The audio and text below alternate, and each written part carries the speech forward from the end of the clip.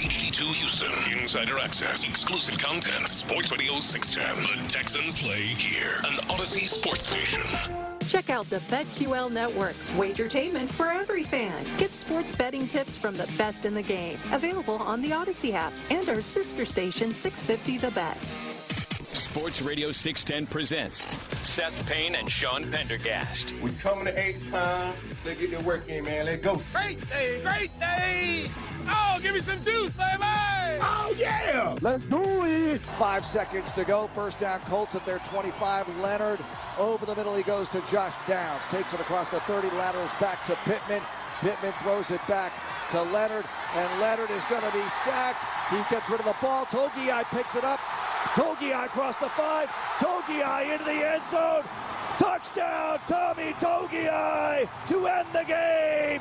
And the Texans win their 12th. What a way to finish the season. There was no going down for Tommy Togei. Tommy Togei was going to house that baby, and that's exactly what he did.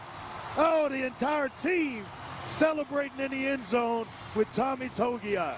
9 wins in a row for the Texans as they wrap up the regular season with a bang.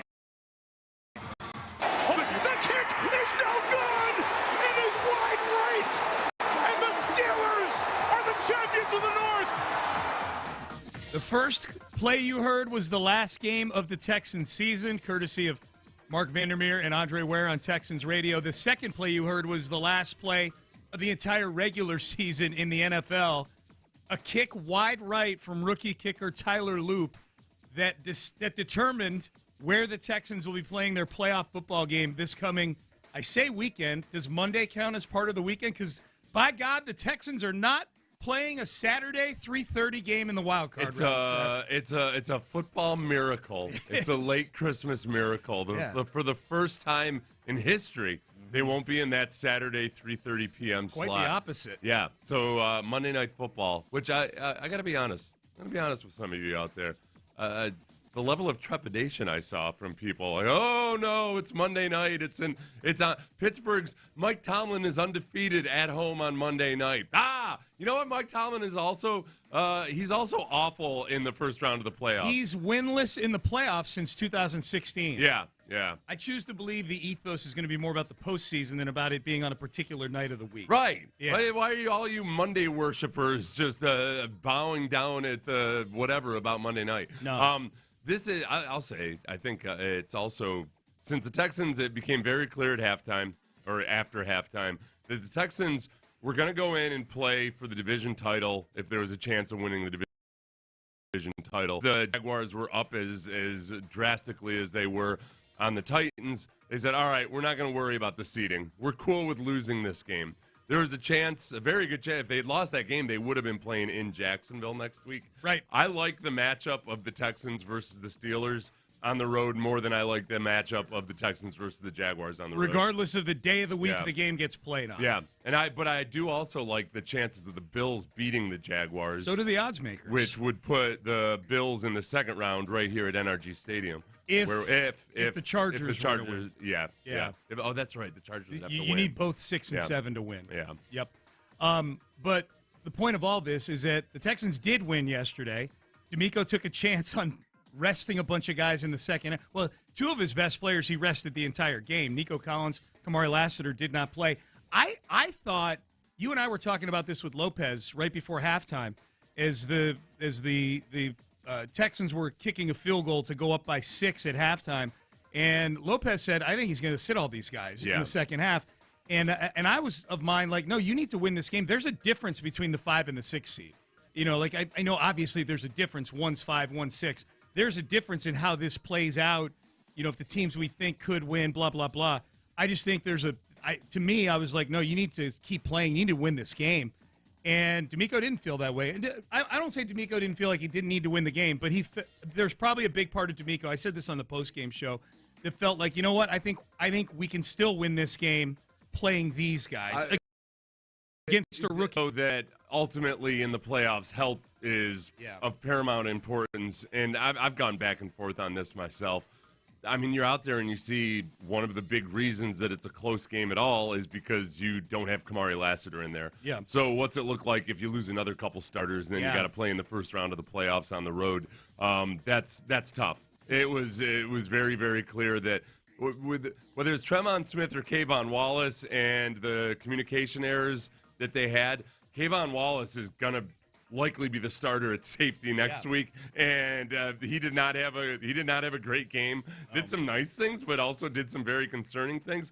But hopefully, with Kamari Lassiter back, it's a much different story. Well, and especially too, Seth, after watching every minute, every snap of that Steelers-Ravens game last night. Yeah. And it felt like a guy was getting peeled off the field every 5 plays. I know it wasn't that way, but especially on the Ravens side of things. Yeah. I mean, Kyle Hamilton, that was a game-changing injury in that game. For those who didn't see it, Kyle Hamilton got hit with some friendly fire from Alohi Gilman, the other safety out there, and got concussed, got knocked out of the game.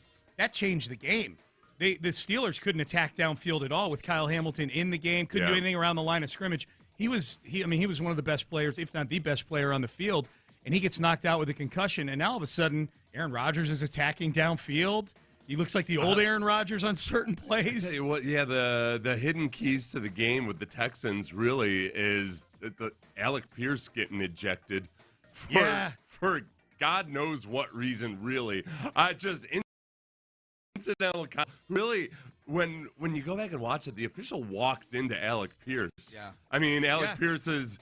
Alec Pierce was like a defensive back that got flagged for an offensive lineman running into his territory. Mm-hmm. That was one of the most ticky-tack ejections I've ever seen for contact with an official. I was okay with it. I was okay with it, too. I'm not going to have a big op-ed. I'm not writing an op-ed in the Chronicle about it today. No, I'm a Texan fan. I was fine with it. But, I mean, look, the Texans' defense in the fourth quarter there were times where they had 7 defensive backs on the field. Yeah. In non-passing situations. That was their base defense. They had E.J. Speed playing the Will Anderson position. Yeah, they had E.J. Speed as an edge rusher. They had it was a defensive end, not just an edge rusher, but as a defensive end. You had 2 cornerbacks playing the Mike and Will linebacker positions. Damone Clark. Again, this wasn't like a dime situation. No. This was just their base defense. It was crazy. And they managed to find a way while scoring 9 offensive points, while kicking 3 field goals in the second half. Yeah. They didn't score any offensive points in the second half. The only touchdown they got in the second half was the one that you heard coming into the show by Tommy Togei. Let's hear from Demeco Ryans. He was, after the game, understandably thankful to finish the season on a high note. First off, just as always for me, like what an awesome game. But it's all glory and praise goes to our Lord and Savior Jesus Christ. Just thankful for such a incredible regular season. Our guys were able to accomplish a lot of great things, no matter how dim it looked to start the season. Just proud of our guys. Every single week, finding a way to win games and to now, finish on a high note, winning here versus a really good team. Really proud of our guys. And they finished with the 5 seed because, as Seth pointed out, Jacksonville destroyed the Titans. That would have been interesting if Cam Ward hadn't gotten hurt in that game. He got hurt actually running into the end zone to take a 7-0 lead in that game, and had a Jaguar land on him. He was out for the rest of the game. Jags scored 41 unanswered. It may have ended the same sort of way with the Titans scoring 21 instead of just 7. The Jags look really, really good right now. The Texans tie a franchise record for wins in a season with 12. They tie the franchise record for longest winning streak. Yeah. Texans, okay. Yes. Tying the franchise record for the longest winning streak at 9.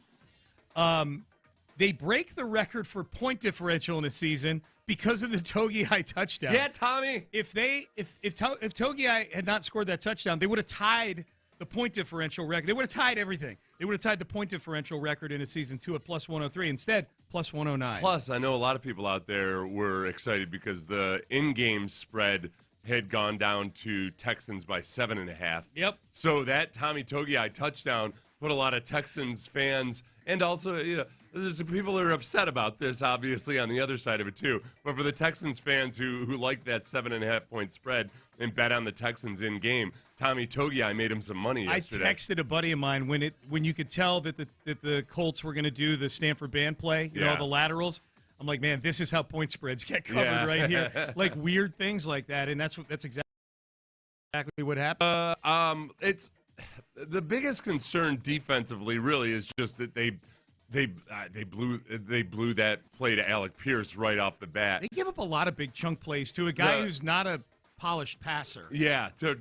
Well, it was everything that I was worried about going into the game. It's Alec Pierce versus replacement secondary, but it was only one replacement player there at the beginning of the game. It was Tremont Smith. Right. But some of the chunk plays to Alec Pierce, and then Riley Leonard with his legs tested the discipline of the defense. And there were times when the starters were in that I really wasn't happy with the Texans' discipline versus the QB option game and the RPOs and everything else like that. If they'd been facing Lamar Jackson and Derrick Henry, that would have been a bigger concern. Yeah. Not as big a concern versus Aaron Rodgers. We'll talk about that. Although Aaron did run for a first down. He did. Well, the first time he tried to scramble to the right, and he just stopped. Yeah, he also got sacked a lot, but he did run for a first down. He did run for a first down. We'll talk about that Steelers-Ravens game in the next segment. That was some crazy stuff.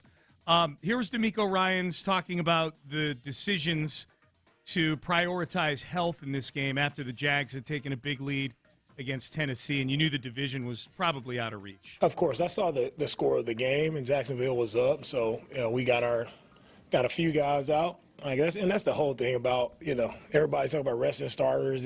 It's hard to take everybody out. You only get 48 guys to go play on game day, so it's hard to take everybody out. But when we saw, where they were up at a pretty big lead, so pulled out selected guys when I could. Yeah, you nailed it. He didn't care about the 5 seed or the 6 seed. Yeah, he cared about the division.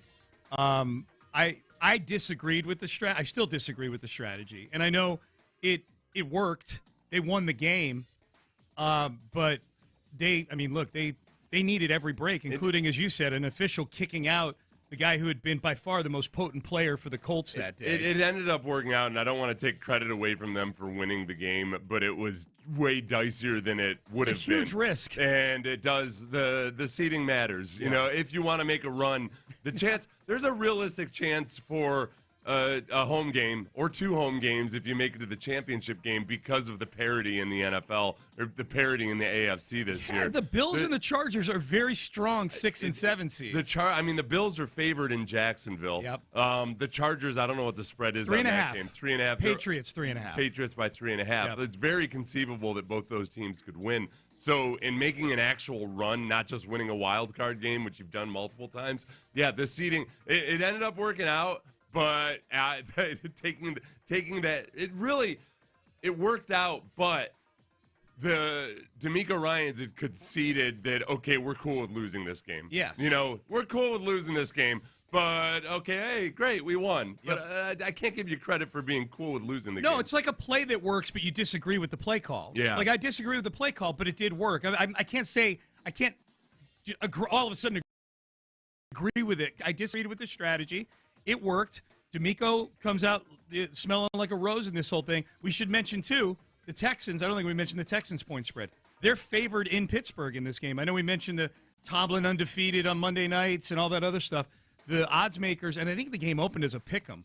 So the money immediately went over to the Texans. So whatever the betting community and the football community at large is feeling about the Texans, they are still feeling it right now going into this Monday night game against the Pittsburgh Steelers. Mm-hmm. So they go in as a 3-point favorite. Now, they did lose the defensive scoring title yesterday. Yeah, by 0.2 points. By giving up 30 in that game. The Seahawks are now, they finished the season as a number 1 scoring defense, which passes the eye test. Because they played a Saturday meaningful night. game. They played a meaningful game, so they were playing their butts off with their starters. But give them credit, man. You talk about earning it. They earned it. They held the 49ers to 0 touchdowns. Yep.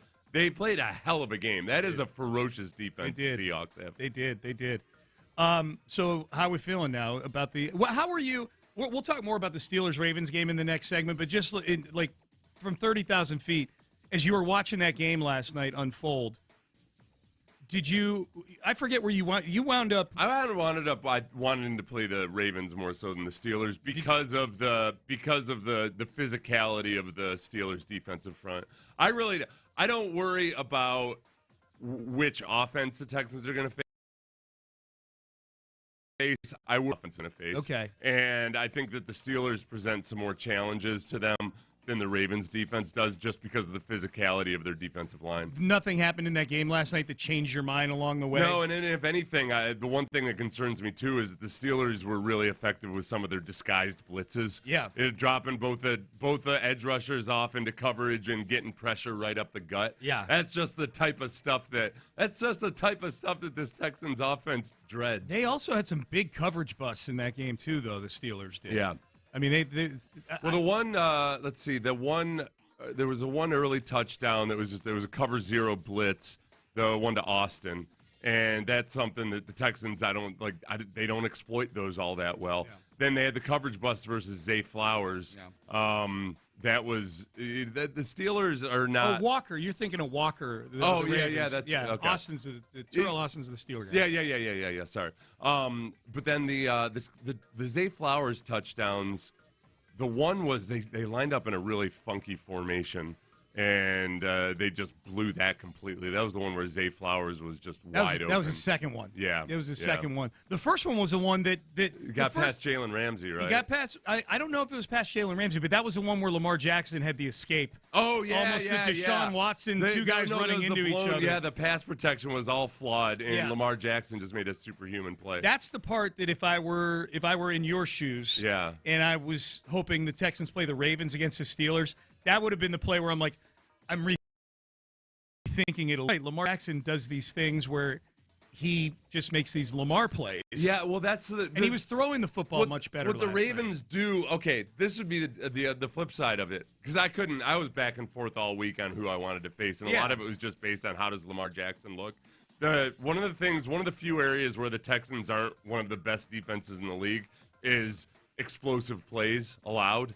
They're about middle of the pack there. Yeah. The Ravens, really the only thing they've been good at this year offensively is the explosive plays. Right. Whereas the Steelers, they are not very explosive whatsoever. They're bottom third of the league in terms of explosive plays on offense. Yeah, that was like the Freiermuth catch towards the end, and then the touchdown that put them ahead.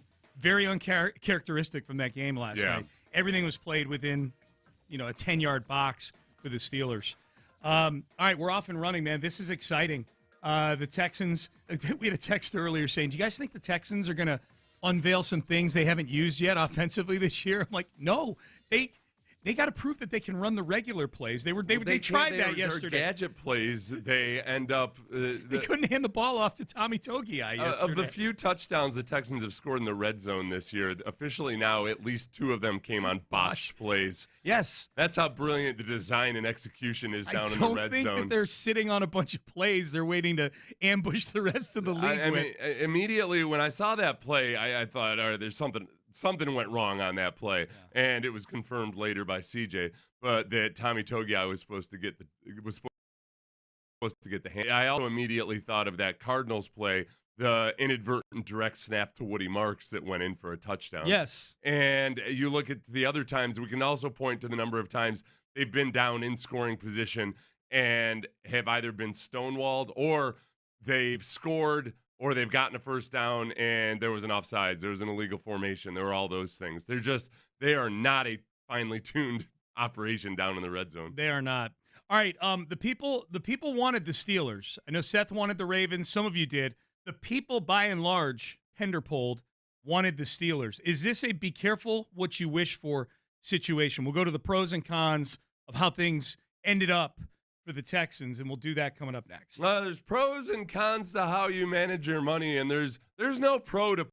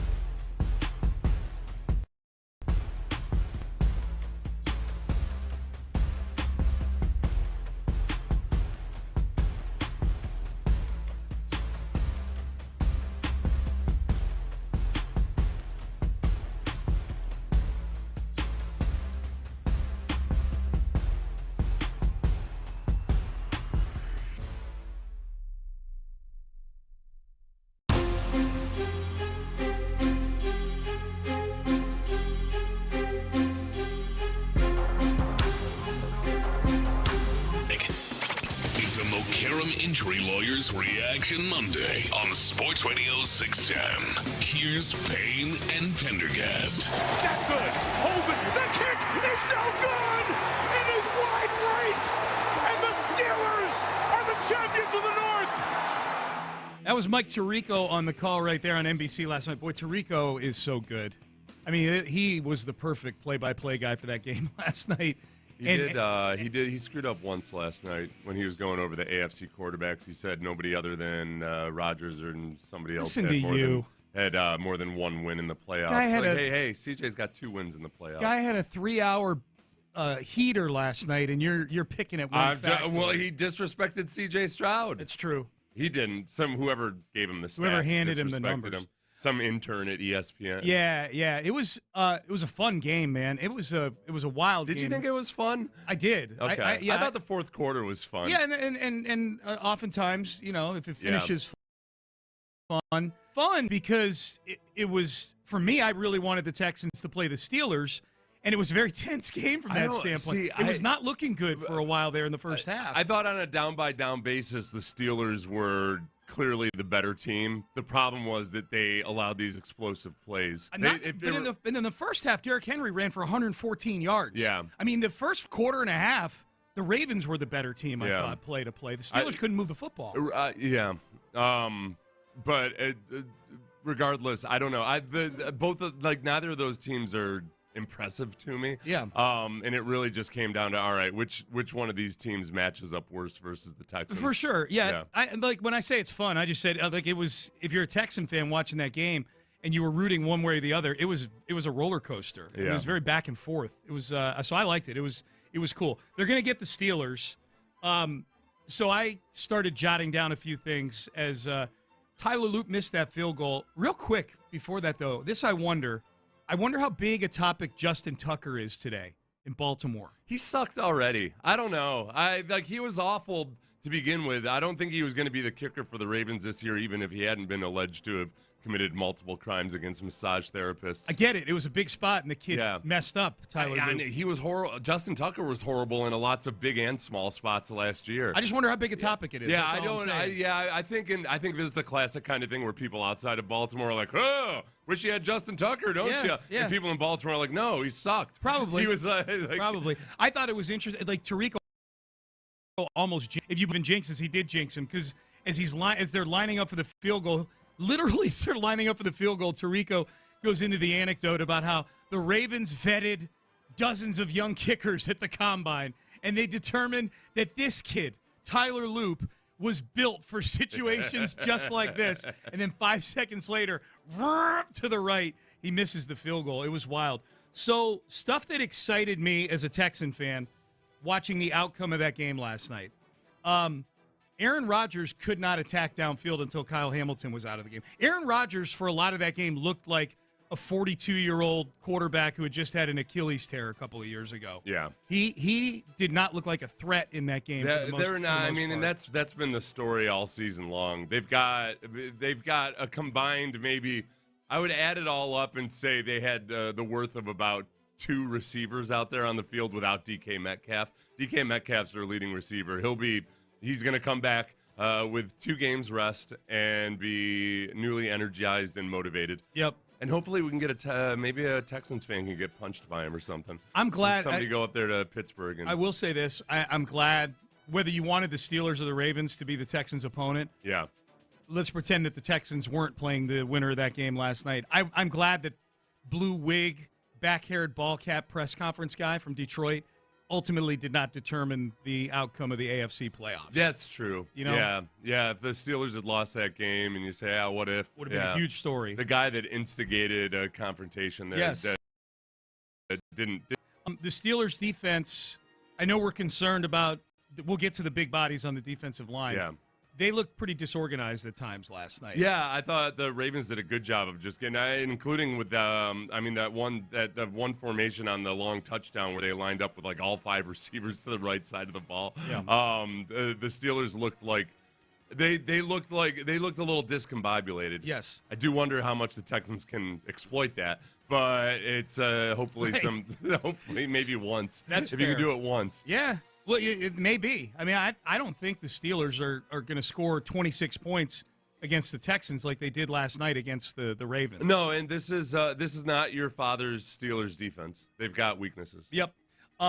I'm excited about not having to face Lamar Jackson, especially after seeing what Riley Leonard was able to do at times yesterday. Yeah. Lamar Jackson looked much closer to the old Lamar Jackson than he looked the previous 8 weeks. And I think the one play that he made where the pass protection was completely botched, like that's what you worry about with him, is his ability to improvise and do all those things. And then his the big problem with him over the course of the second half of the season also was just that he was completing 50% of his passes. Right. Couldn't throw. But it was all tied, obviously, to his health. Yeah. And he looked healthier last night. Yeah. I wasn't nervous of banged up Lamar Jackson, but he looked a lot less banged up last night. He definitely did. Things that concern me as a Texan fan through the lens of watching the game last night. Running backs are slippery. Yeah. And we know that sometimes the swarm mentality can run amok a little bit. They're slippery. I mean, it worries me more in the passing game. A lot of the bad tackling when it was a real problem for the Texans was more on the run after the catch side of things. The Texans this year, there's this perception out there that the Texans aren't a good run defense, and for the life of me, I don't know where it comes from. Really? They're top 5 in so many regards. Who are these people saying that? I don't know. People make comments them to me. I'll forward you their comments and questions. They're top 5 in overall rush defense, and then when it comes to the more advanced stuff like success rate and first down rate and all of that stuff, they're top 3 in a lot of things. They're a really good run defense, but those guys, Gainwell and Warren, though, I 100% agree with you. They're both averaging over 4.5 yards per carry. Yeah, and they can grind clock. They can do all those things. You don't look at them like physically and say, "Boy, these guys, I could see where they would take over a game." But at times they take over games. It's very strange. The biggest concern, probably literally and figuratively, is the defensive line for the Steelers. As we have the TV on in the studio here, and they just showed the play where Highsmith bats the ball up in the air. Yeah. Cam Hayward's pushing a guy into Lamar Jackson's lap, and T.J. Watt comes down with an interception. Yeah, and this has been an issue for the Texans' offensive line. We've known, for a long time before they really hemmed things up on the offensive line, it was almost like you could look at the opponent's defensive line, and if they were big, tough, physical dudes, they're screwed. Texans are screwed. They've gotten better.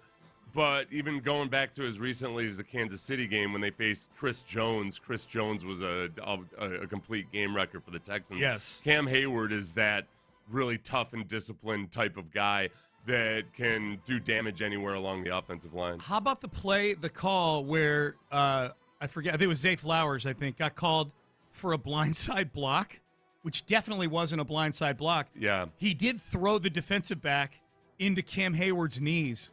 I thought that Cam Hayward came right back in the game after that, but as I'm watching that play, in the moment I'm watching that play, I'm like, God, what a horrible way for Cam Hayward to go out in this game. That would have been, and that was what a horrible call, because Pereira said it was a bad call flat out, right? Yeah. That violated both the spirit and the letter of the law on that one. You're supposed to be protecting those blindside peel back blocks, like the kind that got Ryan Cushing hurt a long time ago. Yep. And that some ticky-tack stuff in general in the NFL over the last few weeks, including in the Texans game yesterday. Yep. Things that concern me about this Steeler game, and I'm going to pick the Texans in this Steeler game, just to be clear. But this is a big one for me. The kicking conditions, which we saw play out in the last minute of that game last night. Chris Boswell missing an extra point, which opened the door for the Ravens to possibly win the game instead of tie the game with a field goal. And then Tyler Loop misses the field goal. 2 missed kicks were the big story at the end of that game. Missed extra point by Boswell. Ravens drive the ball, 5 seconds left in the game. They line up for a last-second field goal, and Loop misses it wide right. For a team that has relied heavily on field goals, for those who missed it, Kaimi Fairbairn with 6 field goals yesterday ended up tying the record for field goals in a season in the NFL. Nobody was talking about that going into the game, that he was that close, because I don't think even the most skeptical Texans fan would think, oh, you're going to kick 6 field goals in a game, but he did. For a team that relies on field goals quite a bit, that's probably the least optimal stadium to be kicking in. I guess the flip side of that is the Texans are very good at not just blocking field goals and extra points, but just making field goal kickers miss. Demeco talked about it last week about how he thinks the presence of Denico Autry and the fact that the Texans just do not relent or ever take the short field goals off or anything. It looms large in the minds of kickers. Yes. And the Steelers missed the extra point to put them in a situation where they could have lost that game if Tyler Loop had made the field goal. But it illustrates just how hard it is to kick up there. It was the only study I could find was from 2015. So for whatever it's worth, Acrisure Stadium was judged the second hardest place to kick in the NFL after Lambeau. Lambeau, that makes sense. I don't think that's changed with any of the new stadiums as of late. Boswell miss was crazy. Yeah. It's like the gods stepped in and just went and blew the ball. Like it looked like it was going right through the uprights, and it knuckles to the right-hand side. Tyler Loop had made 90% of his field goals this year. Yeah. Justin Tucker last year, remember, he had an awful year. 73. I completely remember him being bad. You know how football fans are. Yeah. There's going to be football fans in Baltimore. They'll be like, well, if we had Justin Tucker, he was only 73%, but he'll make that kick right there. He had turned into a horrendous kicker, probably aware of the allegations that were mounting against him. Is the thought that, maybe he would have resolved all of that by now. Yeah. Look at how well it's worked out for Deshaun Watson. Right, exactly. All right, headlines coming up next. We'll circle back to the Texans. What's the mindset of the team as they get ready for the playoffs? We'll lay out the playoff picture as well, particularly the AFC. What are the scenarios for the Texans if they are able to go into Pittsburgh and win? And today is Black Monday. We're going to see some firings, I would imagine, in the NFL. There was already one yesterday that we'll get you up to speed on as well. That's all in headlines coming up next. But first, let's talk about Prize Picks. This is a great way to take the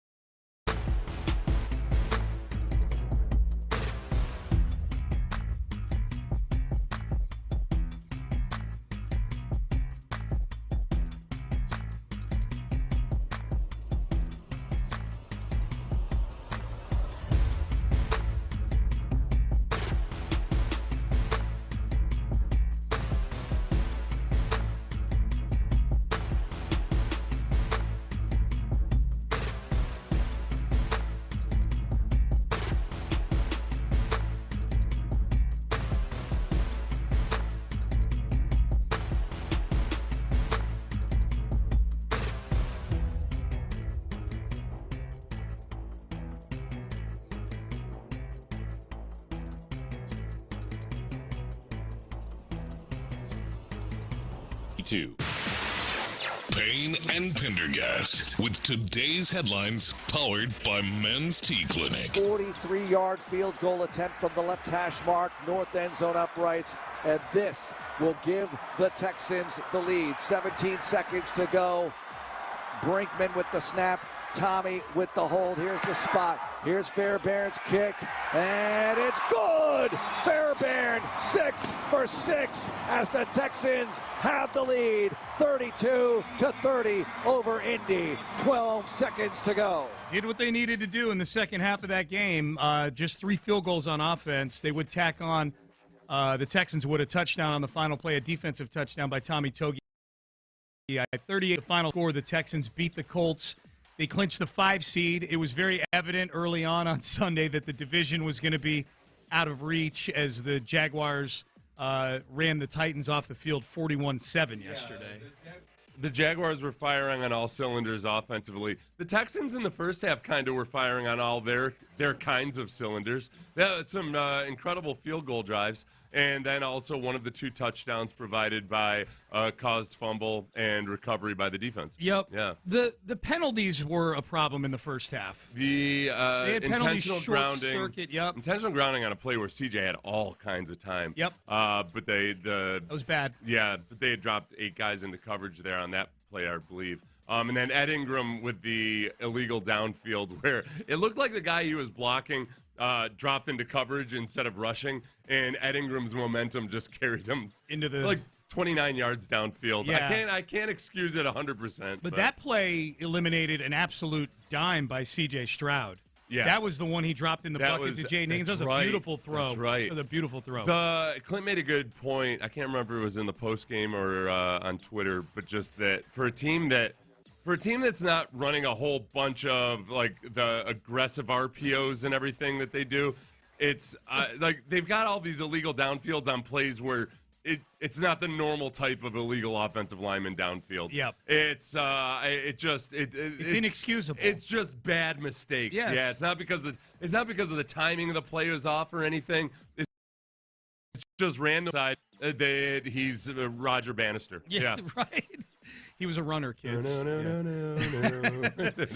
Here's Demeco Ryans talking about the mindset the team has as they get ready for the postseason. Nothing shifts for us is when it comes to our mindset. Our mindset never changes. We don't turn it up because we're in the playoffs. We continue to, grind out, put the work in, do what we have to do to practice really well throughout the week, no matter who our opponent is. We got to have a great week of practice, and that shows up, whenever that game is. How we work throughout the week, it'll show up then. So our process, our mindset doesn't change. All right, so that was Demeco and the Texans. As we've pointed out about 24 times in this show so far, they'll be playing the Pittsburgh Steelers on Monday Night Football. Yes, Monday Night Football for the first time in the Texans' history. They are playing a wild card round game that does not start at 3:30 p.m. Central Time. It's going to feel weird, man. It's going to feel weird to get to watch the wild card games on Saturday. And already know who your opponent will be and everything else. Yeah. That'll be really cool. It'll be awesome. Because we'll have all those opposing fans hate watching also. Yes, indeed. Talking all kinds of smack. Yes, you might have to get back into looking at your comments on X. You've tried not to as much. I tried. You might have to battle it up a little bit. I may just to get into playoff mode. As far as the rest of the AFC goes, pretty much holds to form going into yesterday. All those big favorites all won. The Texans were the closest shave out of all of them. Yeah. The other games were all blowouts. But the AFC looks like this. The Denver Broncos are going to get the 1 seed. They get this week. It'll be the 2 seed Patriots hosting the 7 seed Chargers. That game is, I believe, on Sunday night. It'll be the 3 seed Jacksonville hosting the 6 seed Buffalo Bills. Bills are the favorite in that game. Bills are a small favorite in Jacksonville taking on the Jags. Don't know how to feel about that one. And then, of course, the 4 versus 5 game is the Texans and the Steelers. What did you think of Josh Allen yesterday? Token taking a snap just to keep his consecutive game streak I thought alive. that was weak, man. Trubisky played most of the game. He played all but one snap. Yeah, well, okay. So there were 2 thoughts I had immediately when it was announced that Josh Allen was going to start, or the report was he was probably going to start. I wondered how much they were factoring the outcome of the Texans game into that. And it would have been kind of I mean, it wouldn't have mattered. I mean, like, I guess Josh Allen would have probably played a series or two until they started throttling the Jets. How long did it take them to start throttling the Jets? I don't know. They won like 38 to something. Yeah, it was never Trubisky close. looked like the guy the Bears thought they were drafting. I think there was very little chance that Josh Allen would have played that entire game anyway. Yep. I don't know. When it comes to consecutive game starts and such, I feel like I don't ever like just manipulated continuation of streaks. This feels a little bit like Russell Westbrook in his triple doubles, where so many of them were bogus rebounds. Just like, everybody clear out. That's so my rebound. Everybody box out. Yeah. Yep. Yeah. You're just trying. You're trying too hard. Yep. But at the same time, he had started 121 straight games. Okay. And 100 through the playoffs. I'm not losing any sleep over it. I just don't like when streaks are manipulated. If he had played a series, I would have felt better about it. Yep. Today is Black Monday. So we saw two coaches in the NFL, Black Monday, of course, the day after the season, where we see all sorts of employment beheadings going on. We know that Tennessee and the Giants had already fired their head coaches in season. Yesterday after the game, Atlanta beat New Orleans yesterday to finish 8-9. That's why Carolina is moving on to the playoffs, because of that three-way tie in the NFC South. Raheem Morris and Terry Fontenot, the head coach and GM of the Falcons, both fired yesterday, early evening. And the video that surfaced on social media was Arthur Blank and Arthur Blank's son giving Raheem Morris the symbolic hug that they always give him after a winning press conference. And the captions were hilarious. Like, they fired him 2 hours later. Yeah, the good old mob kiss. Yeah. The one thing that they were salvaged or saved from, at least in Atlanta, was I don't think anybody up there is saying, these are the guys that didn't – this is why we couldn't get Belichick? Oh, yeah. Because Atlanta was the only place where Belichick was really close to getting a head coaching job. Yeah. Reportedly, it was – guys in the front office like Fontenot not quite feeling secure about where their jobs might be if they hired Belichick. But right now, with how Belichick's doing at UNC, I don't think anybody's really thinking too hard about that. No, it's kind of ironic, though. Like Fontenot trying to protect his turf, and he still gets fired 2 years later. You drafted Michael Penix. It didn't work out. After a Luke contract. Thank you. Yes. I would imagine, we can talk about this as we roll on here in the 7 o'clock hour. I would imagine there's going to be at least 2 or 3 more job openings by the end of the day. Shane Steichen and Chris Ballard are apparently both safe. They will be back. Yeah.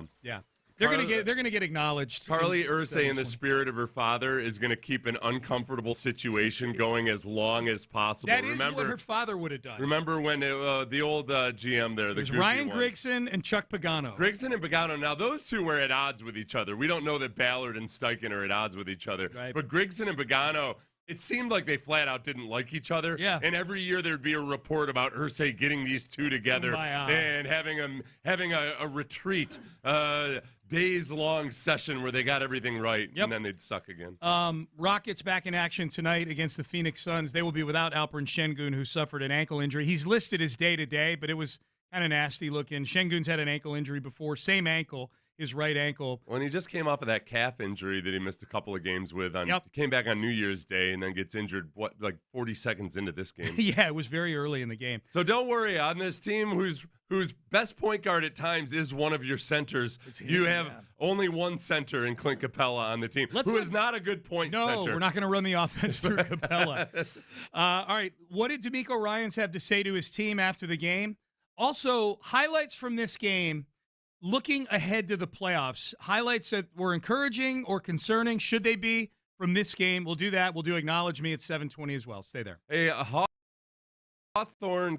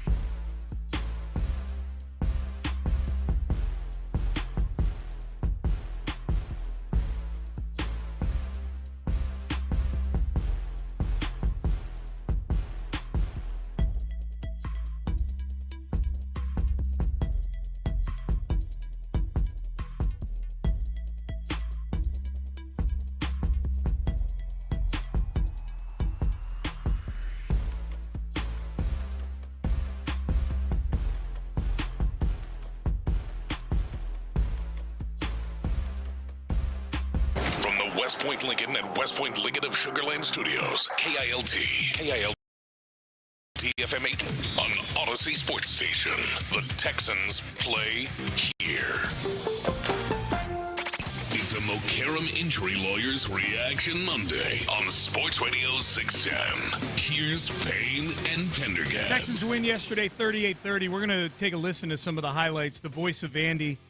The key part of these highlights that we're about to play in a minute here are these things which we should be excited or concerned about as we head into the postseason. Obviously, the Texans didn't play a lot of their guys in big chunks of the game yesterday, so it's hard to take stuff away from yesterday's game and apply it to the postseason. But we'll see. We'll see if any of these are applicable. Before we do that, here was Demeco Ryans with his team in the locker room following yesterday's win. Hey, congratulations on a heck of a regular season, man. Everybody, outstanding job right there. Way to finish the season the right way. All right. You guys hit a couple really impressive feats. All right, it's 9 games in a row. That's tied for the longest in Texans history. All right, outstanding job there. All right. Another one for you guys is we tied for 12 wins. It's the tie for the most wins in the season as well. Give yourselves a hand for that one too. Guys, we did a lot of incredible things throughout this entire year. All right, and that's credit to everybody in this room, coaches, everybody in this room working together. All right, and that game is kind of representative of how our season has been. Like, it didn't look great there to start, but nobody blinks. Everybody just keep battling. And that's what I love about this. No matter what we're up against, no matter how we have to go out and find a way to win games, you guys do that, man. When the game's on the line, find a way to close it out. And that's all that matters going forward. I don't care how it looks. It's about getting the dub each and every time we step on this grass again. All right, that's the mindset we have, and I love everybody for the way you guys go out and play. All right, this ball, first and goes to this guy, man. Tied for most field goals in a season. All right, Kaimi, where you at, baby? Hey, we can't do it without him, right? That goes, man, we can't take it for granted. Today made 6 field goals, tied for the most he's had in a game. So, great job, Kaimi. Great job. All right, and one more. I'm gonna end with this one. Called it on Friday. We tried to get him in the end zone earlier, but CJ called his audible, all right? And he took your touchdown away, but Tommy T, where you at, baby? Where you at?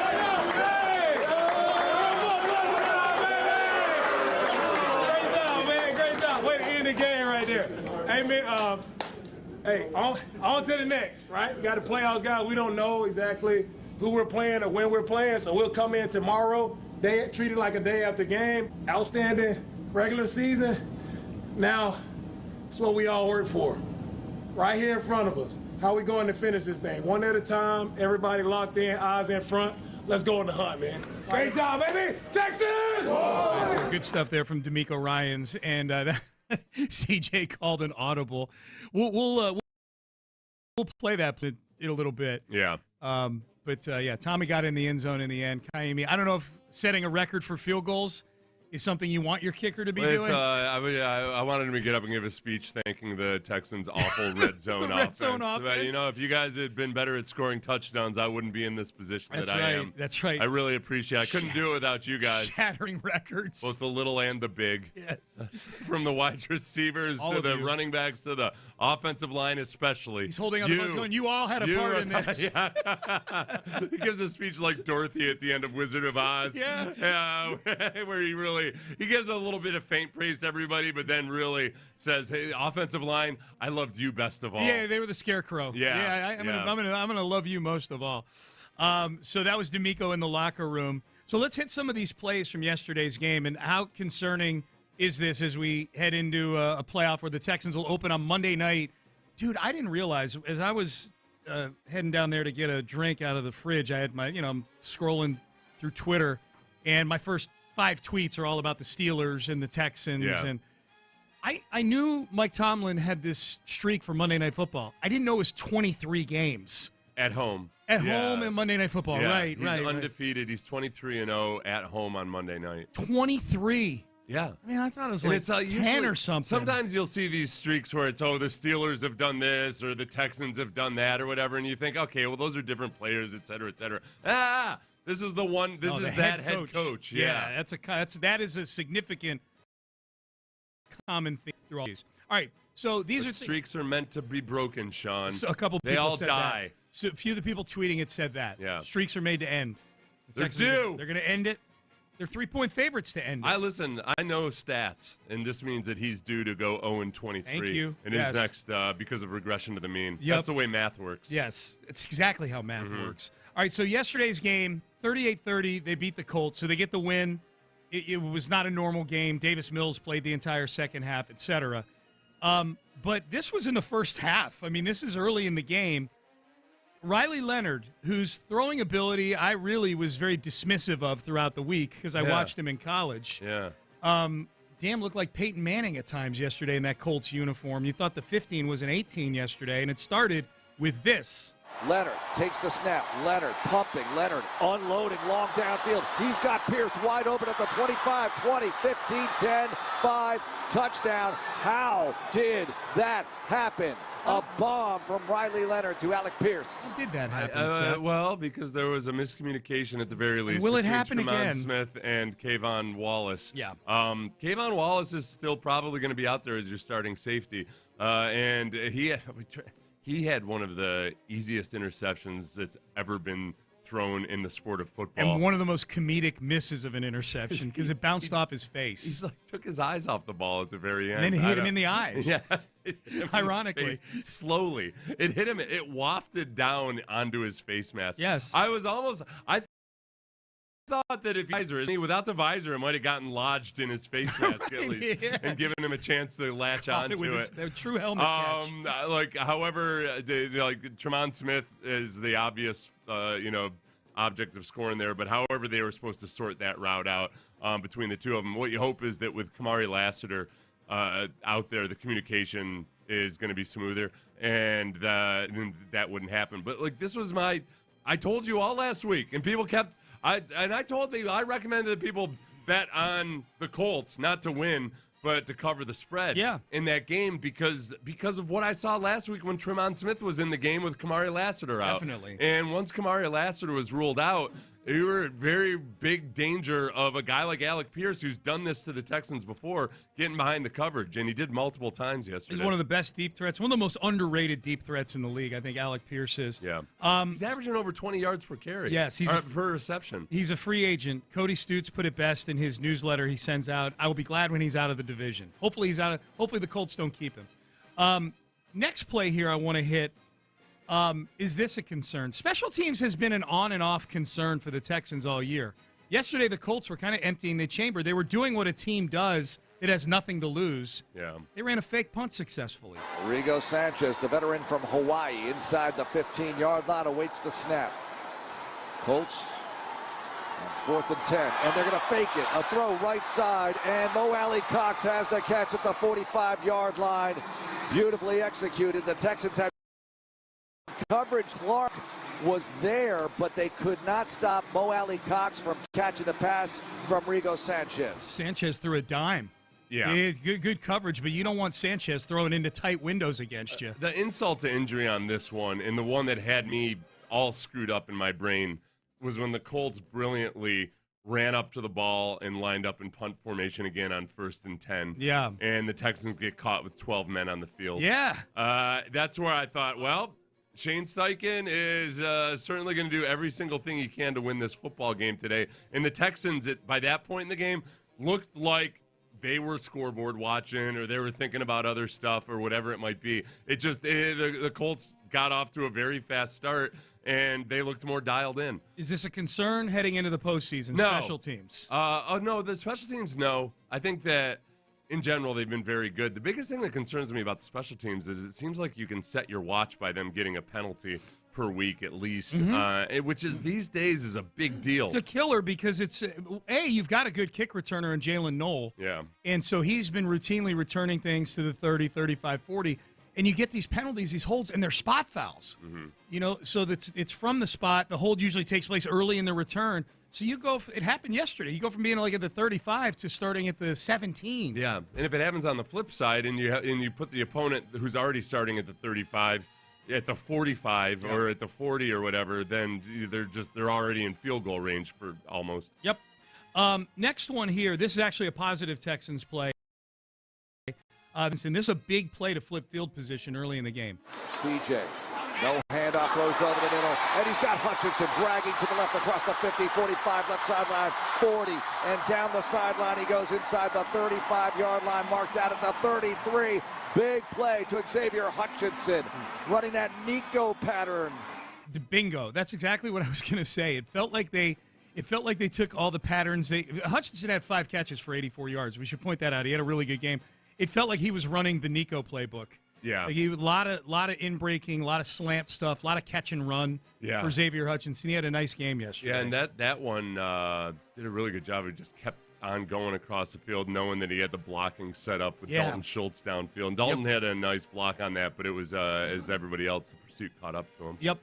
Who do you think Nico is probably going to be the lead? Well, it's probably an easy answer. It's probably going to be Dalton Schultz. I was going to say in the playoffs, who's the second most trusted guy after Nico to make plays offensively to make plays for you in the passing game? Yeah, Nico and I know that's in the fourth quarter. Nico. Yeah, I think the big thing, the nice emergence this year has been Nico on some of these clutch drives in the fourth quarter, and defensively, Danielle Hunter and Will Anderson are both league leaders in sacks in the fourth quarter, impact plays in the fourth quarter. You talk about clutch guys. Yes. There's a lot of big-time clutch plays from those guys. Stingley's passer rating allowed in the fourth quarter, very, very low. I saw a tweet about this, about all the fourth quarter stuff with the Texans. Their point differential and their turnover margin in the fourth quarter is outstanding this year. Interesting. It does. Sometimes they just wait until the fourth quarter to play their best version of football. Turn it up, man. Thank you, guys. Yep.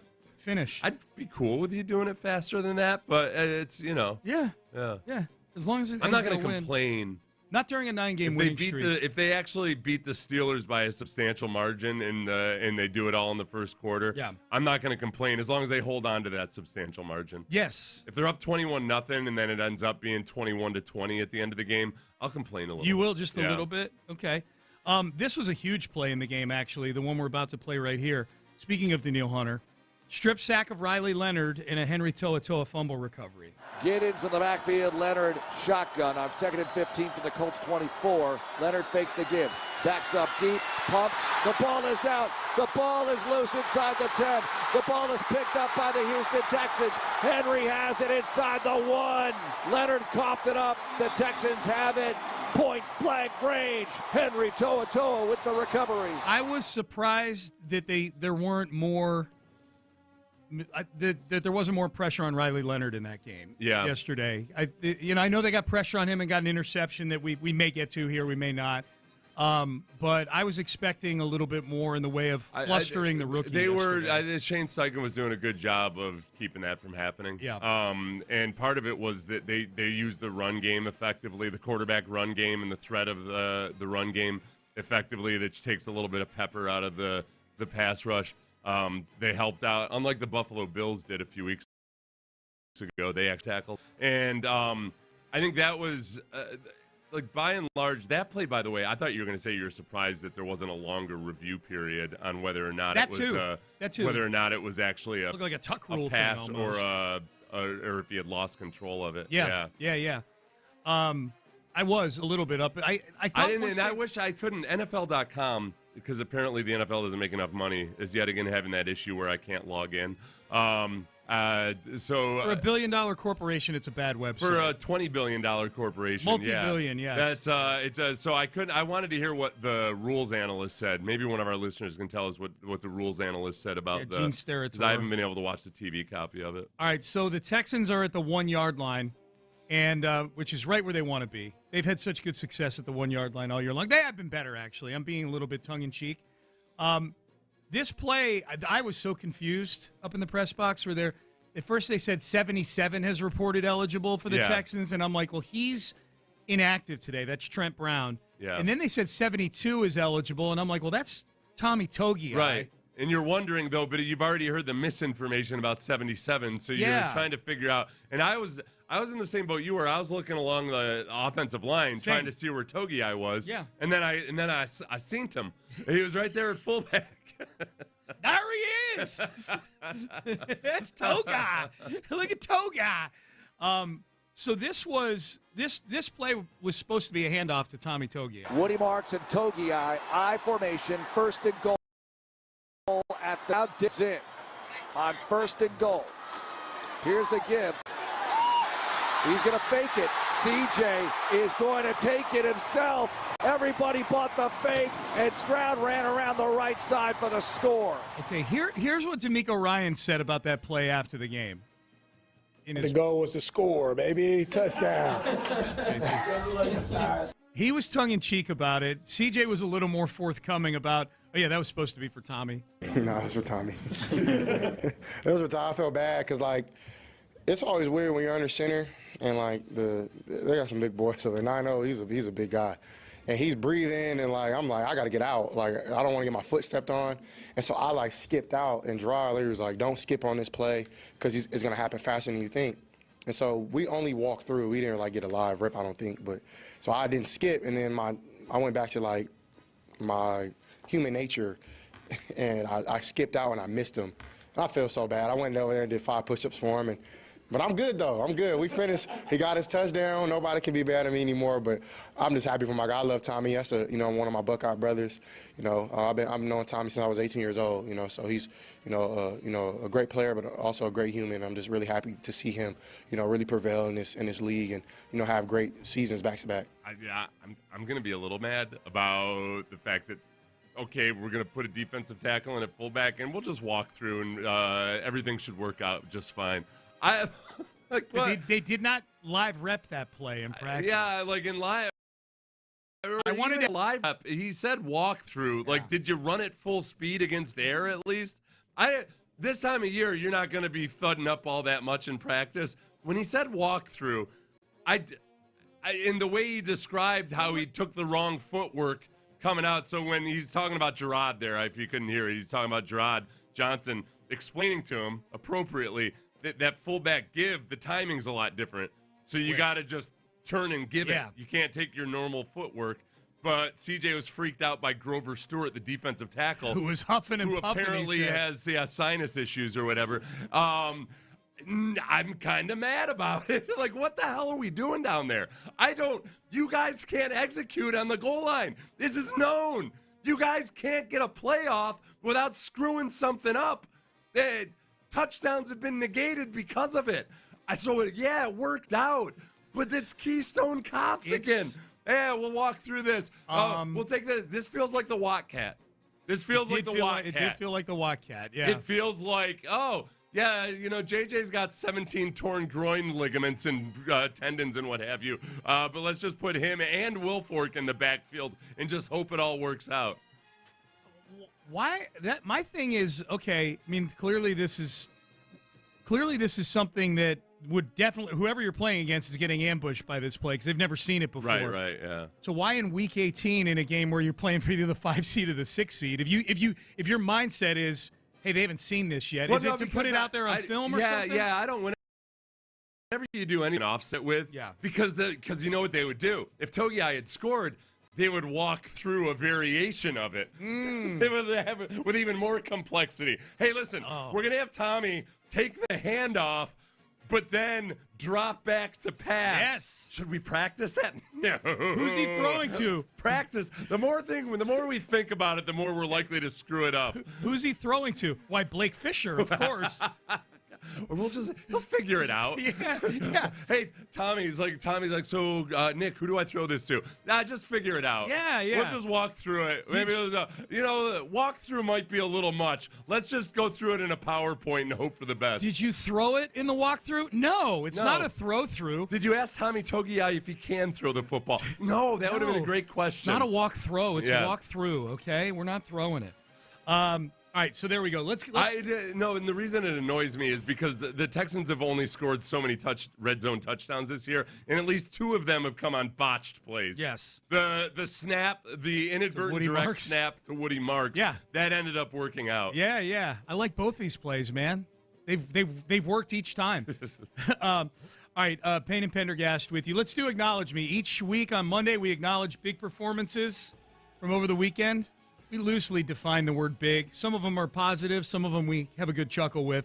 But this one, as long as we're talking about Tommy Togei, we do need to acknowledge Tommy Togei. He did end up getting in the end zone in this game. Acknowledge me. Here we go. 5 seconds to go. First down, Colts at their 25. Leonard to Josh Downs. Takes it across the 30, laterals back to Pittman. Pittman throws it back to Leonard, and Leonard is going to be sacked. He gets rid of the ball. Togei picks it up. Togei across the 5. Togei into the end zone. Touchdown, Tommy Togei to end the game. And the Texans win their 12th. What a way to finish the season. So Tommy Togei, I said to you when he crossed the goal line, I said that touchdown meant something to somebody out there. Of course, I'm talking about the dark arts of wagering. Yeah, and I know that at least one in-game spread had fallen to Texans minus 7.5. Yes. So there were some happy Texans fans who maybe made some money off of Tommy Togei barreling his way in. That is the offensive lineman bounced right off of him. The first guy, he broke the tackle and then nose for the goal line, dove for the goal line. A couple of the most humiliating things that happened to the Colts yesterday was one, Tommy Togei just looking like an absolute unit running in, like that's what he was born to do. But then also Jalen Noel trucking the kicker. Oh, poor Blake Grupe. When Blake Grupe bounced off of Jalen Noel. Bounced and spun like Elway in that Super Bowl. And it looked like Jalen Noel was completely unaffected by it. Like he had a force field around him. He looked like Tecmo Bowl Christian Okoye on that play. And you're like, well, is Jalen Noel a big guy? No. No. He's the same size as Grupe. He's the smallest guy on the team. Yeah, he's smaller than Kaimi. Acknowledge me. Acknowledge Kaimi. We'll just give you the numbers. 6 field goals in a game. Ties the Texans' record for field goals in one game. 44 field goals ties the NFL record for most in a season. They should have stopped the game. They should have let Tommy Togei kick one at some point. Yeah. I heard they walked through. They should have stopped the game because the Bengals had the nerve to complain about the fact that they stopped the game when Myles Garrett broke the season record for sacks. That'll be on the Pettycast tomorrow. Yeah. Jamar Chase, both Zach Taylor, thank you, and Jamar Chase both complained about it. And Jamar Chase, it really annoyed me because he said, I hope if I ever do something like that, they'll stop the game for me. Yeah, watch a football game every now and then, Jamar Chase. That's what they do when big records are broken. They stop the game and they do a little impromptu ceremony. The single season record for receiving yards, they'll stop the game for you. If you ever break career receiving yards or something like that, they'll if it's a big NFL record, they stop the game. They stop the game. In fact, But what they were also complaining about was, hey, we were trying to run hurry up there and we wanted to get up the line. So they ended up having a timeout and they gained 0 yards on the next 2 plays. Sorry we disrupted the genius that is the Cincinnati Bengals this year. Yeah. Sorry, Zach Taylor. Good luck retaining your quarterback in the offseason. Hey, while we're on this, let's acknowledge Myles Garrett. Acknowledge me. Here's what the record-breaking sack sounded like. First down. He's under pressure. He's sacked. And there it is, a record that has stood nearly a quarter of a century has a new leader as 30-year-old Myles Garrett records his NFL record 23rd sack of the year. All right, there you go. Breaking the record held previously by Michael Strahan and T.J. Watt. Yeah. 22.5 in a season. I saw a clip from Strahan going, well, I have the 16-game regular season record, and Myles has the 17. There's some validity to that. If I were Michael Strahan, I wouldn't be the one saying it. I'd have my minions do it for me. Yes, there's plenty of people out there that will back you on social media. Yeah. I'm sorry. It does kind of stinks, some of these records that have fallen because of 18 games. Well, get ready for it. I'm not proud of the Texans having tied the most field goals in a season. That's not a good thing. No. It's good for Kaimi. Yeah. It's bad for the Texans' offense if they've scored that many field goals. And if I could have one request, I would request the Texans stop shooting off the cannon when the field goal is a result of red zone failure. It's too much positive reinforcement. Yes, it's too much. Now, Kaimi, I think all of Kaimi's field goals yesterday were all at least like 45 yards and longer. He kicked a bunch of long ones. The long ones are fine. It's the ones where they stall inside I'll even limit it to the 10-yard line. Okay, yeah. If they Goal stall to on go. the goal line, or if they stall on goal to go, don't fire the cannon. Cal and Hannah are coming in studio tomorrow. We'll at suggest 9:30. that to them. Should we request that from them? Yeah. Okay. We'll see what happens. Plus, it saves precious resources. You might need that gunpowder. Yeah, it's true. Never know nowadays, man. So that was Miles. Tatsuya Imai. Aha. Acknowledge me. We're acknowledging it. Tatsuya, if you're listening, we appreciate it. He was at the Texans game yesterday. He was sitting in one of the luxury suites with Jim Crane. I don't know if Crane has a suite there or not. I'm pretty sure he does. I've run into him a couple times going up the elevators. Okay. He was sitting in a suite with Jim Crane, and they acknowledged him in the stadium, and he fired up the H's. Tatsuya Imai. Yeah. He's a Houstonian officially. He was also standing above the section of wherever that suite was. There's a SportsRadio 610 banner underneath it. I saw that. Yeah. So he's basically endorsing us. We need to turn that's that the way I take it. We need a poster of that. That's the way we can have his translator explain it to him. That's right. For a price. That's right. Mm-hmm. So Tatsuya, welcome to Houston. I wonder if he's. I wonder how much of an American football fan he is, or knows about it at all. Or I would say yesterday's game. If you don't know anything about it, and Yeah. you went to yesterday's game, I would say I would have become a fan. It was very back and forth. Yeah. A lot of big plays in the game. So we'll have to have him on, and Yes. as we let's get a weekly exclusive with Imai. With Imai? Can you get on that? Can you I'm all organize over it for me? Yeah, Okay. I'm all over it. I just got to learn Japanese in the next month or so. Because I like to go directly. I don't like to go through the translator. No, like to I go can't directly. trust any translator I'm anymore. a sales guy. I like to go directly to the decision maker. I know on a this. smattering of Spanish, not as much as I'd like to, and Right. there's still times where I'm kind of like, I don't. I hope I don't insult somebody. That player talked longer than the translator did. That's What true. are you leaving Yes, out? You know, or yeah. the facial expression doesn't match what the translator is saying. Yep. All right, Brevin Jordan, Acknowledge me. Ed Block Courage Award winner for 2025 for the Texans. I always acknowledge the Ed Block Courage Award winner, Seth, because in 2004, Seth Payne Acknowledge me. was the Ed Block Courage Award winner. That's your favorite The actual trinket physical trophy. that Yeah. you've received. Yeah. I don't like the award itself. I always felt weird about getting, or what I felt weird about getting, just because it's you're getting awarded for being injured. It's the Attack the Rehab It's Award. the way you attack the rehab that you're getting the award for. Yeah. But I also don't like that it's called the Courage Award, because it feels like the classic, like, ooh, he's so courageous. Ooh, he got an orthopedic injury. Yeah. It's named for the Ed Block Courage House in Baltimore, Okay. which does some really good work Yeah. for with children. That's right. So that's where the courage part comes That's from. right. So Brevin But Jordan. I'm excited for Brevin that he gets that cool pewter helmet. It's an awesome It's a trophy. real helmet coated in pewter, and it's Yeah. badass. It's really cool. It's really cool. I tried So- to put it on my head once. I couldn't get past the pewter chin strap. looking like the Tin Man with your pewter Yeah. helmet on right there. Okay, now we get to some other acknowledgments here that are more ironic than anything else. The New York Jets. Acknowledge me. We acknowledge their defense, which managed to go 17 games without even accidentally getting an interception somewhere along the way. That is a Kayvon Wallace type effort right there. 17 games having the ball bounce off their face.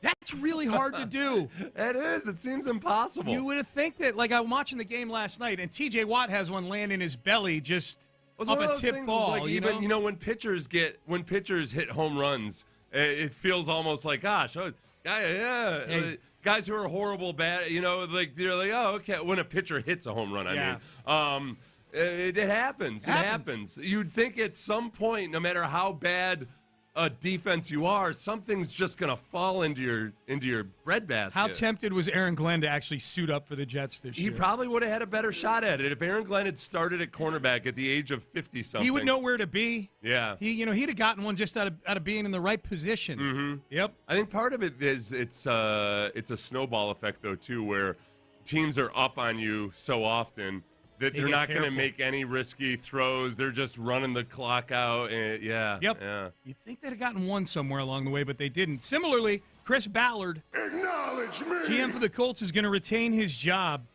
He's back for another season in 2026 and somehow manages to stay employed despite 5 straight seasons with no playoffs, 1 playoff win in 9 seasons, right over there at NRG Stadium in 2018. How about this one? 0 AFC South titles in 9 seasons. And this has been, by most measurements, the worst division in football during that time. Yeah. The Texans had a couple good teams along the way. At any given time, they're a good team or 2 good teams. Yeah. But it's one of the easier. It has been one of the easier divisions. You would have thought he'd have stolen one somewhere along the way. At some point, though, too. I mean, I used to, because the Colts put together good rosters, and I would say, man, you know what? I think Ballard really knows what he's doing. It's just it's hard to find a quarterback. But now you're 9 years into it, and you look around, and you're like, it seems that in the last 9 years, quite a few teams have found quarterbacks. Where's our quarterback? Exactly. It's a Daniel Jones? Nobody really knows. Who's it going to be next year? He's got an Achilles tendon. He's not under contract. Yeah. And he was actually starting to fall apart a little bit even before he tore his Achilles tendon. He was. And before the fibula injury. Yep. We'll acknowledge the Colts as a team as well. Acknowledge me. First team in the Super Bowl era to at one point be 6 games over 500. Mm-hmm. They were 8-2. And then end the season with a losing record. That's almost as hard to do as not have an interception in the entire season. Yes. Yeah. And I know I'm going to give this public service announcement every time because we always get at least one text or one comment about, oh, yeah, but look, watch what's going to happen. The Colts will be awful next year, and they'll stumble into tanking into a good quarterback. No. They don't have a first-round draft pick in the next 2 years. Yes, that GM kept his job. The only way they can tank is if they somehow trade back for their picks from the Jets. Yep. And Kevin Costner. Those will be bad picks. And Kevin Costner ain't walking through that door. Yeah. He managed to do it in draft day. Ballard is no Costner. I will tell you that right now. MTV. Acknowledge me. Shuttles past week. All their music channels? I guess they have multiple music channels. As you can see, I don't watch MTV as much anymore. And forever, when there was only one MTV, the joke would always be like they don't actually play music all that much anymore. Right. But I bet as you start expanding into the world of ESPN, Ocho, and everything, where you've got they probably added back more music than they had before. 1981 through 2025. I remember, man, when I was in junior high and high school in the 80s. Especially in junior high where we didn't have driver's license. The big thing, we would get together on Friday nights and watch MTV. You would sit and watch music videos. Music videos, man. It was it wasn't a more wholesome time. We were watching Madonna writhing around on the ground in lingerie. The mesh. It wasn't. There was nothing wholesome about it. We were watching Paula Abdul. Just basically have softcore action on. Yeah. Explain to the kids that there was a time where it was worth watching Madonna roll around on MTV. And Paula Abdul. Abdul. Yes. But then Road Rules killed the video star. Really. Yes. Yeah. Road Rules. Yeah. Once Road Rules came out and reality TV took over, that was it for music on music television. That was it. So they shut it down. It looks like you want to acknowledge the official who ejected Alec Pierce. Yes. So we'll acknowledge me. Sorry, son. Rules are rules. This is and then you touched me. Look, and people were appropriately peeved at the fact that Alec Pierce was still sitting there on the bench. Yeah. Everybody was starting to wonder. I'm like, did I miss a rule change or something? Yeah. He's been disqualified. Why is he still there on the bench? Not that he was doing anything, for the Colts or anything, but it was annoying. Yeah. And he finally had to get out. He apologized, grazed up against on his way out. But you were kicked out of the game, and the game is the whole area here, buddy. When Alec Pierce was leaving and he reached out to shake, I can't remember, he was shaking his hand or something, and I think he might have tapped on his shoulder. I was like, oh. This dude's gonna flag him again. Oh my God! Yeah, that guy. He's gonna get suspended. I feel like that guy's got something going on at home or something. Yeah, he's just didn't get his Christmas bonus or something. Yeah, you can see the look in his face, he just wasn't having it. He was waiting. He was like, I wish a dude would touch me, and he did. That was big for the Texans. I wish you would. That was big. Alec Pierce was the best player on the field yesterday. Mm-hmm. That was big for the Texans. All right. Payne and Pendergast with you. Hey, one of the byproducts of the season ending is we now know who the Texans' opponents are going to be next year. Are they getting a schedule handed to them that is as hard as the one that they got handed to them and succeeded against this season? We'll do that coming up next. But first, West Point Lincoln, who I came in today. I was so excited.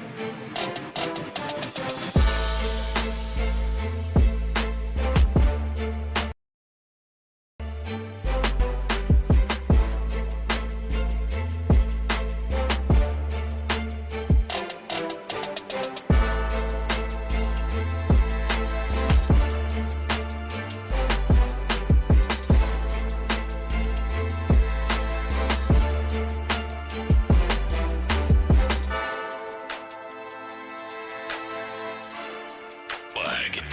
It's a McCarran Injury Lawyers Reaction Monday on Sports Radio 610. Live from the McCarran Injury Lawyers Studios, here's Payne and Pendergast. Hi, Payne and Pendergast with you. We getting ready to hand it off top of the hour to what I would imagine will be a jubilant Mark Vandermeer and John Harris to get ready for a trip to Pittsburgh next Monday. The Berg. John Harris is going to hear that, and he's going to come in morose just to spite you. Just to spite me? Yeah. You hear me, John? I know you're listening. Morose. We need morose yes. John Harris. We need you to be depressed after the Texans set the record for franchise wins yesterday. So the one of the byproducts of the season being over is that the schedule, not the schedule, but the opponents, we know who the opponents are going to be. We know the who, we just don't know, and we know the where, we just don't know the when yet. Mm-hmm. So we know who the Texans' home opponents are now going to be and who their away opponents are now going to be. Most of that stuff is done via a formula. It's really only 3 opponents that are variable every year, depending on where you fall in the standings. But next year is one of those seasons where they're going to be overloaded on road games, 9 road games, 8 home games, which is the case for all the AFC teams at the odd number each year. Don't worry. We might get an international. Sometimes an international game can wipe that out and at least become a neutral game. That's true. Yeah. That's true. Gosh, I want to go to Brazil so bad, Sean. So I do too. So Spain I can get a also. butt lift from the experts. Spain as well would be a fun one. The 3 opponents that the Texans are picking up here based on where they finished in the standings are the Bills, who also finished second in the AFC East. They're getting the Bills at home. The Chargers, who also finished second in the AFC West, that'll be in L.A., and they pick up a game against the Green Bay Packers. That's their 17th, their odd, that odd game that they added. So they it's get the division you played 2 years ago. They get to go play in Lambeau. Okay, go ahead. Real quick, listen to the potential for cold weather games for the Texans next year. Oh, yeah. Indy, we're fine. It's indoors. Jacksonville's Florida. That's fine. Yeah. Nashville, depending on when they put you on the road in Nashville. It can be kind of ugly, yeah. It can be cold weather. How about these? Cleveland, Pittsburgh, Oh, yeah. Philly, Oh, Washington, yes. Green Bay. Yeah, those are cold places sometimes. I mean, at least 1 or 2 of those are going to be in November and December. You get more heavily loaded to the AFC in the back half of the season, so that's that shouldn't be as much of a concern. You get a division game in week 18. Yeah. That's so your luck works with you a little bit there. At least. You won't get any of those opponents. I'm more intrigued by. I feel like we've got some great. In NRG Stadium, we're going to have some big-name quarterbacks coming in. Ooh, yeah, because you've got Josh Allen, Morose, Joe Burrow. Maybe he's happy by then. Yep. Maybe he's on a different football team. Maybe. But we get Joe Burrow, whatever version of him in the Bengals. Yeah. You're going to get him at home. Lamar Jackson. Yeah. Maybe without John Harbaugh. Maybe. Jackson Dart. Not a great quarterback. Okay. But he might get a dislocated brain in that game. He could. If he's still alive by week whenever that the Texans play him. And then Dak Prescott. As well as Trevor Lawrence, obviously. And, the three division foes. Cam Ward's an interesting one because he's done some really good stuff in the second half of the season. It all depends on who they get as a core. If they get a genuine quarterback guru for him, that might be a much more formidable matchup next year. What do you think the hottest ticket is at NRG Stadium among those games next year? Let's see. Well, I mean, the Cowboys by way of just geography and that feels fan like base. the easy answer, right? Yeah. Could you make a case for any of the games of the big-time quarterback? Bills fans travel really well, as we know. And some of it will depend on when the game takes place. Yeah. Like if it's let's pretend for a second it's the Bills game is for the 1 seed in the AFC. I think the Bills like is that. most likely to be they were really expensive this year. Those Bills tickets were really They played expensive. the Bills. I don't know how the formula spit it out this way. This will be the 3rd straight year they play the Bills at home. Yeah. Played them in 2024, played them this year, and they're going to play them next year. Yeah, and Josh Allen has been horrible every time he's played at NRG Stadium. Yeah, I love that. And Bills fans are well aware of that. Yes. So maybe they don't end up coming to that game because they figured, why bother? Been I'm going to jinxing spend all my money on going to this new stadium up here in New York. Well, you're right. That is a strong. Look, if Giants were good, that would be a really expensive ticket. Yep. But I'm not holding out hope that they're going to be any good. Yeah. Well, and I would say probably the biggest variable in ticket prices resides with the Texans themselves. Yeah. If they can go on a run here over these next 3 or 4 weeks or whatever it is. The other fun thing is going to be the Texans play the Steelers this week in the playoffs, and then they play them again up there in the regular season Rematch. next year. So hopefully there's Hopefully there's bad blood from the Steelers fans.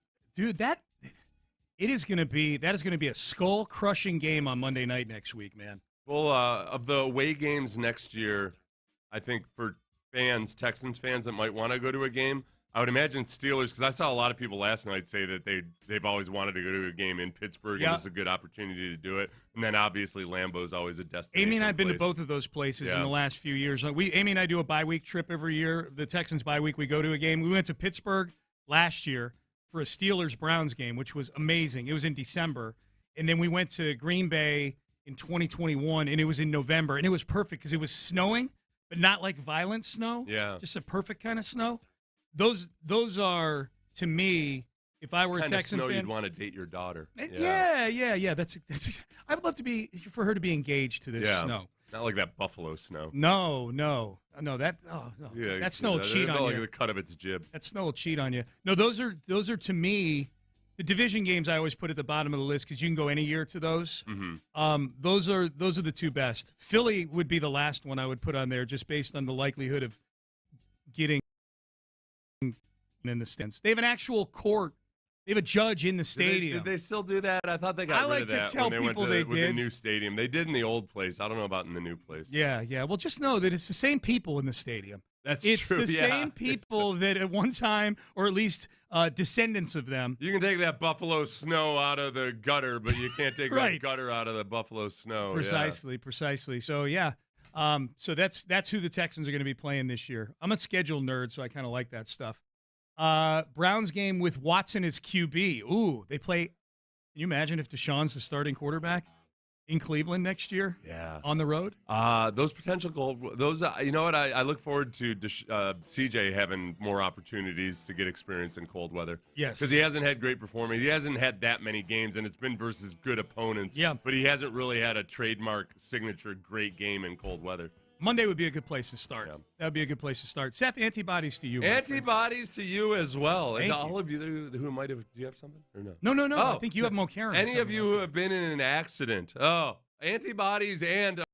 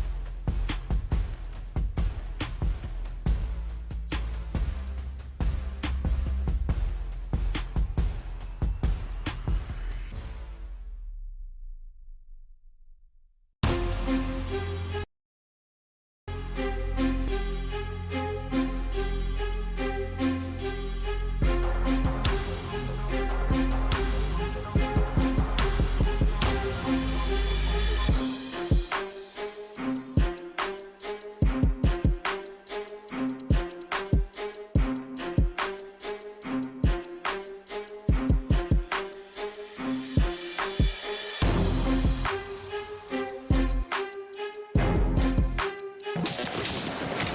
Point Lincoln and West Point Lincoln of Sugar Land Studios. KILT FM HD2 Houston. On Odyssey Sports Station. The Texans play here.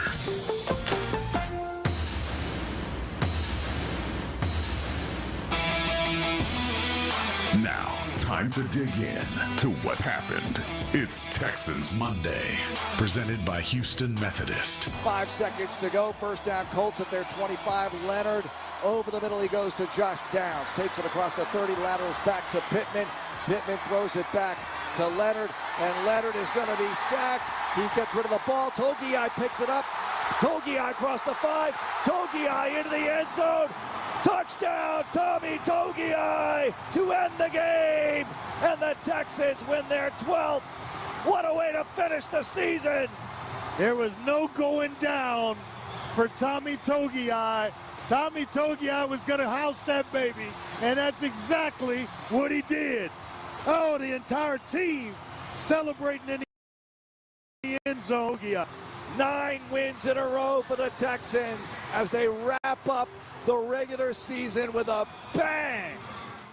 Oh, yes, they did. 12 wins, tying a franchise high, 9 wins in a row, tying a franchise best winning streak, and all sorts of accomplishments, milestones, accolades. We'll get into it all today. It's Texans Monday, presented by Houston Methodist. Mark Vandermeer and John Harris with you. And the Texans are now in the postseason, facing the Pittsburgh Steelers 1 week from tonight. That's right. We'll have this show next week. The Texans won't even have played yet, but it gives you an extra week to get ready, heal some bumps and bruises, take that defense on the road, and shut down Aaron Rodgers. That is the mission, and they are all up for it. We'll have the Demeco Ryans show today at 5 o'clock. And Houston, what an accomplishment. After starting 0-3, even if you didn't start 0-3, I don't care how you sprinkle around these losses that they had.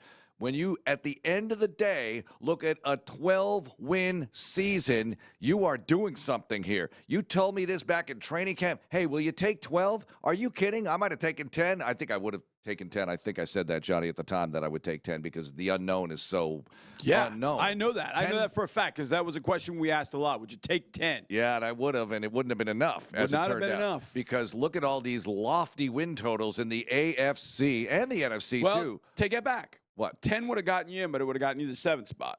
Oh, 10 would have done it for the 7. 10 would have done it for the 7. Okay, but where's the 7 going? New England? New England. That's not bad. At the beginning of the year, I mean, it's a two-parter. Would you have taken 10? Yes.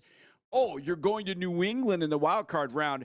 Everybody would have said, hell yes. Well, I'll take that because New England was coming off a 4-win season. Yeah, but you knew they would have done some good things to get to the 2 seed along the way. Now, I would have taken that over the unknown. The question is this, though. It's not even a question. The point is this, that you've won 9 in a row, that you've done things that this team has never done before. This is the best defense I've ever seen in Texans history. That's done. Now, they did not win the scoring title, best scoring defense in the league with the low point total. Doesn't matter. I wanted that one. I got to admit, I wanted that one. 0.2 of a point behind the Seahawks because the Seahawks held the Niners to, 3, right? They were good on Saturday. Man. And the Texans held the Colts to 30. So that's what blew the scoring title. It doesn't matter. We're not going to hang a banner for that anyway. But it was just one of those little things I wanted to say they were number 1 in both because they were number 1 in total yards. Look, this is the best defense in the league. I think everybody agrees with that. If you played everybody yesterday, you would have had it easily, and you just didn't because you know what's really important, which is health next week. Health. Yeah, you wanted to beat the Colts. Once it got out of hand in Jacksonville, it was, hey, we could still win this game with these guys, and they did. Okay. We can win this game with Tommy Togei at fullback, and they did. Well, that was one play, but you know what I'm saying. So I got a couple things. Number one, outside on the service level, they have all the games that we have won, and they have players of the game, and they put up their pictures. Yeah, this is for it's really cool stuff. Yeah. So does Tommy's go on offense or does it go on defense as player of the game? Which one does he get? I don't know. Here's the other thing, and I heard Sean and Seth talking about this. And I know this was something you and I talked about after the game because there were tweets that came out, there were notes that came out There was one from Pro Football Talk, famously, as I pointed out, and I'm paraphrasing, but essentially it was the Texans have pulled C.J. Stroud and others, conceding the AFC South to the Jacksonville Jaguars. They obviously don't care about seeding because they're giving that up by putting these guys, essentially resting them for the second half. And it was like, whoa. The one thing, and you'll hear this a little later in my interview with Demeco, he was torn. This was a tough week. This is a really tough week from the standpoint of, okay, the game doesn't matter, and yet it does. Ultimately, the biggest thing that you realize, especially, and this is where every team's situation comes into play. Remember last year going into the playoffs without Jalen Petrie and Jimmy Ward, and Azeez had been banged up, and you had a few other guys that were missing. Shaq Mason had been hurt up until, I think he played in that Chiefs game. This was not a healthy team. Nope. You don't remember that? Demeco Ryans. So, hey, I'm not going to play with fire. I'm going to get my guys out. It doesn't look like Jacksonville's going to help us out. It doesn't look like Tennessee's going to help us out. Let me get my guys some rest. That's more important because we'll spot ball, we'll play you, it doesn't matter. But it does not mean that man was thinking, it doesn't matter if we win or lose. He still wants them to compete. And I go back to what Rod Wright said to us, and I asked this of guys in the locker room, and I asked this of Demeco. Demeco's told us this, but Rod said it really, really well last week when he was with us. When we asked him, hey, look, you've lost a couple guys. You've had to bring a couple guys in. Like, what are your expectations when you bring guys in? He said, standard's the standard. Like, we play at a high level. Like, you walk in that building, Will Anderson Jr. greets you and, like, this is how we do things. Right. This is how you're going to do it. And if you go on that field, you better not let down the standard. You better play up to that standard. And Elijah Huzzy was funny about it. He's like, man, I was nervous from that more than anything else, essentially living up to what everybody else had done. I couldn't let everybody else down. Demeco was not stopping the competition. He was not stopping them competing.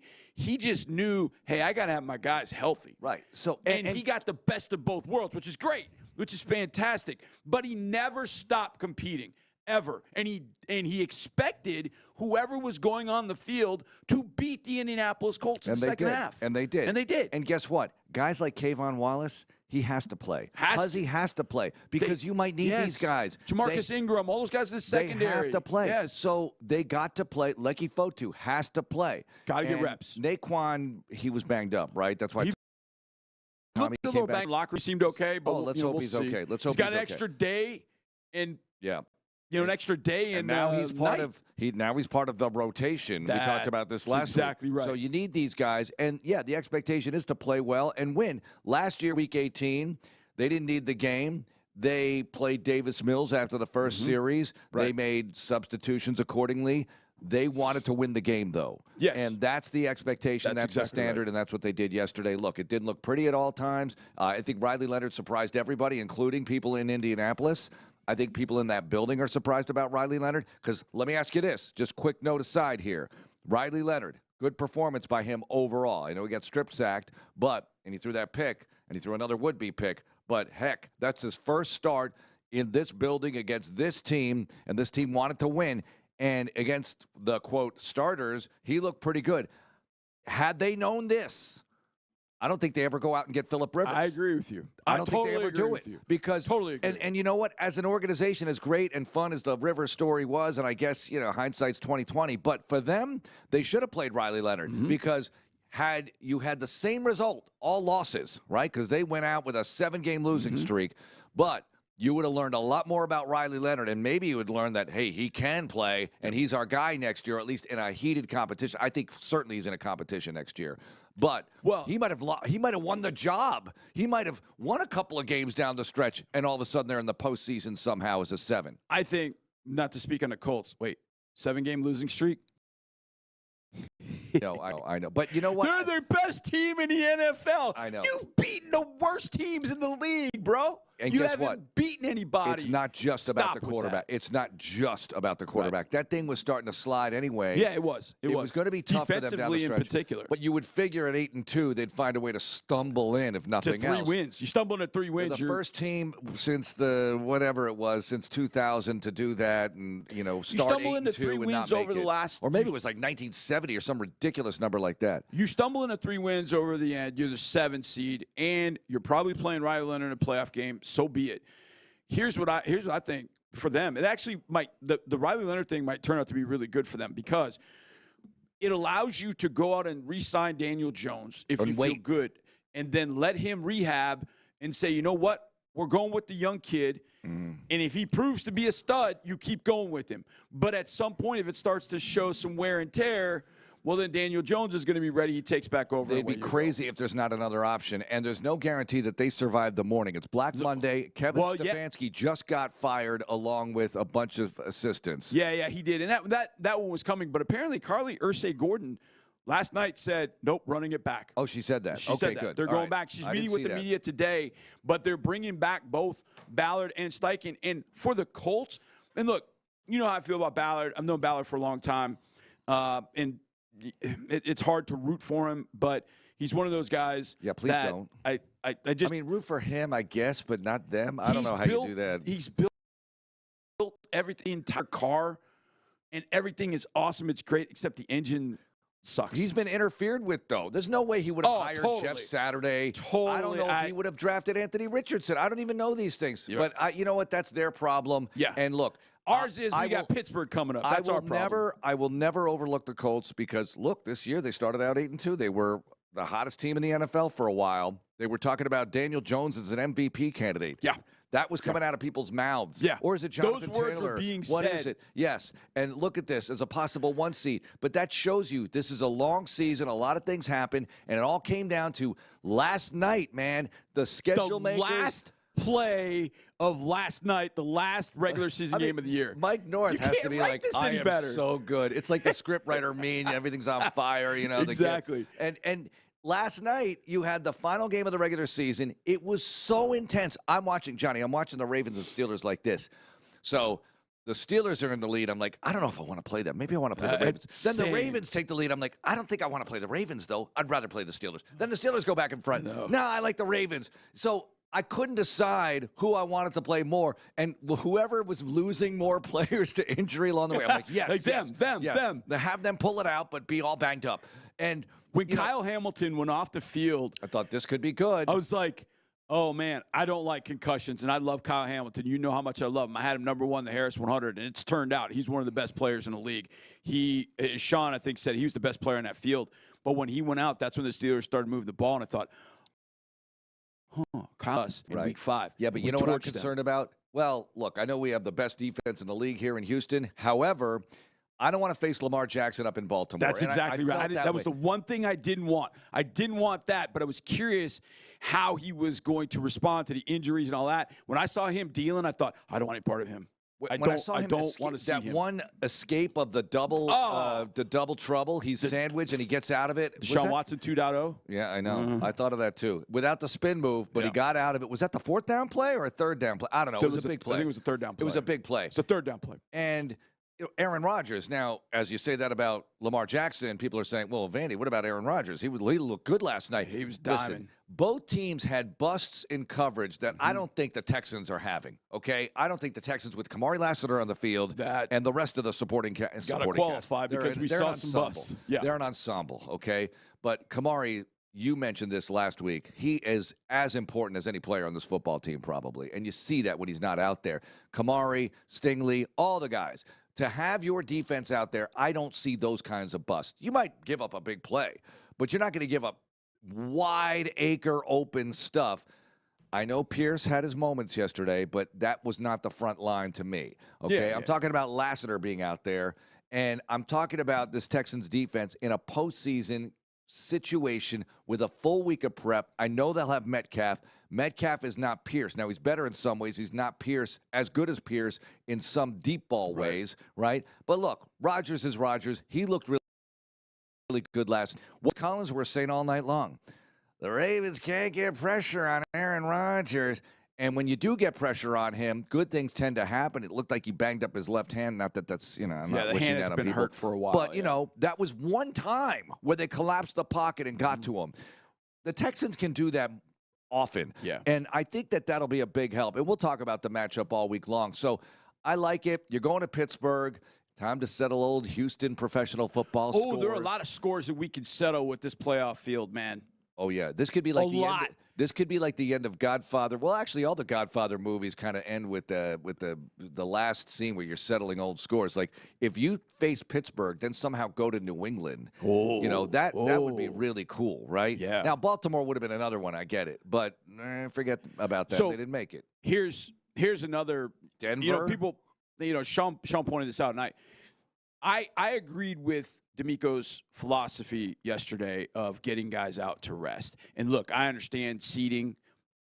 It turned out really well for you from that standpoint because you're playing the fourth of the division winners. Yes, it's in their building. I get all that. And they don't lose on Monday night, and they don't, but they haven't won a playoff game since 2016. So there are a couple of streaks going different directions. The Texans have never won a wild card game on the road because they never played a wild card game on the road. So never won a playoff game on the road, period. Yeah, you're right. There you go. But if you do beat Pittsburgh and it continues, the team to me that is the most difficult, even though we really put it on them defensively, it's still Buffalo. Josh caping up for 60 minutes. I don't want to do that in Buffalo. We don't have to now. Right. We don't have to do that. We can get them. If we get them, we get them here. You keep winning, you'll never have to play them in Buffalo. And here's the thing. I think two of the most dangerous teams in the AFC, if you said name the dangerous teams, not name the Texans, because I think the Texans, with what they've got defensively and the offense, doing some things. The two most are playing in Jacksonville on Sunday, and that's Jacksonville and Buffalo. You don't think Denver's dangerous? No. I think Denver's dangerous at home. Okay, at home, and they will have home field advantage. Yes, I think at home. Yet, the New York Giants midseason had them down 33-0 or whatever it was, 19-0 going into the fourth and quarter. Look here with Davis Mills coming off the bench, you were tied late. I think it is with the Broncos. I don't exactly know how to say this, but it's like you look at the picture one way and you go, ooh. Then you look at the picture the other way and you go, ah. It's like the Jerry Seinfeld date with the lighting in the booth. Like, wait a minute, can we move to this booth? Because you look a lot better in this booth. I'll put it this way. If we win, say everybody, the reseed, say 2 and 3 win. So say Jacksonville and New England both win. Right. And then we win. At that point, we're the lowest seed remaining. Now we got to go on the road twice, but that's okay. We would go to Denver at that point. I'll take it. Wait. I'll take it. But in this round, if all 3 win, you're at home in the divisional round. Well, if all 3 wild cards win. Yes. 3 top seeds win. Oh, okay. If all 3 the 2 top seeds, because Denver gets a bye. If 2 New England and 3 Jacksonville both win and we win, we're the lowest seed remaining. We would go to Denver, and then we would go to the winner of 2 versus 3. If all 3 wild cards win, you're home. Then you're home facing Buffalo. For the first time ever, you're home in the divisional round, which would be bizarre that you're away, wild card, away and then home. Home division. Now, it can happen. The hardest thing to come through, I think, in that parlay, if you will, of all the wild cards winning, I know what you're about to say, is the Chargers winning at New England. Yeah. But I don't think that's impossible. No, the Chargers play a good game if they're on it, and Herbert got a little bit of rest. And May, oh my gosh, I'm in the postseason. Here's a pick. That's that exactly kind of thing. That thing happens to guys playing their first playoff game. Remember Deshaun in 2018? I'll never forget this. We're going to 2018. He had played his guts out against Philadelphia. Was just amazing in that game. And I thought, man, we're going into the playoffs with this hot dude. And then the Colts, who had seen him twice already that year, shut him down. He was completely clueless. He was throwing balls in the dirt. He looked like he hadn't played a big football game in his life. Well, I mean, he just looked off all day, and we lost 21-7. And guess what? You know how at home. You know how we talk about the defense all the time, of course, because it's the best in the league. But you have a quarterback who's making his 5th playoff start. Yep. And he started 2 on the road in his career. Now, he didn't win them, but I think he did better last year than the year before. And now he's in year 3 of his NFL career. 4 years old. He's played in the cold weather. He just won a big game in cold weather a few weeks ago. He's going up to Pittsburgh. He is ready. He's ready for this. The offense, look, we all know this is a little bit inconsistent. You know, you have some good moments. You have some moments you want back. We all know what it is. Mm-hmm. However, you can put it together against that team. If you can hold off just long enough, T.J. Watt, Highsmith, they have guys. They got dragons dudes, on the line, man. And they have some dudes. Watt coming back at this point, I can't believe you have to go up against a Watt in the postseason, but you do. Yeah. And you did well against them in 2023 here, but this is a completely different context. I mean, this is people fighting for their lives, survive in advance and all that, and Mike Tomlin and maybe his job or whatever else is on the line here. But I think you're ready for this moment, Johnny. And the way they were playing on the back end against the Ravens, I'm thinking if you could just hold up a bit, you could make some plays. And how many points? All right, let's call it right now. Early point total prediction. You and I like to do this. I mean, I know my number. I feel like 20-17 does it. I was going to say 21. Okay. 21 is my number. The concern I have many concerns. We all have many concerns. One of the concerns I have is one of your best weapons has helped you lead the league in field goals, hitting some bombs yesterday, 6 for 6. Yep. And last night, what happened to both kickers at the moment of truth? And now you're in that building, and I remember Chris Brown coming here in 2002. He was a Steeler, and it didn't end well for him up there because has kicked there for a century, it feels like. Yeah. I mean, he came into the same class as Randy Bullock. He was here with Randy as a rookie. That's right. In camp. Right. We can't use that Boswell guy. And he ends up in Pittsburgh for the rest of his life. Now, it was not a good moment for him last night, but they survived because Loop missed his. Yikes. We can get into that. But in that building, Emy's got to be super solid because this is one of the things you rely on. You rely on field goals a lot. You count on that coming through. Can you hit 50-yard bombs at the site formerly known as Three Rivers? Off bad turf. In cold weather with wind. I feel like sending him up there right now with Tommy and with Austin Brinkman. You guys start practicing up at Heinz Field or whatever they call it this week. I know it's Acrisure, but I refuse to say that. It's not a bad idea. What? Going up there this week? No, sending them up there.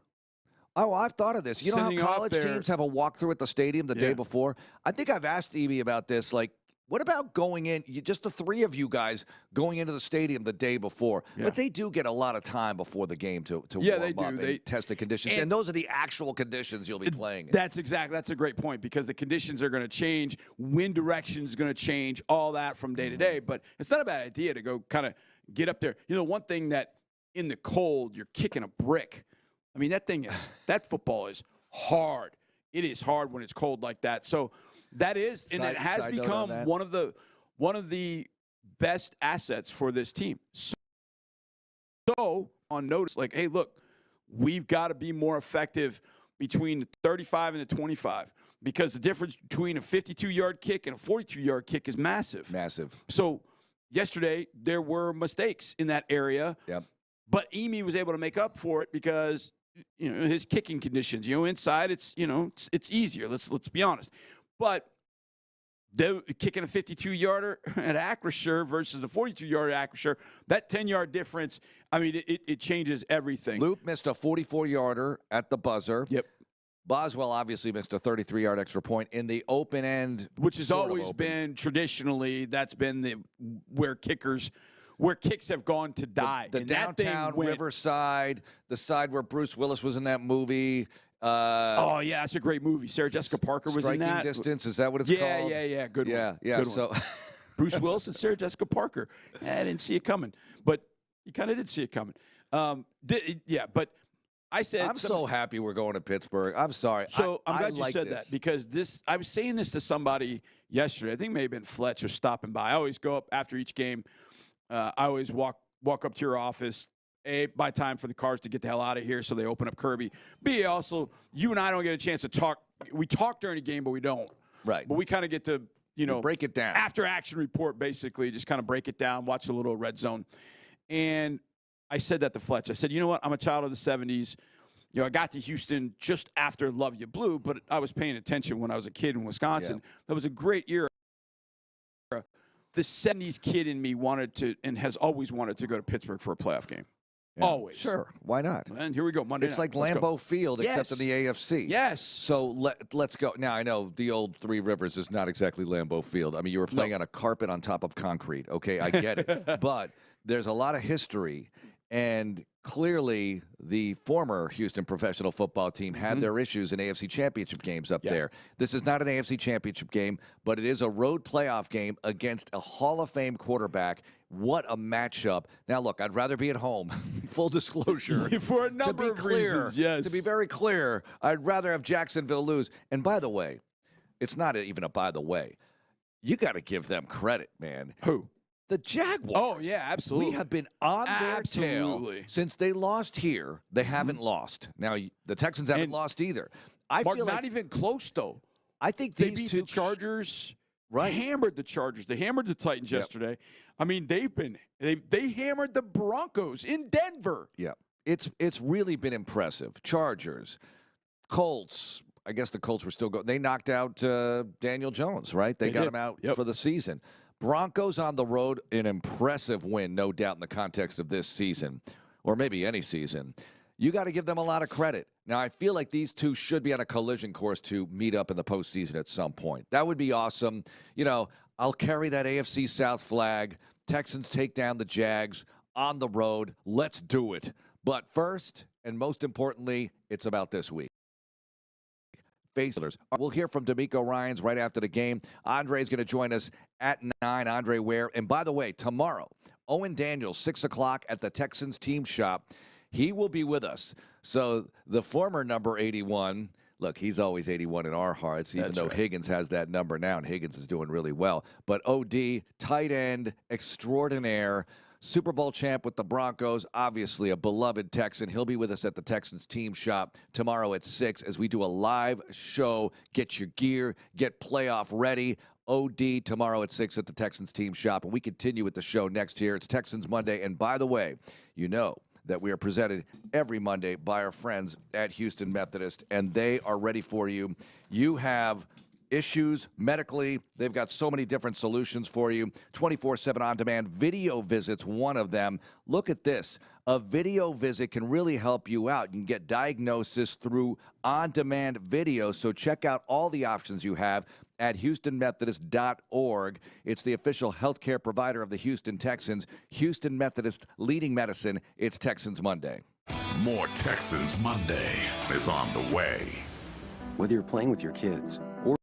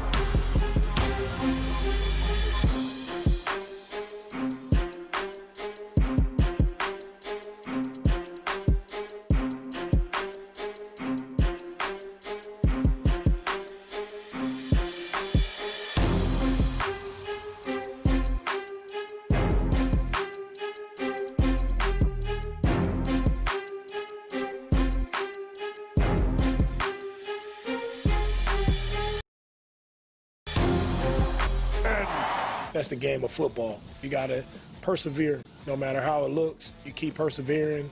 You keep making winning plays throughout the game, and you'll end up on top. Insider access, exclusive content. Sports Radio 610. The Texans play here. Now, back to Texans Monday. Get into the backfield. Leonard shotgun on 2nd and 15 to the Colts 24. Leonard fakes the give. Backs up deep. Pumps. The ball is out. The ball is loose inside the 10.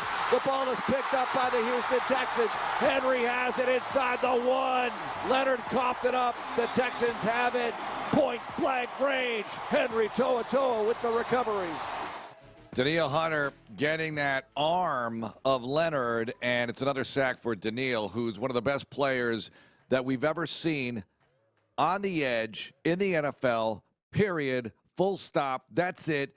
Hunter does not get the credit he deserves around the league. Everybody talks Facts. about, Garrett set the record yesterday. Great. I mean, I'm not saying these guys are terrible, all right? These guys are awesome. TJ Watt, Myles Garrett, they're all awesome. Mm-hmm. So is Danielle Hunter, and he does not get discussed enough. And we've got Will Anderson Jr. on the other side. And Seth talked about their fourth quarter analytics and everything, how they're so great in the crunch. Mm-hmm. Hunter's been great for years in this league. He's got a decade of excellence, and he just does not get his due, in my opinion, because he played in Minnesota, and they don't get a lot of attention anyway.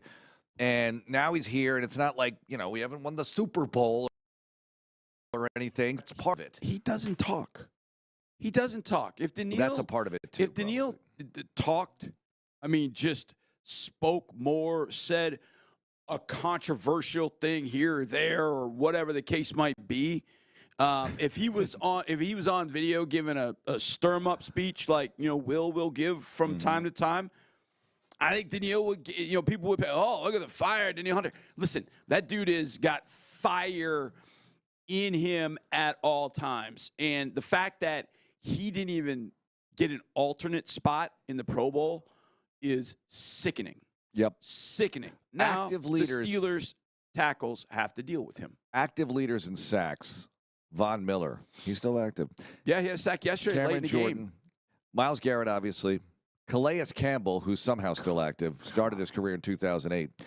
TJ Watt, who we saw last night. We'll see him Monday night. And Danielle. He's sixth.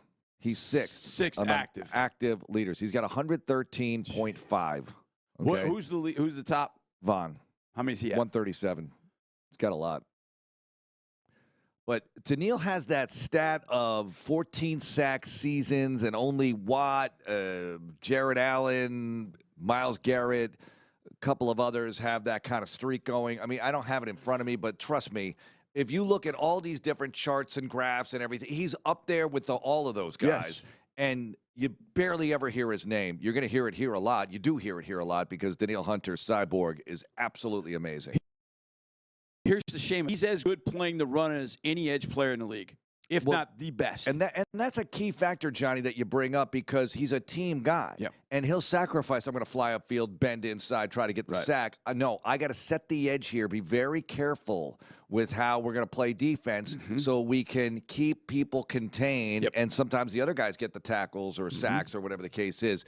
But he's going to be absolutely necessary on Monday night, as will everybody up front, because you have to crush that Aaron Rodgers pocket like a cheap tin can. Okay. Let me see if I can do this fast. How many times did Danielle Hunter sack Aaron Rodgers? Yeah.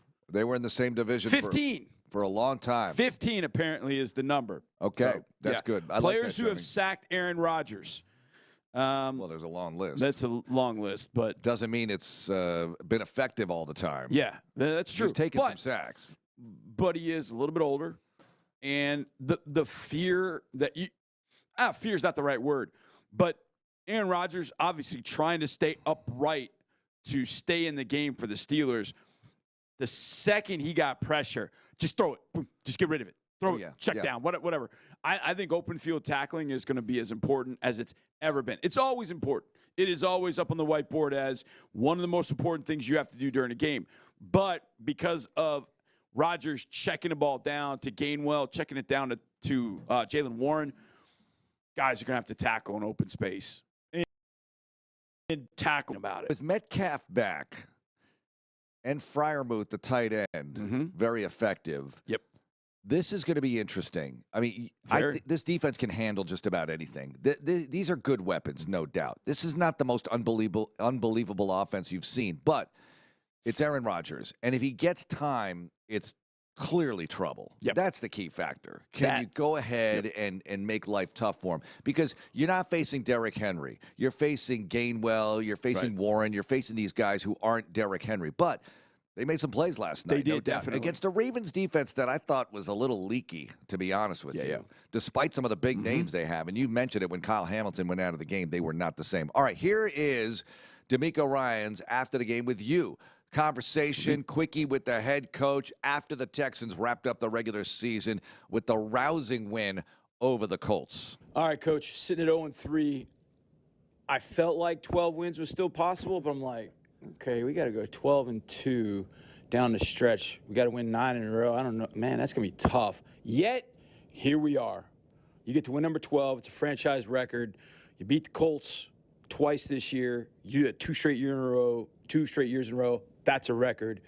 How's it feel to get this win with all that at stake, getting 12, 9 in a row, all that kind of stuff? Such an incredible feeling and filled with so many proud moments from our guys. When you look at it that way, starting 0-3, it's a lot to grasp when you think, oh, we got to go get 12. Yeah. But when you look at it the way just one week at a time, right, continuing to trust your process, continuing to work to get better at every little detail, every little fundamental, every little technique. When you look at it that way, then you can accomplish it. And that's what our guys did. Like, man, these guys work. They work. Even when they don't want to work, they find a way to work and show up with a great attitude.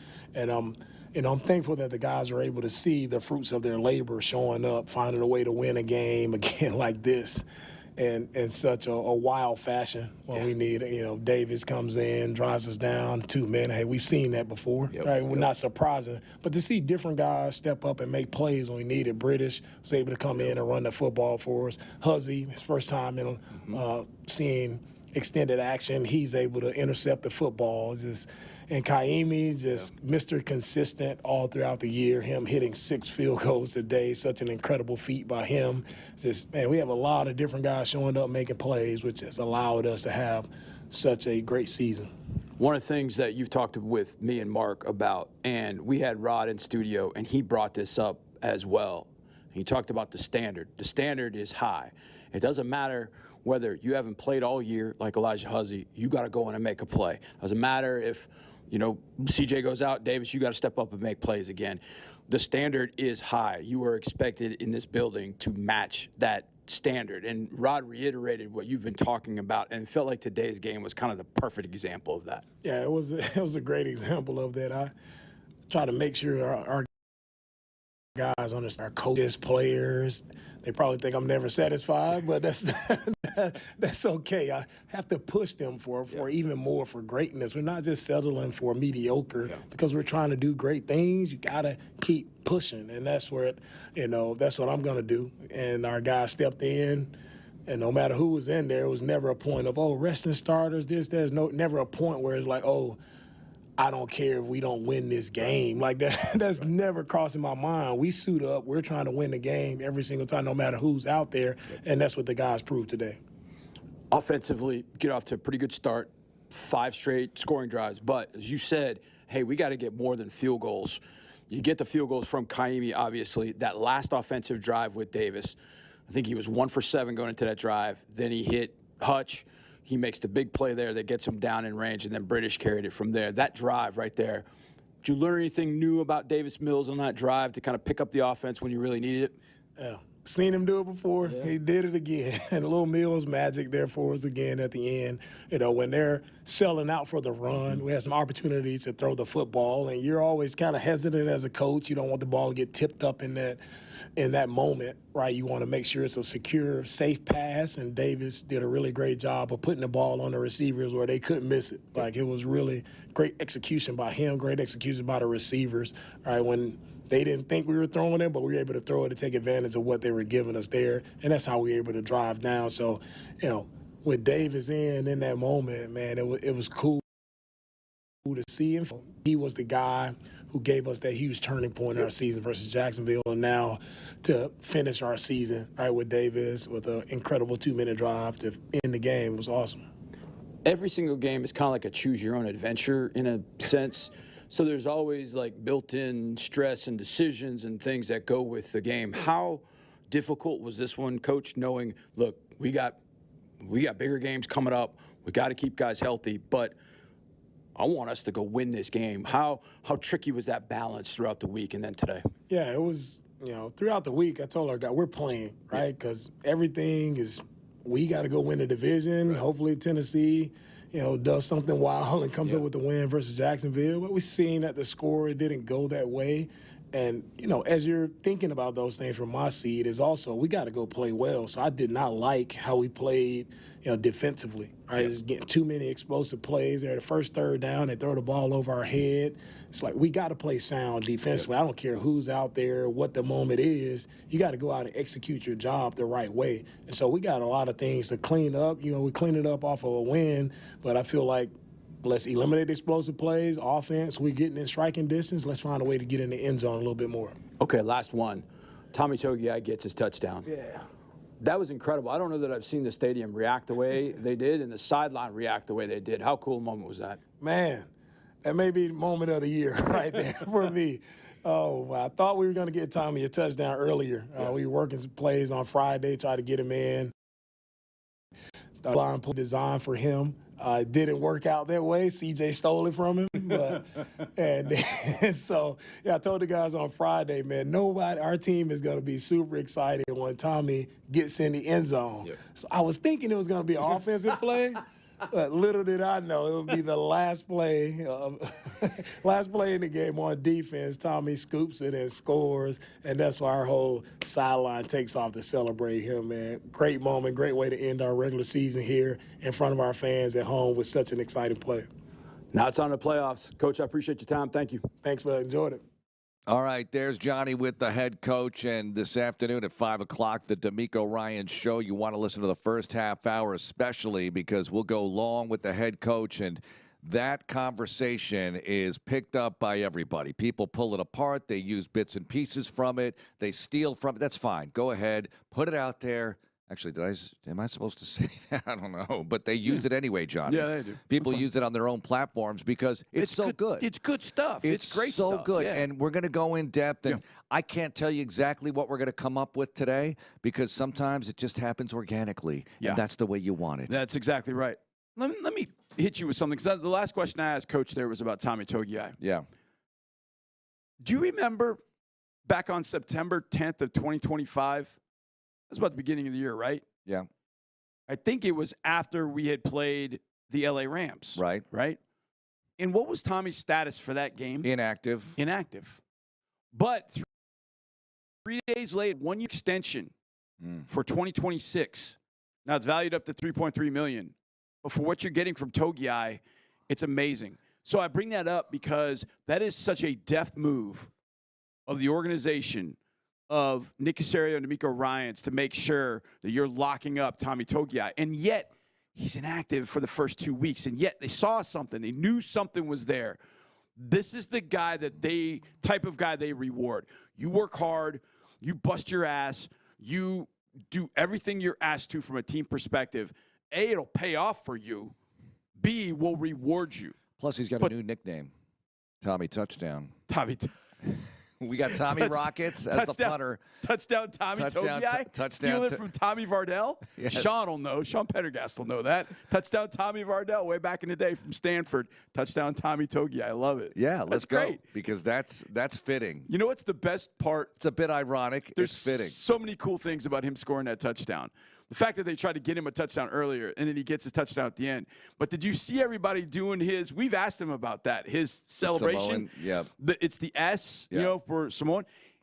Everybody is doing his celebration in the end, including Demeco Ryans. Awesome. They're all celebrating by doing his celebration. I thought that was the coolest part of the whole thing. You began the winning streak with a victory where Sheldon Rankins, a defensive lineman, scores a touchdown with no time left. How about that? You continue the winning streak. You end the regular season with a defensive lineman scoring a touchdown with no time left, and now you're in the postseason. season. This is a regular season. Johnny, this is up there with 2011 and 2012. See, 2012 just had such a sad ending, though. Yes, that's the problem with that one. It's like 2012's Old Yeller, man. Yeah. Old Yeller was great up until the very end. It was great up until New England. Yeah, then it slid out of control. Right, exactly. I still say that year slid out of control for Old Yeller. Yeah, it certainly did. We don't want to. No, spoiler alert. Johnny's about to tell you what happened in Old Yeller. Yeah, the kids are in school. Well, are they back in school? No, the kids back in school. A lot of them aren't. No, they're not back yet. You could have fooled me with the traffic this week. It was a little worse, but it wasn't that bad. I don't know. People were going back to work. Yeah, that's it. I didn't see many school buses, though, so maybe the eggnog is completely worn off. They're going back to work. Okay, next up, more from the victory. C.J. Stroud, what did he have to say about the offense heading into the postseason? And then we'll get to Andre Ware at 9. It's Texans Monday. More Texans Radio coming up in a moment. Hey, Texans fans, it's CJ. I'm teaming up with TDECU, and you should too. Whether your favorite look is deep steel blue, battle red, or the fan favorite H-Town blue, it's all 15% off at the Texans online shop with your TDECU Texans debit card. Upgrade your Texans game day gear and show off your loyalty while you do it. Visit tdecu.org/Texans and get the MVP of your wallet today. Insured by NCUA. We believe in possibilities at Texas Children's. As the nation's largest women's and pediatric healthcare system, we believe all lives can be changed for the better. We're inventing uterosurgical procedures, finding a cure for difficult-to-treat brain tumors, solving the world's most complex neurological disorders, developing life-saving cardiac technology, and so much more. Texas Children's. The difference is life-changing. Come see why at texaschildrens.org today. Seaside Events is your home for memorable events at sea. Cruise ships are the perfect venue for your next business or industry meeting, music festival, sporting event, or any other type of group activity. Our expert team works hand in hand with our clients to identify the most suitable cruise ships with the ideal combination of cruise length, destinations, and facilities to meet our clients' needs for a memorable event at sea. Visit seasideevents.net for more information. Texans close down the regular season with a win. Stroud digs in. He's going to fake it. CJ is going to take it himself. Everybody bought the fake, and Stroud ran around the right side for the score. You know, we got the world ahead of us, but to go.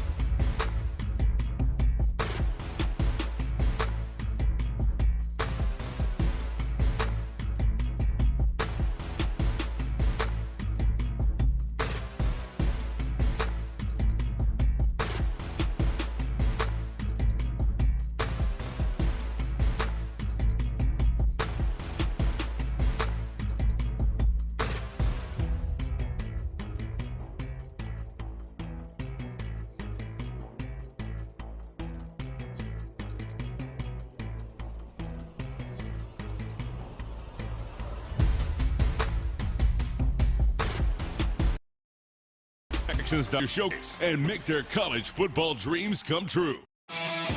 Now, more Texans Monday.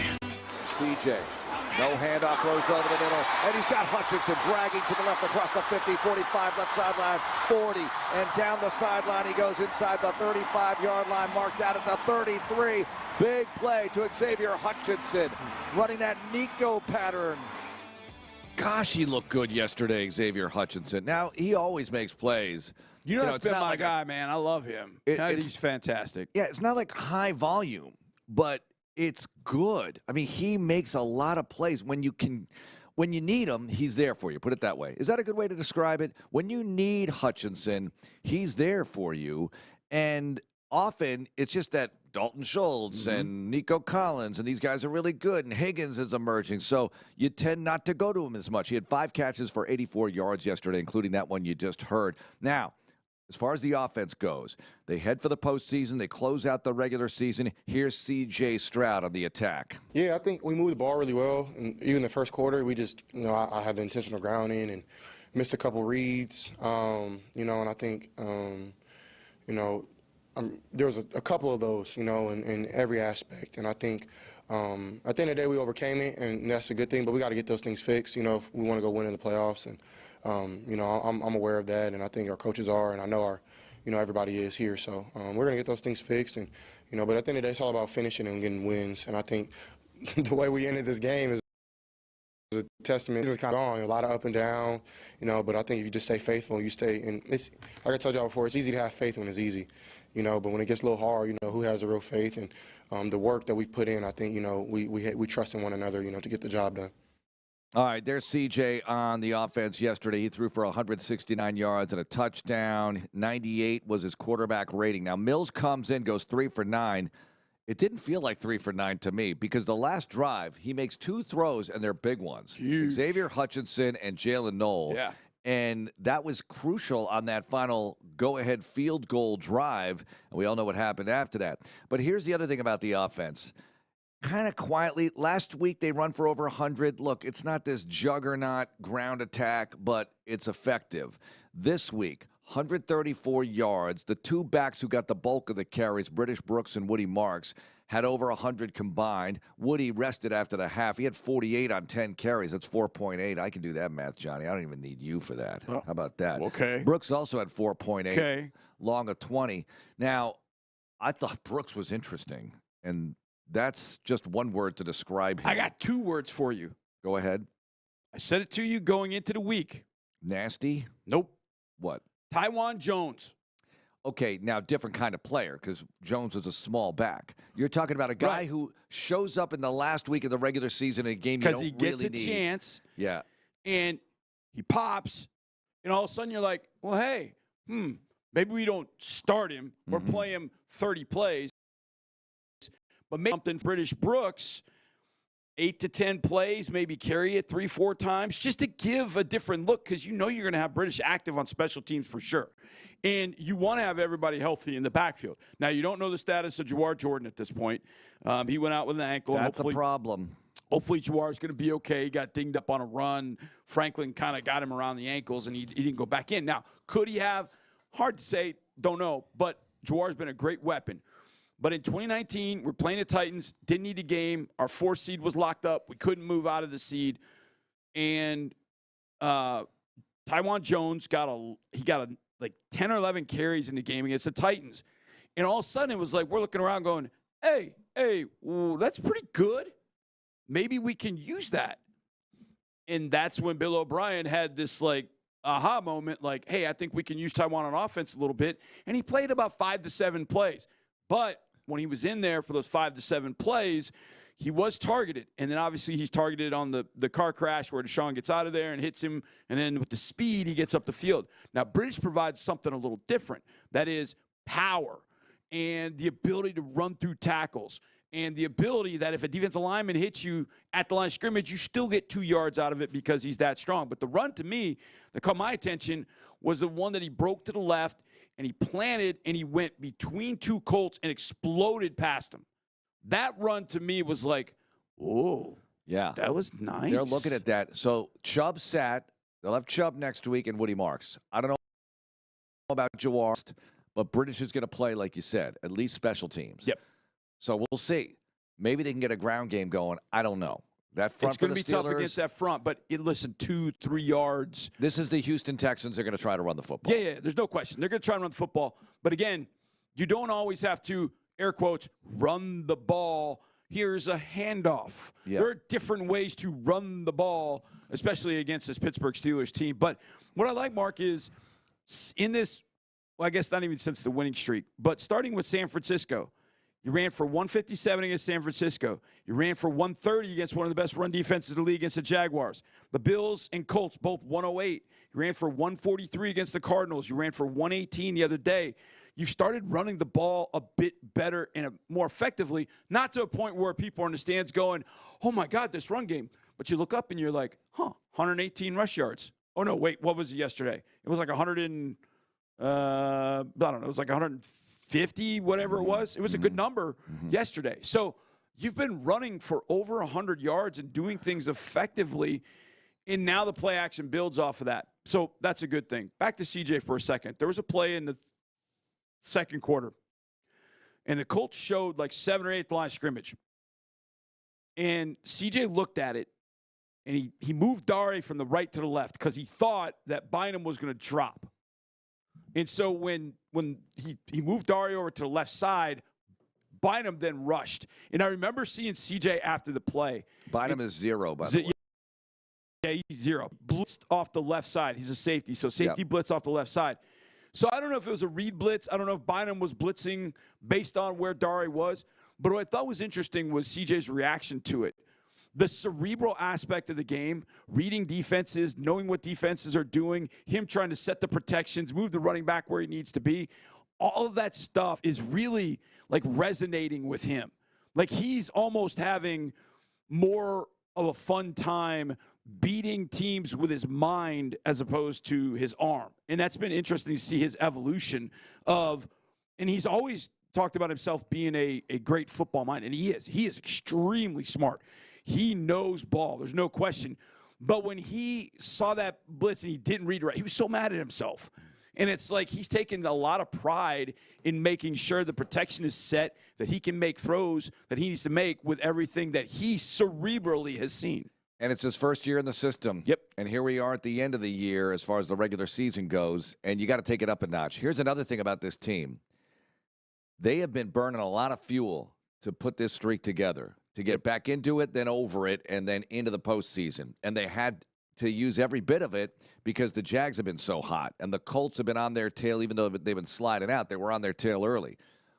And everybody takes it up a notch or 3 in the postseason, and they've got to do that themselves. So as good and as high level as they've been playing, the effort, the energy they've been putting into it, they got to take it up even more this week because here comes, and it's Monday night at Pittsburgh. We'll talk to Andre Ware about it and the General coming up after that. It's Texans Monday. This is Texans Radio on Sports Radio 6.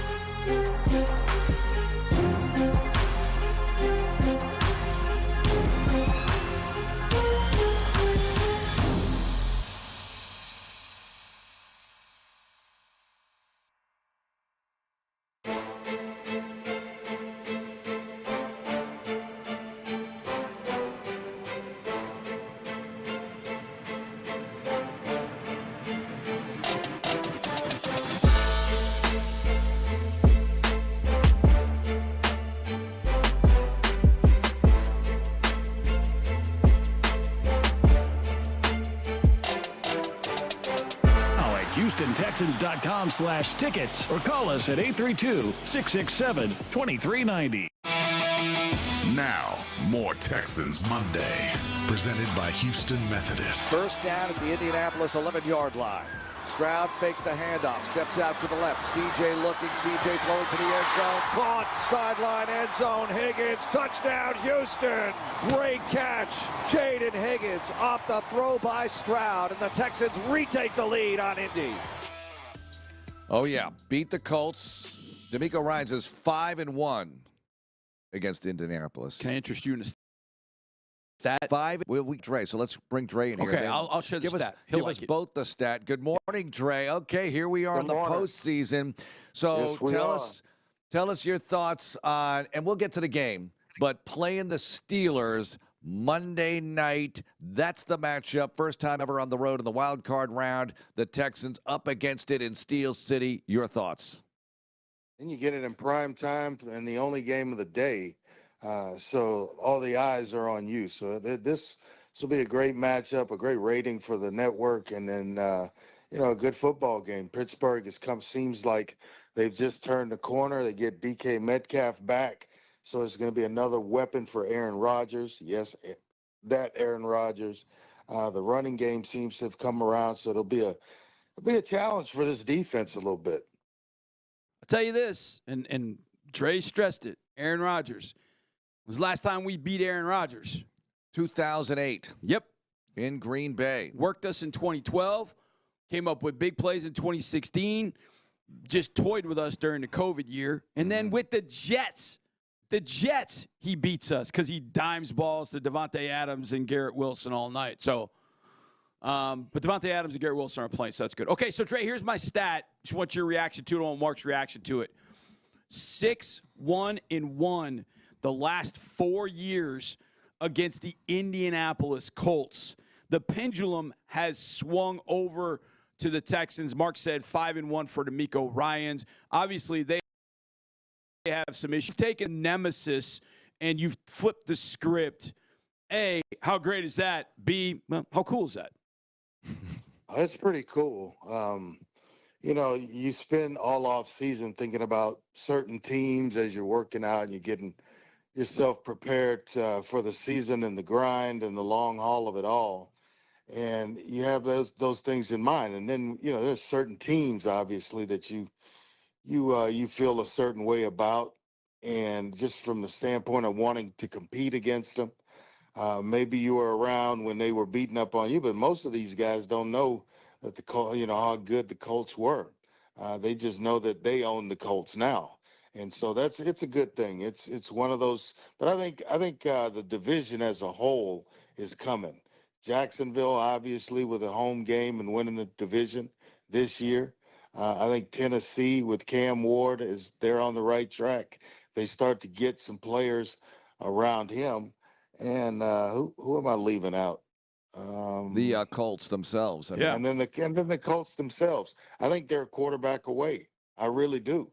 And Daniel Jones doesn't blow out his Achilles. Who knows what we're talking about in terms of maybe they get in the playoffs as a third team from the AFC South. Who knows? But it would be interesting. And with a quarterback, maybe they win that game last week. Texans win yesterday, and we're the division champions. So it's just a whole, everything goes into the quarterback. I'm just glad we have it right now. Andre, we can talk about the defense in a moment, but paint a picture for me, if you will, of the Houston Texans offense, the way you want to see them operating with what they have to work with when they take on Pittsburgh a week from tonight. Yeah, I would I want to see them challenge the Steelers. If you sit in the box with the Steelers, they figure it out pretty quickly. It's a veteran defense. They've got some guys with a lot of experience, so they can adjust on the fly and do some things and get guys lined up and in the right spots in a hurry. So it's to their advantage if you want to play slow.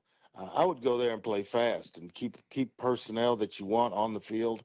Allow CJ to go 2 minute and open the thing up a little bit and let him play comfortably. and just go run plays and not think. And I may do it early just to get him in, foundationally stable in the game where he's just ripping and raring to go, and he's playing that way. But if you they just want to play slow and methodical, and that's just their game. And so you're playing into their hands if you do it that way. Dre, as the Ravens are taking on the Steelers last night, and that game is going back and forth. I mean, it is ping-ponging all over the place. I told Mark that – yeah, incredible game. Unbelievable game. I told Mark that it wasn't so much I didn't want to see, like, either team. It was I didn't want to see one player, and that was Lamar Jackson, because as healthy as he could possibly – he was making plays like the magician that Lamar Jackson is. As you were watching the game, kind of how were you thinking about the Ravens versus the Steelers?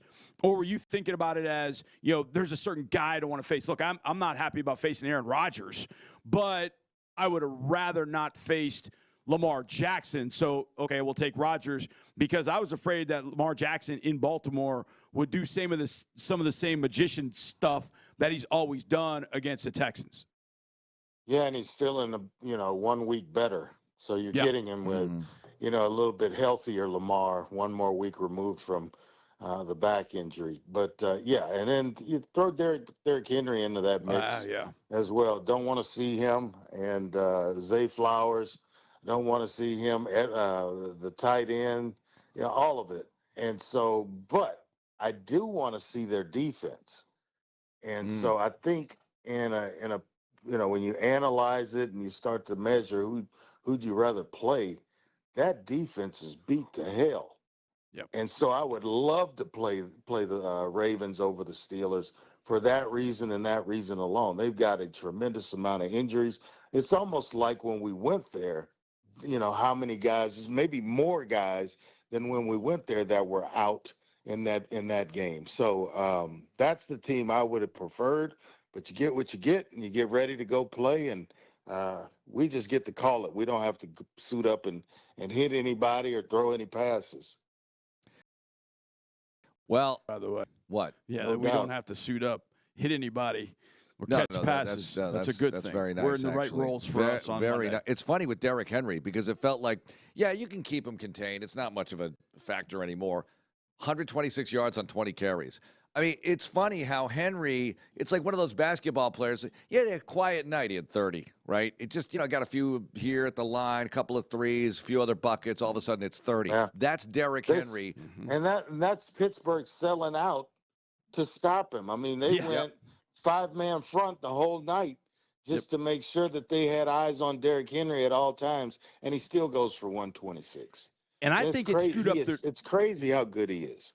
And I think it screwed up their secondary, too, because they had to play all that base stuff. They didn't know how to react when the Ravens started switching routes and crossing the field. I feel like the secondary was all screwed up. Jalen Ramsey didn't look like he knew what he was doing all night long. That's the thing, Dre. Now, the Texans clearly do not have Derrick Henry, but the Steelers had some busts in the secondary. Oh, my some God. big ones. Jalen Ramsey, on several occasions, he's the guy looking back, and you feel like he's responsible as the guy that busted the coverage and allowed for big plays or even touchdowns late in the game. Sign me up for that.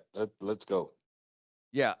Look, the Texans have a different kind of attack, but maybe there are some things there you can take advantage of. Dre, how much does it help that the Texans have been on the road in the playoffs before with a lot of these guys? Now, they didn't win. Ravens 2 years ago, Chiefs last year, it's a pretty close game, but they don't win it. But they beat the Chiefs in cold weather a few weeks ago, and they've been on the road in the playoffs. And now you have a quarterback making his 5th playoff start in that environment. Look, they haven't been exactly here before, but I feel like there's some experience to draw from, and maybe they can take advantage of it. Your thoughts? Yeah, it's a tough place to go play, that's for sure. And so, you're going to draw from any experience that you had, how to prepare for a cold weather game, all the way down to let's just go play. And all of it, everything in between matters, because it does start to get to you if you're not getting a lot of reps, or even if you are, the cold just seems to do crazy things to you mentally, and it's another element of the game that you have to fight, and that's quite honest. But I think they'll be fine. You mentioned the Kansas City game. It was chilly there. After a while, and you kick the ball off, it just becomes a game if you're moving around and you can find a way to stay warm. You got the heated benches and all that stuff. So I think from that standpoint, they'll be fine. It's just getting used to, some things like, the field being harder because it's cold. The ball's a little harder because it's cold. And they'll be used to those things and actually practicing in the elements of it all. And the Texans are just going to have to find a way to simulate it when you get there. And hopefully this week, it'll get not anything like what we're going to face when you get to Pittsburgh. Okay, Pittsburgh weather on Monday. Daytime high, 34 degrees. Yeah. It's a scorcher. Yeah. And at night, 27 degrees. Low winds, though. Southwest, 5 to 10. You know what that sounds like? What? Sunday night at Arrowhead. Yeah. Sounds like hell to me.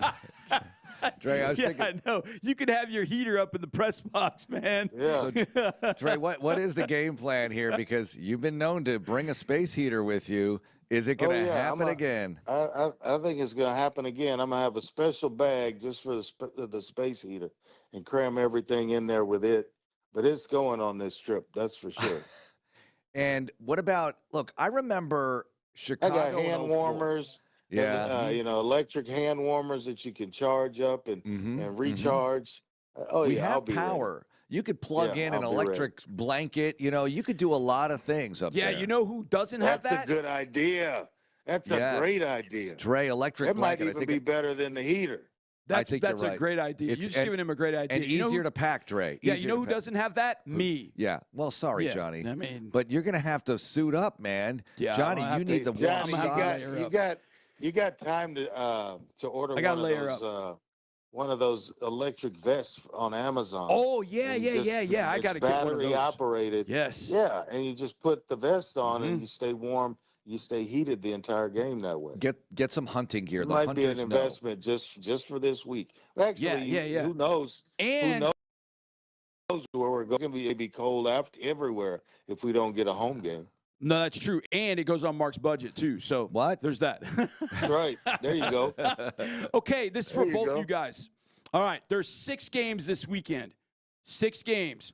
I want you to tell me the most intriguing in the NFC and take the Texans out of it. Take the Texans out of it. So 2 in the AFC, 3 in the NFC. You got Packers at Bears. You got Niners at Eagles. You got Rams at Panthers. Chargers at Patriots, Bills at Jaguars. Which is the most intriguing playoff game? Which game? I mean, we'll watch them all because that's us, and we're sick that way. Yep. But which one you look at and go, you know what? This one intrigues me more than any other game. NFC, AFC, just give me the one you're most intrigued with. Dre, Mark, you go second. Bills, Jaguars. Yeah, that was mine. That's mine. I don't really know what the Bills are. They've just found a way to win. And I think a lot of it goes through Josh Allen, quite honestly, and he can just will the entire team, not just the offense, but his play affects the entire team. They're not as talented on offense, and they're on the road going to Jacksonville. And I'm wondering if just the mental side of having to play the Bills will be enough for the Bills to overcome anything Jacksonville can do, because, you got to be thinking that's a tough draw for them after winning the division. That's a hell of a draw for Jacksonville. So can they get over the facts who got in the first round? They're coming to Jacksonville, and Jacksonville can play its best, because I think, on paper, you go down the line at every position, I think I would choose Jacksonville as the better team on paper. But you got to go out and play, and then there's some different stuff that Josh Allen brings, and he wills his team to wins, and all of it. He has an effect that permeates through the entire team, and I wouldn't be surprised at all if Buffalo went to Jacksonville and knocked them off in the first round. I am very surprised that they put the Chargers at the Patriots in the Sunday night slot. That is the primo slot. And I'm just shocked. Yeah. I thought they would put the 49ers and Eagles there or the Bears and Packers. Now, the Bears and Packers have Saturday night prime time. That's a huge game, and that's very appealing from a national perspective. I get it. But it's the Bills and Jaguars for me because those are our guys, right? It's the division. It's the Jags. It's the Bills. We've seen them a lot. They feel like a de facto division opponent as much as you played them in recent years. So here you go. And if the Bills pull off the upset and if the Chargers pull off the upset or the Bills are favored actually at Jacksonville, but you know what I'm saying. If they win as the road team and the Texans win, then you're home the next weekend against the Buffalo Bills. It is right out there for you. And it'll be guaranteed to be a Sunday game because you're playing Monday night. So the winner of that one is automatically funneled into a Sunday slot. That is very cool stuff. Dre, let's shift gears for a moment here because we had a great Kinders and the Cougs. Wonderful. Yeah, Cougs got it done. Yes, indeed. Go Cougs. Who's got me fired up this morning, baby. Talking Cougs this morning after beating on that other phenom, the other cat from LSU. Yeah, man, I love that. Yeah, and well, how about the Hoops team beating on the Bearcats this weekend? Oh yeah, because they were down for a bit. It was a hell of a weekend for the Cougs. Hell of a week for the Cougs. So tell me this, though, and there are a lot of different directions we can take. I don't want this to be a whole what's wrong with college athletics thing, but it just bothers the daylights out of me. Lane Kiffin, I can't possibly win here long term. And meanwhile, they're winning. And you know what? I won't be shocked if you're not in the playoff next year, you know? Well, I'm giving you my assistance. Well, so what? So what? And that whole dynamic of, are they going to be able to coach past round one or whatever round was last week? Really? Really? Are we going to go through this? But your thoughts on Ole Miss and the Canes getting together. And it's just so great that Bama, Ohio State, Georgia, they're all out. Get them out. Get this new blood in here. It's kind of fun to watch. I love the fact that it's new blood. I was talking with somebody about that the other day. There's so many new teams that are still involved in the playoff that you start rooting for underdogs and things of that sort. But it's just been fun and overall, a good college season that continues. The Canes are one hell of a story. I mean, it's a hell of a story. The Cougs winning 10 games this year of Willie Fritz it's outstanding, and they're only going to build. So Cougs, don't panic about who goes into the portal and this, that, and the other. I have faith in Willie Fritz, and he will build it, and the foundation will hold. Trust me, it's going to be one hell of a deal. But in terms of the transfer portal, I could go on all afternoon, so I won't. But I cannot tell you how frustrated I am. I cannot tell you how it's teaching the wrong thing to youth and giving them an experience that they're not ready for, a responsibility that they're not ready for because parents are involved in this and wanting the money, the financial aspect of it. There are 18,000 kids that play college football. 4,500 of them are in the portal. That's a quarter of the kids that play college football are in the portal. We have starters leaving schools to go elsewhere. Why? And for what? Yeah. For 1 year. I'm leaving to go get a bag or go get paid or whatever it is you want to call it. And you're leaving a legacy behind that, could potentially affect you or help you the rest of your life. Right. And you just for 1 year of money, and then you graduate and you go get a job that's going to pay you the $55,000 or whatever it is, and you're like, what is this? They're not used. They're not prepared for that, and so it's just ruining kids, and you're doing way more damage than you think you're doing. As a parent, we got to get this thing back on track somehow. Dre, just give me a quick comment. Obviously, playing locally where you're from helped in this way, but just being part of the University of Houston community, all the contacts, the networking, all of that, the friendships you've built that are still helping you today, and helping might be a strong word, but it's all part of the fabric of it all, right? How much has that helped you being part of that? It's an accurate word, Mark, and things all the way down to being able to help others get jobs and things of that sort, and being a part of a community forever. University of Houston is home for me. I can say that. I can always go home. You transfer 4, 5, 6, 7. Yes, that many times people are transferring. Every year trying to find where they can get the next dime and, so on and so forth. There's a kid working on his 7th school. 7th. Yep. This offseason. I'm anxious to see who's dumb enough to sign him. But we'll see. But I can always call the University of Houston home. I can call there for favors. I love doing favors and things for them to help each program or the university itself as much as I possibly can. And the feeling is mutual.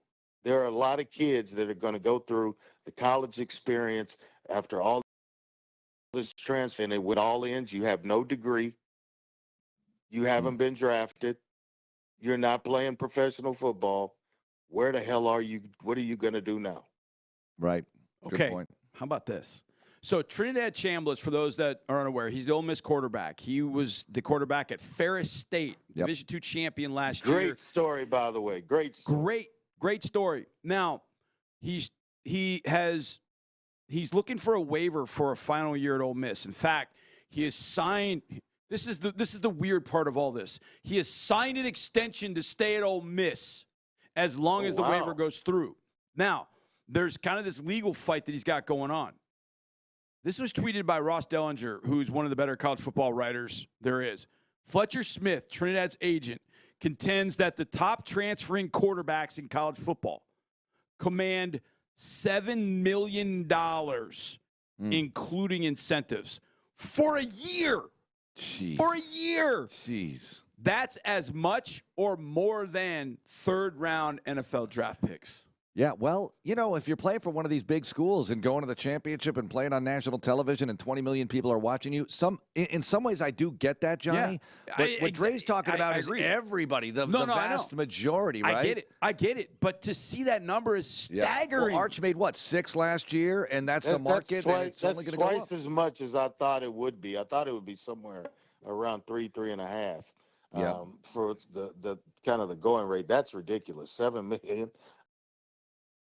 Go ahead, whatever you got to do. Don't point that gun at us. If I'm a school, is what I would be thinking. It's ridiculous. It is. Yeah, you stay in school if you can get it, and you're not going to be drafted high. I don't know what his prospect is or how he's being ranked or rated or whatever. I know this. He's a hell of a player that I'd spend money to go watch. That's for sure. Yeah, agreed. Looks great, and he'll go up against the Canes. The fact that he wants to stay at Ole Miss as opposed to going to LSU, that tells you a lot. And Lane has lost it, man. How do you take – this is a team that's riding a ton of momentum. How can you leave it? You're in a better position than LSU. Hello? Right, exactly. And you know what? It's funny because he had the money. People started to like him again, or for the first time. For the first time, he became this likable guy. Now he's hateable. He showed his colors again. Yeah, he's the bad guy again. He was becoming maybe not the good guy, but an appealing guy. You know how it is. Bad guys want to stay bad guys. It's just they can't I'm trying to help think of themselves. some superhero that we've experienced it in our youth. That maybe was on the fringe of being a good guy, but just, the hell with it. I'll just stay a bad guy. There's got to be some. By the end of the afternoon, I'll send it out on our text thread. Oh, the text thread's going to be going nuts. All right, Dre, looking forward to Monday night. All right, guys. Can't wait. Can't wait. And this Mike Tomlin undefeated record on Monday night, I got something to say about this. It's not Monday Night Football. No, it's not. Playoff football in prime time. And it doesn't matter what night it's on. And they haven't done well at that lately. Yeah, this is prime. He did well enough last night, clearly. Yeah, he did. But this is prime time playoff football. The General with his thoughts next on Texans Monday. More Texans Monday is on the way. We all want to stay healthy, but sometimes we get sick or injured. That's why Houston Methodist has primary care right up the street and same-day clinics or virtual care at the ready. And if you need immediate orthopedic care, or a network of specialists, they're all right here, so you can keep doing it all. That's the difference between practicing medicine and leading it for you. Houston Methodist, leading medicine. Texans fans, this season, take more than the field. Take the drive. It's Coach Demeco Ryans here. Look, whether it's game time or go time, I count on Ford SUVs to handle it all. Bronco when I need grit, Bronco Sport to move quick, and Explorer, America's all-time best-selling SUV for versatility. So, take the drive. Visit your Best in Texas Ford dealer, official SUV of the Houston Texans. Ford is the best in Texas. Hey, Texas fans, Crown Royal is a proud partner of the Houston Texans. And this season, it's not game day without the generous spirit of Crown Royal. Whether you're at a tailgate, in the stands, or watch Royal, the reason and the reward for coming together. Grab a glass with the Crown Royal rig at a stadium near you, because we'll be sharing the generous spirit with fans across the country. Visit crownroyal.com/Royal Rig for more on the Crown Royal Rig Tour. Please drink responsibly. With Houston Texans Lux, we take you and your guests beyond the game with exceptional premium services and amenities, host clients, reward employees, and build intentional connections, all while watching your Texans take on opponents like the 49ers, Broncos, and Raiders. From the moment you arrive, we guarantee you and your guests will have an unforgettable luxury game day experience. Visit HoustonTexansLux.com or call 832-667-2299 to speak to a representative today. More Texans Radio coming up in a moment. Amegy Bank and the Trevino Group have worked together to put the us in business banking by growing and planning for the future together. Now, it's your turn with your own dedicated Amegy banker with banking experience in your industry, because you're more than a customer. We're more than a bank, and together we'll help put your business on solid financial footing through the ups, downs, and everything in between by being the trusted partner you need. Here, we collaborate. Here, you grow. Amegy Bank, a division of Zions Bank Corporation and a member FDIC, official business bank of the Houston Texans. Texans fans, who wants 50% off Pizza Hut? You do. Duh. Texans win, you win. 50% off your total order of Pizza Hut on Mondays following the winning game. Every winning game. Use code Texans on pizza. Start your winner's party off right. What are you waiting for? Texans win, you win. It's just that simple. Let's do the math. Texans win, you win. Boom, 50% off. No win-out pizzas the Hut. 50% off your total order, valid Mondays following the winning game only. Hey Texans fans, did you know you can win real gear worn by your favorite Texans players on the field on Sundays? Head to Texans Bids in the Houston Texans app to bid on team-issued items like jerseys, footballs, cleats, and pants, some signed by your Houston Texans. Texans Bids is the only place to find game-used merchandise and offers unique autographed memorabilia. If you don't bid, you can't win. So click on Texans Bids in the Houston Texans app today. Texans closed down the regular season with a win. CJ looking, CJ throwing to the end zone, caught, sideline, end zone, Higgins, touchdown, Houston. That's the game of football. You got to persevere no matter how it looks. You keep persevering, you keep making winning plays throughout the game, and you'll end up on top.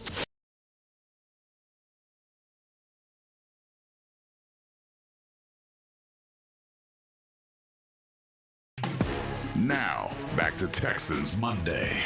Woody Marks and Togei, I formation, first and goal at the 2. Stroud digs in on first and goal.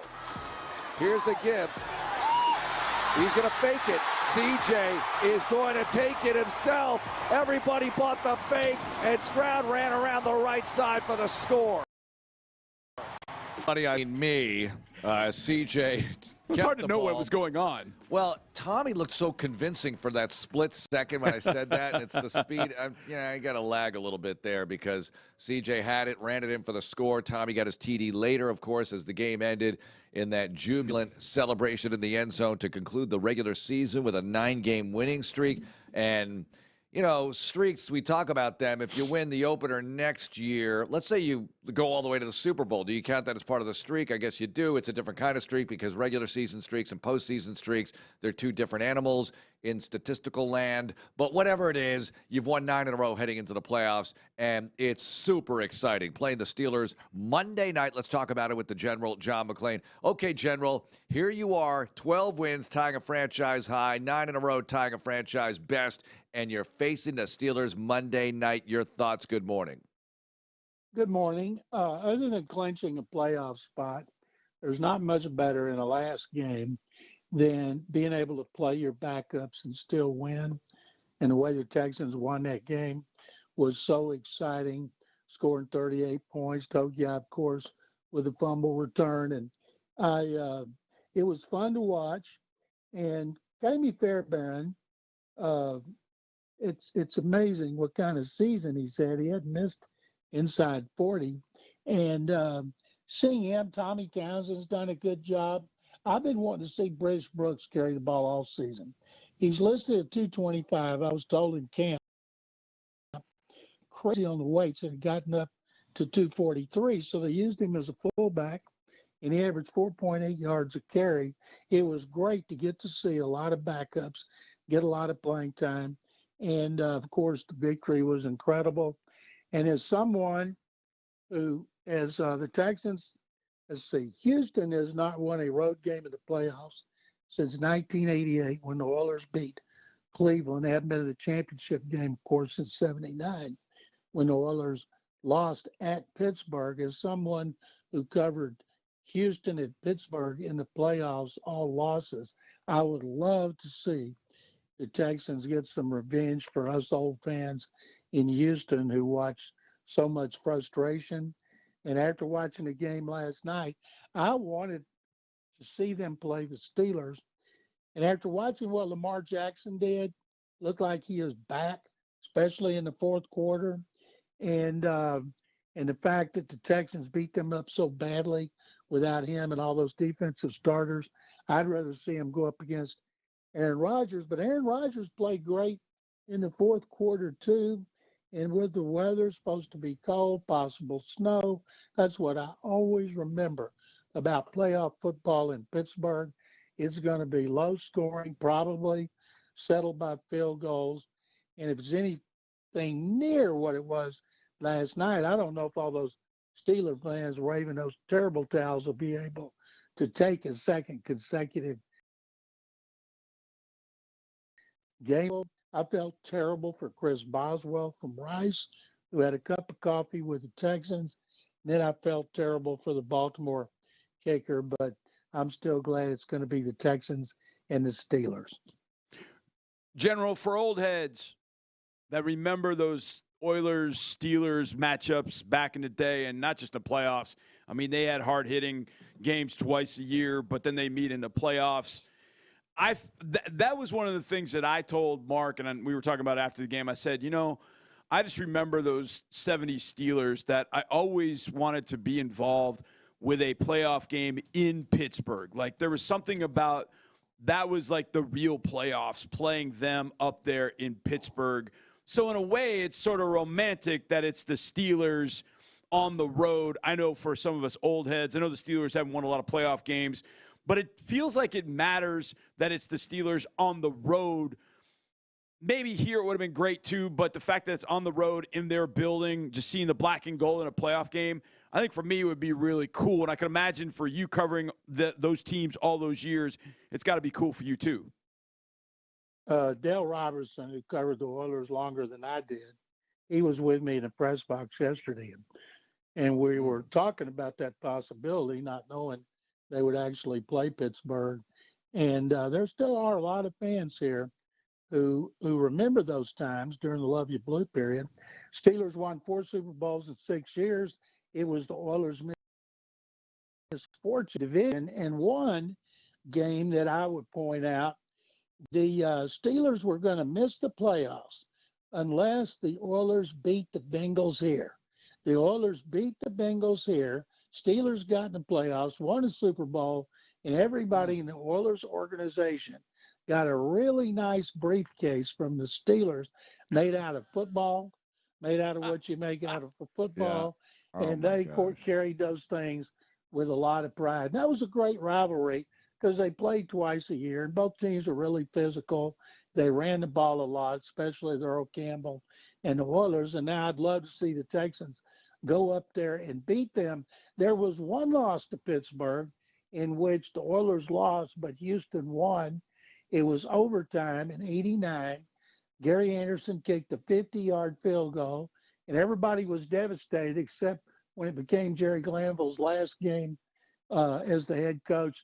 Then it was almost worth losing. Wow, almost worth losing. I have that one up. I'm looking through the history here. That was a 9-8 record. Well, 9-7 going into the postseason. And yeah, 26-23 Pittsburgh at the Dome.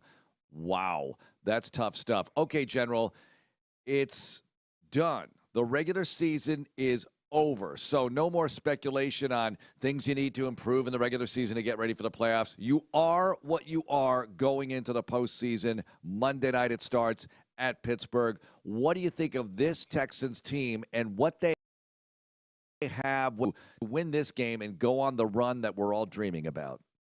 Great defense, great special teams, suspect offense. In the 5 games they lost, they averaged 14.4 points.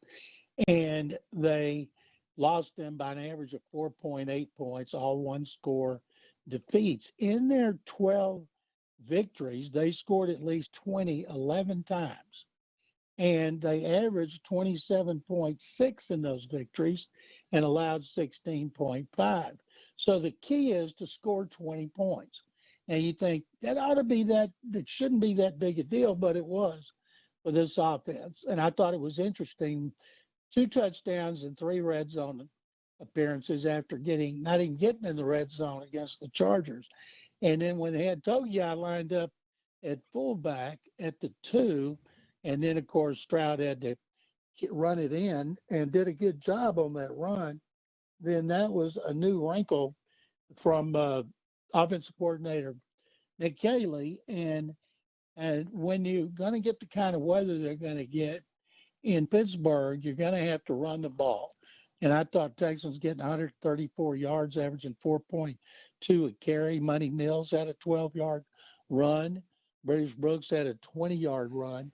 So the numbers look pretty good. And the run defense, Jonathan Taylor, 14 carries, 26 yards. That's 1.9 a carry. And they're going to play great run defense because they always run defense. So it's going to come down to a whole quarterback who's used to playing in bad weather. That'd be Aaron Rodgers, of course, against a young quarterback who's not. And I think the key is going to be those 2 quarterbacks because I don't think either team will be able to run consistently. I think both will play great defense. And even though Chris Boswell missed his first extra point in 4 years, both kickers are really good. And so I think it's going to be the old versus the young. It's going to be Rodgers versus Stroud. The one that plays the best is going to win a game. So this was posted by NFL and CBS, the last 10 champions of every division in the AFC. Okay. You know, there's a logo, so they're all by logos. Mark, you see it? They're all by logos. Yeah, I can see it. Yep. So in the AFC South, like, there's a logo missing. Like, it's not there. Yeah, I can imagine which one this is. It's the horseshoe. Is it something you put on a horse's foot? Yeah. Like, it's not showing. So that means, you know, the last 10 champions of every division do not include the Indianapolis Colts. General, I bring that up because at one point they were thought to be the best team in the league. They were thought to be the 72 Miami Dolphins, seemingly. And then all of a sudden reality hit them. They came here yesterday, played hard with Riley Leonard, give him credit for that, scored 30, but still lost the game. After the game, shortly thereafter, Carly Ursay-Gordon announced both Chris Ballard and Shane Steichen are coming back for 2026. Move, wrong move, right move, questionable move. What are your thoughts about both Steichen and Ballard coming back to the Colts? And I'll throw on top of that the quarterback question for them in 2026. What do you do? Well, I think it was the right move. You can't hold against them the fact Daniel Jones got hurt. Now, the wheels started to come off before he got hurt. But then he was playing with a fractured fibula. That limited him from running. And he's a really good runner, a very smart runner. But teams figured out, and I think it was Pittsburgh was the first to do it, throw everything you got at Jonathan Taylor and make Daniel Jones beat you. And he couldn't do it. And I think the new owner, Carly Ursay Gordon, she's there, been in every part of the organization, been wearing a headset for years, and nobody paid any attention until this year. She knows what she's doing, and they've got talent on that team. We all know it.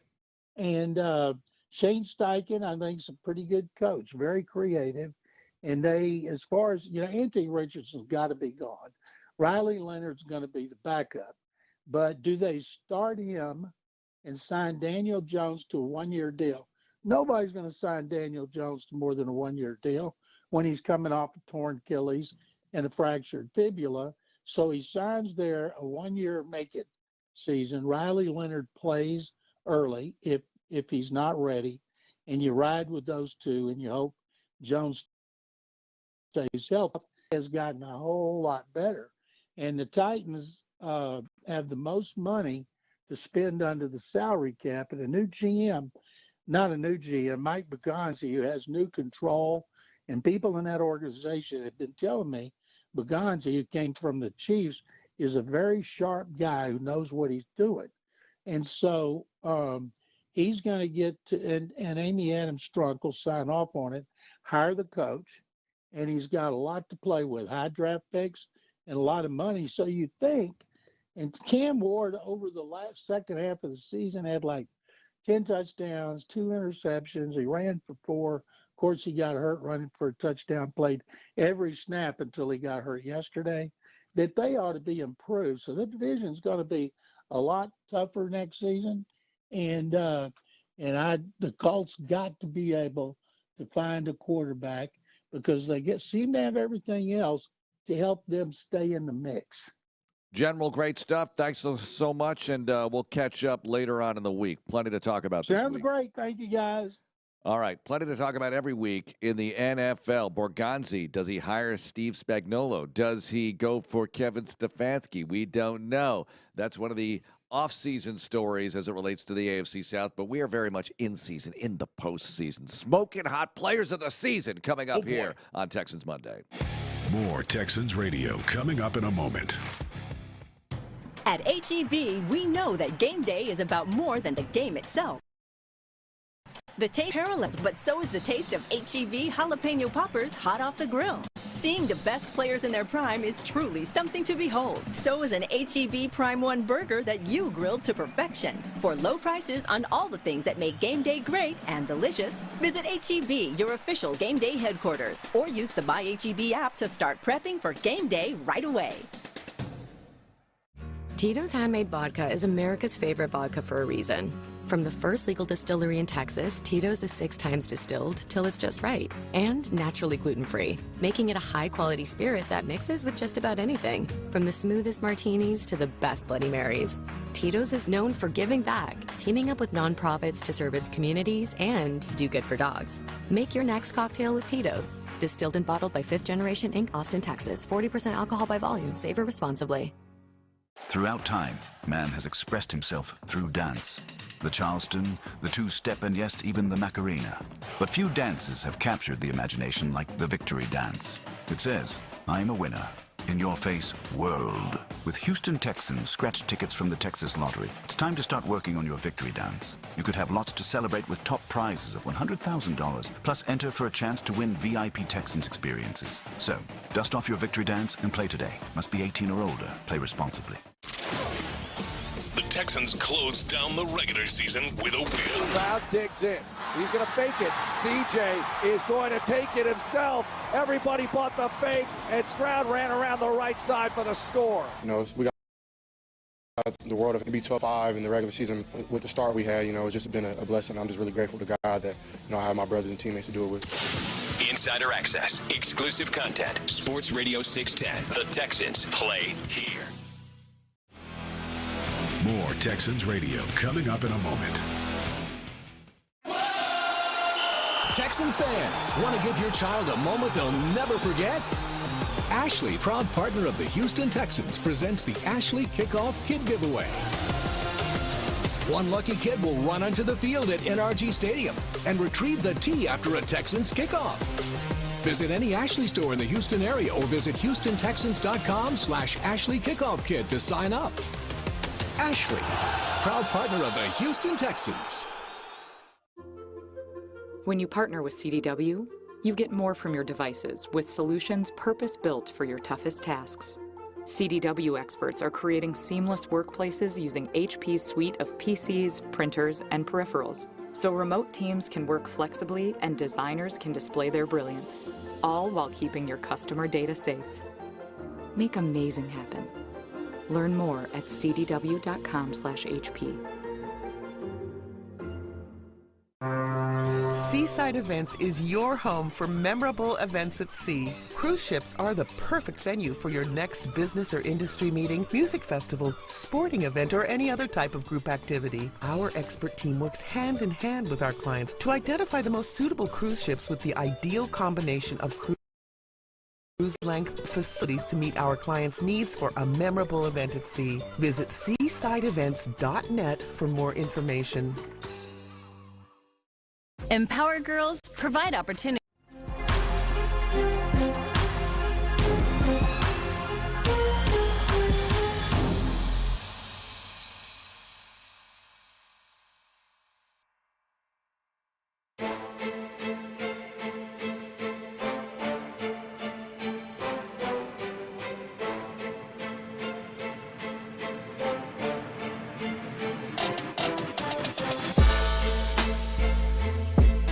Texans Monday.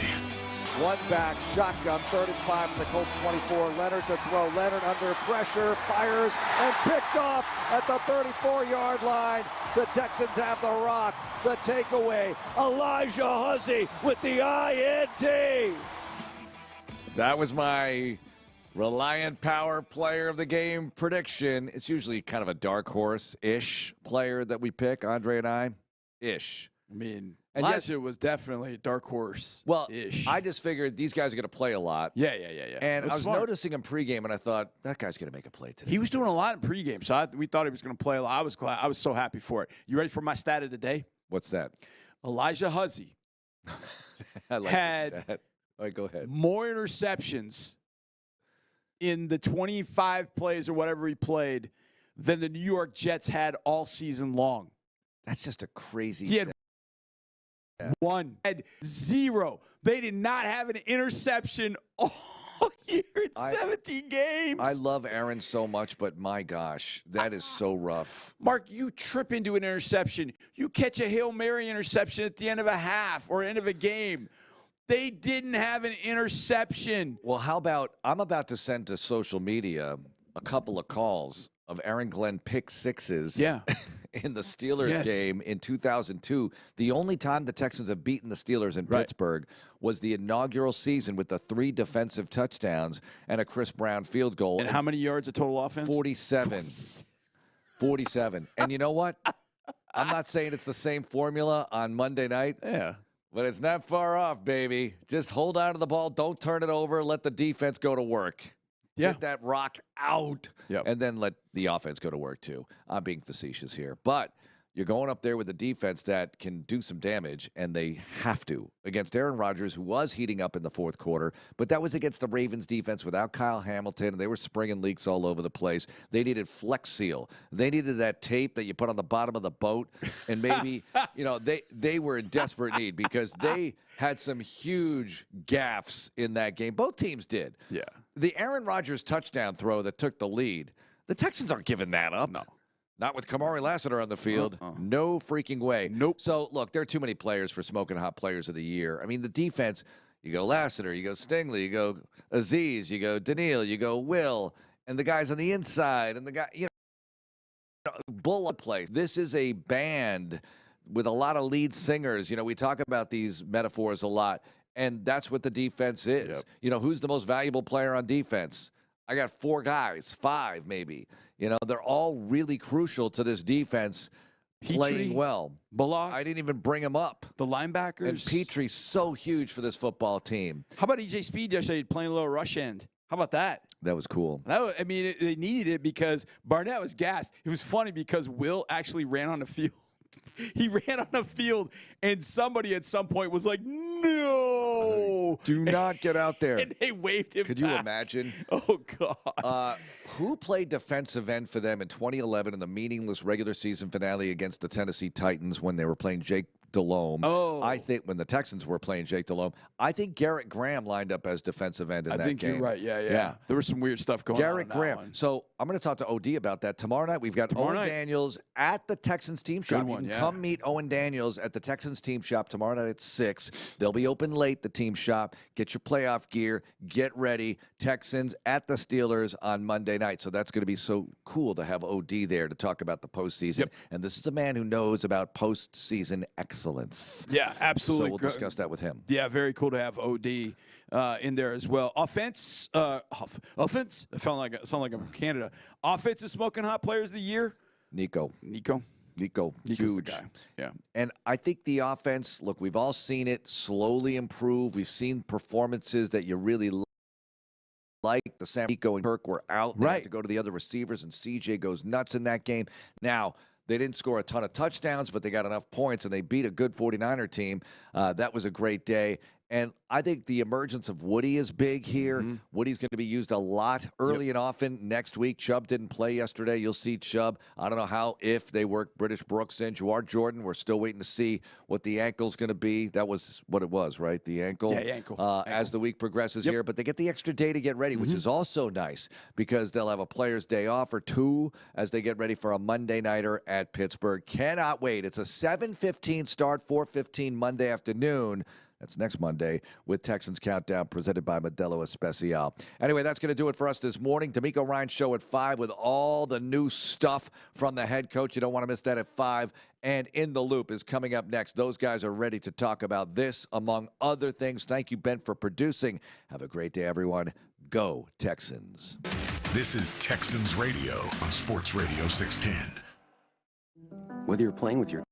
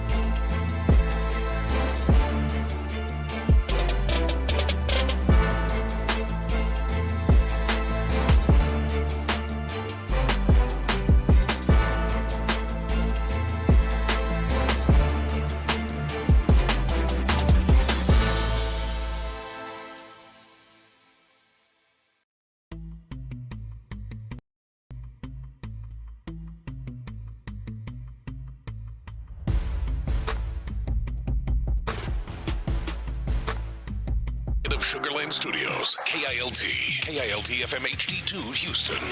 On Odyssey Sports Station, the Texans play here.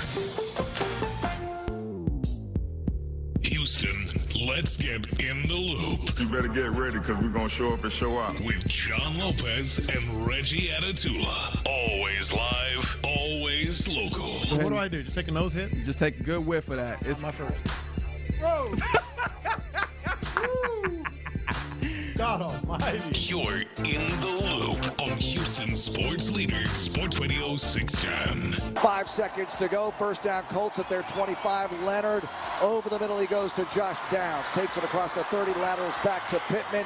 Pittman throws it back to Leonard. And Leonard is going to be sacked. He gets rid of the ball. Togei picks it up.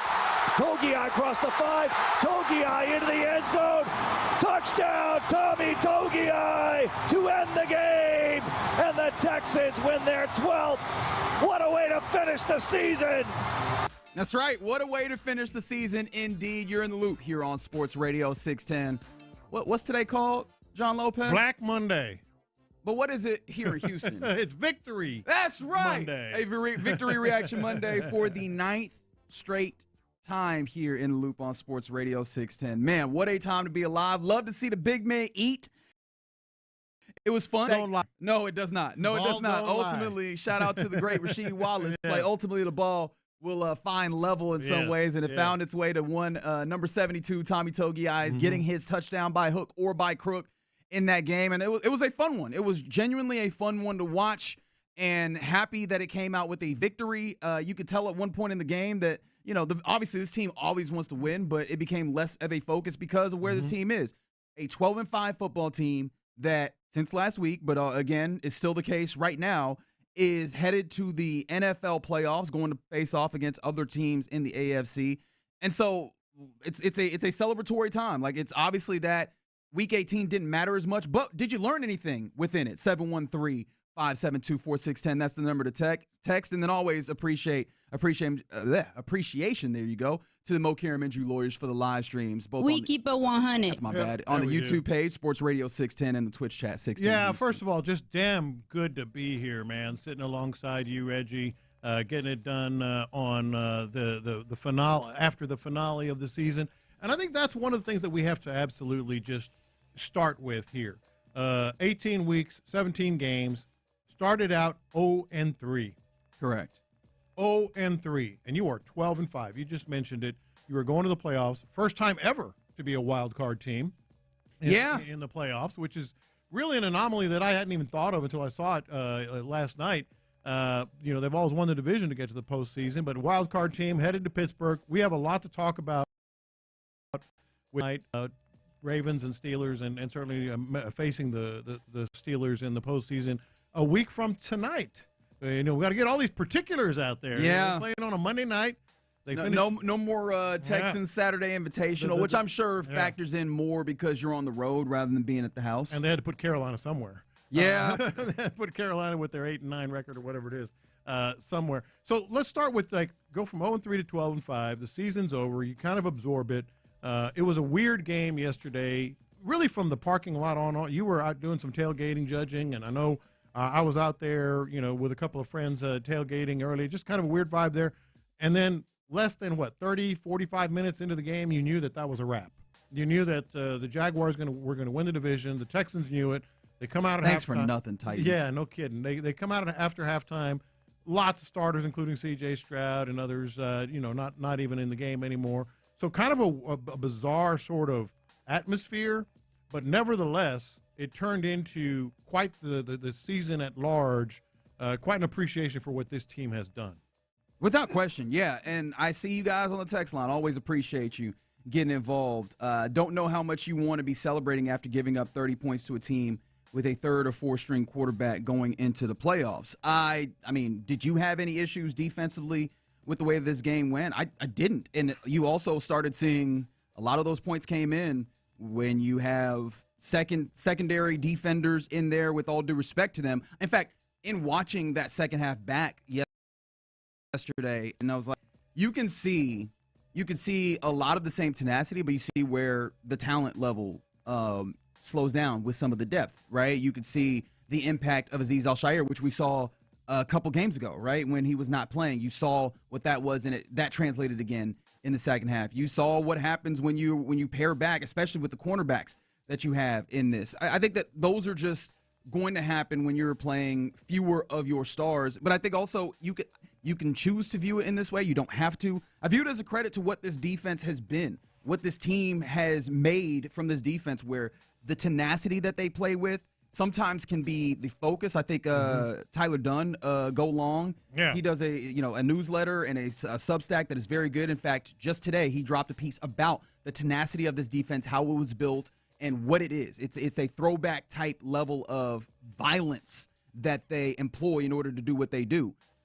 It's almost sometimes underscored or sometimes overtakes what is the incredible talent that exists on this defense, and why the simplicity and the speed of this defense is so good is because you take that talent and you allow it to play fast. Yeah. I think that is what's missing when you're putting in when you have not just Kayvon Wallace, but you have other dudes like Elijah Huzzie playing a lot, and you have some of these other guys, and Elijah Huzzie got an interception, so salute to that man. And it's not to denigrate those guys, but there's a clear difference in what your starters are and what it is when you're playing a lot of dudes on the on the second line, third line of your defense, plus playing dudes out of position. You have safeties playing linebacker, EJ Speed playing rush end towards the end. Like, I think that those are also factors that you have to take into account when you look at this defense and the 30 points that are on the board. Yeah, I don't necessarily altogether agree with that. Okay. I think there are some things to note. I'm not worried about this defense, but as the texter pointed out, it's not like, I'll put it this way. Worries about the defense? Depth 100%. Because they put 17 points on your ass in the first half. That was with the starters on the field. Well, the starters that played on the field. Yeah, no Kamar Lassiter in this one. Riley Leonard found some holes. Sure. There was Derek Stingley, first time all season, was gave up some plays to Alec Pierce. So I'm not going to say oh no, because this defense, we've said it. I think it's obvious to the world, the NFL world now. They can beat anybody with this defense, practically this defense alone. But it's not unfair to say, hey, any sort of eyebrow raising there. I think the depth was clearly exposed in first half. No question. That wasn't backups. That was your depth pieces there. Riley Leonard, was there something that Aaron Rodgers might be able to call from some of the deep balls that he was laying out there? And Aaron Rodgers is pretty dang good, with his arm anyway. So I'm not going to totally disagree with him. I will say, I think this defense is so good and being able to win the way it is. And then it turns to this matchup. Couldn't ask for a better matchup. If you drew it up and said, what team do you want to play in the first round, it would be the Pittsburgh Steelers. I think so. Yeah, but I don't necessarily think it means it's a gimme either. I think there's more to talk about there.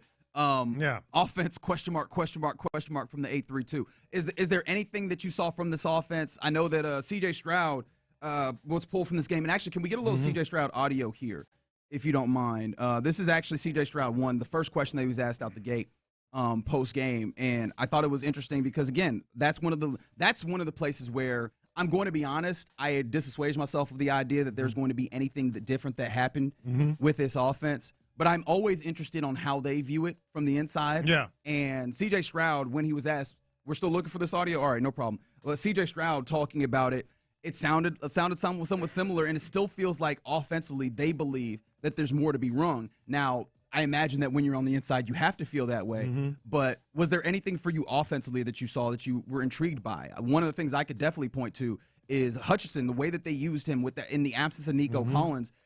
I found that intriguing. Not to say that necessarily that's going to be something that carries on in a big way, but it found any instance where I could see someone else outside of the dude who wears number 12 being able to be involved offensively in a way that feels tangible is going to be edifying to me. Yeah, Hutchinson to me was the same. The ability to make those plays in the absence of Nico Collins. On the other side of that coin, we saw again in the first half it was very, very evident just how important Nico Collins is to this offense. Without Nico, in the game, it was very clear that the struggles they had. The other thing that was really kind of promising, especially with missing some guys up. I mean, British Brooks had a pretty good game rushing the ball. Is that the offensive line or is that British Brooks? Maybe the offensive line found some things that they were able to do. On the other side of the coin, again, the field goals, man. I mean, finishing drives. Everybody's talking about, hey, they kick more field goals than any team in NFL history. 45. That's not a good thing. That's not a good thing at all. That's a testament to your offense sputtering, oftentimes with self-inflicted mistakes. There's a lot. Twice yesterday. We'll get to those later as well. That would be the other part of it. Yeah, and Kaimi Fairbairn, a hat tip to him for coming up strong. A place that we very much want to go in this conversation, because I think that all Houston Texans fans were locked in on Sunday Night Football to find out who your opponent was. You can see what kicking does and does not do for a football team when it comes down to it. There is some level of appreciation that should be given to Kaimi Fairbairn, and the idea that you should not have to lean on him nearly as much as you do, but when you do, he has been able to hold up for you, whether long, intermediate, short, when you ask him to step up and kick. And with the game style, the game plan that they have come into the season with, and that they've run through the season with, and that they've won 9 games in a row with, it matters to have a kicker that you can line up from 50-plus and feel confident that when you set him up there, he's going to knock it down, even if that is not optimal, even if that is something that creates a little bit of anxiety for what the ultimate aptitude of this team can be when they get to this 4-game season that is the playoff. The fact he's knocking those down, and he hit 6 of those. A lot more of those felt like they came in the second half, but he knocked down 6 of those, and I thought that was very useful. The confidence level with your kicker right now could not be higher going into the postseason. It just couldn't. We had some questions earlier from last year and others in terms, especially in cold weather and on the road and all that. Confidence cannot be higher. That said, you don't want to be kicking a lot of field goals. The other interesting thing about this, and this leads to the matchup, and again, you'll hear Demeco Ryans' first comments about facing the Pittsburgh Steelers a week from tonight at 11:15 on the show in about an hour. That's right. Live. So we'll hear that. But you're going to Pittsburgh, and there's just something about facing the Steelers in Pittsburgh that, especially us old heads, us old heads. Different team. Well, different. Same city. Different team, different organization. Same city. Hey, don't bring that bad juju over here, John. No, it's not. No, it's revenge. It's revenge. It's righting a wrong. Mike Renfro caught that ball. There's no question about it. I've heard that many times. There is something about that. So that's one part. But then here's the other part that I find really, really interesting. I just said, and I think you would agree, going into yesterday, if you said, which team do you absolutely, positively, if you don't win the division, or even if you do, want to face, it would be the Pittsburgh Steelers. The interesting thing about that is I don't know what the final score was going to be, but I know it's going to be very, very low on Monday night. Mike Tomlin is a Demeco Ryans kind of coach. They play the same game. They Russians. So do the Texans. They have a guy in the middle of that defense, Cam Hayward. We're going to be talking about this all week long, but I'm just saying this is the type of game that the Texans should absolutely suffocate the Steelers. But the Steelers play the same kind of football, and it's going to be 25 degrees. I've already looked at the weather forecast. It's going to be how accurate is that weather forecast going to be? 7 days out, it's a little inaccurate, but it's roughly. We've all had our run-ins with meteorologists. Yeah. The 7-day forecast is something Put it this way, I inherently don't trust. It's going to be cold. It will be cold. It will be. What y'all's weather at? Weather underground, man. All day long. Anyway. Imagine having a preferred weather. Weather underground. 100%. Well, you're a fisherman. I'm a fisherman. You got a reason. I was just going to call you old. Oh, and then there's this. Sorry, I can take it. And then there's this. Welcome back, baby. We back. We're talking about Kaimi Fairbairn. How has Pittsburgh been with kickers over the years? With Boswell? How was it last night? Yeah, I was about to say not last night. Last night's game in general was one of those things that it somehow induced a little bit of anxiety because, of course, it was going to. But it gave me a level of confidence because you saw the ways in which those teams are not steady. Yeah. And particularly on defense, those teams are not steady. There were giant plays happening back and forth. It turned into a haymaker battle in the second half. Part of that was the desperation that was happening, the chaos of the moment, a division game, all of those things coming together. But some of that also was those defense having huge defensive breakdowns, moments of lapses, all sorts of bad play. And I go, that is a lack of steadiness that has not befallen the Texans in quite a long while this season. Mm-hmm. You know, like that you could point to the instances and reasons of those. It feels a lot like early on in the season where you've got dudes trying to cover for other dudes going rogue on defense. Yeah. And you haven't seen that very frequently. If you're talking about instances of issues, it has not happened in the way that you saw back and forth with both the Ravens and the Steelers in that last game, and that's encouraging on both ends. I think you're getting to, though, you want to face this Steelers team because I don't think that there's much that you go, I am deathly afraid of this pinpoint here. Maybe TJ Watt is one, especially coming off of the injury. So he's had a few weeks where he has not played football. So he's going to be a little bit fresher, one might imagine. But outside of like TJ Watt, the pass rush, and even that I'm not terrified of. I look at that Steelers team and I go, hey, there's not a lot to be afraid of. But is this I think you have a secondary point on that. Yeah, so I texted you guys last night, you and Figgy. I said, what team are you pulling for? Right as the game was kicking off. Mm-hmm. And you both said you both said Pittsburgh. Yeah. I mean, and you see the reason why I say Pittsburgh. As much as Baltimore is a deeply unserious team that at any given point trips over their own feet. Yeah. Like, I think back to when they had Kansas City on the ropes. Zay Flowers fumbles a couple of times. You could talk about, obviously, last year in the postseason when you see Mark Andrews do what Mark Andrews did. Even in this game, you see it again. Lamar Jackson doing everything that he can to get this ball downfield, although he has his issues. And then you have everything lined up. Not a very long field goal by any means. And the rookie kicker manages, and a fantastic rookie kicker at that. Tyler Luke manages to miss it in a way that actually made me feel bad for him, that I know a lot of people will not feel bad for a kicker. But, yeah. But what was my response? The explosive plays that Lamar Jackson can generate, talk less of the ways in which Derrick Henry scares a defense. Those are things that I did not want to have to contend with, even with them being an up and down But team. what was my response when you both said Pittsburgh? Be careful what you wish for. Be careful what you wish for. That's not – spoiler alert, I'm picking the Texans to win this game. I mean, they're just a better team. The Steelers are the team I would have wanted them to face. That's Aaron Rodgers. Is there anything Demeco Ryans, Matt Burke, and this Texans defense can do and will do on Monday night that Aaron Rodgers has not seen and handled? No, but here's the beauty of what the Texans do on defense. They're not getting out here trying to fool you. Yeah. Ain't no scare. Ain't no boogie woogie boogie to you at all. Like you know generally what they're doing. I'm not saying that they are running a simple defense. They've got their nuances within it. But where they overwhelm you is not we are going to trick you with scheme. It is we are going to be violent. We are going to be physical to the point where you don't want to do the things that you want to do because they hurt so bad. And we are just going to play fast, physical football. You know who probably doesn't want physical football? Is Aaron Rodgers. Last night in that game, I don't recall, there was actually a sack, which is surprising when you watch the Baltimore Ravens play football. There was a sack where Aaron Rodgers was down on the ground, and I was like, is he okay? Yeah, oh yeah. And not in is he okay in just like a fantasy football sense. And is he okay as if I had seen someone get hit by a car? Yeah.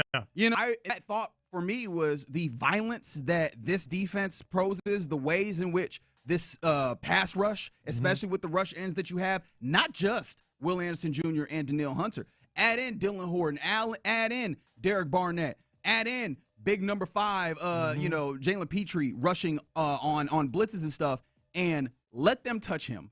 Like, he might turn into a pile of dust. I don't disagree. Times. So I think that will force him to get the ball out. I don't think that will allow him to tap into the full extent of what he's capable of doing historically as the dude who has been a number of other teams' worst nightmare in those moments. I don't disagree. I am picking the Texans to win, but it'll be a low-scoring game, and Aaron Rodgers with his ball placement still intact, his smarts still intact. Just one of those things where you go, okay, close game, and Aaron Rodgers gets the ball. It's going to be interesting. It's a fair point to make, but one of the things about it is it's the playoffs. Yeah. You're going. I mean, you would need a sub-500 playoff team in order to feel like you have a team that you can walk over. That's the nature of the playoffs. You're going to go and have to beat good teams. I think I would just prefer a team that has less variability, although you make a great point that if the moment does come down to it, Aaron Rodgers does have a history. Yeah. That is a fair point to make. All right, you're in the loop here on Sports Radio 610. Just getting going on a Victory Reaction Monday here. Coming up next, I don't mean to be a negative person. However, typically in a Week 18, a lot of especially when you've already clinched your playoff spot, the question ends up being, just come out healthy. And you largely did. Does this one particular injury, or actually maybe these two, scare you at all? Let's talk about it next. The Texans are headed into the playoffs with a skirmish against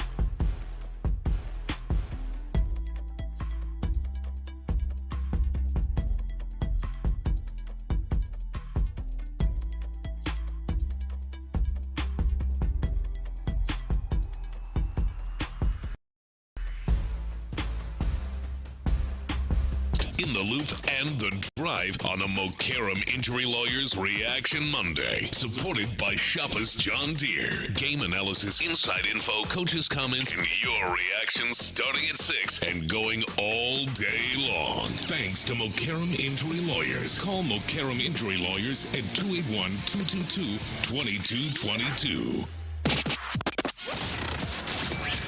In the Loop is powered by Mokaram Injury Lawyers. Heard in an accident?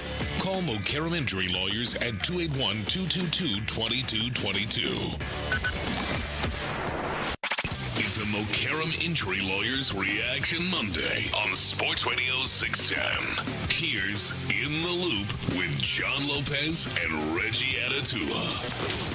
He now has a chance to win the division for the Ravens. The final play of the regular season for the final spot in the playoffs. Tyler Luke from 44. Snap good. Hold it. The kick is no good. It is wide right. And the Steelers are the champions of the North. Sick. This is sick. That was the final play of the regular season, as Mike Tirico fantastically called on Sunday Night Football last night, where the Ravens, after doing everything, going back and forth in haymakers, the stupidest, drunkest game of at least Week 18, maybe of the most recent history in the National Football League, and it felt like the Ravens were going to travel to Baltimore, face off against their old friend Derrick Henry and Lamar Jackson. But nope, the rookie Tyler Luke misses the field goal, and so you're off to Pittsburgh next week. And we were talking a little bit about this in the last segment. I wanted to finish off that conversation because you made mention of it. DK Metcalf should return for the Steelers as well. You have a good point that, you know, the darkness that is a tight game, a grueling game, is something that Mike Tomlin seemingly loves. But I feel like Bane for the Texans, where you think the darkness is your ally, right? Like the Texans in a moment where they can just grind you down feels like where they want to be even more so. And I trust the Texans more than I do the Steelers. Oh, I absolutely trust the Texans more than I do the Steelers. It is just an interesting dynamic at work here. All season long, we've been talking about the Texans and Demeco Ryans. You know, just don't turn the ball over. No negative plays. Rely on your defense. Let's get those rush ends going. Make a big play with Nico Collins. Find the opportunities when they're there. Who says those exact words, much less those same things? Mike Tomlin. 2 really good rush ends. I mean, really good rush ends. They don't have exactly the best run game ever, middle of the pack, like the Texans. He likes the darkness. He likes the sloppiness. He relies on his defense. Don't do anything crazy. And, DK Metcalf. Yeah, that guy. They rely on him to make some big plays occasionally. It's almost a mirror image. The Texans are the better team, but almost a mirror image of the kind of game that both these coaches want to play. And anytime you're it's going to, a lot of times on these games, when it looks like it's going to be, bet the under, it goes the exact opposite way. Not this time.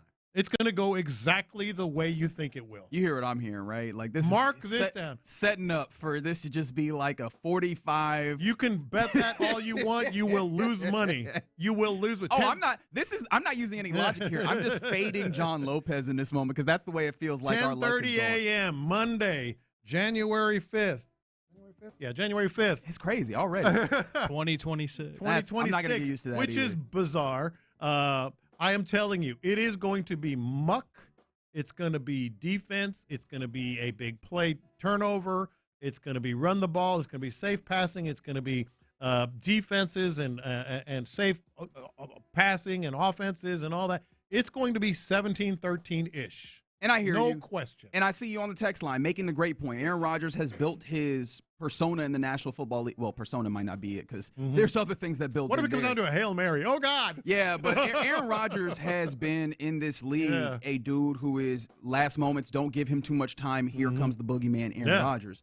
One of the things, though, with this game in particular, I think back to last week against Myles. Was that last week or 2 weeks ago? Last week against Myles Garrett and the Browns. The team made a very concerted effort to double Myles Garrett on every play where he could possibly be in the play. And when he was on the backside, run entirely away from him. Yeah. And obviously we made the joke talking about the sack record. I think that's just how they have to play. We cannot let this one dude ruin when they're with them. Yeah. in the game. Like, I think that the concern that they have to keep Aaron Rodgers upright is going to matter in a great deal, and I think that will neuter some of those things. But you're not wrong to point out the idea of if they get to a desperation point where the game is close and it's within reach, that's due to be fearful of. Obviously, a big 38-30 victory. Unfortunately, the 30 points you give up there does not let you have the accolade of being the lowest scoring defense in the league. Not what for whatever that is worth. I think that was nice. That was nice dressing on what the actual dish of this defense is. But when it comes to this game, one of the things that you want in a Week 18 matchup, especially when you already have your playoff spot locked up, and especially once you got into this game and you knew, hey, this is going to go the way where you're going to be the 5 seed going on the road. Generally, the biggest accomplishment you could have is get out healthy. And you largely did, except one person left in the middle of this game, and I wonder how much it matters to you. Jawar Jordan, who just found his star shining for the Texans, at least in a visible way, after the 101-yard rushing game versus the Cardinals and everything. He's looked like a very viable running back, too, at least in what this running game is currently, not to say that it's incredible. How much does it matter to you that he leaves this game? Does this feel like something where you'd be comfortable, excited to see him back on Monday, or is this at least change the way you feel, especially with Nick Chubb very much sliding back and not necessarily being that same guy that you would have anticipated early on in the year? I think there's a couple of injuries that are going to, certainly be worth watching, and we will watch all week long. Nick Chubb, I don't understand. We don't have any what the extent of that is. Who knows with Jawar Jordan, Woody Marks, both of those. I think Trent Brown injury is interesting. That's one that I thought about. I thought about this yesterday when I was on Sports Extra with KHOU with Jess Bristol, Zach, and Randy. No, not Randy. Sports Extra. KHOU. Oh, Sports Extra. And in the midst of talking with those fellas, I was like, I talked about them being largely healthy, but Trent Brown didn't play in this game, and I went back to the injury reports, and he was limited all week. Yeah. I think that this is one of those games that he probably would have played if he was ready to go. And he's talked about feeling like he's getting more to himself, more back to what he wants as a player. Yeah. But there is a question as to what that actually is because we haven't seen him in a few weeks. No, and again, here we are with the best rush tandem in the NFL in Houston, Daniel Hunter and Will Anderson Jr. I can't emphasize this enough. Alex Highsmith and T.J. Watt. T.J. Watt is back. Highsmith had an incredible game last night. They will put pressure on your tackles. They will put pressure on your tackles. That's going to be something to watch. And then, of course, the run game. What are your thoughts on how that plays out? I think that you're getting to the point of the year where if we go back to the Woody Marks carrying the ball a whole bunch, it's not the worst thing in the world. Also, and I don't know what to do with this, and I'm going to very much, this is going to be one of the notes I take and when I go tonight. Are you going to say what I think you're going to say? Watching all 22. British Brooks didn't look that bad running the football yesterday, did he? There it is. It's one of those questions that people ask, is British Brooks still on the team? And I was like, they've made him a de facto fullback. When they handed him the football, he looked The bigger thing to me, he read his blocks incredibly well. Yeah. In those rushes, bouncing when he needed to, finding open space and hitting that hole hard, which is obviously all that this offense or this running game requires of its running backs. I was like, how much can you ask of British Brooks? He's always on the roster for you to maybe carry the ball at times. But I don't know how much of that was him. I want to go back and watch the all 22 and really look closely because it did feel like as much as maybe the offensive line, as much as I could denigrate the offensive line, it felt like they blocked decently well in this game, and they were finding a decent amount of push, especially in the second half, where I understand people were coming out. Yeah, no, I'm with you, and I was kind of kidding you about British Brooks, but he did look good, and maybe it's more of the offensive line and what they're doing and the concept and facing the Colts, etc. But I'm with you. I think now's no time to kind of sort of think about playing this guy or that guy. You go with Woody Marks, and you ride that horse as long as you can, and then you see what you can go from there, get out of Nick Chubb, maybe Jawar Jordan from there. I would hate it, though, if this is somewhat significant for Jawar Jordan. And we'll hear Demeco Ryans talking to the media 11:15. I sure imagine that somebody will ask about an update on Jawar Jordan. Typically, injury updates come in pretty quickly in these things. I would hope so. But if he did miss, I would kind of hate that just for the gentleman who comes up. He's been around this team or on this team for a couple of years, and it's felt like he's giving you the same thing day in, day out. He finally gets a shot to shine. Here comes the first 100-yard rush of the season. Now he's in the game plan. Now he's getting his activity, and it's like, hey, Time that dog hurt. Like that would really upset me. No, I would. Me too. I do think to have him and that explosion that he can have with the ball in his hands would be a big plus in a game like this. When a 12-yard run in a crucial moment could be the difference between that extra field goal, Without question. or whatever. And especially if the game goes the way that you're thinking about it against the Steelers. I don't know a lot. I know. Me neither. I know this game is not going to be one of those. Hey, everybody thought it was going to be a low-scoring game, and look what happened. He's laying this on thick. Yes, I will lay it on thick as you want. This is going to be exactly what you think it's going to be. This is just setting up. Exactly. You're just giving the people a lot of receipts to go back to. Fine, That's right. Fine. And I'll fall on the sword. I'm telling you, Tuesday morning we're going to be like, oh yeah, it was. Not tomorrow, Tuesday morning. A week from today. Yes. Tuesday morning. Fantastic. General like health, like when it comes to the Texans general health, what would y'all rate y'all's concern level? That's a good question. Defensively, I'm more concerned. Yeah, the secondary wise, that was my big take. I said it earlier, and I know we're kind of up against it, but I said it earlier. This depth is not good. This depth is not good in the secondary. I mean, the Tremont Smith, just bad. And if any of those injuries linger, or any of those injuries aggravated, it gets in, especially against, once again, Aaron Rodgers. Tremont Smith, and maybe this is me just going on a fool's errand, it feels like Tremont Smith also gets the short end of the stick because he's being compared to your starters, exactly. Where not only is it Derek Stingley that people could argue it has been playing all-pro level. But what if Lassiter's thing lingers? Yeah, that's definitely a question because then you have a very clear trademark, right, where people go, we will throw at number 11 and see what he can do. Yeah. And that's one of the beauties of this defense is that there's typically not a lot of places that you look at that you would like willingly to attack. Yeah. So, I hear you on that. I don't know, defending his honor in that way. It's fair. I think that the depth happens there. Running back-wise, what can they do? But obviously I think that's a lot more about the offensive line. I think that's a fair point. But ultimately, I think you have to be happy with the way that you came out of the season because those cornerback secondary depth questions have been there. They've existed. And it feels like you found a tangible answer to safety playing next to Kalen Bullock because my guy Kayvon Wallace looked good again, looked like he has all the physicality that they ask of him. So I'm generally in a good place. But you're right. There are some things that you would look at. But it's a war of attrition sport here in football. All right, you're in the loop here on Sports Radio 610 on a Victory Reaction Monday where the Texans get their 12th victory of the season headed to the playoffs. It's also a Black Monday where we just saw another person get fired in the NFL, Pete Carroll. We'll talk more about that when we go around the NFL. But coming up next, let's do our question of the day. Who are your actual Super Bowl contenders? We got the 14 teams that are playing in the playoffs. How many of them do you actually have as teams that really and truly could win the Super Bowl? Let's do that. 713-572-4610. We do it next. The Texans took down the Colts.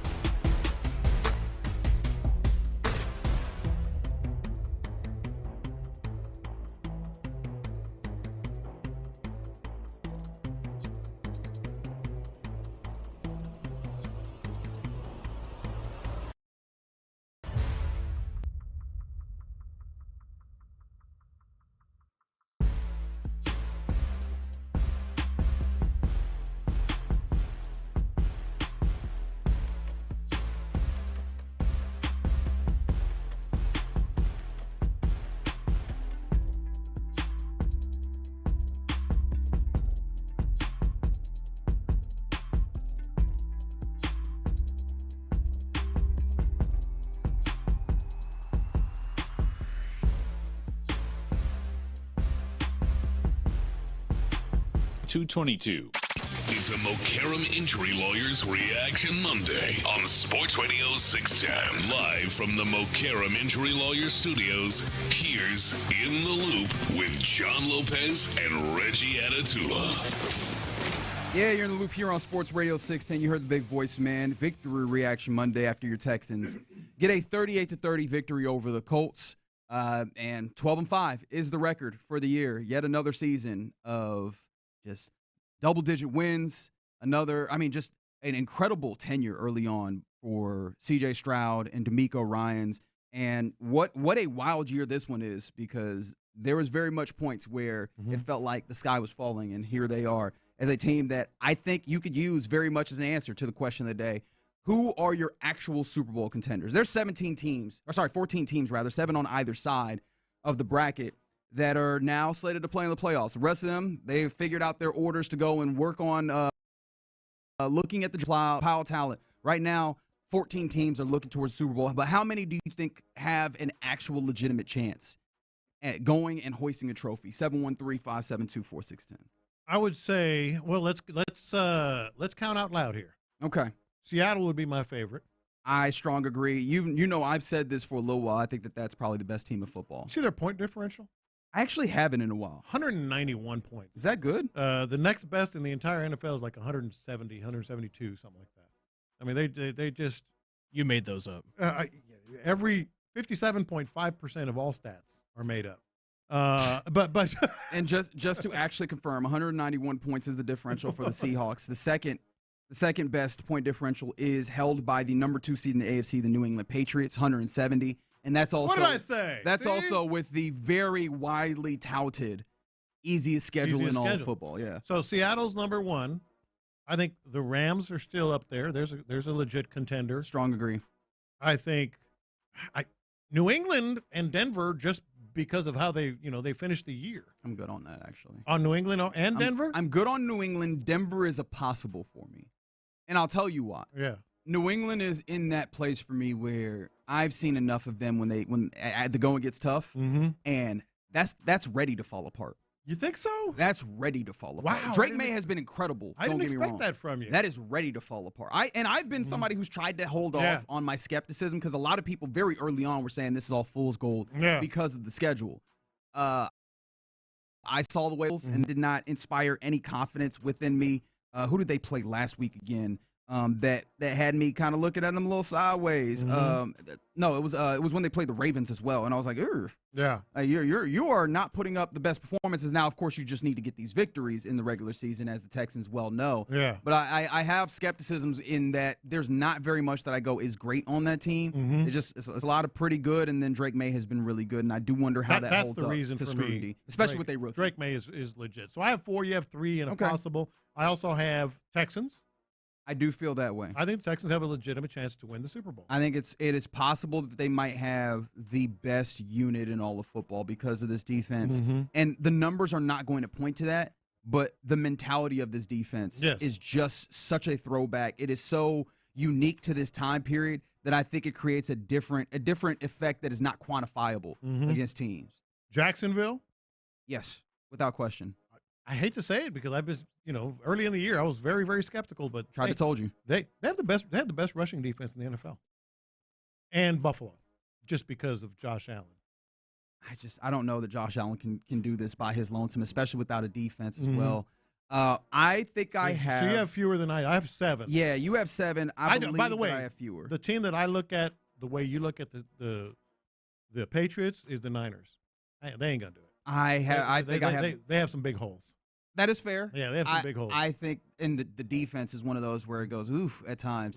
But they've been playing better of late. I think I actually on the Rams, and I think because of the run of play of late, final game aside, I probably go Niners as well in there. Those are the teams I'm looking at over there. The Eagles, you've long had my issues with the Eagles. The Bears defensively just aren't there.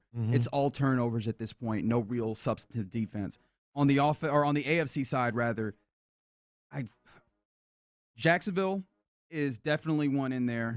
I think I look at Denver, even though I'm just like I got home field. They got home field. Yeah. I got questions about Bo Nix in the playoffs as well, but they just keep pulling all their keister. Yeah. And the Texans, the Bills just feel like a little bit of a far stretch. That's my possible if I was going to put it in there. Six teams in all of this out of the 14, I think that actually could do this, and the Texans are one of those. And I have 7. The most bizarre, but maybe a possibility out there. Also, a great point that comes in on the text line. New England also has players with allegations on them right now. Yeah, they and do. I don't know exactly how that plays out over the next few weeks either. How would what would you consider the most bizarre? But hey, they're in the hunt. Let's see what happens. Wait, what do you mean? Super Bowl matchup. The most bizarre? Yeah. Well, okay. So are we doing what's the funniest Super Bowl matchup that could come up? Well, I'm going to eliminate the Panthers. Ain't going nowhere. Well, that would be hilarious. That would be one of them, but that's just like pie in the sky. I guess on the NFC side, just say Bears, huh? Yeah, Bears. And it's not even as much the flaws with the team. It is just the team. Yeah. The Chicago Bears, a team that had not had a quarterback in Hellas to the point that we have made. You realize we've made McMahon into somebody that he was not as a player, just because he was the last thing that they had that was close to really good. And now, hey, Jay Cutler, man, I'm disrespecting him. Well, he's in terms of Super Bowl there, yeah. And now here you go, Ben Johnson come in and huge swing of a team, and then all of a sudden make a Super Bowl. That would be sick. I've got to be honest, but yeah. There you go. That's looking at the playoffs just early on now that this is settled. It feels like it's a pretty short group of teams that are really and truly in contention, even though it is pretty open and only God knows how it goes. Texas feel like they're right in there with all of it. All right, you're in the loop here on Sports Radio 610. Coming up next in the upcoming hour, we will hear from Demeco Ryans at 11:15. So before that, let's go around the NFL because Black Monday got going early. Let's talk about what's happening around the league as they're getting themselves situated. We'll do it next. The Texans are headed into the playoffs with a skirmish against the Steelers on the horizon. Does anything change for Coach Demeco in these eliminations?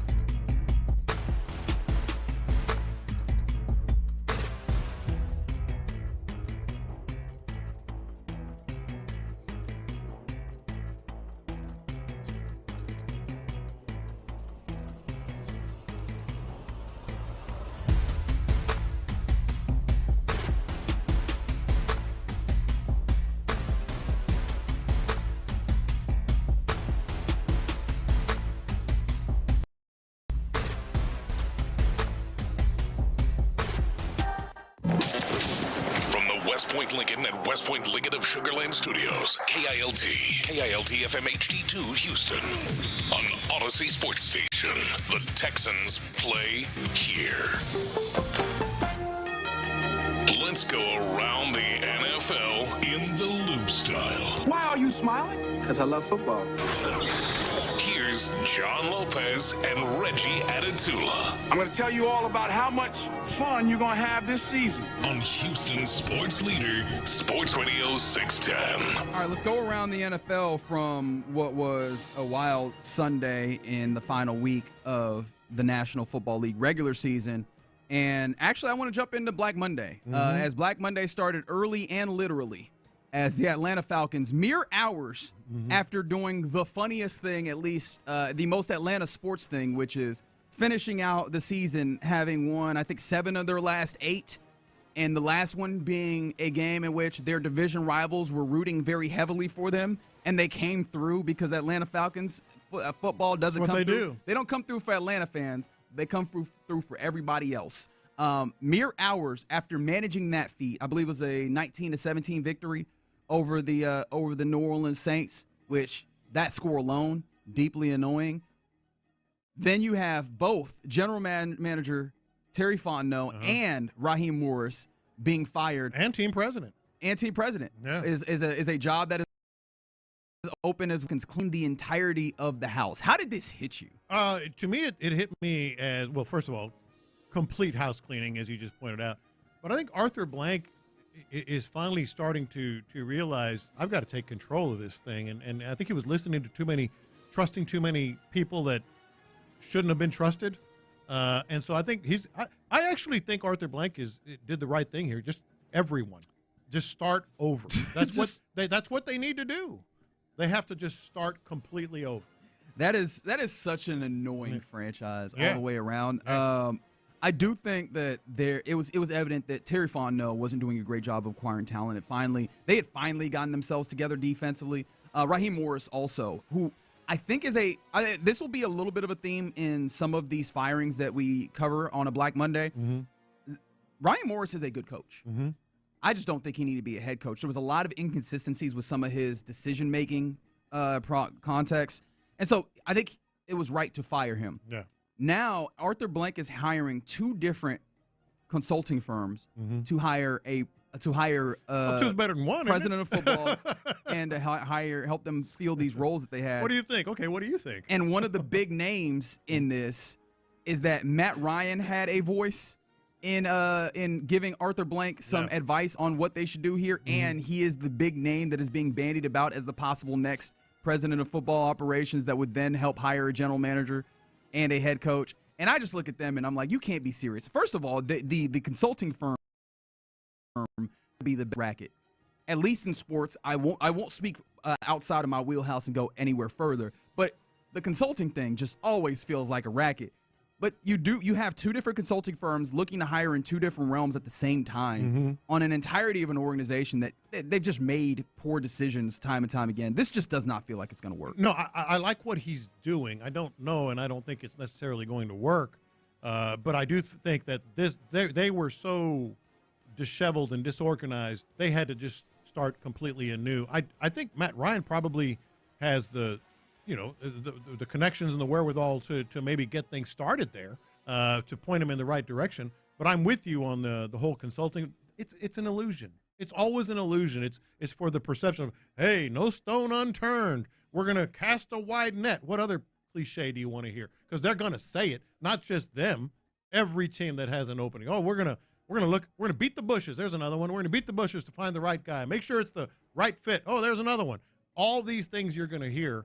I do feel sometimes, it does take someone like a Matt Ryan to not necessarily make the decisions, but kind of point you in the right direction. Don't forget, the Atlanta Falcons don't have their own first-round pick this year. This is true, too. They traded their first-round pick to trade up to acquire James Pierce Jr. Yeah. I love watching this team from afar because it's just the dumbest thing ever. Do you have some sort of personal vendetta against Atlanta? No, I just love how nonsensical they are. Okay. It is just a very nonsensical team. But hopefully that fixes their defense. Wait, there's more. There are more indeed. Kevin Stefanski of the Browns gone, and that just had to happen. Mm-hmm. He had a very real disdain with the quarterback that they feel like that seems like he is at least their best option in the right now. Yeah. I actually do want to return to Shedeur at some point because it feels like you have to with the Browns. This just had to happen, right? It just had not gone well enough. The 2-time Coach of the Year still just had not found a way to win there. I think he's a good coach, and I think he's going to get a job sooner rather than later, as in this offseason. Strong agree. And I think it was just never going to fit in Cleveland because of Cleveland. That's why, the whole situation. I tend to agree. It's just a circumstance that's not really well built to win. A friend of mine was talking about this with me yesterday, and he asked the question of me, which is, do they have to hire another head coach that is all in on Shedeur Sanders? I think that's a great question. You know what I mean? Because I don't know that Shedeur Sanders is entrenched as he is the new standing franchise quarterback, such that when you are hiring, you need to be your game plan or your plan for the team needs to tell me what you're planning on doing with Shedeur. However, he is the best quarterback, at least in my estimation, that they have available to them, and so it feels like he needs to be doesn't make a him factor. good. Right? You know, he is the best option at this point, and maybe the biggest unknown. But you saw what I saw at the end of the year. He wasn't that good. His QBR was down the last couple of games, big time. Now maybe it's a Cleveland thing, also, but that doesn't make him good. It just means he's the best option. Yeah, but either way, I'm with you on all fronts. I do think that Kevin Stefanski, who is a good offensive line ass, should the Texans bring in Kevin Stefanski to be an offensive assistant or consultant? I don't know how that works with this team as they're currently constituted, but I mean, I think that there's going to be a team that will get a good offensive mind. I think he's going to be a head coach. I think there's a possibility of him, especially with there's not a lot of experienced offensive play calling coaches. Imagine right now. him like with the Giants. That's one of those names that's absolutely has been floated out there. A man who I do not think will be getting another job, who was fired, or just earlier, was it earlier today? Yes, indeed. Pete Carroll with the Raiders. One singular season with the Raiders, and he is gone. This is probably the one that registers as the biggest failure of any of these firings. Like some of these other ones, a few years, you didn't get to where you wanted to get. Okay. This was a swing by the Raiders to try and, I don't want to say jumpstart this team because I don't think that the expectations were even that lofty. I thought this was supposed to establish a foundation culturally because that's what Pete Carroll does. He builds an organization. He did it at USC, even though that's college. He did it very well in Seattle. I thought that this was going to be they don't have to be great this year. I don't even know how good they have to be, but they establish a foundation. No foundation to be found. There was a lot of nepotism that I think ruined them because you know who their offensive line coach is? Don't worry, I'll tell you. His last name is Carroll. I think that those things absolutely showed that if you're not going to get the foundation here, you're not getting good play. Pete Carroll can't be here 70-some years. I think the bigger problem is, it's hard to establish culture and your style when ownership is just they got their hands in everything. That ownership is just going to be. Is it going to step aside? Is Tom Brady? I have no idea. That's where Is Tom Brady going to take reins? Very intrigued as to what to do here because you said ownership. There's 3 different levels. I mean, Chip Kelly wasn't Pete Carroll's choice. No. That's a problem. Correct. So you have Spytek, who is the general manager. He has an input. You mentioned Tom Brady, the minority owner. He has an input. And, of course, Mark Davis, as the primary owner of the team, also has an input. If they don't get that together, there's no alignment there, they are screwed. And finally, Jonathan Gannon. We saw his Arizona Cardinals just recently. That was one of their last, one of the 14 out of their last 15 losses, or 14 losses in their last 15 games. 15-36. They say goodbye to Jonathan Gannon. That was never going to work out. That was from the day he walked into the building. It was just a weird vibe, weird dynamic with Kyler Murray and other pieces there. Jonathan Gannon, maybe like Raheem Morris, is built for certain things, but head coach is not one of them. He's a good coach. He's a good coach. I'm not sure if he's built for a head coach. I don't think they built an identity, and this was supposed to be a year where they were going to be a little bit better because they actually invested. Did not go that way. In fact, went the opposite way. It just made sense for them to cut ties. So that's what's happening on a Black Monday. And what's interesting by the way, is 2 general managers as well. Yeah, a couple general managers as well. But a lot of them holding their jobs on this. So I think it's interesting to see how this happens. But a lot of jobs that are opening up, and that's going to matter here in Houston, especially once you get past a wild card round where you start having coaches interviewing. It feels very much like Matt Burke is going to be involved there. I don't think that will distract him, but that's always a conversation. Yeah. That is had. And loop here on SportsRadio 610. That's around the NFL. on a Black Monday, but more importantly, a victory reaction Monday for your Texans after a 38-30 victory. In fact, let's hear from the head coach. The head coach set to talk to the assembled media next. You'll hear that right here on Sports Radio 610. The Texans took down the Colts 38-30 and are headed into the play.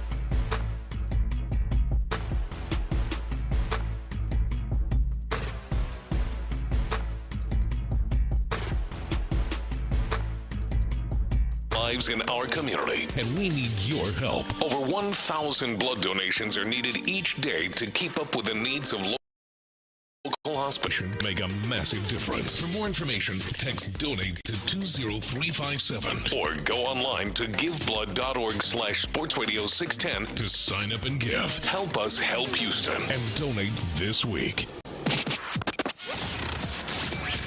In the Loop is powered by Mokaram Injury Lawyers. Heard in an accident? Call Mokaram Injury Lawyers at 281-222-2222. It's a Mokaram Injury Lawyers Reaction Monday on Sports Radio 610. Here's In the Loop with John Lopez and Reggie Atatula. You're not going to believe this. Tommy Togei is in the game. Let's see how they line up the big fella who plays D-line. Right at fullback, I'd imagine. Here we go. Woody Marks and Togei, I formation, 1st and goal at the 2. Stroud digs in on 1st and goal. Here's the give. He's going to fake it. CJ is going to take it himself. Everybody bought the fake, and Stroud ran around the right side for the score. One of the fun moments in a 38-30 victory for your Houston Texans that ultimately solidifies the Texans as the 5 seed headed into the playoffs. He did not fake it. He messed up, which he admitted to afterwards. But very much a fun moment. I kind of actually, before I get to the series, I want to enjoy this for a moment. I was a little shocked that the Texans actually went out of their way to try in that moment. Now, we know later on in the game, he went and made it himself on the as Scott Van Pelt would call it, pitchy woo woo, where then he ultimately gets the football and he hauls ass to get in the end zone. But he was not going to be denied. No, he was not. It was kind of surprising to me that, like, I mean, and Demeco Ryans a player's coach, but I don't know that I would have expected him to do something like, you know, put the defensive end in at fullback to try and get him a touchdown. Yeah, and the interesting thing, a couple of interesting things about that play. When he stepped out there, I don't know if you might have been out of the press box by that moment. I might have when been. Togei got on the field. I looked at it and I said, well, now they have to give it to him, right? No, I was there. No, that's right. I was definitely there because I was like, give the big man a football. In fact, when I thought it was a play fake, I was like, how dare you? Yeah. How dare you not give the man a football? That's right. And I said, well, they have to give it to him. And then when he didn't necessarily like fumble with the ball, but you could tell it's kind of an awkward sort of fake, you know, and then pull the ball out. I thought, oh my gosh, that could have been a fumble. Yeah. Like that could have been an absolute fumble and a mess. But it wasn't. And then he got his later. I want to talk more about that, but we got to hear from the head coach of the Houston Texans. A lot of interesting things that he might cover, so listen up. This is Demeco Ryans talking to the assembled media. All right. Good afternoon. Look at the opponent and the history, the coaching, all those things. What are some of your thoughts on the matchup with the Steelers? What's your question? Your thoughts on the matchup with the Steelers, thinking of the opponent, the coaching, all those things. We're excited for the matchup versus a great team. Nothing but a ton of respect, all right, for Coach Tomlin and the success that he's had in the league. How he's done it for such a long time. He's a guy who definitely have always looked up to, always respected him. Always has his teams ready to go, well coached, physical outfit. Like they're gonna play tough. Man, it was really cool to see how they won that game last night. Just pure will, determination, found a way to win. You're listening to Demeco Ryans' press conference here in Loop on Sports Radio 610. We good? Here you go. Excited about the opportunity. You guys have bigger goals, but what can you say about your defense since it ended the regular season as the best defense in franchise history? Our defense, they did a really nice job throughout the entire year of limiting points. Specifically, that's what makes you a good defense. Also, playing well in the passing game, but we didn't end the year well defensively. When it comes to giving up explosive plays, is really not good enough defensively. So we got to do a much better job if we want to advance and play longer in the playoffs. We got to play much better defense. So it didn't end how it should have. With 18 weeks now behind you, what have you learned most about your team? How have you seen this team evolve, change, and kind of grow through the year? Look, our team has been through a lot.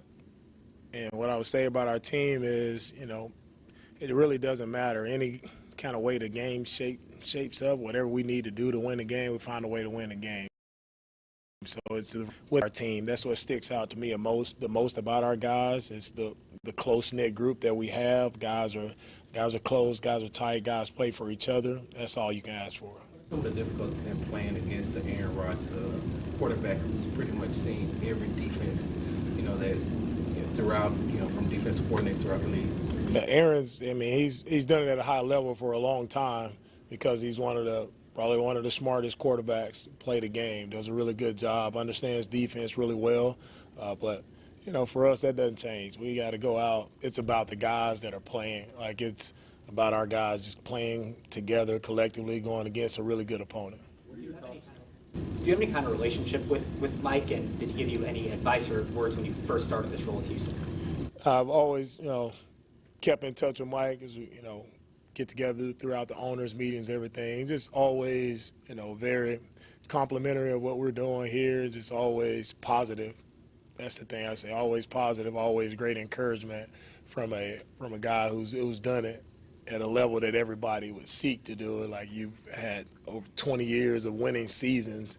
Like, not many people can do that. And he's done it. He's stuck around at one place, probably the longest tenured head coach right now in the NFL for a reason, because he knows how to win. What are your thoughts on Arthur Smith and the way he operates an offense and attacks the defense? I haven't dived into their offense that much, to be honest with you, so we'll see how that goes throughout the week.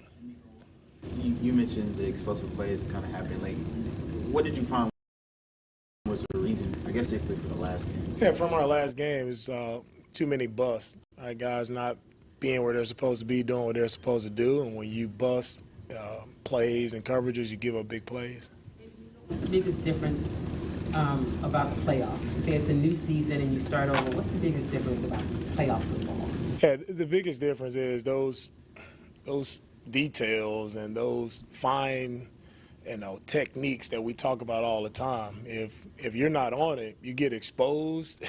You can end up in a pretty tough situation that's harder to climb out of. So we know these games they're going to be tight, they're going to be tough. Everybody's in the playoffs for a reason. Everybody's earned that opportunity to get into the playoffs. So for me, it's everybody just has to tighten up on what we're doing. Right? Offensively, defensively, special teams-wise, we all have to tighten up. Starting with us as coaches, we got to tighten up to make sure we're all on the same page and make sure that our players, everybody knows exactly what they should be doing and how to get it done. That's a really tough stadium to kick in Pittsburgh. What gives you faith that Ka'imi can handle those things on the road, on grass, etc.? Yeah, I have all the faith in the world in Ka'imi. No matter where we are, it's tough anywhere to kick the football. If anybody's tried kicking a field goal, let me see you make one. It's tough anywhere, no matter you're inside or outside. If you're on ESPN trying to kick it on College game day, it's tough to kick a field goal. So it's we'll see how it shapes out when we get there. Woody said he was really proud of how he's shown in his game, and that's something he improved on later in the year. Where does that kind of show up for him, and how does that help him at the running back spot? Who did you say? Woody Marks says his patience at the position has helped him really kind of grow the back end of the season. I think Woody is, and throughout the year, I feel like he's gotten better with the more reps that he's getting. And in game, I feel like Woody, he does a better job the more times he touches the football, right? He's always going forward, always gaining positive yards, and that patience comes with, setting up your blocks. Right? You have to do a good job setting up your blocks to put you in position to make guys miss at certain times, and Woody has done a good job of that. Able to get TJ Watt back last night. They also have Alex Highsmith on the other side. Just what are your initial thoughts on their pass rush and what the challenges there? Yeah, you guys are fired up by the Steelers, huh? Man, can't wait. They're great pass rush. Both guys, TJ Watt's one of the all-time sack leaders in the NFL for a reason. Great bloodline. He had a guy who can teach him how to do it, and his brother JJ. So he's a really good player, good pass rush. Also Highsmith, Highsmith doesn't get enough credit, I think, for the production and how disruptive he is as a pass rusher as well. So, you want to play good defense, you have to have two good pass rushers, and they have that. On the other side, you guys obviously have a really strong pass rush. How important do you think that will be in this game coming up? Yeah, for us, we've us and defense all year, it's really predicated on how we get after the passer. And that's starting with Will and Daniil and what they do off of the edge, and always our interior guys with how they're collapsing the pocket. And that'll be really important this week as well. How can we disrupt the passer as much as possible, right, to make it difficult for him to put us in advantageous positions to go and take the football away. Does experience make it the playoffs? I mean, I know you don't want to go back to before, but having players that have been there, coaches that have been there, how much does that help? I think when you have the experience that our group has, we have a lot of guys who've been there, a lot of guys know what to expect. So it's not our first rodeo for a lot of guys. So I would lean in on that experience from our guys, just having conversations right on the side. Nothing formal that we need, but just guys just talking, as we're in walking and passing, guys just letting each other know like what it's gonna be like. The intensity is gonna pick up. Right, the importance of every single play is going to pick up, and as long as our guys are sharing that information to each other and everybody's just prepping the right way and how we go out and practice the right way, like, hey, we know it's win or go home, everything is on the line, everybody understands that. And for me, when you get in these games, you don't start trying to do something that you haven't done before. Right? You just lean in on what you've been training from training camp. And you lean in the right way, that puts you in position to win the game. You enunciated all your components, your coaching, your training staff and everything. But watching the game last night with the moisture and at that time of night, your equipment, man, would probably be just as important, if not more important, because I saw some guys slipping last night on that turf. Will that be an additional thing that y'all gonna have to watch? At least the equipment man's gonna have to watch coming in Monday night. For sure, our equipment staff is very vital, especially when you're playing, on the road on different surfaces. You have to make sure the footing make sure our footing is really good, and that comes with those guys making sure we have everything we need. And our guys, our staff, equipment staff does an outstanding job making sure our guys have everything they need and more. We pack a lot of stuff. So we'll be prepared for that. But specifically, the footing is the main thing. You want to make sure you have the proper cleats so you can have sure footing. Did you see the priest with the holy water with the very end? What's the question? Did you notice that? What's the question? Follow up to Kim's question a little bit when you talk about turning the page, getting ready for the energy you guys are going to see in the postseason.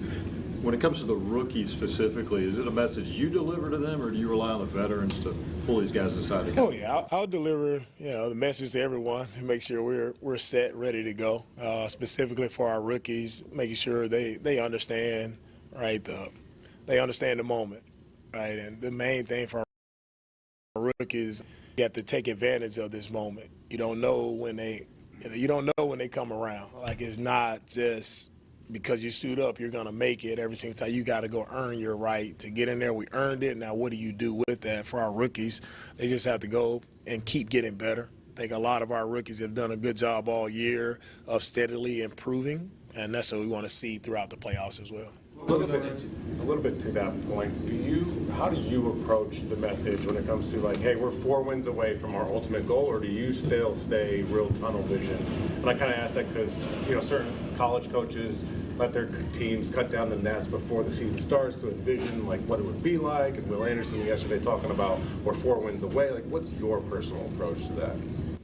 It's all about one game, right? That's all we can handle, and that doesn't change for me. It's all about one game. So we go and handle the one game we have right now. You go and handle it the right way, then you earn the opportunity to get one more game, and you keep going. That's the message. The odds are Vegas has you all favored in this game, but the story throughout the weekend, as you can see throughout this press conference, has been the Steelers and Aaron Rodgers and Mike Tomlin and things. Going into this, do you feel like your team is still kind of like the underdog, but nobody's still talking about the Texans? I don't know. I don't have time to listen to it all. If we're the underdogs, if we're not, all those things. That's for everyone else, all right, to talk about, to debate throughout the week, have some spirited arguments about it. For us as a team, like it doesn't drive anything I do when it comes to messaging. It doesn't drive anything for me when it comes to actually executing football. Right? When the ball is snapped, like nobody cares if you were underdog or you were the favorite. It doesn't matter. It's about how you executing in the moment. You're going to have a lot more close games in the playoffs whenever you're in it. You had 12 of them this year, 5 on the front side. Didn't go your way, and the last 7 it did. Do you think the team's already been in that mode of this is how it's going to be? We have to be the team that knows how to make the plays at the end to win. Our guys know how to win football games. And that's so weird. That doesn't change, right? Because we're in the playoffs, we've been in that mode for a while now. You know, every game has been important for us. Everything has been about, all the marble. That's what it's been. That's our season. That's what it's been for us to fight back, to get into a spot, to even have this opportunity, right, to play in the playoffs. So our mindset is not changing now that we're in. Offense start with go ahead, John. Yeah, having been in this situation before, having won games the way you all won, having built the team the way you all have built, do you feel like that has better prepared you for this moment than previously? I feel like I've always been prepared for every moment. It's not that I'm better prepared because we've been through it before. I've been here for the past several years before I got here, so I've been prepared for this moment and ready for it. Offensive plays this year, of course, start with your center with Jake Andrews. What have you seen from the growth of Jake and kind of the evolution of the relationship with him and CJ as they work more together? Jake has done a good job of setting the table when it comes to the protections, the mic points, ID, and up front he's done a good job of communicating, which is what we need. You need a guy up front who is loud, can communicate, make sure everybody's on the same page, and Jake has done that for us. Last one, DJ. This will be the first time the Texans play a playoff game to open up wild card weekend. What's from your experience as a player and a coach, what's the biggest differences between playing at home in the playoffs versus playing on the road in the playoffs? When you're in the playoffs, to me, it's, you always would love to be in front of your home crowd, right? That's why they call it home field advantage, right? When your home crowd can be rowdy and loud on, those significant plays, third down, red zone, you can have that crowd noise really cranking and really disrupting the flow of the opponent's communication. That's important when you're at home. Right? We don't have the luxury of having that this year. But you go on the road in the playoffs, what's different? It's you against everybody else in their stadium. And we went on the road this year. I feel like our guys have handled ourselves. Our team has handled themselves pretty well on the road this year, understanding that, again, it goes back to us being in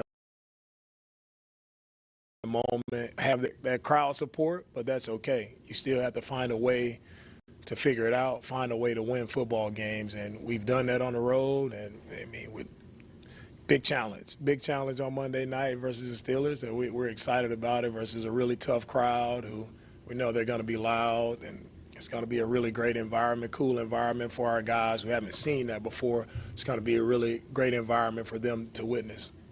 All right, cool. There you go, Demeco Ryans talking to the assembled media on this Monday that sees the regular season concluded and sees the Texans as the 5 seed ready to face off against the Steelers. As you heard Demeco Ryans saying, Monday night, they will cap off the wild card weekend with the Monday night game at Acrisure Stadium in Pittsburgh, taking on the Pittsburgh Steelers. A lot of interesting things within there, including that last one where Demeco Ryans, he did not have to go as long as he did about that being on the road. I think that is front of mind for him in a real way of how that impacts his team on the field. I think, well, not just that. At first, he kind of seemed like wanting to not revel, but talk about the season and what was and the game yesterday, and it kept turning to Pittsburgh, which is kind of the nature of things anyway. And he's like, "Boy, you guys sure do like asking a lot of questions about Pittsburgh, don't you?" I was like, "Or the Steelers? You guys are fired up about Steelers." That's what he said. The phrasing he used. And so I think at first he was like, "Man, we just had a really good season, and we're excited to move forward. But this is what you want to go. This is what you want to do." But then he's talking about the challenge in Pittsburgh, lost on Demeco Ryans or this organization that number one, it's a team they haven't faced. Number two, it's Aaron Rodgers, and forget old heads like me talking about old Houston Oilers and Steelers Day. Just the fact that it is the Steelers. The Steelers have a legacy. 6 Super Bowl championships. Playing in Pittsburgh has always been, menacing in the postseason. Pittsburgh hasn't lost a Monday night game. I saw the number. 28 straight, 25 straight. Yeah. And going out there at night in that environment, I think it's going to matter to him. Yeah. So, there's plenty of time. Obviously, we got a weekend because it's not just it's not a Sunday game or a Saturday game like you're used to. Saturdays in the wild card. Nope, it's a Monday game. A lot to talk about. But yeah, Demeco Ryans talking to the Assemble Media. We'll circle back around to some of that here in the loop on Sports Radio 610. But it's a Reaction Monday victory. Reaction Monday, in fact, after the Texans get a 38-30 victory over the Colts in the final game of the regular season. But coming up next, let's talk about what's popping, some things happening in the world of sports, and maybe revisiting some of the things that Demeco talked about. We'll do that next. The Texans are headed into the playoffs with a skirmish against the Steelers.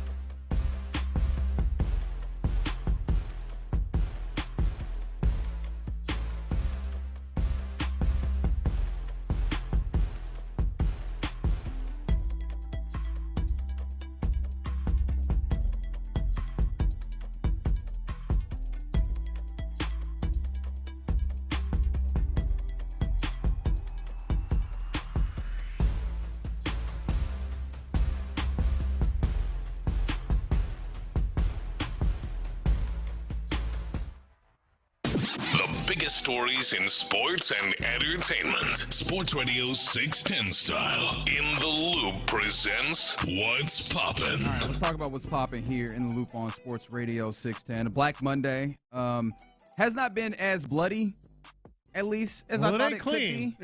No, it isn't clean. There's been, 4 head coaches? 6 altogether. Some during the regular season, Tennessee and Giants. Sure, that is fair. 6 openings at head coach, but 4 that happened this weekend, including Kevin Stefanski, who I think is the one that's most interesting to Texans fans because he's the offensive play caller out of all of these. Raheem Morris of the Falcons, Pete Carroll, Jonathan Gannon. Are there any other ones that you feel like you're expecting to, or that you feel like should come down? As Mike McDaniel, it does seem like he's actually probably going to be safe in the regards of, head coaches who will remain in their place. I'm forgetting in this moment some of the other teams. Zach Taylor. Yeah, Zach makes sense because that offense is still very good, and they keep talking about him in such a way where it feels like they like the relationship, the likes of Jamar Chase, Joe Burrow, and so I think that they defer to those guys in that moment. It feels like those will be the case. How do you feel about Shane Steichen? Shane Steichen will remain in that place, and I think that that's for good reason. I think this was a year that confirmed that he can do his job incredibly well, although they did go on a pretty poor run on the backside of this. I think that was evidenced by, that quarterback thing mattered a good amount. But it is fair to note that the rest of the roster did kind of break down somewhat. But I think it's clear that Shane Steichen can do a good job. At the very least, another year is Those probably warranted would be for the him. 3, right? McDaniel. Of the coaches Zach that you would Taylor, think maybe. And people had, wondered about Shane Steichen. Well, during they ended the year on a hell of a bad run. Some people bring up Aaron Glenn, his vaunted Jets defense. Now he's got the next year coming, I think. Yeah, I think that you had to expect that this was not going to be a good year from where he was coming in. In fact, the conversations that he had seemed to maybe point to that without saying explicitly. And for me, the ultimate telltale is that they walked into the season with Justin Fields as their first choice quarterback. Told me that they were expecting this to not be a great year and going to give him another year. Were you surprised by that statistic that came out that the Jets did not manage a single solitary interception for the first time? Absolutely. First time this has happened in the NFL since, 2013, something like that? I mean, just by accident, a tipped pass, we saw some this weekend, where the defensive lineman kind of just grabs on his arm. Just by accident, you'd think you'd get one interception. They go over. Yeah, that's, for me, one of the things that I thought is, I know people looked at Aaron Glenn like, damn, how bad is your team? I didn't think that was a coaching thing. I think that just points to, one, lack of talent, but 2, just the severe disfortune or lack of fortune, whatever, that team has, which in some ways is me saying that they are unlucky, but other ways saying that is just how down bad they are as an organization, where they can't even get luck on their side. Right, and it really sort of, the irony here is Aaron Glenn was a ball hawk. Right. Aaron Glenn was an all-pro. He was a Pro Bowler. He won a freaking football game for this franchise by himself, dang near, with an interception return and another interception, and that was against the Steelers back in the day. I think it was incredible. It's an incredible stat right there, out of a number of stats that were bizarre this year. One other thing, just on the turnover with the NFL. I was going to ask you if you were going to be surprised that Joe Shane is actually retaining his job as the Giants. What I was going to say is, what's good work if you can get it? Be a general manager that an NFL owner trusts, because these guys have no right. Some of them, Monty Ossenfort, in Arizona. Why is he keeping his job? Yeah, that quarterback circumstance has been an absolute atrocity. They're clearly going to move on, it seems. But sometimes I wonder if this is a certain level of institutional laziness where they go, do I want to turn over 2? Like, I guess you could maybe possibly give a level of credit to Arthur Blaney to say cleaning this whole thing out. I think that sometimes that factors in. And it's also, I think, Andrew Berry. Yeah, Andrew Berry. Although Andrew Berry has added quality talent to that roster. He's made some mistakes, big mistakes over there in Cleveland. Yeah, so those are some of the things. We'll keep you up to date with any of the other things that come down there around the NFL. Speaking of the Texans game, did you notice that the newest Houston Astro was in the building? I love that. Imai, the Japanese superstar who has a sub-2 ERA, and that's probably not doing him justice, his ERA in Japan this past season, comes in, He was there with Scott Boras and Jim Crane in the building, and that Did the H's up. Yeah, man, he is all in. I really like this addition for the Astros that came down. Was it Thursday last week? I love this addition. I actually am really high on it, and I think that him being at the football game was not a small thing. I think that this is Jim Crane really trying to cultivate. We saw that, cultivate this feeling of the Astros being a destination place, especially for Japanese pitchers, because that could be a way for you to bolster what you've been doing pitching-wise. Well, they have enhanced, and I know this was talked about last week, but sort of enhanced their whole Asia market and scouting departments, and this is a huge get. Talk about one guy changing the entire complexion of a rotation. I think he's that guy. Hunter Brown, and now him, and just the way it can trickle down from there. It was huge, and it was huge for him to be there as well, and it certainly makes a statement to Houston as well. Are you with this person on the YouTube page? Will be when done. Remember, he signs a contract that's in essence a 3-year deal, but it's all there's opt-outs every year. So for me, I have viewed this as they are going to do the recruit from within. Yusei Kikuchi had some pretty good words to say about his stint here with the Astros, talking about the car wash of sorts, how he came in and they very quickly identified the pitches that he should be throwing, and that worked out very well for him coming from the Blue Jays. I have a feeling that hopefully factored in the acquisition of MIE, and I think that this is one where you truly validate those words. You give him an opportunity to play his best version of baseball here in the States. You support him, and then you play good baseball as much as you can, and I think you could get him back with maybe a little bit of extra money on the backside. Well, also keep in mind they've made a complete sort of turnover in some of their coaching responsibilities and jobs. So we'll see how it plays, but I think that's absolutely what they're trying to do. Kikuchi was, and we love Kikuchi. Well, we love Kikuchi. He was. It was largely because of the Astros staff then, but also Alex Bregman.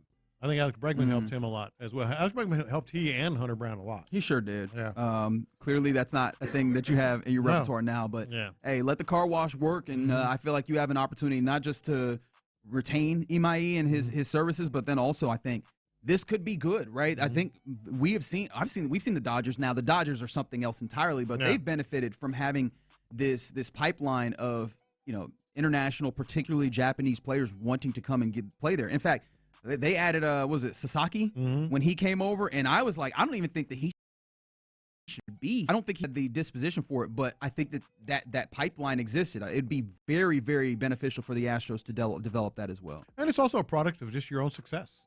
Sure. The Astros, without the big run that they've had the last decade, I don't know if they're even in the mix for MIE.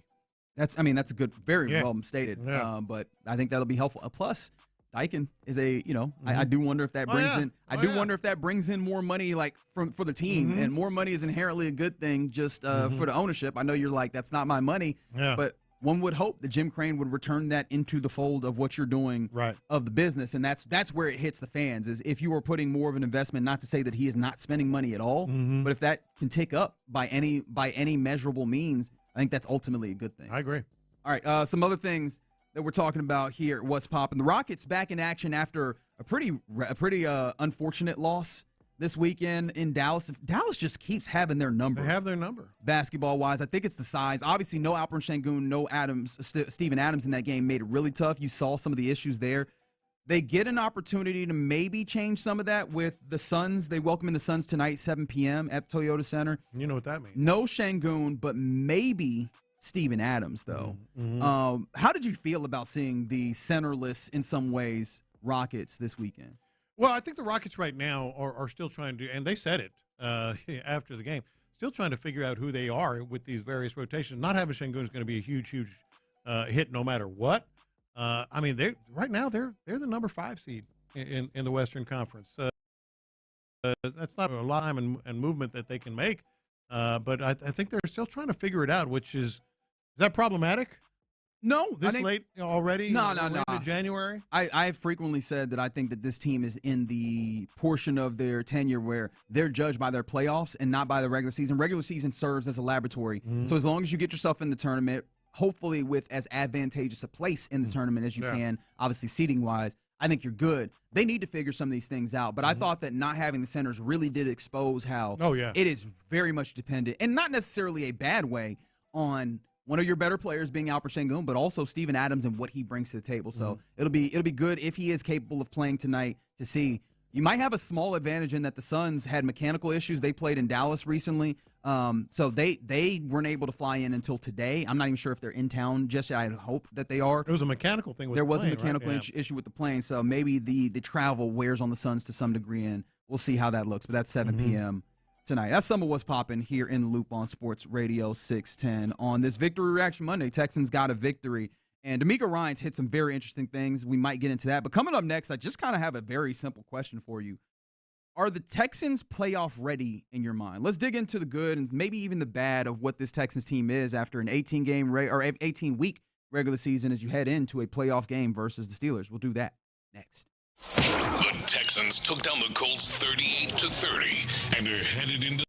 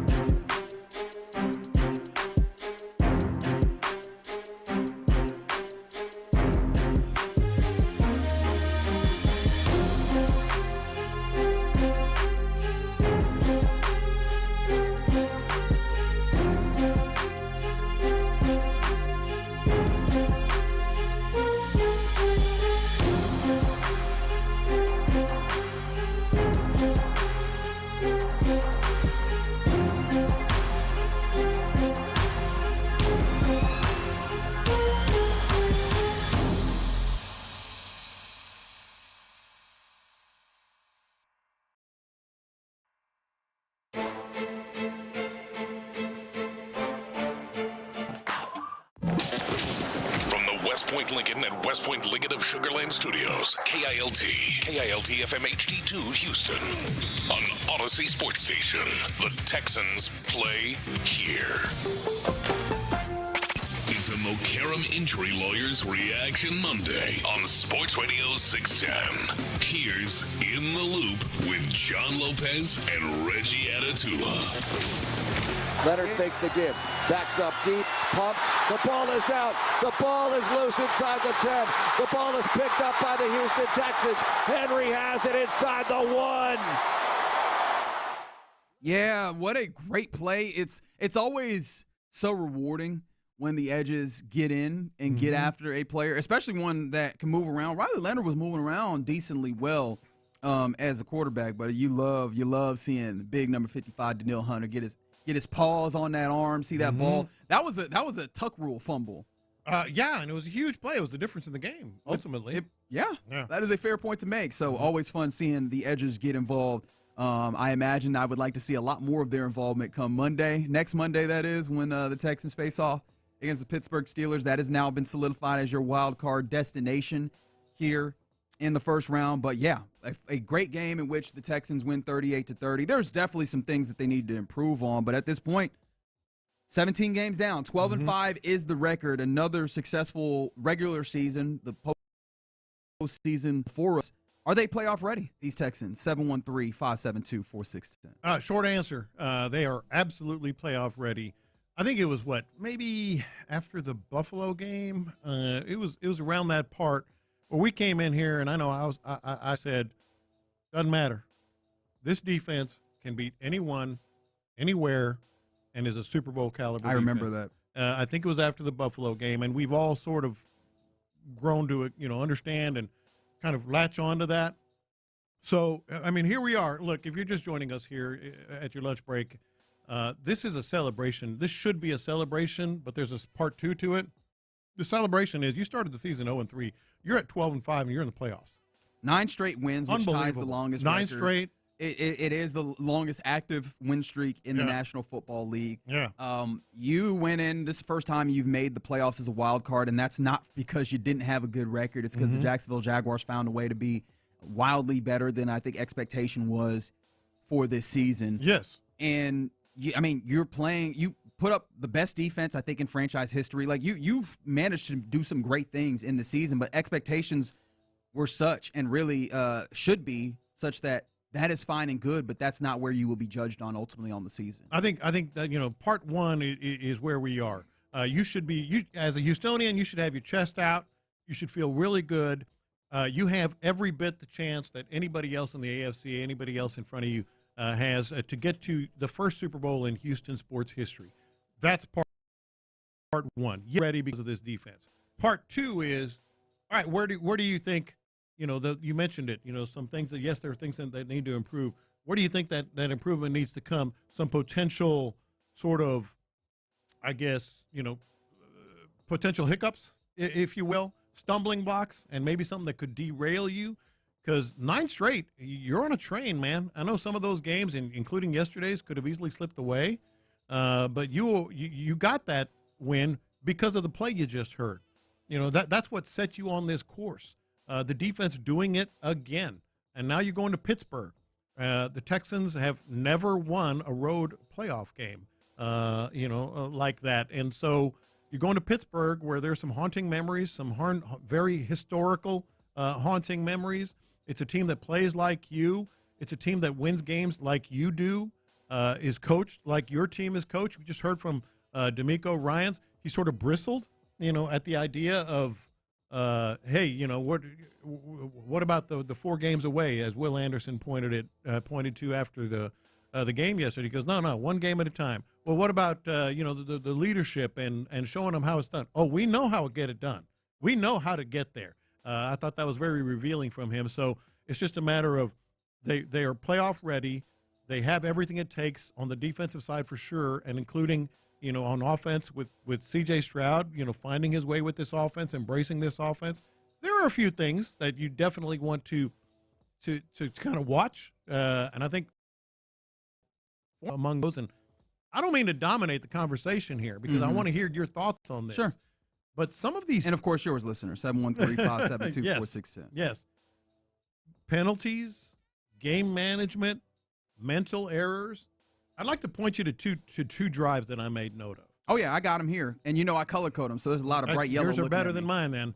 So the Texans had a real good drive going early, and they were deep into Colts territory. But then Jawar Jordan got tackled by one arm, which is one of those things that happen when you're a smaller running back. A guy just kind of reached out and grabbed him in backfield for a loss. Then there was an intentional grounding, and that led to a field goal. Then another drive, not long after that, C.J. Stroud made a great throw to Jaden Higgins inside the 10-yard line. Incredible ball, in fact. It was a great play. And great job by Higgins winning off the line of scrimmage. Yeah. I have that in my notes, and I know what's about to come next. Do you want to hit me with the Ed Ingram was 7 yards downfield. It's one thing to be like, wow, was he?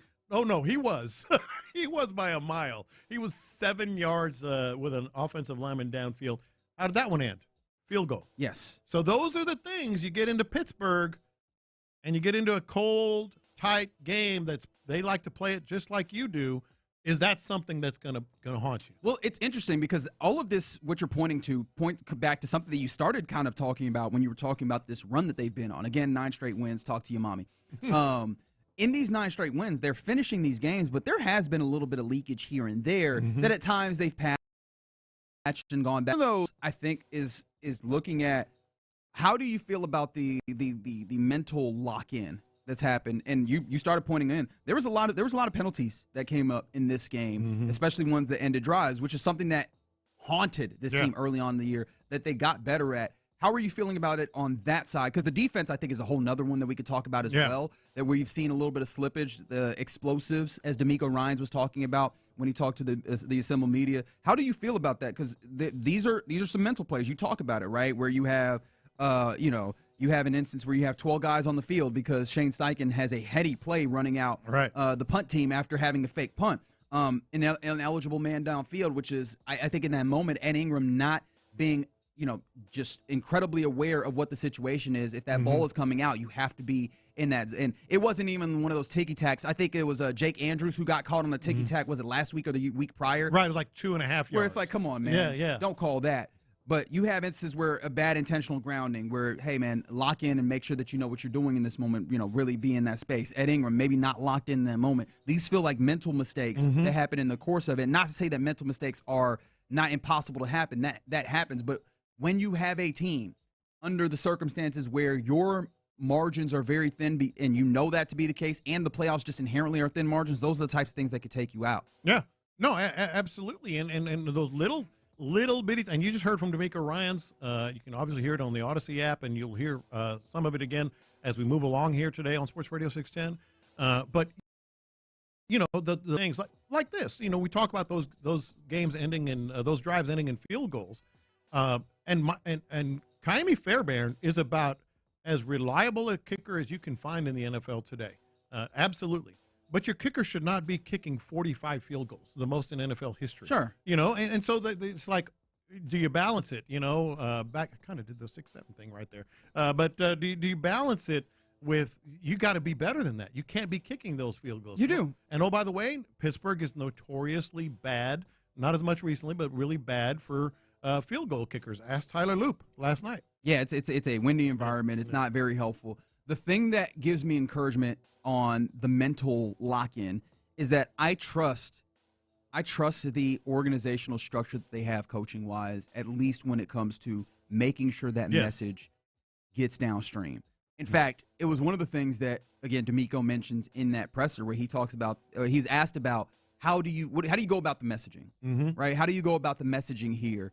Is it you got 4 games to your ultimate goal, or is it 1 game at a time? And Demeco Ryans, 1 game at a time. And I believe that because that's what he's been saying. And not only has that been what he's saying, I am constantly, and it seems like something so small, I am constantly in awe of just how well they buy not the hype, but they buy, and the propaganda sounds crazy, but they buy the message. It's kind of propaganda, but it's also a good, strong message. It is. Yeah. It is. They buy the messaging to the point where not only is the messaging executed, but you hear them repeating the messaging outside of the presence of the messaging comes organically. So I think that even in the moments where we go, hey, we've got to clean this up, I think that this is something that they can believe and get to on the offensive side, the defensive side as well, because that is what it's been for this team, is that even after wins, they go into the film room, and it is all, these are the things that we need to get better at. Demeco Ryans hasn't strayed in that, so I believe in his ability to get these things corrected, and we've seen these things corrected at times. I just think that the course of the season probably allowed a little bit of leakage here. Now, that's not inherently a good thing. I prefer if it was just that they were rolling in like a gosh darn machine into the playoffs, but they're not right now, and I have to be honest about that. In the last couple of weeks, you've seen some of these things, but I know that they're capable of doing it, and I know that in this moment, especially with the additional day that is given to you with the game being on a Monday as opposed to a Saturday or Sunday, right? I'm fully in on the idea that they're going to do this and get these guys right. Also, because it's not just coming from the top. There's a level of accountability, not just vertically. And not just one guy on the defense. It's not just Will Anderson. It's not vertically, it's horizontally. It's Derek Barnett. It's Henry To'oTo'o is a real leader on this team. Obviously, Al-Shaair. Kamari Lassiter. Dirk Stingley is just more deeds than words, but I think Kamari Lassiter is one of those guys. So I think, yes, you're right. The messaging is there. This defense can be overwhelming. The Texans are on a path that if they play their way and win these close games as they've won, as they've done 9 times in a row game, they can win a Super Bowl. But let me ask you this. Was there anything that you got out of Demeco Ryans talking about? I mean, he was exasperated about the 30 points and exasperated about the way his defense has let little things slip these last couple, including against the Chargers, if we're being honest. Is there anything there that maybe not exposed, but maybe could give Aaron Rodgers some something to chew on, so to speak? Not really and truly in my estimation. Now, I do think that not anything that he wouldn't have seen. I think that any good football person goes, hey, who's this new guy in the secondary? I would like to test him. I think that Kayvon Wallace has that. You saw there was a big play made because Kayvon Wallace, was that actually a touchdown there? The Alec Pierce? Yes, where Kayvon Wallace and Tremont Smith had a clear miscommunication on who was supposed to have. They the don't deep play man. with each other. They haven't played with each other. Right. I think that's one of those, that miscommunication happened. They'll have an opportunity to exchange ideas. And then you have Alec Pierce there. You have Alec Pierce in another instance where, for the first time in a little while, I saw someone cook Derek Stingley. Yeah. And I say that with all the respect for what Derek Stingley is. I've liked him since dating back to LSU when he looked like he was a man amongst boys. Yeah. But he got cooked in that place. And I think that Alec Pierce, he stands as somewhat unique in the league, where I don't know how many straight line burners exist like Alec Pierce. Now, of course, you could say, hey, there's DK Metcalf right over there on the other side of that. And I go, all right. That's kind of where I was going. I hear you on it. But I think that this was a unique circumstance, and I don't know how many of these are like, oh, that's something I could pick in this one. That's one of the things where I was like, okay, and I'm just sitting here talking about how this team can win a Super Bowl with this defense. But I do think the Riley Leonard, Alec Pierce thing, DK Metcalf didn't play last night, is going to play against the Texans, and is that kind of player. Is that kind of player where if you put the ball in the right spot, he will absolutely go get it with his size and his speed. So I think that's something that definitely concerns Demeco as well. And I will take you once more, because we've done a lot of referring back to Demeco here. The reason why I could say the Texans are playoffs ready is something that I think he acknowledged as well. This has been their reality for a little while. Maybe not like actually factually they are fighting for their life, but it felt like it for a very long time, and you could make the argument very easily that they were in playoff mode. Yeah. And I think this comes back again to the Demeco, every game, one game in front of you, you earn the right for the next one. I think that that's the mode that they've been in. I think that they can default back to that. I think they hold each other accountable across with all the many leadership positions that they have on the team, whether they're explicit or implicit. Yeah. I think that they have built a team this year that is well designed for what they want to do. Right? We can have our qualms about the decision that they made on how they built this team, but they did well in building within that context. And so if that's the way that you want to build your team, let's go into it. It's weird that the way that I thought to illustrate that is, did you ever watch like BattleBots, like the robots? I love that show. And sometimes you would see somebody make a robot and you like, why did you make the robot just one spinning piece? It doesn't make sense. And then it'd go out and beat some robot and you're just like, why is that working? That's about then this you have this team. fancy 3-tiered robot with all these arms and legs, and it gets whacked on the first 10 seconds. You know what I because mean? It's not real strong. It's just fancy. This is the way my brain works. I apologize. I actually love this one. But I think I want to talk about them some more. Right? I think that's what they did with this team. It's just they decided they want to do it this way. Well, but they do it this way, and they have all of the team built to sustain that. That's why I believe that they're playoff ready. You come into the playoffs, you do something well. If you can continue to execute, which they've done a lot of times outside of like moving pieces here and there, and I think over time that they find their equilibrium, and I believe them capable of doing that again here. Yeah, I mean it is a good day for the Texans to feel good about the opponent.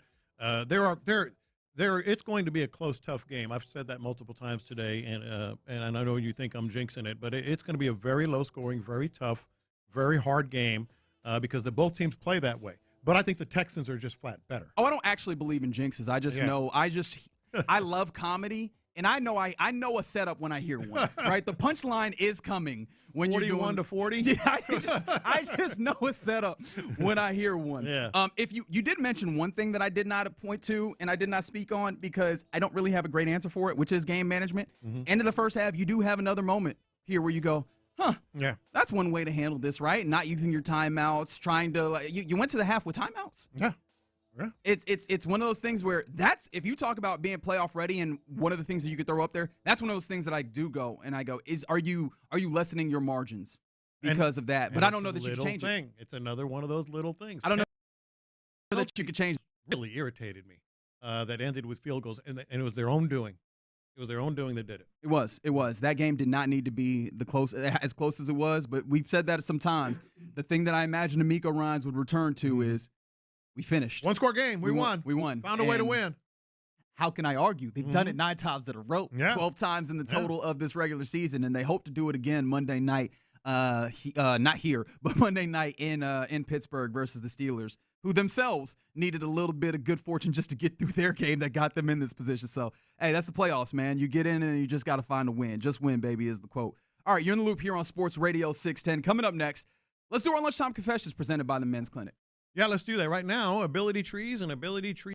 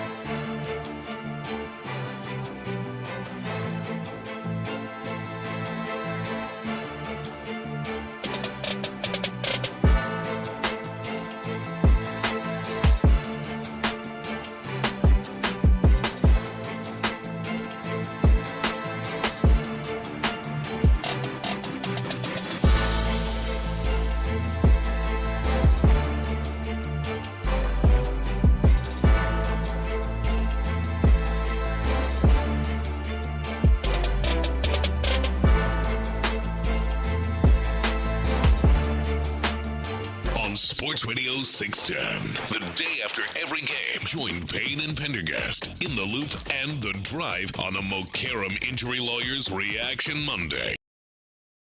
Support and dear game analysis, inside info, coaches' comments, and your reactions starting at 6 and going all day long. Thanks to Mokaram Injury Lawyers. Call Mokaram Injury Lawyers at 281-222-2222. In the Loop is powered by Mokaram Injury Lawyers. Heard in an accident? Call Mokaram Injury Lawyers at 281-222-2222. Sometimes it's sports, sometimes it's not. Whatever it is, Reggie and John are keeping it real. It's In the Loop's Lunchtime Confessions, presented by the Men's Clinic on Sports Radio 610. Watch this. These are my confessions. You know how I've often said, especially with teams that you're not invested in, like you're just watching a college football game, you really don't know or you can't predict like what team you're just inherently going to start cheering for until you start watching the game. Mm-hmm. It just kind of happens. Yeah. And so, I don't like where you're setting this No. up. Obviously, we were all hoping the Texans could get it done yesterday, but about 10 minutes into the game, and this is the confession part. Oh no! I didn't mind finding out that the division was out of the question. I was like, cool, go ahead and score another touchdown, Jacksonville, so we get starters out of here. You know what I mean? Okay, got you. I was like, let's go, whatever. I want to see what the Texans could do and hopefully win the division. Like 10, 15 minutes in my heart, I was like, I was watching Jacksonville. You had it on your screen. I was kind of looking over at your screen. And I was like, all right. Now. If I'm going to have 4 screens at any given juncture, I'm going to try and have useful things on them. I was cool with it. Because then by halftime, and I think we had this conversation, I said, isn't going to be interesting to see how they play it out. Boy, did he play it out. I mean, he rested a lot of guys, and I was good with that. Yeah. I was good with it. I hear you. I think logically I understand that. I am selfish. I am inherently selfish. I was like, hey, at least you admit it. I need this home game. I just really wanted to see a circumstance under which the Jaguars lost. And that's how I went into it. But it just 10 minutes into the game, it's like my consciousness or my fandom kind of switched. I was like, all right, go ahead. Score again, Jacksonville. Let's get this out of here. How'd you feel about the way that he was able to do that? Because one of the things that Demeco vocalized that is a very good point is just you only get so many dudes on a game. What is it, 48 dudes on the active roster on a game day? There's not enough for you to just pull everybody out. How'd you feel about the actual execution of getting dudes out of harm's way? I actually had this conversation right before the half with Sean and Seth. I was like, how would you guys play that? Because I think, I thought he should just go ahead and rest him because it's done. But Sean brought up the point. It's a good point. I just didn't agree with it. It matters if you're 5, 6, or 7. Oh, strong. Big time. But you didn't also know how that was going to play out. So I was just like, I'd rather just rest these guys. Just get them out. No injuries. Rest. Well, you did know how it would turn out if you win. If you won, you were guaranteed the 5 seed, which obviously ultimately happened. Why that's the case is, as much as I wanted to host a wild card game, things could very easily break your way to where you are hosting a divisional round game after going to Pittsburgh. If you get your victory, the Bills beat the Jaguars, which is not far-fetched, and then the Chargers beat the Patriots, which is not entirely outside of the realm of possibility. So, I was like, I need this 5. So I did appreciate that they found a way to get the victory. But I kind of like the way they went about it. Getting those edge rushers out of the game as well. Getting Stingley ultimately out of the game. Woody Marks out of the line of fire. Azeez Al-Shaair out of the line of fire. You saw the rotation. Kalen Bullock. They got a lot of dudes off of their feet fairly quickly in that second half when it was evident that this is not going to go the way that you want ultimately.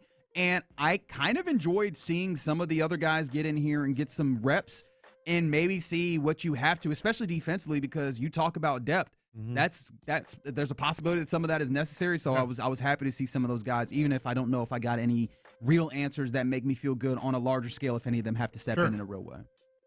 These are my confessions. I actually was just about to say a confession that just came to me, because while we were talking about the Alec Pierce performance, as he does it against the Texans, the speed that he demonstrates is notable. Someone on, I believe it was the YouTube page, was like, No, that couldn't be the case. A speedy white guy? And I like to think that I'm an ally in this way because I believe white people can do good things, right? White people can can be fast. White people can play cornerback. I've notably said, I have to confess, that if there was a strong period of time that I'm not proud of.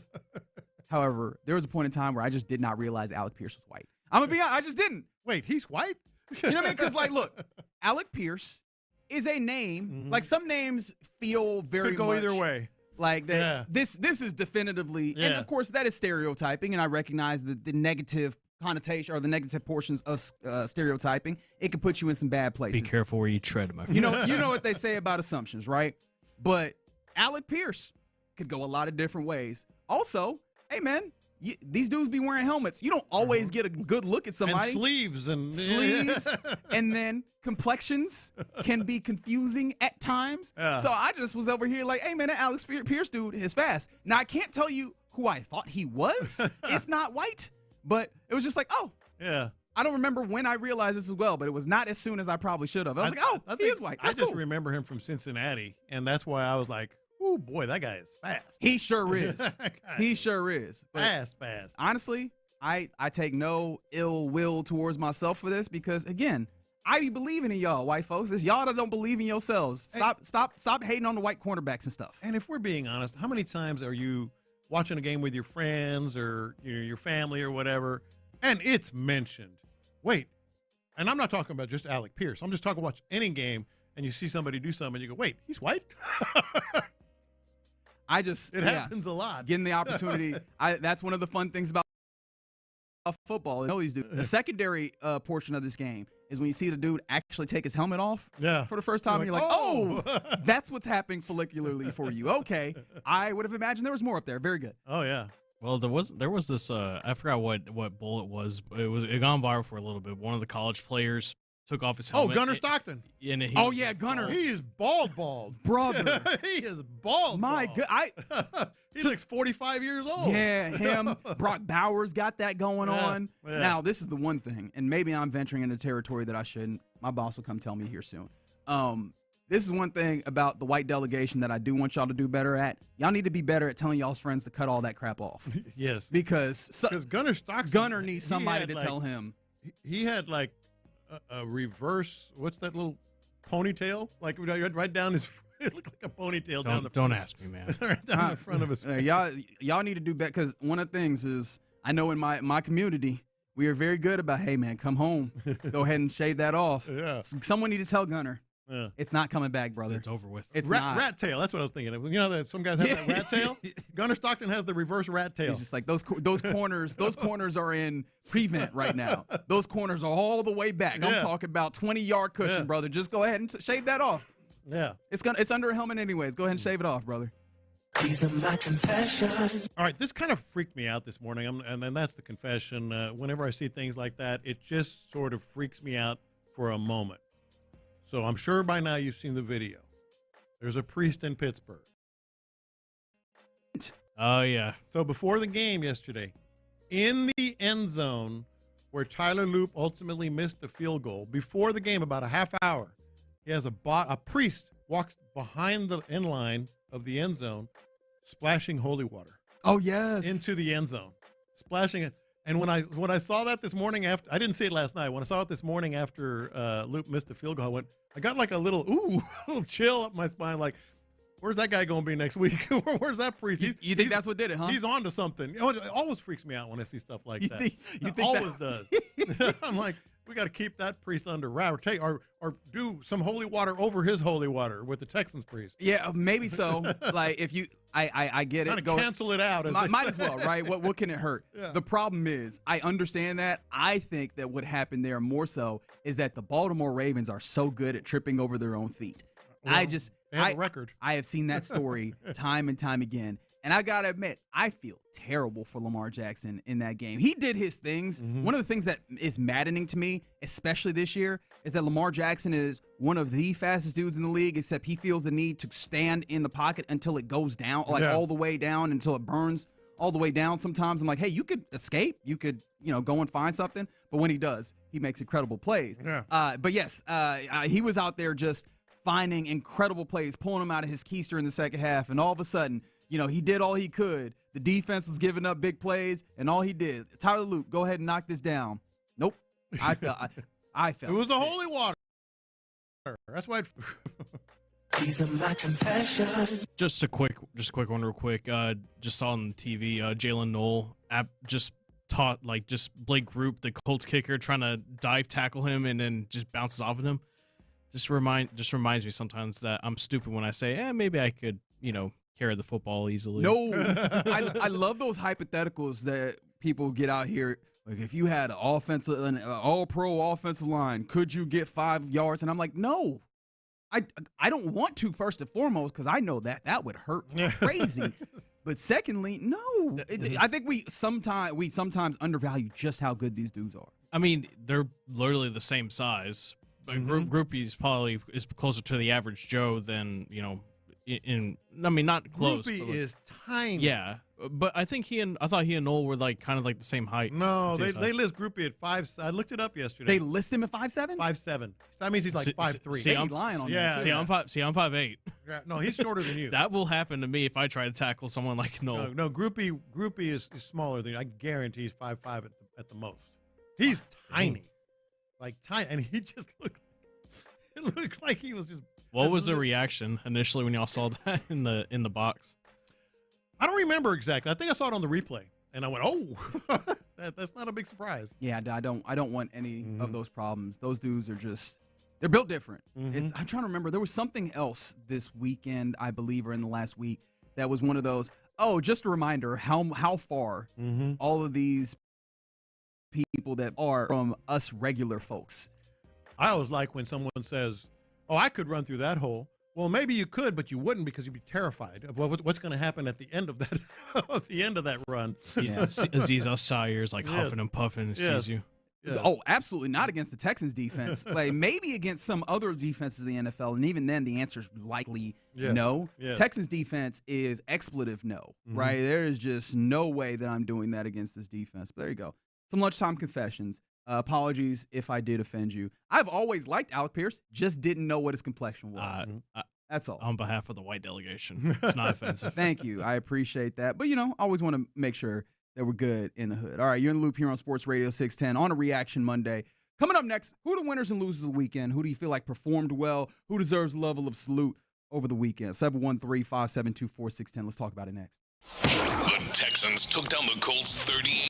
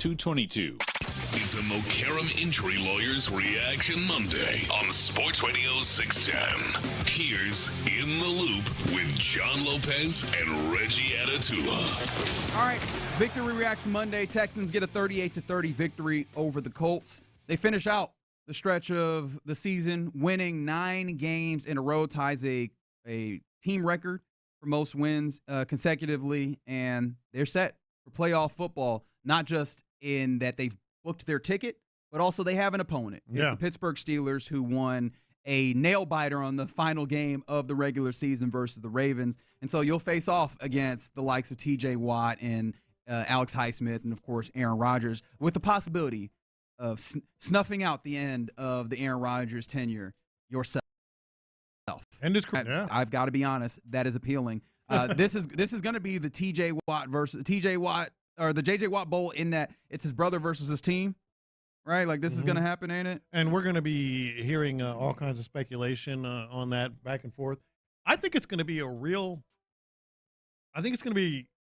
it seems like it'd be easy. You're cheering for your brother, right? I mean, you're always cheering for your brother to do well. Right.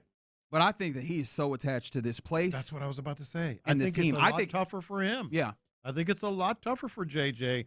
This city, this team, this ownership. I mean, maybe we're both just dead wrong. I mean, you're always going to hope. Give him a call. Call him up. Let's call JJ. Call him up. All right. So I feel like JJ is a winner of sorts, because the Steelers did get in, so they get a chance to play some football. Who else was some winners or losers of the weekend? Clearly, big winner, at least Texans-wise, Tommy Togei. Great one. They made a concerted effort to get him the football, and it seemed like fate would not have that be the case. C.J. Stroud honestly said it after the game that was supposed to go to Tommy Togei. I appreciated the other people trying to be like, hey. C.J.'s like, nah, I messed up. No, you did. Got my footing wrong, didn't get that ball in his gullet, and then he was able to have some awareness. Woody Marks with a great play there, going and blocking 2 dudes with his body, just throwing his body at some guys so that CJ could get around and score the touchdown. Are the Texans kind of a loser in this regard, though, that it feels like when they score touchdowns in the red zone, it's accidents?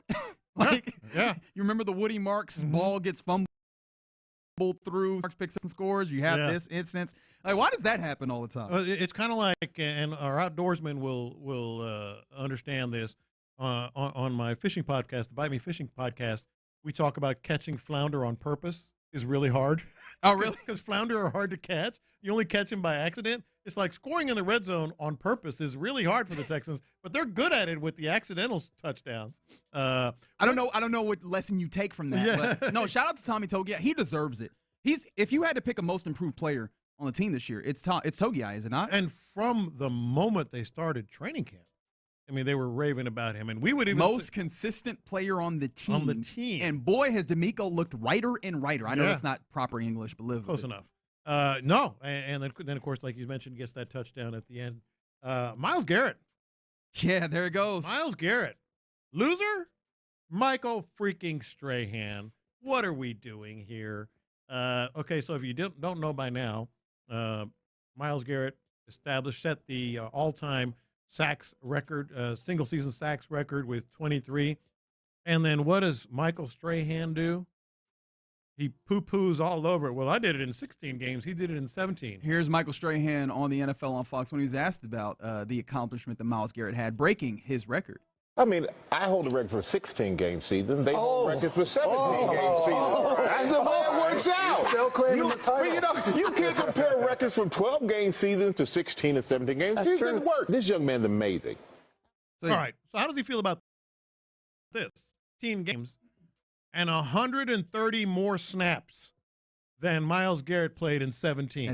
That's so sick to think about. Yeah, I did it in 16 games. Yeah, with 130 more snaps than Myles Garrett did in 17 games. Get the bleep out of here, Michael. Stop being logical. Houston's own, love you, all that stuff. Texas Southern, what's happening? Petty little loser in this case. Wow, that's aggressive. Dang. Did it not sound like he was being tongue-in-cheek? Okay, but if he's was he not joking there? No, he wasn't joking. Okay. No, he wasn't joking. I mean, he did go on and praise Myles. No, of course he did, because I mean you have to in that situation.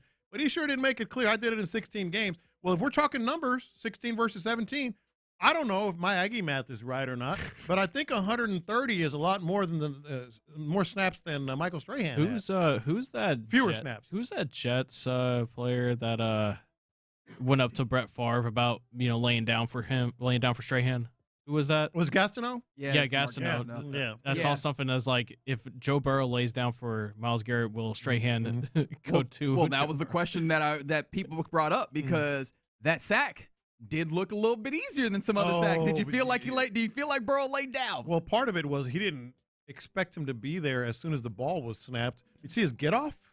Sheesh. It was like Usain Bolt, and I'm not exaggerating. People put the clock to it. Like, his get off on that snap was 0.17 seconds or whatever. Usain Bolt did it in 0.16 when he won the gold medal. How much does Myles Garrett weigh? Like, dang near like 295, 285, 295. That is crazy. Imagine that coming at you full speed. Burrow tried to step up. There was another Brown in front of him. I think that was just self-preservation more than giving it up. Yeah. But shout out to Myles Garrett. Absolutely deserves it. Other winners on the weekend. I'm sorry, I'm just going to say it. I think the Astros are very much winners. Oh yeah, on the weekend with the acquisition of Imai. I think that absolutely situates them in a significantly better way to go into the next season. We'll talk more about that as we have an opportunity. And shout out to PC in this time slot last week, breaking that down when it came down. We've had some fun conversations about this. How about some winners? Incentives. The folks who got their incentives on the final year. But a loser in this way is Nick Chubb. But we knew he was not going to get it. I think he had if he had picked up 94 yards in this final game, he would have been able to get to an incentive bonus. And I just looked at that and I was like, how are you going to find 94 yards to get to Nick Chubb in this game? Yeah, you're just not going to find it. Who was it? The receiver from the Chargers got $1 million. Was it Keenan Allen? Yeah, Keenan Allen. He got $1 million yesterday. Yeah, I think. Or he got $750,000 for 6 catches, which he was able to do. Hunter Henry had $250,000 himself. Stephon Diggs got $500,000 off of receiving yards, and it was Rico Dowdle who was the big winner of the incentives. $1 million. He just needed 7 yards from scrimmage. He did get that on Saturday's game, and he goes to the playoffs thanks to the Atlanta Falcons. And Aaron Rodgers got $500,000 with that missed kick. With going to the playoffs, he got a bunch of money. You got it. That's $500,000 for someone else's mistake. I can't get $500,000 for my good decision. So if somebody else's mistake could give me $500,000, I'll take it. Yeah, I will absolutely take it. Were there any other winners and losers that you were thinking of? I mean, we definitely just in this game and in and of themselves. Was there anything else that came from just the whole weekend and watching college football playoffs over the weekend and into after the holidays and all that? Woo, baby, these Indiana Hoosiers, buddy. Yeah, we haven't had an opportunity to really talk about the college football play. College football on a Tuesday is going to be very fun. They were a machine, dude. I've been trying to tell you. I had a friend. Who a machine. Every opportunity I had an opportunity to text him. I said that twice. Was just, hey, buddy, told you, didn't I? Because there's a lot of people for whom there was cognitive dissonance on what Indiana is as a program historically and what they are right now. And I'm like, guys, you have to understand, this is the best team in football. No, I called them the best team in football. And you're right. I considered them the number 1 team. And I thought they would win a national championship. They're better than that. They're better than what we thought they were. And we all thought at least in this room, we all thought they were the best team in college football. Yeah. They're better than that. They're really good. They're really good. Really good. Yeah. So losers, in a way, Ole Miss, they won, but also they have to make a no, it's another Lane Kiffin. Give him another out. Okay. You and your Lane Kiffin hatred, I appreciate it. No, it's not hatred. It's actually recognition. Remember the number of LSU coaches that are going to that staff still working for Ole Miss right now in their playoff run. They got a big victory. Are they? Well, they were in the first round. There's questions as to how they will continue, whether some of those guys will stay there. And I think that he is right in wanting his coaches back. Transfer portal opened up, and if you want your season to go well, it starts with the foundation of getting your players in. But how about the whole idea of, we're going to put them on a plane and go ahead and send them to Ole Miss, and then, psych, We only met one game. You probably we only met one game. You're probably the person that when somebody asks for their charger back, you ask them what percentage they're on. I hate those people. Oh, can you loan me your charger? I need to charge my phone. All right, I need my charger back. I'm leaving. What percentage you want? It doesn't matter. It's mine. Give it back. No. This is just an awful look. I mean, Charlie Weiss Jr., to his credit, seems like he'll be the only one that is going to stay. All the other assistant coaches were just there for the one win, and now you're on your own. Apparently, he was in line to. Apparently, was talked about being a potential OC candidate in the NFL. Maybe interesting, but he shut down those. On3 was reporting that, but I will say I'll give a quick winner to y'all. NIL agents. Yeah, a lot of NIL. 4,500 players are in the portal. It's a lot. It is a lot. You heard me correctly. It is unwieldy. 4,500 players are in the transfer portal. That's right. All right, You're in the loop here on Sports Radio 610. Appreciate you rocking with us here on a Victory Reaction Monday. Back to the reactions. I want to get the OG's passing thoughts from this game, this 38-30 victory, and we'll get those next. The Texans are headed into the playoffs with this.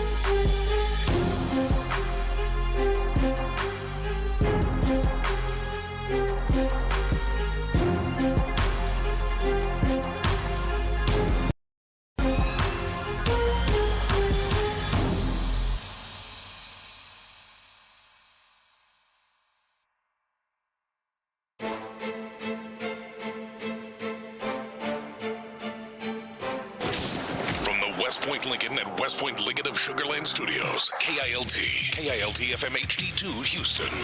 On Odyssey Sports Station. The Texans play here. It's a Mokaram Injury Lawyers Reaction Monday on Sports Radio 610. Here's In the Loop with John Lopez and Reggie Atatula. Colts have the ball at their 29-yard line. And Riley Leonard swings the ball out right side. Big loss on the play. Downs blasted.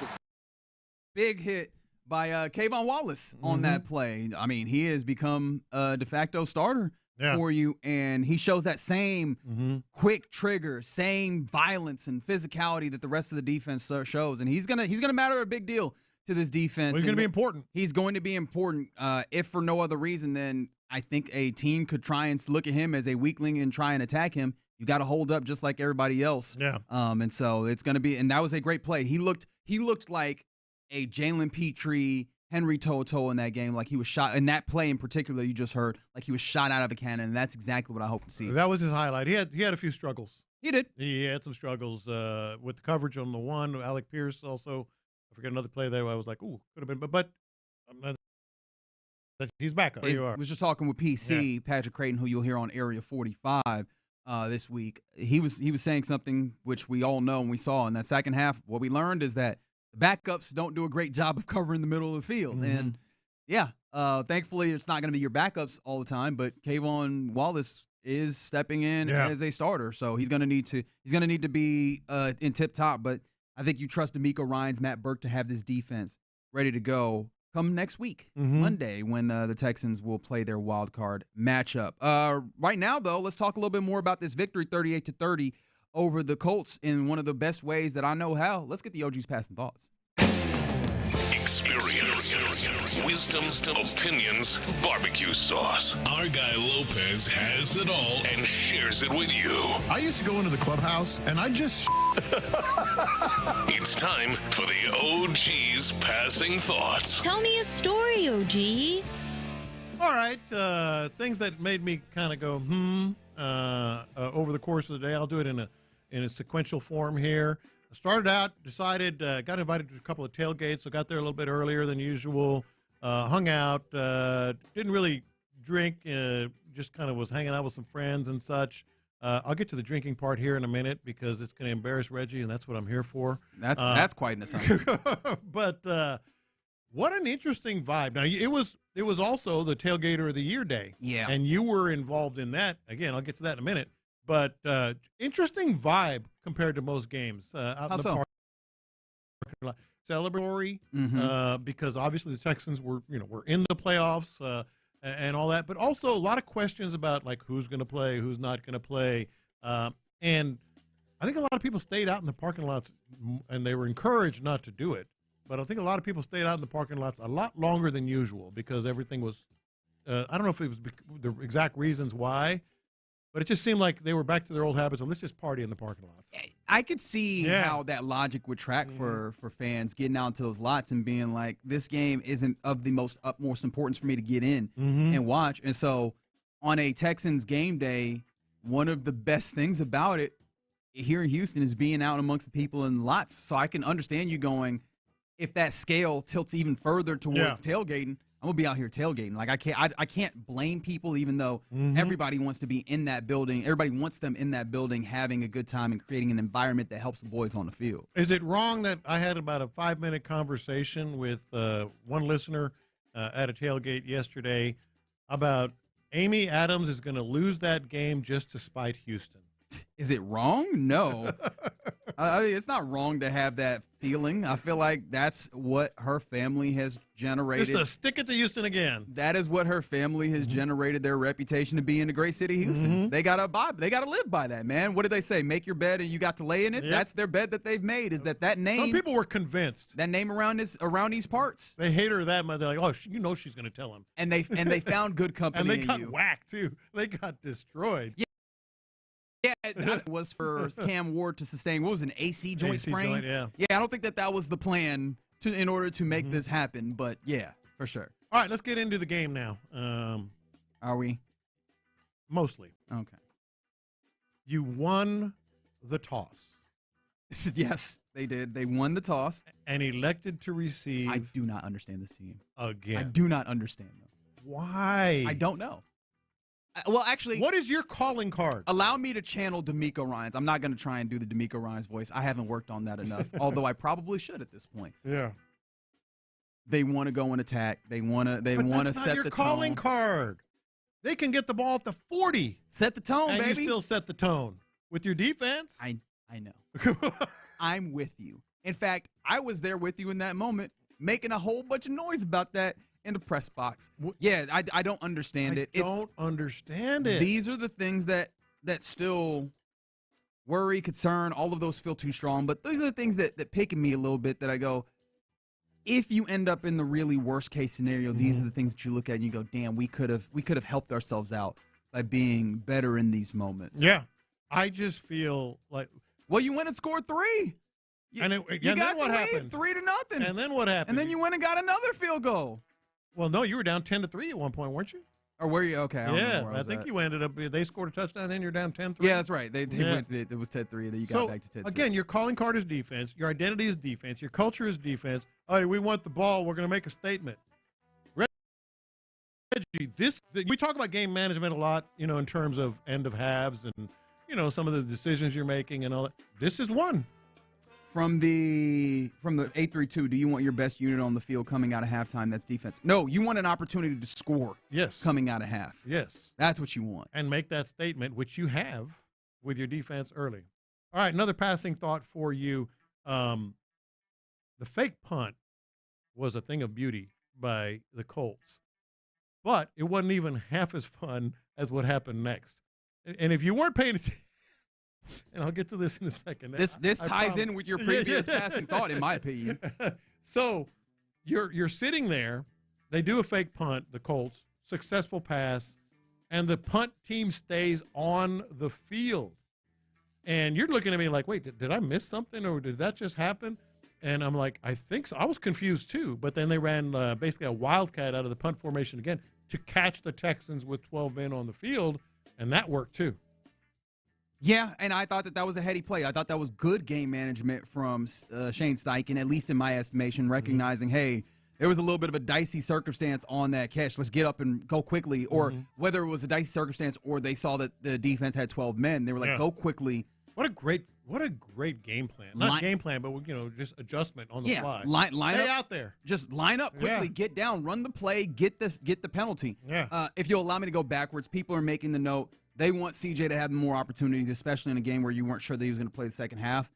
I guess that I'm leaning that heavily into that one, and maybe that's what it is. Come out, set the tone, and have as many opportunities offensively to feel like you're your best version of yourself. Everybody wants the ball to start the second half. Doesn't matter who's quarterback. That's generally how I feel. But everybody. I just wanted to express a counter argument that has been made. Sure. Anyways. All right. Just how important is Nico Collins to this offense? Wildly. Oh, my Wildly gosh. important. Although, you could say. Now, Hutchinson came through. Hutchinson showed up many different times. But that first half, when all the starters were on Dalton the field. Dalton Schultz with the one-handed grab. Yeah. Like that felt like something that was a step above what we're typically used to seeing from his bag of tricks, so to say. Those two demonstrating their wares was encouraging. But it's a lot different when you have Nico Collins. I will say, though, there were still some impressive, I think, offensive things that we've seen, but seeing it happen continue. Like, one of the things I love seeing from this offense that I will give credit to Kaylee and the offensive staff that's put together the game plans is I love seeing the motions that they use to generate leverage, whether it's doing that little quick shift, from changing your wide receiver 2 to your wide receiver 1 on that side or what have you, where that creates a little bit of leverage. You force that defender to move, or you give yourself outside leverage, inside leverage, change who the wide receiver 2 is and change what that coverage is going to be, play with the defense and dictate some things to them. And there was a few times where they did that and created some opportunities, and I like seeing those things. How much better are those when Nico's on the field? Exponentially. Yeah. Exponentially. All right, another pass, and this one not necessarily in the game, but in the press box. Reggie Atatula was drunk. That's right. Now Reggie was with you. I mean, Figgy was with you. He was. Tailgater there. I want to revisit this tomorrow. Please. Because watching a game with you when you clearly had a lot of fun in the parking lot, and you were fine after about a quarter and a half or so, but early on, that was an event, man. Was it a good event or a bad event? That's the question I have. It was a fun event. There were a lot of, we're just watching the game, and all of a sudden I hear, oh, my God. And you were just, trying to, snap out of it. So I heard, oh, my God. And then a couple of minutes later, and I was trying not to laugh because I knew I was going to talk about it today. and I was talking. I was like, you'll be all right. Just, go get some coffee. And then a couple plays later, you go, man, this is hard. It was. Then my favorite of all, and we've all been there. I'm not passing judgment. I just haven't done it in the press box next to you. Every once in a while, you get that deep exhale. You know how you're trying to, got to reset. Yeah, got to reset. So I'm sitting there, and all of a sudden you just hear Reggie trying to snapping himself in the bed. It's the all right, I gotta lock in. Yeah, that deep exhale. Definitely had to lock in. Look, I gave my body for the tailgater of the year. You did. There are 8 different tailgates, and one of the things about the tailgater of the year team is that not everybody's going to drink. Yeah. And I was like, I will make it my duty for every tent I go into, give them a fair opportunity. Yes. I tried to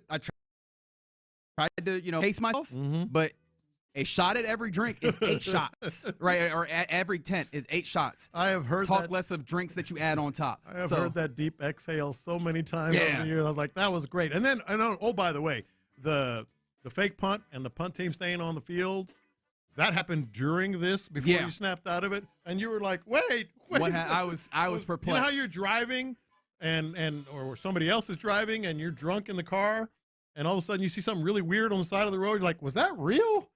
Is that a cow? That's right. Look, I am not ashamed at this at all because I have a good reason for it, and I was not being reckless in that. I did think to myself, though, once I left the press box, I think I moved around the building a little bit post halftime. Yeah. And I thought to myself, got that B12 shot? No, I did not. But I did wonder to myself, should I have been in the press box? No, it was fine. It was just me. I was like, had I had too many to then be professional in the press box? No. I don't think anybody really noticed. I was just right next to you, so I was like, oh my God. Yeah, man. I was struggling. I was struggling through it. I'm gonna be honest, but it was for a good cause. It was the HEB tailgate. Absolutely. And shout out to tailgate that won. Yeah, man. Notorious Vatos. Notorious Vatos. There we go. They've come in second place a number of times, so it was cool for them to get over the top. Which honestly is kind of the way I feel a little bit about the Texans going to the playoffs. Y'all have had a similar outcome a number of times. This is the time to get over the top on it. Shout out to the Notorious Vatos. Couple more real quick here. We saw, and I mentioned it earlier if you weren't listening, the epitome, the perfect example, ball don't lie. That Tommy Togei touchdown was perfect. He didn't get the ball from C.J. Stroud on down on the goal line when he was fullback. You know that bothered him, even though it was all's that ends well on that drive because C.J. scored. But for him to get that touchdown, that's ball don't lie, man. You will never convince me otherwise. That was really cool. Yeah. It was really cool for that to bounce that way for him. I just love how much this team loves each other. Elijah Huzzie also got an interception in this, and you could see how visceral it was for the rest of the team, particularly the rest of the defense. The dudes at the deeper spots of the depth chart in the roster, they all care for each other in a deep way. I think those are some of the things that make this team special, is not just that they play with that level of intensity. They love each other with that level of intensity. They really do fight for one another, and that's not crazy odd they really for a do. sports team. But also, this feels like a singular unit. This does not feel like a lot of little factions. And I think I don't know that that's going to be the end-all, be-all. We're not going to get 4 or 5 weeks from now talking about a team having accomplished great things, and the reason why they did is because they love each other. We'll be talking about the things that they did on the field. Yeah. But those things, I think, maybe I'm too sappy or whatever, I think that those are the things that matter in all of this. You're right. One more real quick one, because I know you probably have a thought on this. Alec Pierce ejection was far too harsh. There has to be some sort of interpretation of the rule, a gray area or whatever. He really just stayed his case. Now, he was too close. Yeah, but he took close man. And and just kind of glanced him, I guess, with his bicep or something. I think he kind of got him a little bit with the torso, by trying to get in close. Way too harsh. I think there is an argument though to be made that do you want your referees having judgment calls on things like that? Because that could go a wild way. But you did see a wild thing happen here where a player not being aggressive, just trying to get close enough stuck to his argue, arm like, listen to me. argue his case, then gets thrown out. This feels like, as much as I don't like talking about refs, this feels like a real problem that we have in refereeing in sports in general. I recognize that it's hard and sometimes mistakes happen. It's the abuses of power, for lack of a better term, the instances where there's just an unnecessary step here that feel like, hey, we're losing the plot on what this is, and that further corrodes the relationship that the fans have with the value or the way that this thing goes. So that one really frustrated me, and I'm saying that as a dude who very much would have liked to see Alec Pierce stop doing that. Well, to the sure, Texans. but I would like to see him stop doing this to the team, but that absolutely should not have happened if we're being entirely fair and honest. Yeah. You're in the loop here on Sports Radio 610. Appreciate you rocking with us on this Reaction Monday. And coming up next, you're in for a treat because we will see how this mixtape goes with no Figgy Fig. I am once again on mixtape duty, and we begin with a little bit of hot mic as we often do. But coming up next, the mixtape on Sports Radio 610. The Texans took down the Colts 38-30 and are headed into the playoffs on a high note. Josh down, ladder back to Pittman. Pittman throws it back to Leonard. He gets rid of the ball. Togei picks it up. Togei across the 5. Togei into the end zone. Touchdown, Tommy Togei. What a way to finish the season. Insider access. Exclusive content. Sports Radio 610. The Texans play here. Start the year moving, y'all, not hurting. If joint pain is holding you back, listen up. There's a way to get real relief without surgery, without downtime, and without putting your life on pause. QC Kinetics, they deliver regenerative treatments that actually help your body repair the areas that are causing you the pain. Those achy knees, hips, shoulders, back, wherever it hurts, QC Kinetics is the answer. Instead of facing an invasive operation that sidelines you for months, these treatments happen right in the office and you go about your day. Simple procedures that can deliver big, life-changing results. Skip the 3 to 6 months of recovery. Skip the pain. Skip the invasive surgery. Imagine this instead. You're moving better, stronger, planning the year you actually want, all because you took care of the pain the smart way. Game-changing regenerative treatments from QC Kinetics. January is supposed to be your clean slate, so make it one. Stop managing the pain and start solving it with QC Kinetics. 713-913-5285. 713-913-5285. They're in Sugar Land, the Woodlands, the Heights, and in Cypress. It's QC Kinetics, y'all. Do you owe $10,000 or more to the IRS like Mark? I've been doing home remodeling for 30-plus years, but the economy crashed. I wound up losing my home, losing my job, and on top of that, owing the IRS a ton of money. I owed the IRS $114,000. It really, truly was the worst. And Mark's tax relief advocates. On news radio, I heard about TRA, and I thought, what's the worst that could happen? So I picked up the phone and I called them. When it was all said and done, TRA settled my $114,000 debt for $100, and I'm telling you, I was ecstatic. Could not believe it. Would recommend TRA to anyone. If you owe 10 or even hundreds of thousands of dollars to the IRS, don't lose hope. Do what Mark did and call TRA for a consultation. But TRA did. They gave me a second chance, and I'm forever grateful. Visit TRA.com or call 800-491-9914. 800-491-9914. That's 800-491-9914. Make a splash. Live the dream. It all happens at the Houston Automotive Show at NRG Center. Check out classic autos to today's cars and trucks. Experience off-road adventures with Polaris, Ram, and Camp Jeep. Explore 5 acres of the newest sport boats, fishing boats, and much more. It's all here, from the open road to the open water. If it thrills you, you'll find fun for the whole family. Get your tickets now. The Houston Automotive Show, making waves and fueling adventure. Online at automotiveshow.com. I'm Chris Shoppa, owner of Shoppa's. For 42 years, our family has been providing you the best John Deere products and services in the industry. One of the things I'm most proud of is when you come to Shoppa's, you are buying more than a piece of equipment. It's a commitment from our Shoppa's family to yours to support you after the sale and be there when you need us.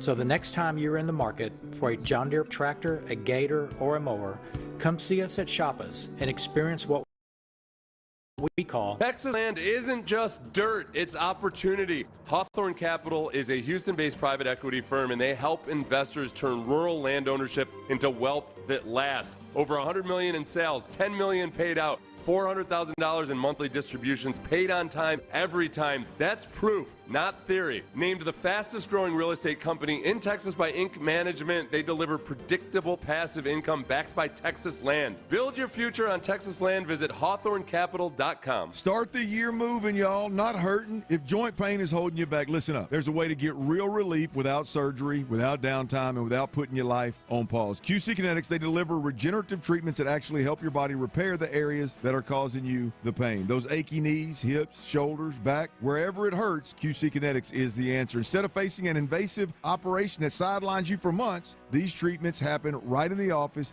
and you go about your day. Simple procedures that can deliver big, life-changing results. Skip the 3 to 6 months of recovery, skip the pain, skip the invasive surgery. Imagine this instead. You're moving better, stronger, planning the year you actually want, all because you took care of the pain the smart way. Game-changing regenerative treatments from QC Kinetics. January is supposed to be your clean slate, so make it one. Stop managing the pain and start solving it with QC Kinetics. 713-913-5285. 713-913-5285. They're in Sugar Land, the Woodlands, the Heights, and in Cypress. It's QC Kinetics, y'all. My name is Whitney Allen. I am a widow. My husband, Ryan, died. We never thought in a million years we'd have to use life insurance. The unexpected happened.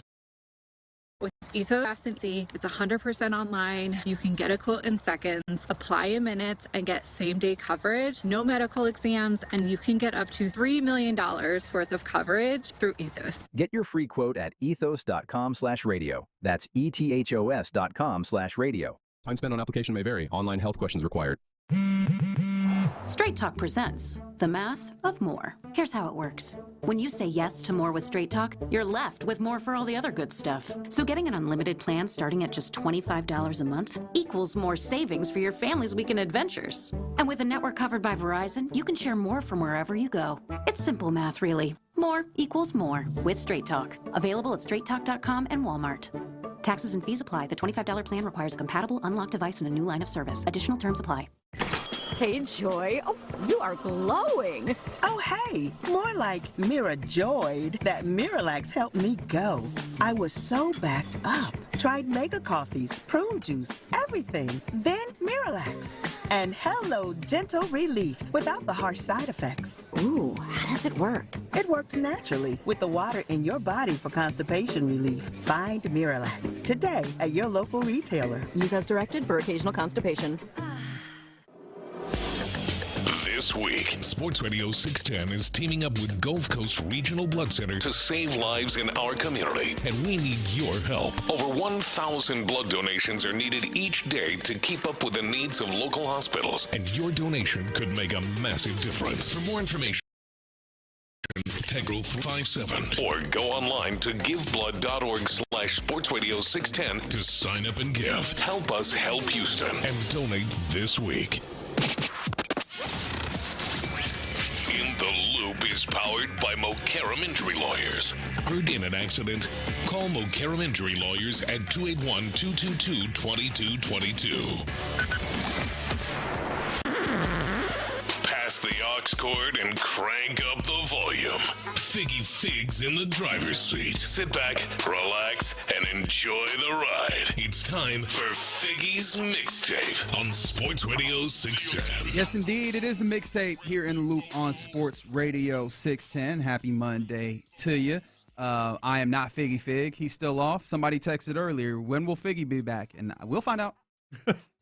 He'll let us know. We'll start finding out tomorrow, I guess. He'll let us know, Demeco Ryans style. Yeah. For the time being, I am still holding down the mixtape here. 713-572-4610 is the way to get involved. I want to get a few sports things out the way before we go down that path. I know that there is a lot of love for this particular surname in the city of Houston, Kubiak, right? And the one who is taking up the some space in the NFL world is Clint Kubiak, offensive coordinator for the Seattle Seahawks. His team having a bye week in the first round after getting the #1 seed in the NFC. That'll give him time to, one, game plan, but two, more importantly, interview. Start interviewing. It seems like his name is coming up a lot in this particular way.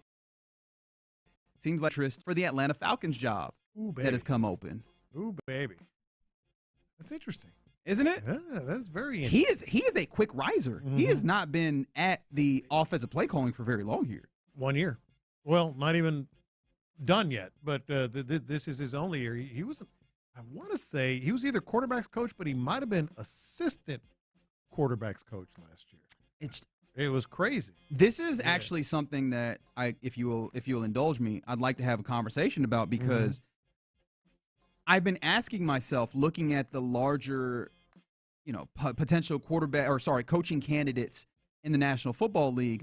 There's a lot of defensive guys who have some experience. There's a few retreads. There's not a lot of new blood. There's not even new blood. There's not a lot of offensive guys with a little bit of tenure. So you'd be getting some pretty raw, for lack of a better way of saying it, offensive-sided guys, or maybe some defensive guys with some pelts on the wall that seem like they could be leaders of men. And the question I have is, with all the jobs that open up, how do you think they lean? Because it feels like in the recent history, a lot of teams have been leaning towards offensive play callers. We've seen this time and time again. Texans being one of the few teams that went the other way, going and getting a defensive head coach and a play caller. Yeah. But there's a lot of good defensive guys. Obviously, Matt Burke, Chris Shula from the Rams. Brian Flores is a name that comes up. I can go on and on and on with some of the really good defensive-minded defense coordinators that I think would be up there. But I still wonder if the inertia of offensive play callers is still going to win out, as you see with Clint Kubiak getting a little bit of a look here. I think ultimately it does win out, but I think there's more of a trend of the defensive guys simply because the way the NFL game has been sort of transitioning to that style of game. We see it with Demeco here and other teams as well. But ultimately, it's about the quarterback position. It's about offense, and I think Stefanski's going to get a job. I think pretty relatively easily in this offseason, despite just getting fired. So I think he'll still lean toward offense. Yeah. And that'll suck for some of the other defensive coaches that are looking for their head coaching opportunity. Selfishly, that could play out fine for you if Matt Burke is not tapped to helm his own team and continues to be such a boon to what you do around these parts. But we continue around, or actually there was a couple more notes that I wanted to make sports-wise before we get to the shenanigans. Jim Crane, Dana Brown, and Tatsuya Imai, the newest pitcher for your Astros, are sitting down for their press conference. I don't know if it's wrapped up yet, but I have seen a few notes from it. One of which is very intriguing, and that is that Jim Crane, the owner of the Astros, said that the team has added scouts in Seoul, Tokyo, and Taiwan this summer in hopes of expanding its footprint. That's got to be a big plus for you, doesn't it? Yeah, I mentioned it earlier when we were talking about this. I think they're really, there's a real initiative with such, they've been so good in South America. They had their Venezuelan academy and doing so well with Dominican players and Cuban players. They've kind of set the standard in South America. And I think now do it, the next gold mine, so to speak. Yeah, I'm excited about the possibility of being able to expand that. And plus, the international acquisition circumstance, like that is a market inefficiency, for lack of a better term, a way of adding in talent that's not the draft, right?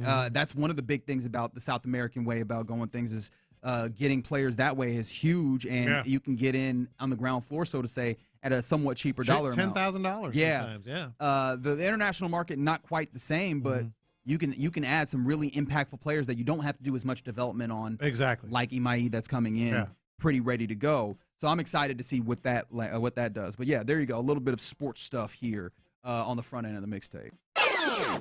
We continue here on the mixtape, Sports Radio 610. And I want to do a little bit of hot mic. I told you I'd do this. We talked about it a little bit already. Myles Garrett is the all-time leader in sacks in a regular season. 23 is the number after he brings down Joe Burrow and passes T.J. Watt and Michael Strahan, who were tied at 22.5 as the previous lead. Michael Strahan, being the previous leader, you heard his immediate reaction, and I think we still have that here for you as well. But this was Michael Strahan, NFL on Fox, talking about his record being surpassed. I mean, I hold the record for a 16-game season. They hold the record for 17-game season. That's the way it works out. Still claiming the title. You can't compare records from 12-game seasons to 16 and 17 games. It doesn't work. This young man's amazing. Absolutely amazing. And I know that he has so many more sacks left in him. years old. As many more sacks after 30, as did Bruce Smith, as did Reggie White. I think he's just getting going. He's just finding his stride. And you don't know how hard it is to do that on a team that isn't always in the lead, a team that isn't always competitive. I think that is the most amazing thing about it. He's done it on a team where he's the focus. He's the guy that gets doubled and tripled every time, and it never stopped him from going out there and putting up numbers not year playing after with year. the lead, yeah. Without playing with the lead. I mean, this kid is amazing, and I really just want him to be on a team, which hopefully will be Cleveland because he signed a long-term deal there, that wins and gives him the opportunity to have the ultimate thing in this game of a team game, which is a Super Bowl. How impressive is this? Myles Garrett? Yeah. Incredibly. I mean, I think there's no question that outside of the Bubba Smiths and those that they didn't keep the numbers exactly, so it's hard to tell. I think since Reggie White, probably the most dominant pass rusher since Reggie White. In my view, because he has all those things that you just heard him talking about, and still being able to get these things done and make the sacks. Not only playing from behind, but playing on losing teams. It's just hard to stay up every week. It was easy to stay up for this week because he was so close to the record. But to get here when you have 5 wins, just to be up every week and just completely dominant. I mean, just a physical freak. He's just built differently than most human beings. And I think he's the best since Reggie White. That is high praise for him, but it feels like it. It feels like. Would you scoff at the idea that he's the best player in the National Football League?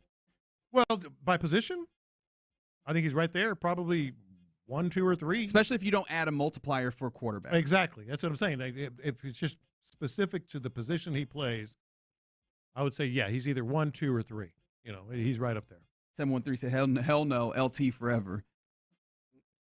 Well, I mean, let's talk about LT. The most dominant linebacker in history, and certainly unbelievable pass rusher. Yeah. But we're talking about a rush end that weighs 285, 290 pounds. Come on. That's stupid. Sick Stupid. Salute to Myles Garrett, Texas boy, for taking over the sack record from one of your opponents, or your opponent coming up. TJ Watt is now second, tied for second on that list. Yeah. These are my confessions. Colin, it's the mixtape here. Whoopsies. Sports Radio 610. I wanted to bring this to the mixtape because this is also still sports related, but I need to get some of the off the beaten path to really call it the mixtape. And do you realize that the Gen Z, they might be okay here, John Lopez, because they're figuring out something that I think previous generations also figured out. What is one of the things that has been concerning with Gen Z is they just don't seem to be getting together. You know what I mean? It's we worry about the babies and seeing if they can actually find love or companionship in one way or another. What do you mean by that? I mean that they not finding each other, and that's it. That is all I said. Yeah, Colin, and you can add whatever else you want to add there. Are you familiar with the Field? As in Field and Stream? FEELD. Fishing? This is apparently a location-based dating app that is aimed at people who are interested in ethical non-monogamy, polyamory, and casual get-togethers. Ethical. Buddy, don't ask me. I am reading off the website. It's a very general area. Oh. Like people have different opinions on Are you ethicals. familiar? I was about to say, are you familiar with this app? Colin, know. you want to bring that? Okay, very good. I'm just saying that people. Seems like you are. But the reason why I bring them up, because they put together an end-of-year report, and in their report, apparently, sports is among the fastest-growing interests in the younger generation. Atta baby. So when it comes to getting together, they are finding that doing the sports is a great way to find people to rock with. Why did it take them so long to find this? That's a story as old as time. Why did it take them so long to find this? That's exactly. Now, the interesting thing within this is the fastest growing sports. Can you guess what those would be for the younger generation? Spectator or participant? Yes, on both sides. I'm going to say pickleball. Okay. As a participant. Spectator, I will say soccer. Half points for the man. Half points for the man. So according to their report, when it comes to Gen Z, when it comes to the fastest growing interests, tennis and soccer. Okay. Leading the pack. I can see that. And then when it comes to like certain sports athletes, there's a lot of love for some women's athletes that are also making their big names, being big brands on social media. But apart from tennis and soccer, 600%, upwards of 600% interest spike in basketball, football, running, swimming. That checks out to me. The kids are finding sports finally. Yeah. The kids are finding sports, and apparently it's helping them get to the relationships. By the way, aren't you proud of the babies? I'm very proud of the Gen Zers. By the way, I just looked up Field. It's a wild ride, man. There's a lot of stuff going on that app. You gonna hop on there? Oh no. You think Jan will let you hop on there? Oh no. It's a little bit of everything. I'll put it that way. Yeah, a little bit of everything. I was just amazed that the babies were like, man, I'm having it hard to find people. Yeah. What am I gonna do? Maybe if I play sports where other people are there and we can have a common interest, that'll work. I just love that that's what it took. Yeah. It's a rough world out there, man. Yeah. But we got there. The babies did figure it out, and I'm proud of them for doing that. Tennis and soccer being the big ones. I like that. I like that. You know, you're not gonna go boomer and be like, you need to watch the football, cut all that tennis and soccer stuff out. You know how I feel about soccer. I love it. Yeah. So there you go. That's the mixtape. We need to get him introduced to AFCON though. Oh yeah, we do. We do. In fact, I've been messing up not putting the AFCON on the TV for you. I apologize. Okay. But we'll do that here soon. But there you go. Another edition of the mixtape here on Sports Radio 610.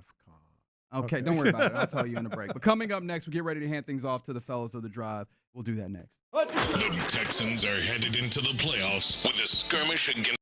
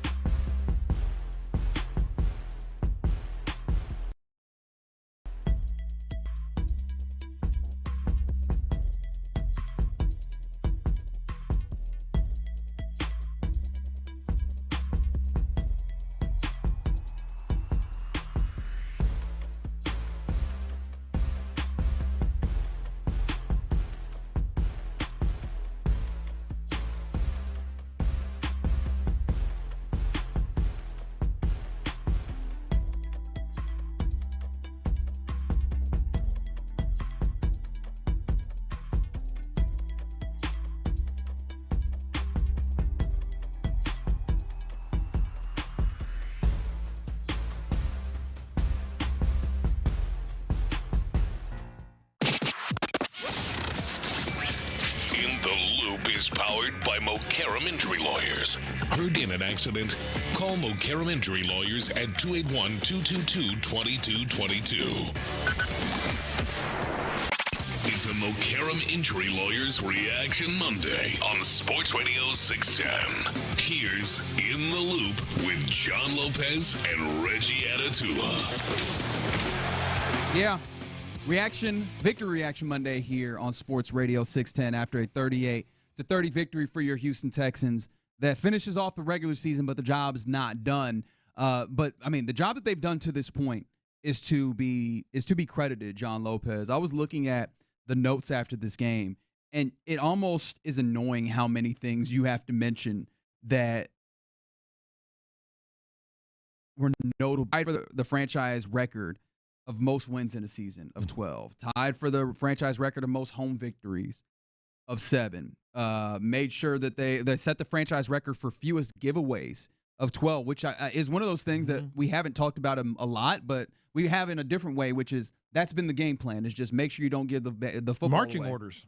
Yeah. They managed to get it done.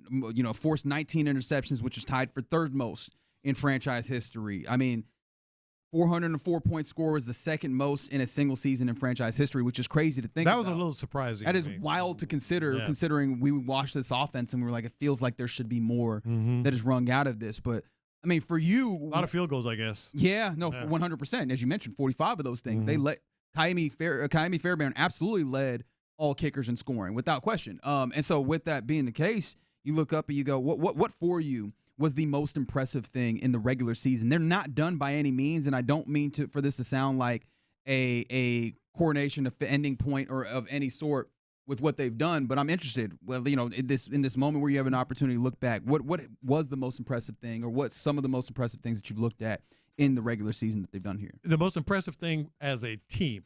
Sure. As a team, what they did. I mean, you hate to sometimes you just got to make the layups, right? I mean, it's the pressure the pressure they can put on opposing quarterbacks, just completely breaking teams. That's been the plan all along, is to make the defense the calling card of this squad. I think beyond that, though, I was really worried about C.J. Stroud early in the year. I think we all were. Just is it really a buy-in? Is this another mistake at the offensive coordinator position? Is he sort of getting handcuffed to an offense that doesn't suit him? What's his confidence level?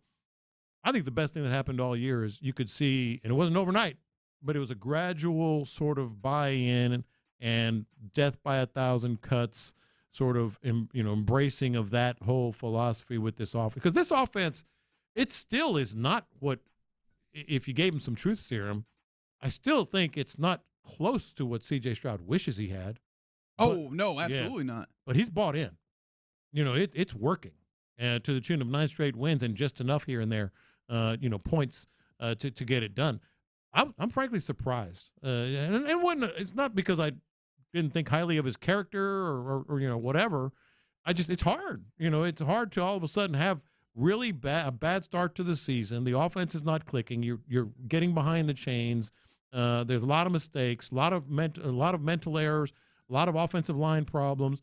And then over the course of about a 5-6 week span, it just goes, okay, maybe there's a little something there. And then it gets a little better. And it gets a little better. And it's still not, lighting up the scoreboard by any means. But I think that, to me, was the most impressive thing. Yeah, you can see there's instances where there's great pride in mastering the little things. I think there's still room to grow in that for C.J. Stroud, clearly. But, I mean, there was a point in time where I think it was a double slant, and he throws to the outside receiver. And in my mind, I might have said in the press box, that one should have gone to the inside receiver, because that zone hook defender kind of fades off the first route and tries to get into that window. And CJ just keyhole shot, right? And boom, throws it in there. Nice and easy grab. And it's just like, those are incredibly tough throws that are relatively small, that are not going to be praised. Yeah. But those are the moments that it feels like we see a little bit more frequently happen in his benefit. It's like, can you manage to stitch all of those together consistently and then add in some more of the detailed things? And this, I might be asked being greedy, but hey, I feel like I'm in the place where I should be. Yeah. Can you dominate the pre-snap stuff and make sure that everything is together. But you could see the ways in which he is corralling and controlling more and more of what's happening here. I don't want to move past what you were talking about defensively because, and maybe this is just very front of mind because I read Tyler Dunn's piece about the defense. It's kind of crazy that the Texans went and put an early 2000s defense in 2025. Yeah. In the year of our Lord 2025 and now 2026. The league is not supposed to go this way. And it's not going this way. They've built the league to where they've litigated out some of the violence of this sport. And the Texans have managed to do the unthinkable, which is put the violence in within the boundaries of what it does. Yes. And getting the right people to fit that. You know, from Jalen Petrie, who will say there's more credit, so maybe he is getting the credit, but either way, from Petrie to Al-Shaair, which, by the way, last week, you know, I wasn't here, but Al-Shaair getting the Good Guy Award? Yes, the Good Guy Award. Which is very well deserved, but is so contrary to what you see on the field. That's the type of person that should fit this defense and they're fitting into this defense. Hell, Togei. I mean, this is a guy that is almost probably the star interior defensive lineman right now. All right, don't do that to Sheldon Rankins now. No, I said probably, but also hold on. Like he is getting the most love, you know, he is internally and externally, and you know that fits. That's a guy that could have just fallen by the wayside. And then you have the superstars that fit perfectly. Will Anderson, who here's another thing I noticed, and then I wasn't here for the Chargers game, but he can deliver a pregame speech. Will? Yeah. Yeah, Will's He's coming got to a his good own delivery, man. At what point, I'll ask you this as you, the dude who's covered sports for umpteen years, at what point do we do the veteran thing and it's actually true? Because I saw something that drove me up a wall a week ago, I think, where somebody was like, yeah, it's a second-year veteran. And I was like, get that out of my face. It's got to be 3, right? We're 3 years in. Yeah. On Will Anderson Jr. But it's got to be like you get 3 under your belt, then you're a veteran. And he has always been maybe by now mature for his age, so to say. Yeah. I think that you're starting to see some of that as well. Yeah. And I think that you can give credit to someone like a Sheldon Rankins, who is a dude who both Matt Burke and Demeco Ryans recently talked about as being a dude who, when he speaks, everybody listens. You've got this nice hierarchy of, you know, player leaders as well, at least defensively. Offensively, that's one of those things that we go, who are those guys? We still have, at least from the outside looking in, I'm intrigued on that. But I think you're also seeing how that brings dudes along, including Will Anderson Jr., who I imagine is the pet project because he's the franchise player right now. He's got to be, right? Because Derek Stingley doesn't, you know, he just puts his hoodie on, walks in the building, gets his work done, walks home. And goes home. I like how you said walks. I like you got him carrying his lunch bag, backpack, taking the metro to the building, riding the rail. Yeah, riding the rail. But no, he's so good, but his personality's not there. I think Lassiter is getting into that role. I think clearly Petrie is in that role, but it's Will Anderson, and it's not Danielle Hunter. Danielle Hunter does a lot. He kind of reminds me of Andre Johnson. In that he doesn't say a lot, but when he does, you better listen. Yeah, and it's pretty profound on the defensive side. But it's Will Anderson. So many of those guys on the defensive side just fit perfectly. You know what Demeco wants. That's why they're playing the way they are. Incredibly impressive, and this was just the capstone of the regular season portion of it. The thing that and the reason why I wanted to have this conversation in this moment is what sucks is don't nobody care about none of that. In a grander scale. Obviously, we here locally care about it. It's been fun in all reality to have the Houston Texans be a name that is thrown about in a way of fascination. You can hear the glee with which football people are talking about the Houston. Fun to watch defensively, the team that everybody should be afraid of in this playoff season. Oh, it's no longer just us. No, it hasn't been for quite a few weeks. Yeah, at least a month. Like, watch out for that team. Nobody wants to face the Texans. That's stuff that we were saying maybe 6-8 weeks ago. It's everybody now. Yeah. That's all fine and good. It depends on what the outcomes are in the playoffs. And you start versus the Pittsburgh Steelers, a team that in some ways likes the game plan that you have. I just don't know that they have. I don't know that they have the same level of in it that you do. I truly believe I keep thinking about the Bane comparison. Is it the Dark Knight? Is it Dark Knight Rises? I don't remember which one specifically, but you think the dark is your ally sits with me. That's how I feel like the Texans look at any of these other teams. Oh, you want to get into the mud over here? No. This is where we live, and this is where we want to be, and we rep it. We make sure that we do this. We practice it with the level of intensity, and this is where we want to be. And that's why I'm not particularly fearful of what the Pittsburgh Steelers do. Well, I'm not either, and I've tried to make that very clear. What I'm saying is, like, the Texans are better at playing that kind of football, playing defense, keeping it safe offensively, making no mistakes, keeping it ugly, low scoring. They're better than that than the Steelers. But I think the Steelers love playing in this type of stuff. And so that's what they're going to get. That's what they're going to get in this game. Steelers against a team like Jacksonville, I think they'd be a lot more afraid to play Jacksonville than Houston. Just because they get completely blown out. Buffalo, I think with the Texans are the better team. The Texans are going to win. Spoiler alert, I'm telling you right now from a week tonight, the Texans are going to win. Here you go. But the Texans could. Damn, you gave it away. He keeps doing this, bro. He keeps doing this. But would you agree with that? They would be a lot more against a Jacksonville or Buffalo than Houston. Listen, I know the deal is going around of like, hey, nobody wants to play the Texans. Yeah. Well, the Texans' offense has to make it to be that nobody wants to play the Texans. Yeah. Because I disagree with that. Like, I think it's hell to play against that defense. But 9 times out of the 10, they're playing in Indy. Yeah. Against Buffalo, against the Raiders, against the Titans, against the Chiefs. They're not running away from you. Yeah. And they probably may go through lulls, especially if you have any kind of a defense. Crazy lulls. They'll go through lulls of offense. And like, it may be difficult, but if I can make 3, 4 plays, I Steelers love doing that.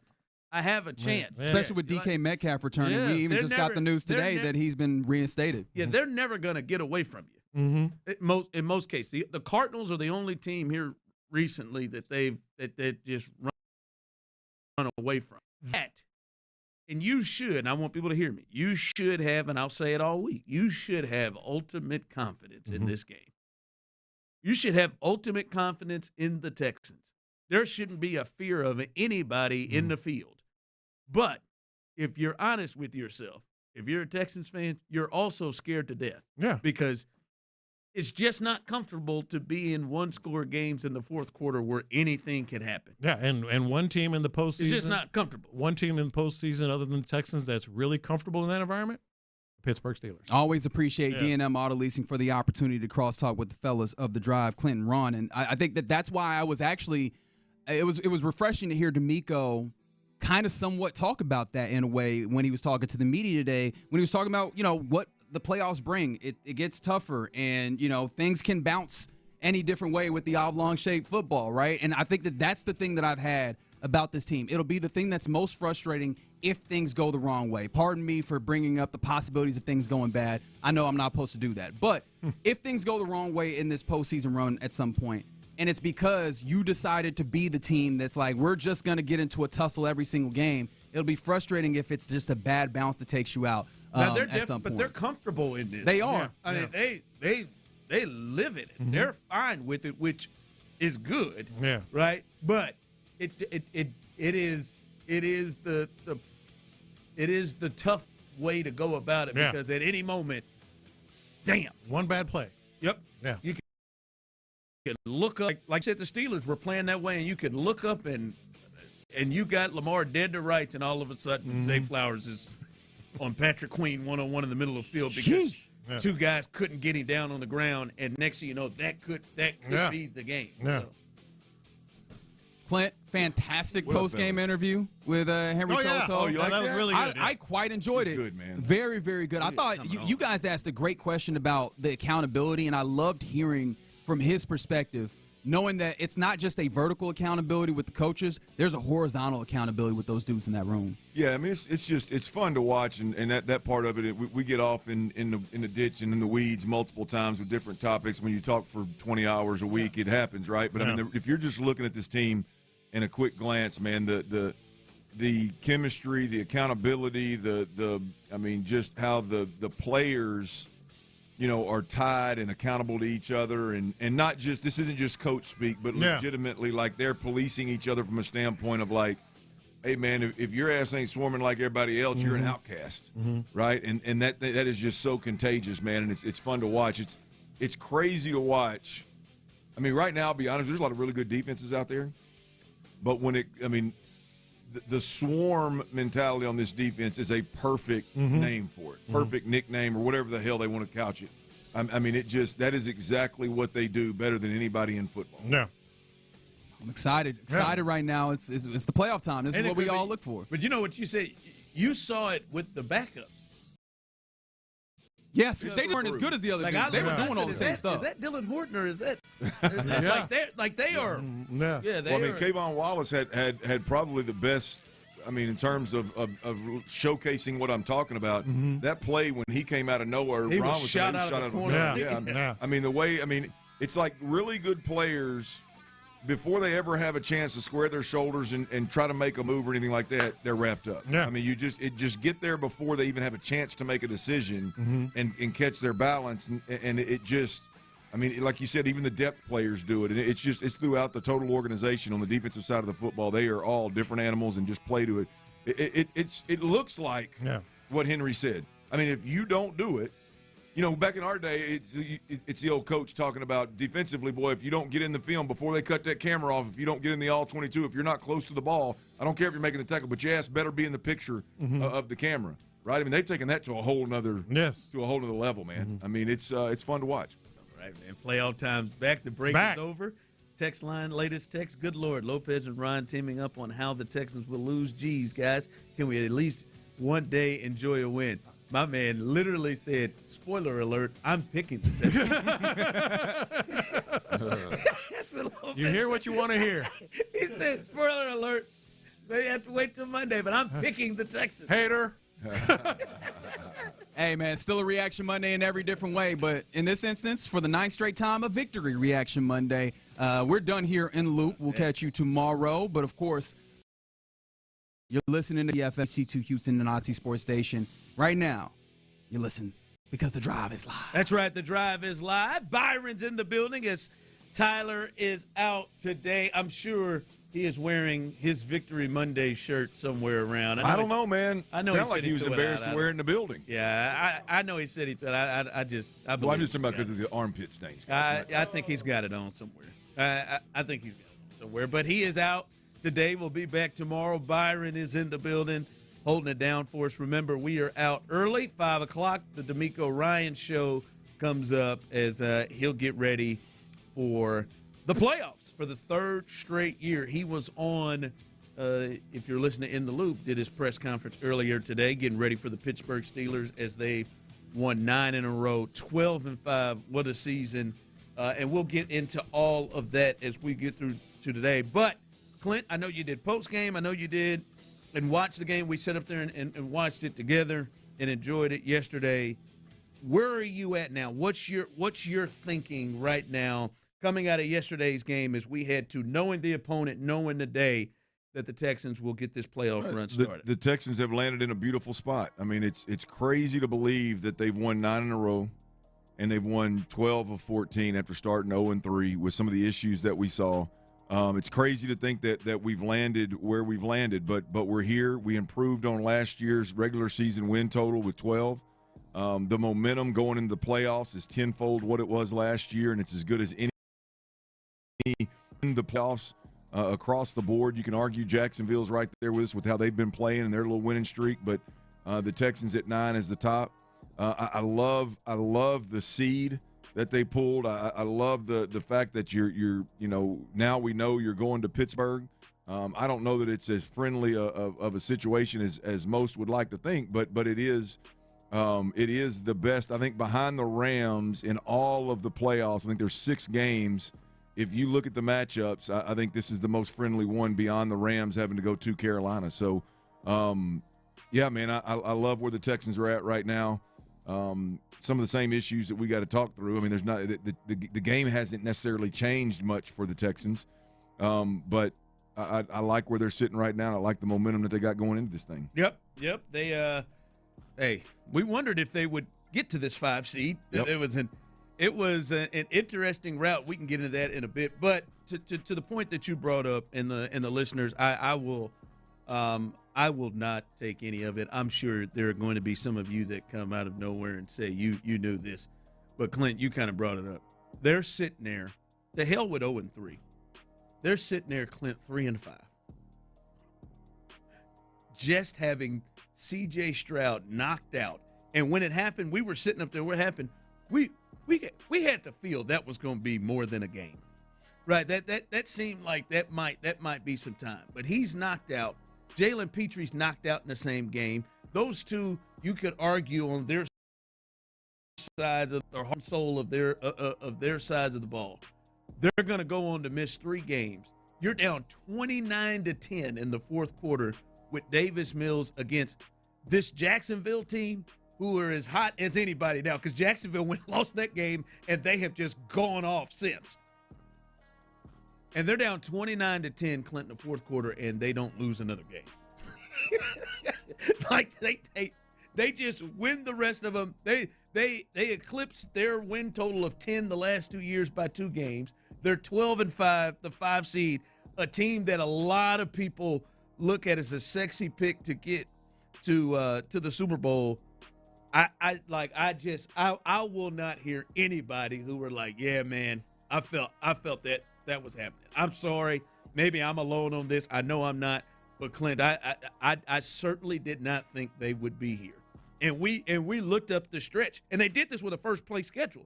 We looked at this and we saw, like, boy, they got Buffalo, they got Kansas City, they got Indy, who was playing hot, they got Jacksonville, and they ran through and won every one of those games. Shout out to Demeco Ryans. Shout out to that crew. That was clear. You lose your quarterback for 3.5 games. You lose one of your best defensive players for that long. They've had injuries on the offensive line. I don't want to say shocked, but I am pretty surprised that they're sitting here, Clint, 12 wins and a legit Super Bowl contender after sitting where CJ's head bounced off the turf and he's out cold and he would go on to miss the next 3 games. I am borderline shocked that they're in. Oh no, I'll be honest with you. I'll go a step further. I am absolutely shocked. Are you? Yeah. Yeah, that you got in and got to a 5 seed, that you got to 12 wins, that you drew the best seed in the AFC, that you're viewed as one of the favorites. Yeah, after starting 0-3 with the issues that the Texans had, I'm not shocked that they got in. Hell, you got 8 or 9 win teams that have snuck in. I mean, you got a couple of bad football teams. Carolina getting in, I'm not shocked that they found a way in this division to sneak into playoffs. I'm shocked at where they've landed. That's the part of it. Like getting in. I'm shocked that they snuck in. Yeah, I mean, I'm talking about at the space of 3 and 5. Like the Chargers are the 7th seed at 11 wins. I did not see them getting to 11 wins when they're sitting there 3 and 5 and CJ's out. Like I am surprised that, as you said, they are comfortably in. Like comfortably in with 12 wins, the most that they've had in this run through. I'm a bit surprised by that, but I didn't mean to cut you off. No, I mean, I'm shocked that they landed where they landed. It's going to be a hell of a story. I mean, it's one of those that, however you finish this thing, if you can improve on your playoffs from a year ago, just like you did your regular season from a year ago, then it's going to be a hell of a story either way, any way you slice it. So it's good to be here. It's good to be in the saddle another week with real game action that matters. And now let's you folks. Text line coming through. True Texan fan. I love it when you start off with that one. True Texan fan. I always believed, especially once they won 3 games while CJ was out, my expectation was they should win out. I guess maybe after. I'm sorry. I was not at that. They were sitting there 3 and 5. Well, I mean, C.J. Stroud's head bounced off the turf, and he was out for that game and multiple ones. So what you're saying is when they got to 6 and 5, and were 6-2. So in 8 games they were 6-2 stretch. You finally got to a point where you weren't surprised. Yeah, I mean, I think at that point there probably were some believers that, hey man, can you go win 4 of your next 7? Maybe, yeah. I mean, you getting CJ back, you getting some guys back. Yeah, I mean, I don't think. I mean, I don't think if you polled people around the city, I would imagine fans at 6-5 said, yeah, we still got belief. I don't believe that. I don't think that was a conversation. I mean, I think it was well before Davis Mills won the game against Jacksonville. I think that made believers out of a lot of people at that point in time. But boy, at 0-3, and even like you said, at what 3-5, is that what you said? Yeah, 0-3 wasn't as much. It looked bleak, but you didn't. You could see. All right, there's some games in there, and when they got the Baltimore game, you're like, okay, they beat Tennessee, they beat Baltimore. Baltimore was a tough one. Now they're 2-3 or whatever.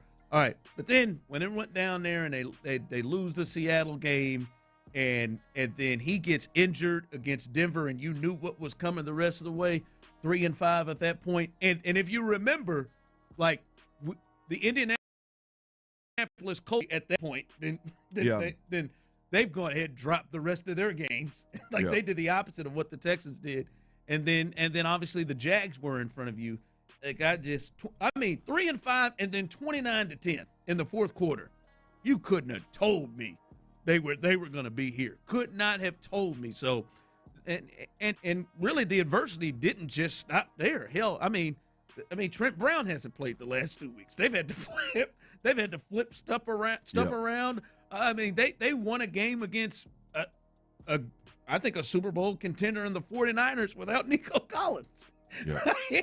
Braxton Berrios was getting busy in the game. So shout out to them, man. They were to get to this place.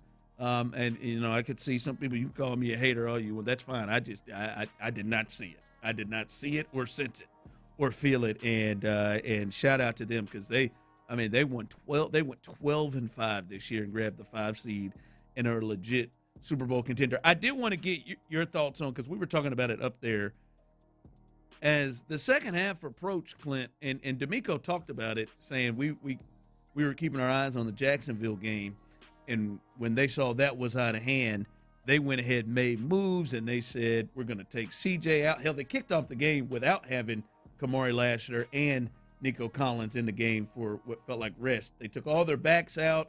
I think Titus at one point came out of this game. Ed Ingram came out of this game.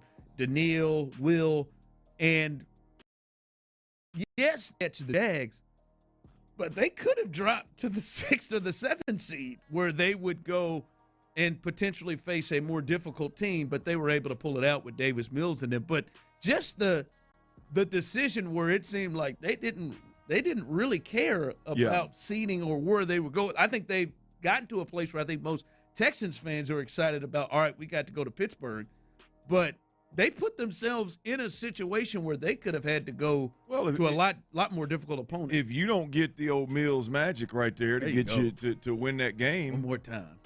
If you don't get that, correct me if I'm wrong, but Buffalo winning, you would have slid to the 6th seed, so you would be going to Jacksonville instead of going to Pittsburgh. And so, it was an interesting approach to the game, I think, from jump, given that Nico Collins didn't play. And then when they emptied the bench at halftime, it really got interesting. I just, when you look at the seeding, you potentially could have fell to the 7th seed, which now looking at the bracket, I guess you can look at it and say, well, I mean, look, if you lose, then you avoid the 1 seed potentially in the second round, which would be Denver. Because right now they're locked into obviously going to Pittsburgh, and the winner plays Denver, the 1 seed. And so maybe if you would have slid, then you could have potentially got a home game maybe. Yeah. I don't know. I don't know. I guess. I mean, the way I see it, I mean, is that right? That's right, though, right? I mean, we catch Denver in the second round. That's the way it's set up right now. If all the seeds hold, Yeah, you catch Denver in the second round if all the seed holds. Now, if Buffalo beats Jacksonville, then you win, you'd go to New England. So they reseed or the winner or whoever's the next highest seeded. Maybe it's whoever or you host. Depending on how things shake out. But no, man, it's it was interesting sitting up there. I think our boss was in the suite talking about what are they doing here? Yeah, that was what was wild. Why to are they me. shutting it down here? What was wild to me was that, like, the conversations in the press box and conversations with people that typically are pretty passionate were like, oh, it ain't no big deal. I'm like, what? It ain't no big deal. Like, you could potentially fall to the 6 or 7 seed, which would mean a far. Because see, me and you were. Some people were like, to me, I cared if I'm the Texans. I would much rather have played the winner of Baltimore and Pittsburgh over Jacksonville. Now I understand how people, I understand how people feel about Jacksonville around here. I got it. But the way Jacksonville is playing, I mean, you could argue Jacksonville's playing like the best team in the conference from an offense and defensive perspective, and Trevor's got it rolling. Yeah. I'd much rather be in the situation they're in. Now they ultimately got there, but like you're sitting there. An interesting approach, I thought. Yeah, Ryan Leonard did lose his mind a couple of times. But, it may have been a different thing, but ultimately got there, and they are facing the Pittsburgh Steelers, and it's Monday night too. That's beautiful. You're standalone game Monday night. We'll be a little cool. Pittsburgh, and we got all week to look at it. All right, let's do what we do each and every week. 713-572-4610, YouTube and Twitch. You can jump in on this. Who's your player of the game? Who's your player of the game yesterday? There were, I think, a lot of candidates when you score the way they did and do some of the things they did against the Colts to finish this thing out. Who are your players of the game? We'll discuss that coming up next. The Texans took down the Colts 38.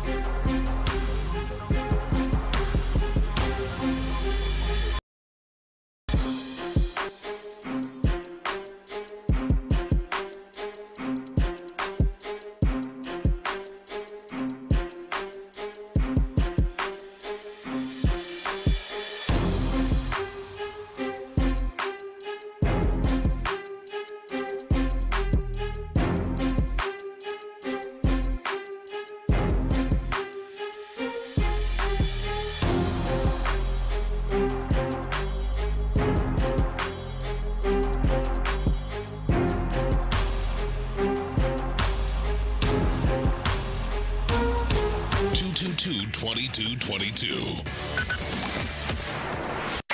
It's a Mokaram Injury Lawyers Reaction Monday on Sports Radio 610. Here's The Drive with Stoerner and Hughley.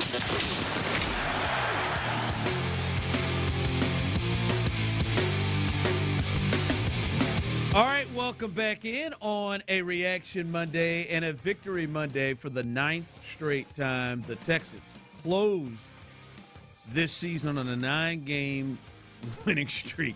I'm going to tell you what, this is you couldn't have told me Clint and Byron in for Tyler.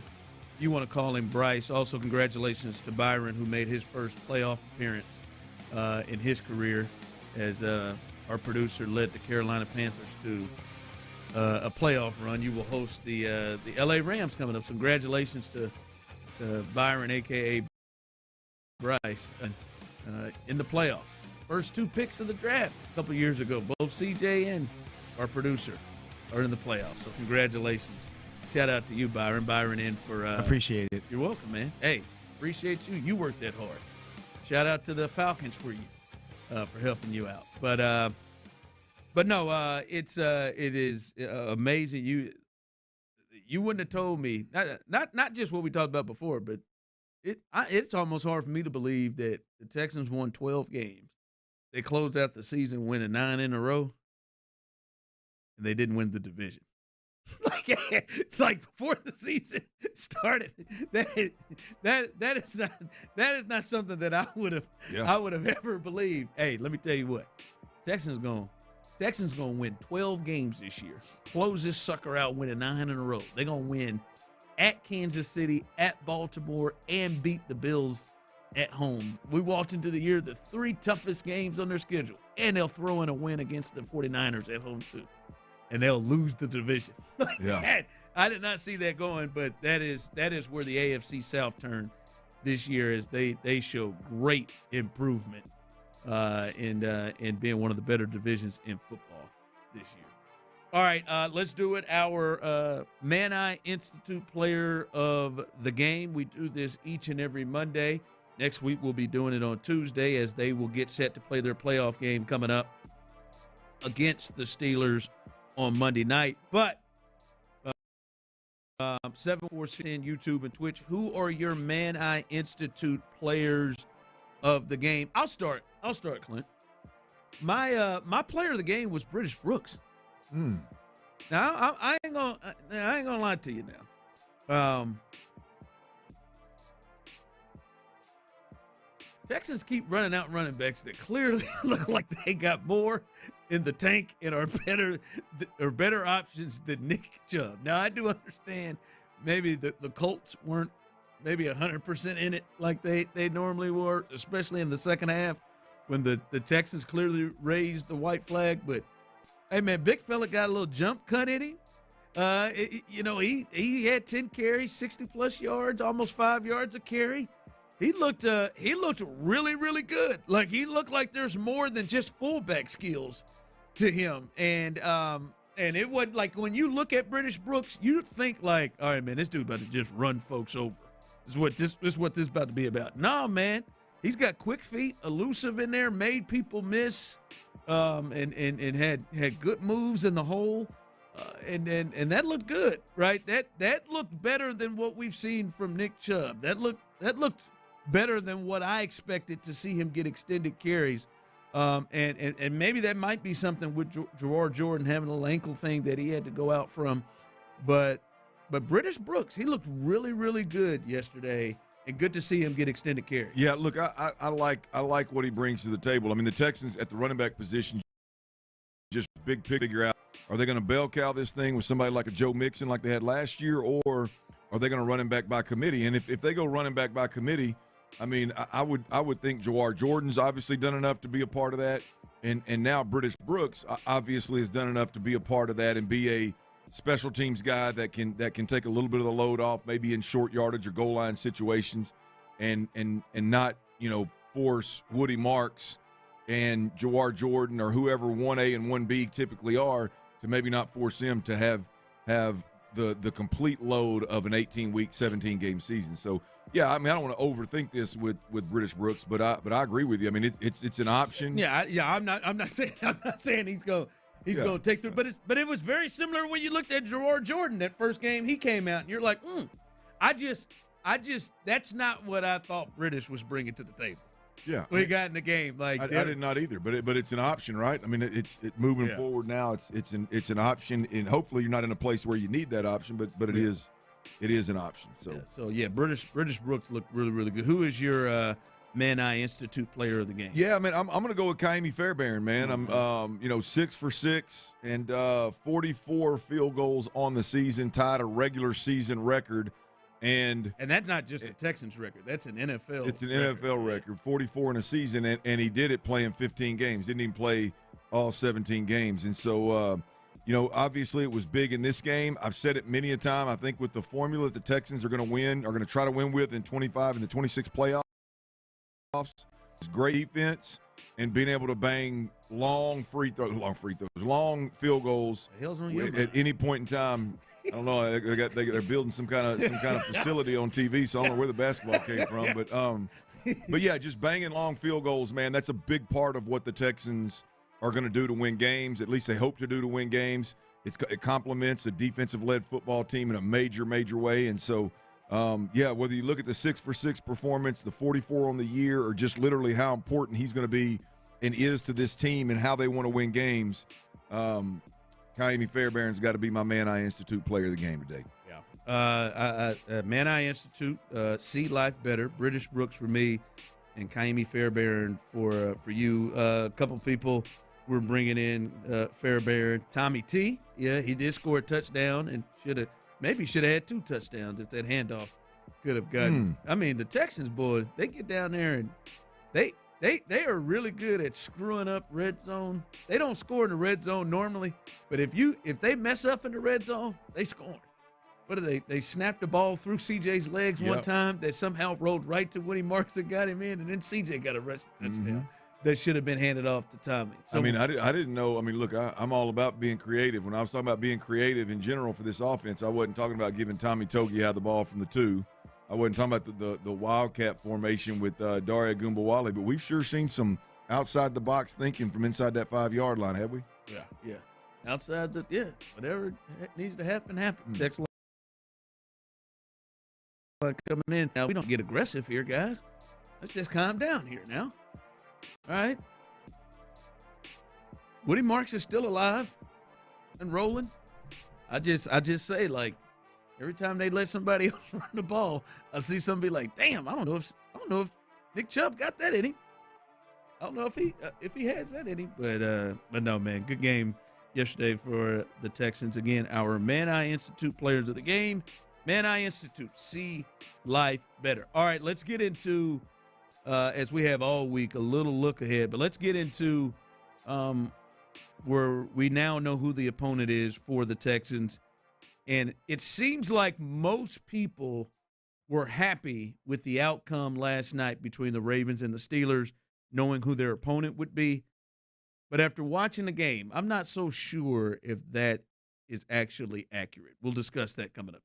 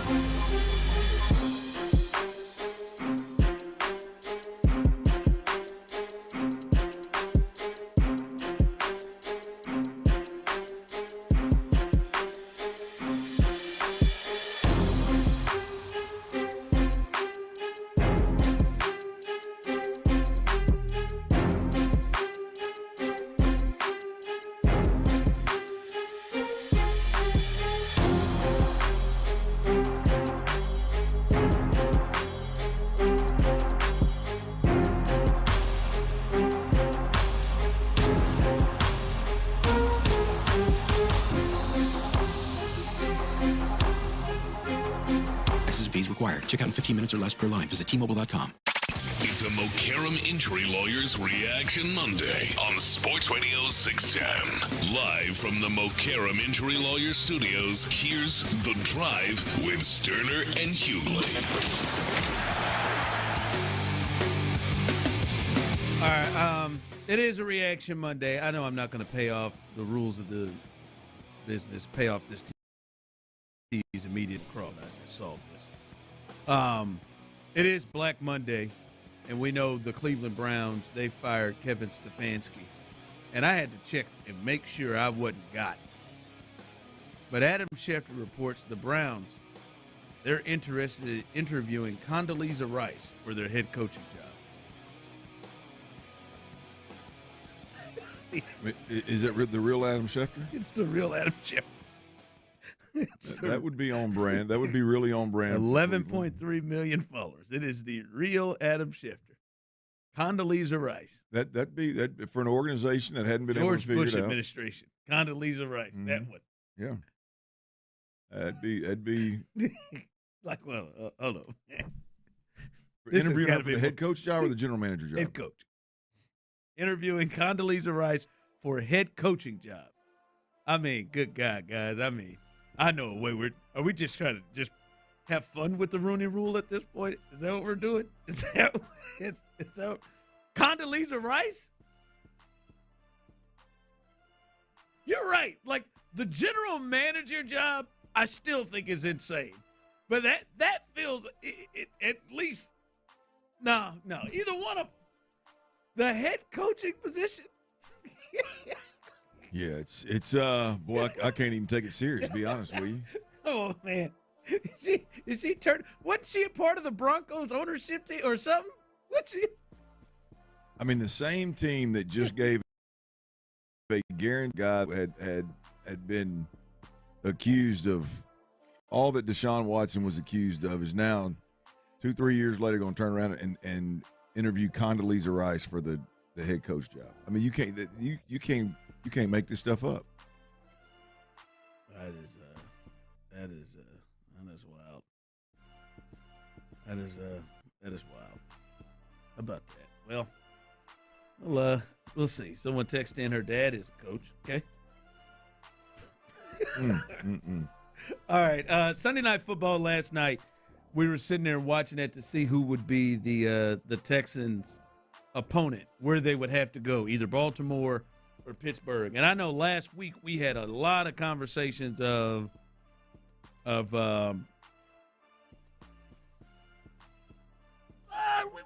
team you wouldn't want to see is the Ravens.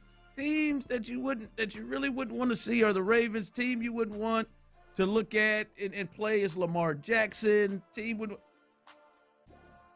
But I don't know about you, but I'm watching that game, Clint, last night, and when that field goal missed and went wide, my thinking was like, damn, I think that might have been a better path. I think that might have been a better path for the Texans. I think that might have been a better path. Had that field goal gone. Yeah, this version of the Baltimore, not the one that we've seen that the Texans have had trouble with, but this version where Lamar Jackson isn't quite right. You could tell. I mean, he didn't even run he didn't run the ball like we normally do. I mean, Harmon, a defensive lineman, cut him off on the sideline to where he couldn't get any yard. That ain't happening. Interior defense. Yes, interior defense. That ain't happening, right? And they've got a bunch of dudes that are names, Clint, but they're more named than they are game right now, right? Roquan Smith is not the same Roquan Smith that was the best interior defensive lineman a couple of years ago. They don't have a pass rush to speak of. Kyle Van Noy is 35 now, their best pass rusher. Marlon Humphrey is not the same. Derrick Henry is really, really good, but hell, they held him to like 20 yards or something like that in the second half. They just aren't the same team. And listen, I want to make it clear. I think the Texans should be favored and are favored by 3.5 against Pittsburgh. And I would think they they are the better team between the two of them. But I look at it, and you start looking at the Pittsburgh defense and the pass rush, the guys they have up front, and some of the guys they have there, DK Metcalf coming back. I think Pittsburgh is actually a tougher matchup for the Texans than the Ravens. Yeah, look, I thought I was I needed to wait to see the game to see what Lamar Jackson looked like. And the Lamar Jackson I saw, like you said, was not full go Lamar Jackson that is just super dynamic. That's not the guy that I watched play last night. Now, still can pull the rabbit out of the hat and make some plays, which will scare you, but it just wasn't the same Lamar Jackson. And so then all the other factors start coming into it. You go, they have zero pass rush. We've already torched them for 40-plus points, I believe, this year. You got to have a ton of confidence. And instead, you catch the Pittsburgh Steelers, which, again, now I know I'm probably one of very few Aaron Rodgers fans around here, but Aaron Rodgers, you take a veteran quarterback that has seen it all, that knows better than to try to hold the football, at least until the game dictates it, that's going to use all of his outlets and put real pressure on this defense, then all of a sudden that becomes a little bit of a problem. And they got a pass rush with Highsmith and obviously Watt is back and company. I mean, they can bring some heat. They got a corner that can lock down. So, yeah, man, I think in hindsight I would have preferred to play Baltimore as well. Before the game, if I just had to randomly pick, I said Pittsburgh. But after watching that game, I think I would have preferred to have Baltimore as well. I think that the Texans are the better team. I think that they are the team that should be favored in this thing, and I think it would have been either way. But especially against this defense, Clint, you take Lamar's ability to run and what he's able to do there, and now he's just really a passer. And then you start to look at the weapons that they have, like that's a different deal right now. As opposed to, all right, the Steelers with Gainwell and Warren out of the backfield against potentially the linebackers, that's more problematic than I think than maybe what people are giving credit. I just think overall, again, I think they should be favored over both these teams. But I think actually now today the Steelers are a better football team and a better matchup, or a tougher matchup. Tougher matchup, definitely. Yeah, no, I agree. I agree with that. I think that game, when you look at how the Steelers defended, really, hit Derrick Henry and just loaded up the line of scrimmage and just gave all the opportunity to either throw a ball, which they ended up hitting some late, or when so much attention is to Derrick Henry, I mean, sneaking Lamar Jackson out the gate and getting him in the open field, with one-on-one with a defender is a lot easier when they're loaded up to stop Derrick Henry, right? So, again, the fact that he wasn't ever able to really break loose and cause major problems for Pittsburgh tells you that he was a little bit hampered as well. So, yeah, man, I think in hindsight I would have preferred to play Baltimore. I don't even care about the history of it.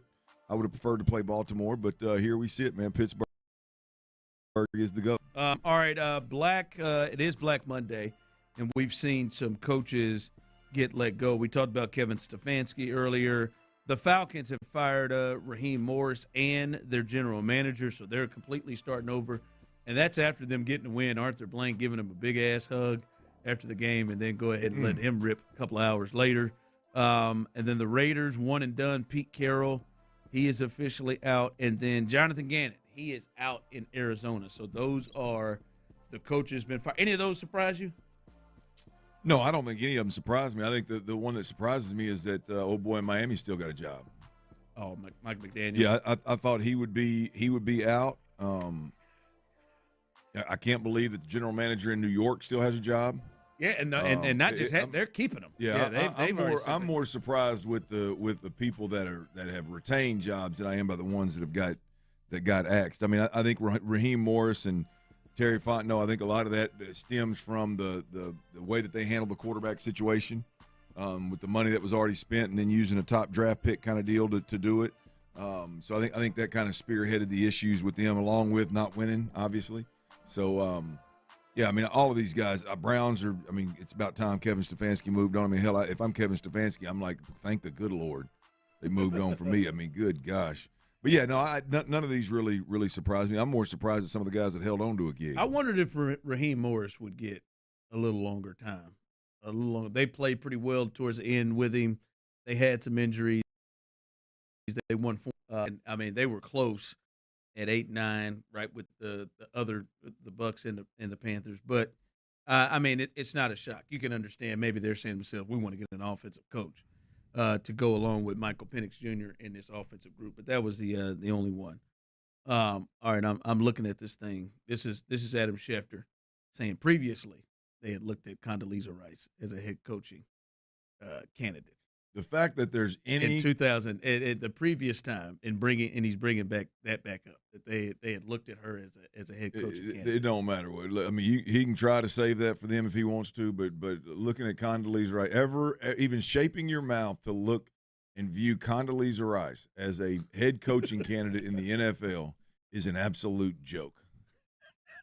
And it seems like the Browns would be the team. In the Browns, their whole organization. You want to talk about dysfunction. You want to talk about, and you wonder why coaches go there to die. You wonder why quarterbacks go there to die. I mean, it's just, what a mess. The crazy thing is 1 of 32. There's going to be another fool step up here and go, yeah, I can change it. I can fix it. He almost did. 2-time coach of the year. Yeah, he did. Yeah, almost. All right, coming up, 713-572-4610. It's Monday. We open up the phone lines. And, look, the Texans 12-5 finished the year with a 9-game winning streak. They're going on the road to face the Steelers.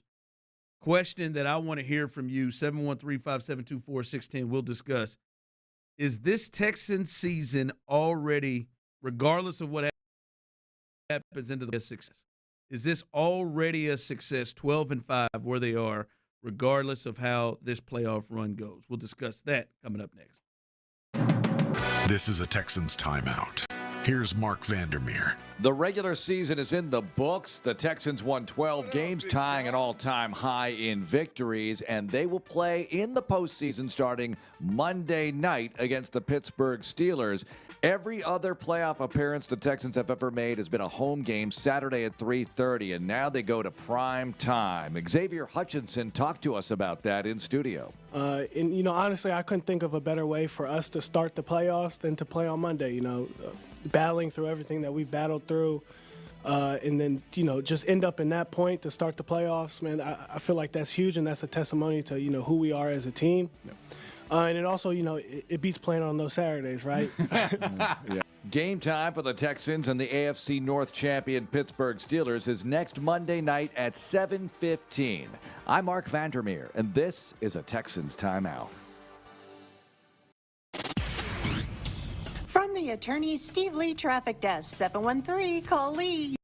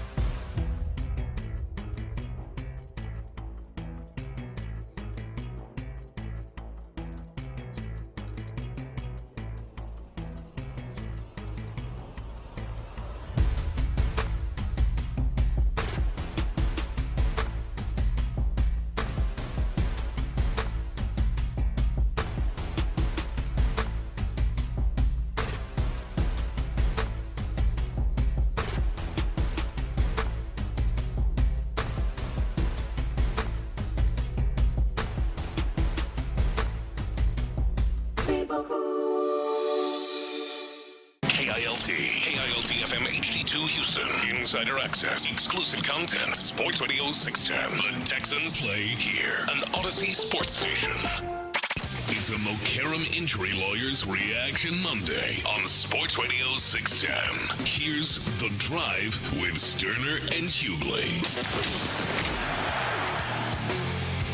All right, it is a Reaction Monday and a ninth consecutive day as the Texans get it done. They win at home to finish off the regular season, and they even pulled out most of their top guys in the second half, went into the game without Nico Collins, without Kamari Lassiter, and still, with a little Mills magic at the end, was able to get the dub and solidify the 5th seed in the AFC, which we then found out after Sunday Night Football, which came down to the last play of the season, that the Pittsburgh Steelers will be their next opponent. Monday Night Football next week in Pittsburgh. They will face the 4 seed, the Pittsburgh Steelers. And 713-572-4610. This is when we open up the phone lines. We want to hear from you. The Texans, they're 12-5. They are in the postseason for the 3rd straight year. They started out 0-3.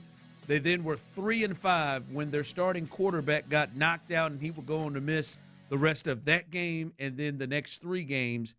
And this year they won games against Buffalo, at Kansas City, at Baltimore. Now, that was a different Baltimore team, but still won at home against the Niners, played a first-place schedule, and got 12 wins. 10 had been the high watermark the first 2 years of Demeco. They won 12 games and are in the postseason. And I pose this to you, 713-572-4610. There is a phone line open for you. You can call in, want to hear from you.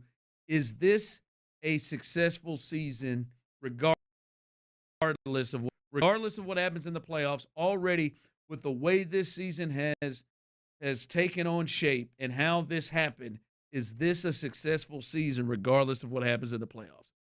No chance. No, it didn't, huh? Okay. I mean, just generally speaking, a successful season, yeah, I'm not going to flush it all down the drain if you lose in the first round to Pittsburgh. But I think it obviously will fall short of what last year was. And I think that would be an overall disappointment, yeah. Yeah. I mean, just because this is like the Astros. Back and forth on this. This is a lot like the Astros.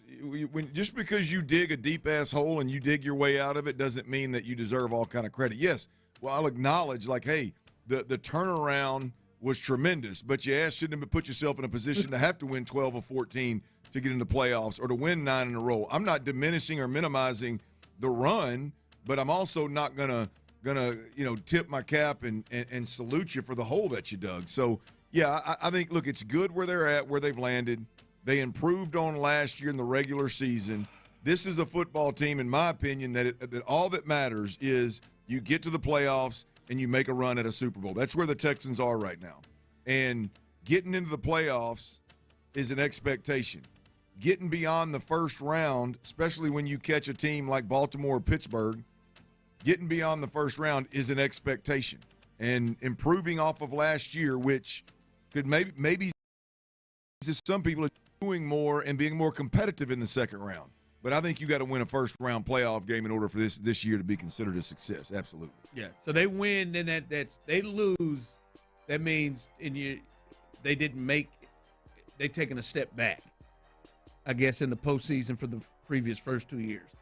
If they lose, you started like crap and you finished like crap, but you did some cute things and some pretty things throughout. This one's hard for me, Clint, just because going into the season, I'm with you. Like, hell, I'd have said it's not a success until they get past where they've been talking about trying to get past. They're talking about putting a ring on the bull. Like that's the talk they were in. But then there was some point in the season, Clint, where I personally just reevaluated what they were. Right? Like, yeah. Like it is like it was clear like the offensive side of the ball was like they were going to need some time, some big time, and I wasn't sure if they had the guys over there. When I say the guys, I'm talking about all the way to the top from the coordinator on down. And that got somewhat better, but not a ton better for them to get where they are. And CJ getting hurt for much of the time, and looking at all the things they did to crawl back and then get to a point where they finish off this thing 9 in a row. I'm gonna go with you, but it's the way that it happened kind of changes a little bit of how I view this a bit, because it did not go the way that I saw this 12-5 going, or them making the playoffs didn't go the way that I thought. But now when you say it out loud, you finish off with 9 in a row, you win 12 games, you're a 3.5-point favorite where it feels like you're the better team on the road. You should win the game. So I'm going to go with you that they at least have to win one playoff game. Now, I see some people texting and said it's a failure if they lose. I think failure is a little different than than success. And I know how you feel about failure stuff with that when it comes to NFL seasons. But no, I just feel different about it than I would have just because of how we've actually watched this play out. Well, we've talked a lot about this, Ron, over our years working together, man. It's like, to me, when your organization, when Demeco and CJ took over, it was about respect. It was about, like, just eliminate the dysfunction and put a product out there that looks like it's an NFL product, win a few games, show a little progress, get a little respect from the dysfunctional, incompetent years of the Texans. They did that. Along the way, the quarterback got a Rookie of the Year. Along the way, he overcame some injuries. And, that's a good, solid year. At some point over the last 3 years, things shifted to, all right, let's get to the playoffs, be a playoff team, and what you do and so for me, if you win 12, I don't care if you win 13 games, it's like you get to a point in the playoffs where you're playing the best of the best, and is your football product in that given year, does it stack up against the true Super Bowl contenders? Yeah. And I think the Texans have proven that they can be a good regular season football team and they can get to the dance. It's time to say, okay, everything like we're going to measure about this organization is what they do in the playoffs and less about what they do in the regular season. We've said it before. I think Nick Caserio and Demeco Ryans have done a hell of a job of raising the floor of the Houston Texans organization higher than most floors with most organizations in the NFL.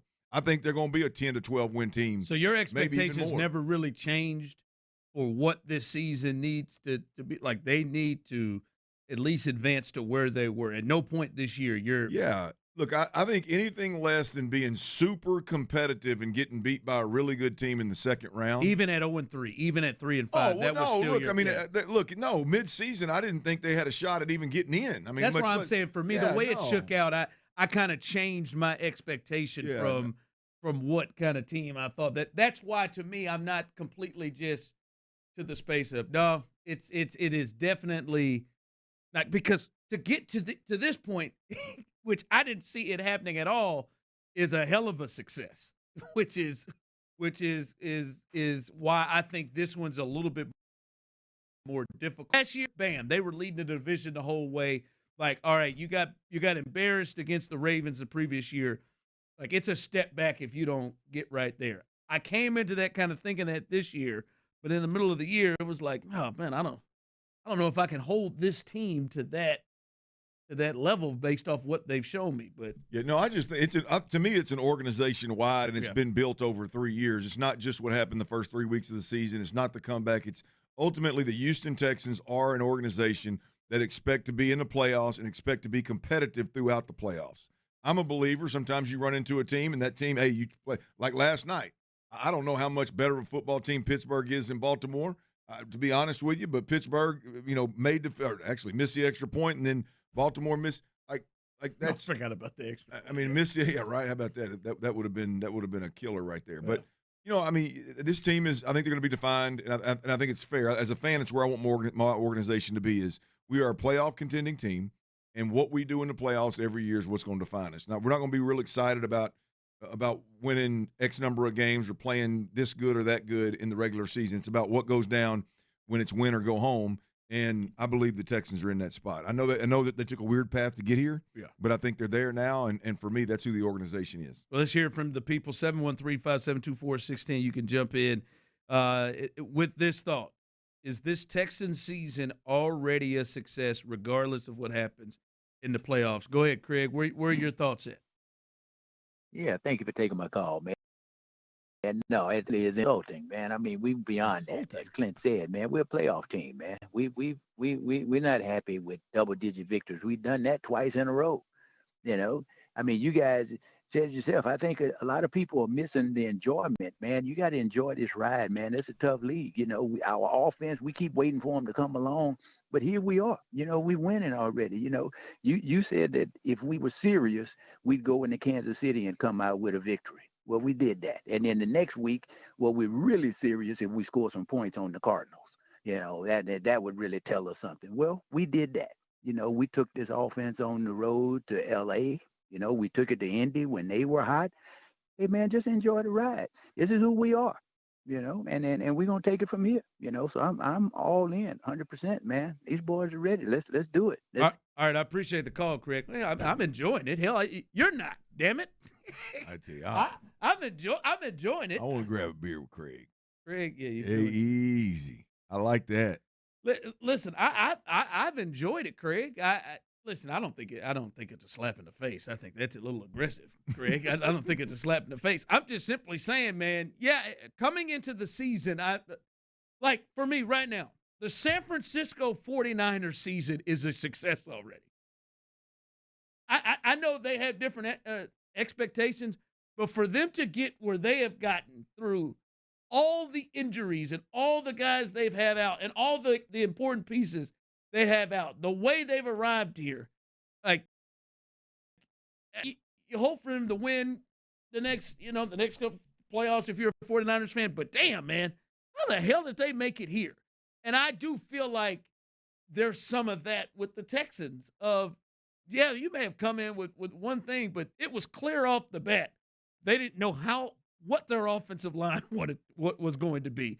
Their quarterback and their offensive coordinator didn't seem to be on the same page. Their quarterback then got hurt. And then going into the meat of their schedule, they've got their backup quarterback that has to jump in the game, and they find a way to win. Now, the way it shakes out is they've got the number one defense in football, but the way they arrived here, I don't think it's a slap in the face. I appreciate the call, Craig. I don't think it's a slap in the face. If you're surprised that they've got here to the 12-5 point from at any point of the season, then I think it's at least worth the discussion of like, hey man, I'm shocked that they got to 12 wins and got to the space they're in, but it's a failure if they lose to the Steelers. I don't know that adds up, and I'm just being real, Craig. I think I can understand the Texans are past winning the division title thing, but like irregardless of anything that happens, I don't know that I'm sure of that. Like I mean, Craig felt like he was Super Bowl expectations walking into this bad boy. Yeah, look, I mean that's where the Texans are right now, the state of the AFC and who's in the playoffs and kind of how you stack up. I think there's some reality there of the expectations go up a bit with all these different things, winning 12 of 14, winning 9 straight, right? Getting the seed that you got in the playoffs and the opponent that you got in the playoffs in the first round. I think all those things take the expectations up a notch and, put you in a place where it's pretty easy to expect, hey, man, this is an AFC Championship, Super Bowl caliber team that, given all those circumstances, should make that run. And those expectations, I think are now. I think they're on the upper end, but I think they're fair. Yeah, I think they're fair. Look, it's the bottom line is this: the organization in Houston has got to be at a point this year, with the last 3 years combined, they've got to be at a point this year where they are everything they discuss has to be based on playoff success. My man Rob here on YouTube and Twitch, our expectation was to compete for a Super Bowl and make the AFC Championship game. If they don't meet those expectations, it's a failure. Is that really your expectation, though? Well, I think you got to define compete. If chalk happens and you play Denver in the second round and Denver beats you the way they beat you here, and you lose to an eventual Super Bowl champion team, one of the teams that's been the best team in the AFC all year long, and you got to go to their place and you lose by a field goal, to me that meets expectations. We talked about it before. Once you get to really always say the AFC and NFC championship, then, hey, man, flip a coin. But the reality of it is, if we're talking about is your organization competitive at a Super Bowl caliber level or an AFC championship caliber level, in my opinion, it doesn't mean they have to get there. It means that you go toe-to-toe with the teams that are there. The teams that are, whether the teams that are consistently there like have been in the past, or whoever gets there this year. If you happen to meet that team in the second round and get got, it depends on like last year. Last year was not impressive to me. You got the way you exited the playoffs the last 2 years was not impressive, right? I think that stuff matters. Yeah, but I'm just saying, Rob, you had them walking into the season. With that roster and all that change, you had Super Bowl contender and AFC championship game expectations. If that was your expectation, walk into the season with this team and roster and remembering the AFC, then I guess maybe you can get there with it. All right, coming up as we do each and every week, C.J. Stroud. He played a half, 14 of 23, 169 yards, 1 touchdown, and a rushing touchdown. What was his grade, and how do you feel about him playing heading into the postseason? We'll discuss that coming up next. The Texans took down the Colts 38-30 and are headed into the playoffs on a high note. Josh Downs takes it across the 30, laterals back to Pittman. Pittman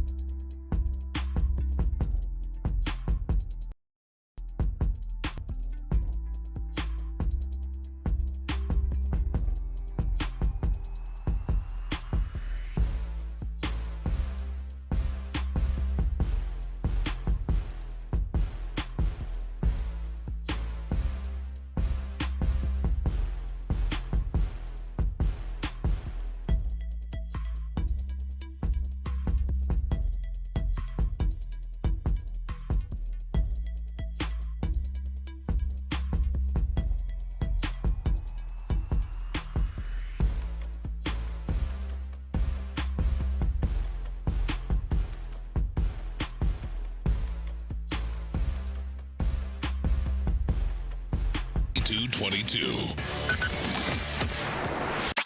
It's a Mokaram Injury Lawyers Reaction Monday on Sports Radio 610. Here's The Drive with Stoerner and Hughley. Yeah, I think we moved the ball really well. And even the first quarter, we just, I had the intentional grounding and missed a couple reads, and I think, there was a couple of those, in every aspect. And I think at the end of the day, we overcame it, and that's a good thing. But we got to get those things fixed, if we want to go win in the playoffs. And, I'm aware of that, and I think our coaches are, and I know our, everybody is here. So we're going to get those things fixed. And, but at the end of the day, it's all about finishing and getting wins. And I think the way we ended this game is a testament to how our season's kind of gone. A lot of up and down, but I think if you just stay faithful, you stay for it, you have faith when it's easy, but when it gets a little hard, who has the real faith, and the work that we put in, I think, we trust in one another, to get the job done.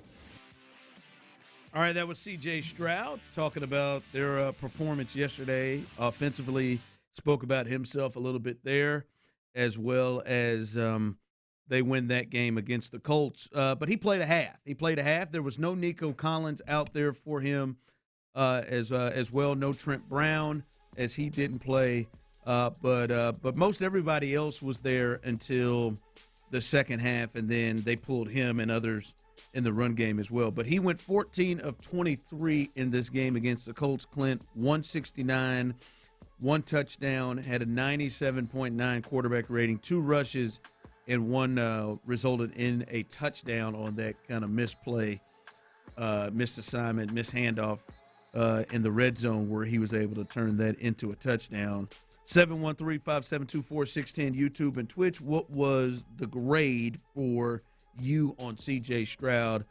What did you think about his performance yesterday? I'm going to go with a B- on limited play, right? I mean, look, it's hard to be super critical when there's 6 possessions and 5 of them you score on, 5 of them end in points, right? You look at kind of how some of the drives stalled that ended up being field goals. One of them lays directly at the feet of C.J. Stroud with the grounding penalty. But when you look at 3rd and 16 field goal, 2-yard drive thanks to the defense. The touchdown pass was a good little drive, the touchdown pass to Higgins, right? Then you run out of time on the last one and you kick a field goal. So, I mean, there's really only one drive there that stalled and didn't end in points. So it's really hard to be critical in those situations. But the grounding obviously is an issue.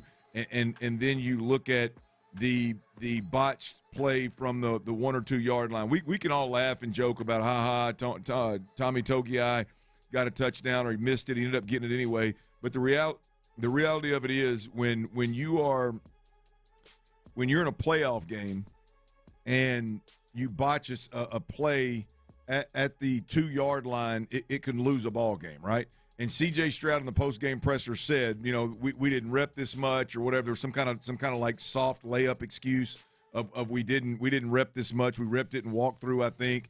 Gerard Johnson told me not to skip out from underneath the center, and I for some reason, just by habit, I skipped out, so I got too deep. Like all of these kind of, again, soft layup excuses of why the play was botched is, look, again, it's funny because you win. It's the game you only played half the game, yada, yada, yada. But that kind of stuff has been an ongoing issue with this team. Struggles in the inside the 10-yard line, struggles punching it in. We've seen balls snapped between the quarterback's legs and picked up and scored a touchdown, and we hee-hee-ha-ha because Woody Marks picked it up. In reality, that crap can't happen inside the 5-yard line, right? That loses playoff games inside the 5-yard line. And so I got to obviously consider that when talking about the grade for CJ. So I'm going to go B- just on a couple of decisions that were I think were subpar in the limited time that he played. So overall, I think it was a pretty good job. I'm not worried about CJ. I think it's a pretty good job of moving the football, scoring points, taking care of the football once again. But, hey, in the playoffs, every single play matters even more. Everything's magnified times 10. And, those little things like that are the grounding penalties that end up in a 3rd and 24. Yeah. He mentioned that himself. That you heard there. Yeah. I think those are decisions and execution that's got to improve. 713-572-4610, YouTube and Twitch. C.J. Stroud, his grade. How you think he played yesterday? I'll say B+. With him 14 of 23, you would think, especially with the Colts, there was no Sauce Gardner out there. I don't believe Charvarius Ward played either. That's not a team that really plays a lot of tight coverage, right? Yep. There's opening there, so you would think the completion percentage would be better than it was.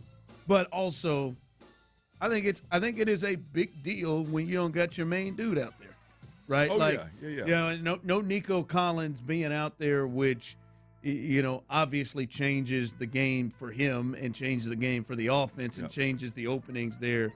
But I think for a half to get almost 170 yards and he got 2 total touchdowns, he played well. Now, I am with you. He, and not just he, but everybody else, but they are going to have to play better and be more focused, game in and snap in and every drive in the postseason for them to have the success that they want. But the big deal is doesn't turn the ball over, got the ball in the end zone, however you talk about it, twice in a way which has been a struggle for them in the red zone. So, from that point of view, pretty good. But he's got to play better. He's got to hit some throws. This is now, a couple of games here in a row where there have been more misses than you would think from him. I think here's the deal, man. I've got zero concern. If this were a league where you could dictate what kind of defenses you come up against, C.J. Stroud will win the Super Bowl. I mean, C.J. Stroud is as good as anybody out there when there's no pressure looks and it's just a matter of snap the football, process what's going on defensively, coverage-wise, and distribute the football accurately. He can do that. He said it himself. He can do that at the second and third level of the field as good as anybody in the league. And, he's significantly better at the patient stuff and underneath. And this was another game where he hit he hits Xavier Hudson in stride a couple of times, and he goes and has big gains. I mean, I don't want to overlook those things. The reality of it is CJ is as good as anybody in the league when it comes to we're going to get zone coverages or we're going to get man without pressure, however you want to couch it. You're not going to get a pressure look. The problem teams can when you go through a game and like you end up in 3rd and 24 because of a grounding. The next drive you end up in a 3rd and 16 because of something, because of an illegal man downfield or something. Like when those things happen, right, and you're having to kick field goals, then you're going to end up seeing pressures. You're going to end up seeing pressures when the game is tight or it's a one-score game because you've ended up in all these you've hurt yourself and ended up in field goal situations instead of sustaining drives. Now the game is tight, you're going to see pressures. And that's the question with CJ in this offense is executing when they just show pressure, whether they bring it or not, right? And having answers when they do bring it is one part of it. But if they just show it and bail and show these exotic looks and bail, then we struggle with it. And so, if you're going to walk in here and think you're going to play bend, don't break, please, I wish you would. Yeah, I wish you would. CJ will tear your ass up, and he'll you better get pressure. That's it. You better find a way to get pressure with 4. You better have Myles Garrett on that one end, or T.J. Watt better go off, or Highsmith better go off, or you better. The reality of it is we're going to see pressure. The more success CJ gets a fast start, what happened against who did the 2 touchdowns, the Chargers, the 2 quick touchdowns against. All of a sudden, you started seeing some exotic looks up front, crowding the line of scrimmage. That's when we get in trouble. And you're going to see that. If they sit back, CJ's as good as anybody in the league. Yeah. Text line coming in. CJ, I give him a C. Someone, CJ is in his head. Mistakes almost cost this team. He gets an F. I think. What mistakes? There were some critical calls in the post-game presser last night, too. Was it? I just feel like. And I've not seen the game. F, I've not seen. No, that's aggressive. But I'm just talking about there were some calls that were critical of CJ, and I was like, what? I don't. Like, I know he missed a couple of throws. There's just going to be some people right now that are going to be that way with CJ. We got some people on here convinced that talking about Mills 4-1. Like, there's just going to be some people that talking about Mills what? 4-1. Oh. But, like, if you're going F on CJ, made mistakes. What mistakes? I know he didn't turn the ball over. So, yeah, that's it. All right, coming up, little weekends best, weekends worst. What was the thing that happened this weekend that was the best and what was the worst. We'll discuss that as we continue right here live on The Drive.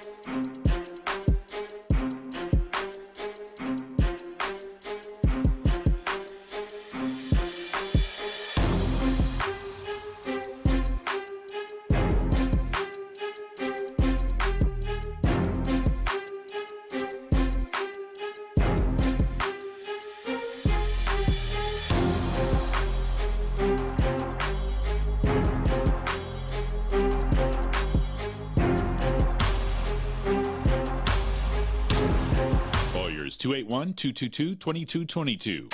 It's a McCarran Injury Lawyers Reaction Monday on Sports Radio 610. Live from the McCarran Injury Lawyers Studios, here's The Drive with Stoerner and Hughley.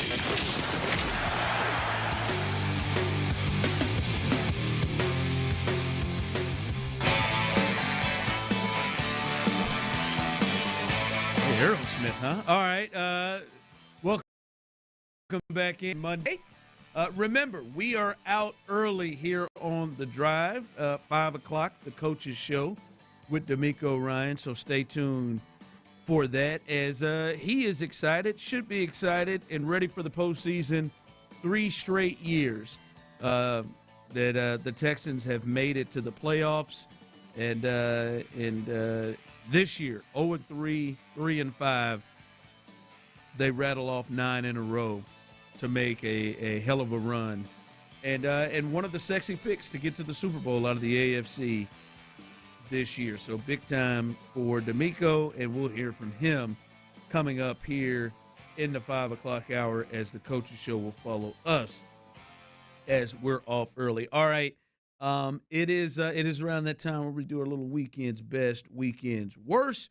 What was the best thing you saw in the weekend? What was the worst? I'll start with myself. The best. My weekend's best was Myles Garrett. Myles Garrett. There's some Aggie fans around here who are big fans of Myles Garrett, but he set the NFL single season sack record with 23 sacks, and yeah, they stopped the game for him, and with about 5 minutes left, and I know that seemed to piss off some of the Bengals as they spoke about it afterwards. But damn it, the Cleveland Browns don't get much. All right, they fired everybody afterwards. They can't seem to be able to get the quarterback thing right, or just anything. But they got Myles Garrett right, and he is the undoubted Defensive Player of the Year. We know he will win that award, and there was some thoughts coming into the season who was the best defensive player in football. It is clear he is that, and to be able to do what he has been able to do, to get 23 sacks, to set the sack record. And Clint, I don't know how many of you all out there can name other Cleveland Browns up and down their front seven or on their defensive line, but you know, coming in every game, every snap, they are trying to take Myles Garrett away, and they can't. Right? I think he's got like a couple 5-sack games in there this year too. So Myles Garrett to break Michael Strahan's record. I thought it was funny a couple of weeks ago.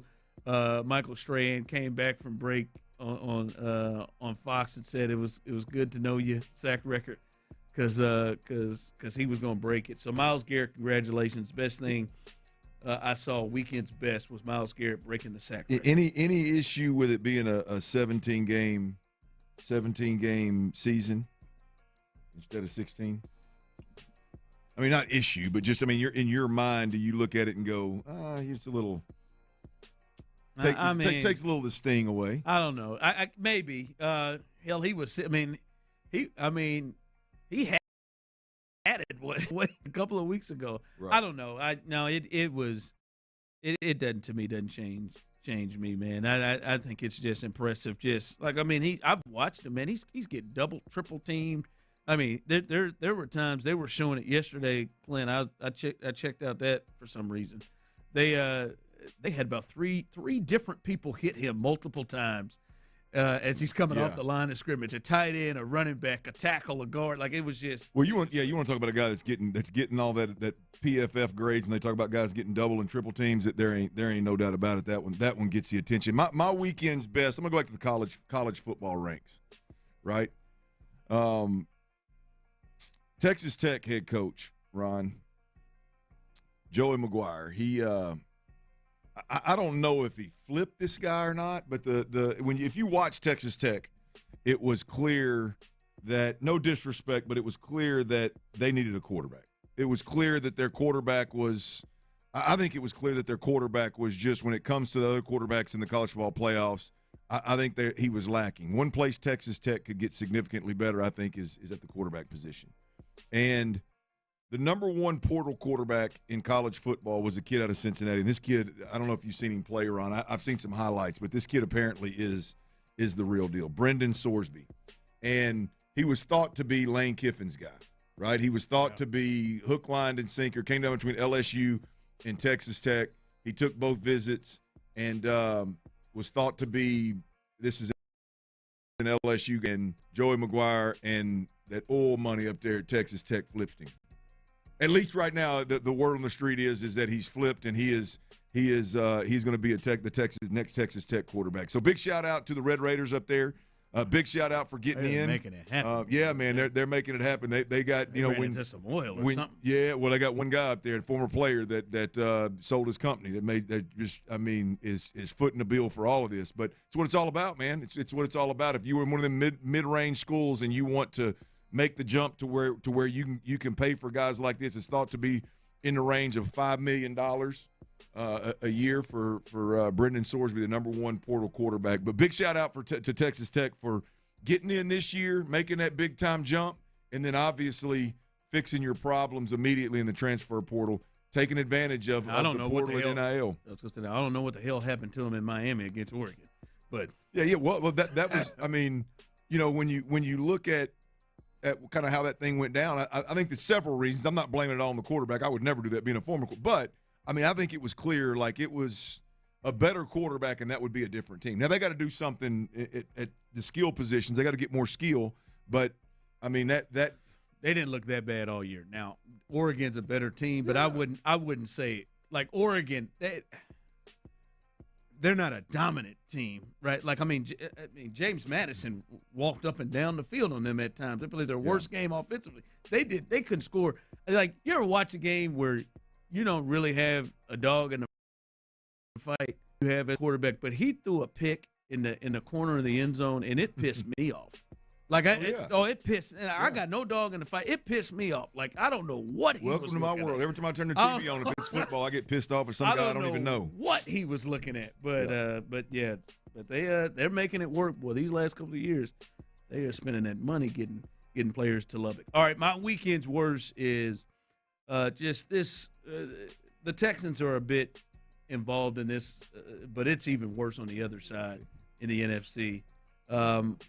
The worst thing for me is the NFC South. They're allowed to host a playoff game, and the Carolina Panthers are the ones that get to do it. They're 8-9, and they're going to host the 12-5 Rams, right? And I still think are they double-digit underdogs? I think it was 10 or something last I saw. I think that I think they're going to get beat down by the Rams. The Rams may be the best team in football, but I think it is just ridiculous that there just should be something, man. If you're under 500, man, you don't get to host playoff games. Like I don't care if you won your division or not. That to me, the Rams should not have to travel to Charlotte to face this team. And again, like I think the Texans, if they would have had to play the Ravens, a team they had already beaten on the road, that's a 9-win team, I think that would have been an issue. But this has got to be something they potentially look at, man. The Panthers hosting the Rams is ridiculous. I don't know how you fix it. I think I heard you mention that the NBA. Yeah, I think you just go to seeding. Like, I mean, I like the idea, but then what do? You just do away with divisions at that point in time? Because obviously winning the division doesn't being the best in the division doesn't matter. I think it's a big hurdle. I think maybe you could say you automatically get in if you win your division, right, but the seeding stays the same based off the record. Right, like you automatically if you won your division, you get in, but if you're sitting at 8-9, you don't become the 4 seed. You're the 7th seed. Yeah, it's fair. That to me is like they've done it with the college football playoff. They all of a sudden just say, oh yeah, the top 4 teams that are that won their conference get buys. Now they've changed it up and said no, the top 4 ranked teams, regardless if you won your conference. Right. All right, what's your weekend's work? Real quick, I'm going to go with I retweeted this and just said donkey. The Notre Dame head basketball coach having to be restrained by his damn near his entire team and I don't even know what happened. I didn't care what the hell happened. Well, they called a foul on a three-point shot, and he lost his I mind. mean, Micah Shrewsbury, he had to be, like, not restrained, but he had to be held back by multiple players from chasing refs. I think restraint's good. I think restraint's But, like, that is just one, like, I don't even know the guy. I don't have any skin in the game with Notre Dame basketball. But to watch a coach do that is cringeworthy. So I'm going to go with Micah Shrewsbury, the head basketball coach at Notre Dame for my weekend. He lost his mind. All right, what you got coming up in the fourth? All right, did the Texans' approach to the game Sunday surprise you? Every Texans fan that I talk to that pays like, what in the hell is going on the field? They got away with the win, but either way it goes, did it concern you? Did you have any thoughts? We'll cuss and discuss. The Reaction Monday, baby. We'll cuss and discuss next right here on Sports Radio.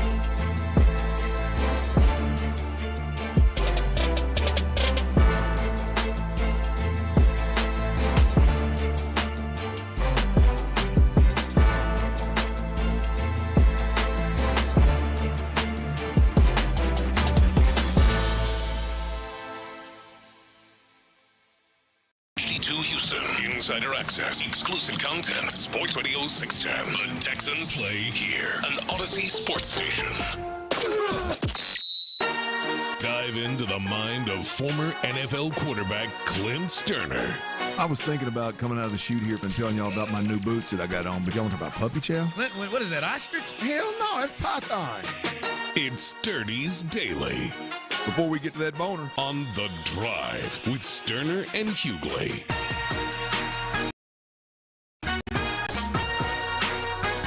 It is a Reaction Monday, and boy, are we reacting. Not only did we get that dub, Ron, Byron, not only did we get that dub, but it's playoff time. It's playoff time in the H, baby. I cannot wait. And boys, we caught that Monday night slot. Them Texans, they ain't in that old Saturday slot. We ain't in that old Saturday slot, midday Saturday, mid-afternoon Saturday. No. Now, we're in that Monday slot. And look, I know Henry Toa, we had him on a post-game show. He's had a hell of a season. Henry Toa said, I prefer the more short weeks, man. I like a short week. I don't want to think about it. I want to get back out there in the field. I want to play. I want to rinse and repeat and get back on the field. I said, well, actually, Sean Pendergast said, well, you're probably going to catch that Monday night slot. And I'll be damned. We caught that Monday night slot. Sean Pendergast was right once again. And the Texans are in. I think, are all these playoff games standalone? Are they all standalone? Can't be much overlap. Hell, they play over a 3-day span. There can't be much overlap. But either way it goes, primetime Monday night, I am here for it. I mean, it's playoff football not in Houston, but with for H-Town, and we're gonna get amped up about any way it goes. But the reality of it is the fact that it's at Monday night, it's at primetime slot, adds a little bit of extra juice to it. But there was a lot on the line, Ron. This weekend, I know we obviously Jacksonville would have peed down their leg against the Titans. We had a chance to win the division. That chance was shot by halftime, so Demeco Ryans saw that score and decided to pull out all of the starters.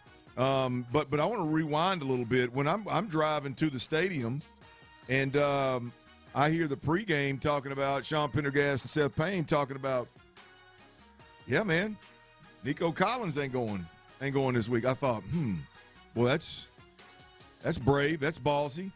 The division on the line. Obviously, 5 through 7 seeding is still up for grab. That's a ballsy approach. Okay. No Kamari Lassiter because of injury. No Nico Collins because for rest, I guess.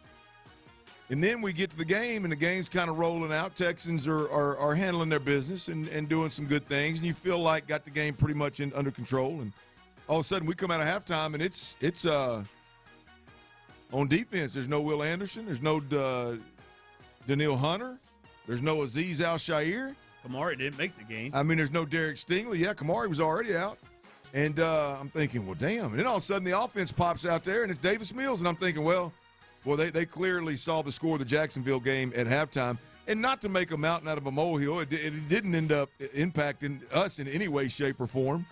But, Ron, had we not won that game against the against the Colts, had we not won that game, the way the cards fell, we would have fallen to the 6th seed. I think Buffalo would have jumped to the 5 seed, and it would have shaken the deck up a little bit, which we didn't know it was Pittsburgh. We thought it was going to be either Pittsburgh or Baltimore, right? Yeah. Which I thought was worth playing for, right? I'm sitting there going, man, I don't want to go to New England. I would rather not go to Jacksonville, given that we're the only team in football that's hotter than them right now with a 9-game win streak. I mean, you're sitting in the catbird seat at with that 5 seed going to Pittsburgh or to Baltimore. And so I'm thinking, man, I'm talking to guys around me, and nobody seems to be kind of in the same mindset as me and mind frame as me. I thought, damn, what am I missing here? And then we went down to the suite, and the old boss lady said, what am I missing? Why are we playing backups with the seating on the line? One, shout out to boss lady for paying that kind of attention. Boss lady could just be up there in that sweet partying, but she's actually a fan and pays attention. But, Ron, did you have any issue in the moment? Again, that's not a major ordeal, but did you have any thoughts or any issue in the moment of the hell are the Texans doing right now? Well, clearly for them, seeding didn't really matter. Like that, like where they had to play And I guess there will be people out there be like, hell yeah, they don't care. They don't give a damn. Give us Denver. Because Denver was in play. Right? Like, if the Bills beat the Jets like everyone knew they were. By the way, the Jets went through the entire 17-game season without getting an interception. That's it. I mean, you almost got to be trying to do that. But, and then if the Chargers, now they started Trey Lance, but that game was still kind of within doubt. The Chargers, if they beat Denver, you'd have had to face Denver in that scenario, which they, so clearly they didn't, that was not anything that was a priority to them. The only thing that was can we win the AFC South? And if we can't win the AFC South, we don't really give a damn about anything else. And it worked out, which is weird to me too, because like not even the first round opponent, right? This is a year where I don't know that there is any outcome in the AFC that would surprise anybody. Yeah. Right? Like if New England lost to the Chargers, that wouldn't surprise anybody, I don't think. If somebody got Denver, that wouldn't surprise anybody. And you at the 5 seed, which they ultimately got, but at the time they didn't seem to care about it. You at the 5 seed could easily host playoff games. And that wasn't a priority to them either. So it was a bit surprising that they went about it that way. Yeah, I mean, because I'm glad you brought that up, because it wasn't just the 5 seed to guarantee that you play Pitt or Baltimore instead of New England or Jacksonville, but it was also that higher seed to where if the first round does fall the way that it could fall, then all of a sudden you could end up hosting a home game. So I thought there was a lot there to play for. And again, not that it's a major ordeal, but I just thought that the whole time I'm thinking, what in the hell is going on here? I mean, because it's one thing to sit Nico, it's one thing to sit Kamari, right? But damn, to pull the whole crew in the second half, boy, clearly. Now, Sean Pendergast said post-game, and I mean, in the post-game show that I thought was interesting was this is just a team that feels like, I mean, they don't really care who the opponent is. If they go, if they play to their ability, then they feel like whether it's on the road or at home or whoever it is in the AFC, they feel good about their chances. So we shall see. I'm guessing you disagree. It's not necessarily I disagree. There are times the decisions and the things that they do, and I know some people are going to, you're a hater or whatever. That's fine. Sometimes they do things where it makes me feel like they think they're a little better than maybe that I. Then they are. Yeah, I agree. I don't know anybody. That would disagree with that. There's a lot of that goes on. Like it just feels like they do some stuff. And you're like, smartest man in the room. Yeah. We'll see. For me to say like, 5th seed. Yeah. Like that was kind of worked out. Yeah, it all worked. Now the issue there is what could have been interesting, right? Is if you drop that game, the other two teams win, you drop to the 7 seed. Say you have to go to New England, or say Denver drops out, and then whoever you play as a 7 seed, you end up losing to, and then in the meantime, Pittsburgh or Baltimore ends up getting blown out. Then you look like you look silly for not playing your players, right? So again, they were Riley Leonard away from if all hell broke loose, having to go to Buffalo, instead of having to come back. Now again, Riley Leonard happened, right? And Money Mills came through at the end, but nonetheless, not a deal, because the Texans went on to win that game, and Tommy Togei got the touchdown that made it a 2-score game. But that really pissed him off. It was still 38-30. It was still. Gosh, dang it! You're right. It was golly. I was thinking it was 39-30. All right, a couple things from the game specifically, a little bit more about the game instead of the approach to the game. I mean, once again, boys, I mean, this is something very rarely do I get from jump. Do I start with the defense on a reaction Monday? The third corner for this team's a problem. I mean, Tremont Smith is obviously a depth corner, reserve corner that is a special teams guy. And look, I obviously hope that Kamari Lassiter and Derek Stingley Jr., I expect and I hope they stay healthy and they play. However deep we can make a run, I hope they're there every single game. But if not, we've seen 2 straight games where quarterbacks and offensive coordinators have taken advantage of Trevon Smith. One of them was a straight go route the minute that Kamari Lassiter came out of the game against the Chargers. This one was a double move by Alec Pierce, where it was just literally a throw in the ocean type of throw and a double move. So, this is one where that third corner is a problem and could become a bigger problem if we have injuries. Truth of the matter is, defensively, we don't have very many issues that I think they're going to have to manage from a health perspective. I think they figured out their interior defensive line. I know they've had a slew of injuries to several key players there. Mario Edwards, Foley Fatukasi, Tim Settle, all out. They figured out a way to backfill it, and they're doing pretty damn good. Safety positions, they've had injuries. I think Kevon Wallace is one that I want to get to. He's playing lights out and shows that you can depend on him.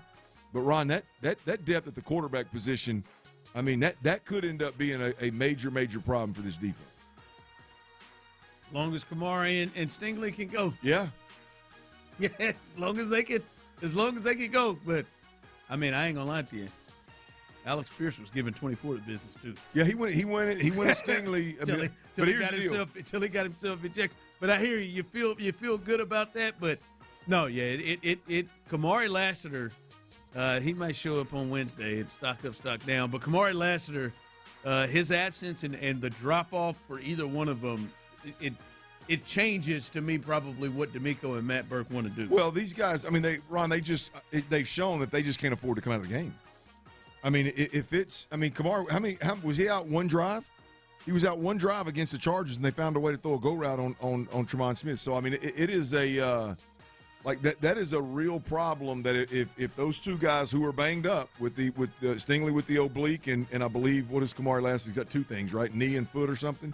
If they come out of the game at all, we've got some issues there. I think it's going to handcuff what Demeco Ryans can do defensively, to your point, and probably have to protect that third corner a little bit moving forward. The other guy that I mentioned, I think this week, I mentioned him a little earlier, the Kevon Wallace. And look, I know he got beat by Alec Pierce on a go route. Not real sure how that matchup happened. I hadn't seen the film yet, but the play that he made, screaming out, and I can't remember who he tackled in the flats out there. But that's got that Kamari Lassiter, Henry Toa type shot out of a gun, getting downhill mentality. Kevon Wallace has been a real nice find for Demeco over the last month of football. Yeah, we talked about it a couple of weeks ago. Like, you can see 5, 2, 4. Those guys just, read, and when they read and react, they are right downhill. He looked like that. He looked like he was downhill like that, and you can tell they quickly trust him. Well, they quickly trust him and put him in situations where it looks like Clint, he's probably going to play a role in the playoffs. No question. He's going to be out there much more than I would have thought. I don't know. Correct me if I'm wrong. I don't remember Miles Bryant being injured. He was getting quite a bit of run. All of a sudden, Kevon Wallace, he's definitely taking that. I saw him in there later when they were pulling everybody. Yeah, man. So I think he will absolutely get run. I think he's a starting safety. I think your top two guys are obviously Bullock and Wallace back there right now with Petrie at that nickel defender, and then your two outside corners. He's been a nice find, long, rangy, on the field, tackles well, and fits in. Has clearly bought into what they want to do defensively. Another thing on a reaction Monday, Ron, that I think we've got that I feel like I've got to mention: the leading receiver in this game, Xavier Hutchinson, 5 catches, 84 yards, on 9 targets. Clearly, this is the guy that when Nico can't go. And sometimes when Nico can go, but when Nico can't go, it seems like Xavier Hutchinson always finds a way to shine. It seems like Xavier Hutchinson, he can play multiple positions. You can't get rid of this dude. You can't shake him. He is clearly a guy that has the retention, like his ability to retain this offense and go out there and play multiple positions, all the shifts, all the motions, carry the football on the jet sweep stuff. And again, to just play above expectations, at least my expectations for him every time he's given the opportunity, man. I got to tip the cap to Xavier Hutchinson right there again, having a good game with a couple of big plays. Dalton Schultz, Dalton Schultz was big too. 4 catches in the first half. If he'd have played that whole game, he might have got to 800 yards, Ron. Yeah. And he's been good, man. He's been really, really good. Like you say, 70-plus yards and a half for Dalton Schultz. I think he had 73 yards, and I mean, I think he was like 30 or 40 short of his season high. Yeah. I think one year in Dallas he had 808 or something like that, 805 or something like that. So yeah, man, it was had he played this thing out the way that first half went, he could have had a career season. I think he had a career season anyway. You look at the turnaround that like when I'm thinking about the Texans offensively, other than the emergence of some of the young guys, Ariante Ursery, Woody Marks, Higgins, all that kind of deal. Other than that, as a whole, I mean, Dalton Schultz coming out and being so reliable in the pass game and being a willing blocker in the pass game and in the run game and in pass protection, that may be the biggest shift of the year on offense. Yeah, his play, where he was and how he was thought of, and where I think a lot of people thought of him coming into the season and after the season. Like, I don't think you can move off of him. Bro, we talked about it before. He's got to come back next year. He's gone. For me personally, he went from hey, it's time to get out of the Dalton Schultz business, the same way you did Laramie Tunsil. Yeah. He's gone from that to being a guy that, hell, given your receiver room right now, so he's irreplaceable. You can't. No. Yeah. And the guys and what they've done behind him. The injuries behind him. Good point at the tight end position. Yeah, no doubt. But big shout out to X, man. That was that's impressive. Just keep showing up. Doesn't get the love. At least I'll admit it. I don't give him the love and respect that he deserves. But every time the opportunity presents itself, man, he shows up and shows out. So big shout out to him. All right, the Astros made a big move, and it is official today as he met with the media and officially joined the Astros. We'll talk about that. And what does that mean? What does this signing mean? Does it make you feel like the Astros are ready to go? Or you feel like they're ready to get back to competing for championships, the West, the AL, the world? This move has put them in that place. We'll discuss the Astros coming up next. The Texans are headed into the playoffs with a skirmish.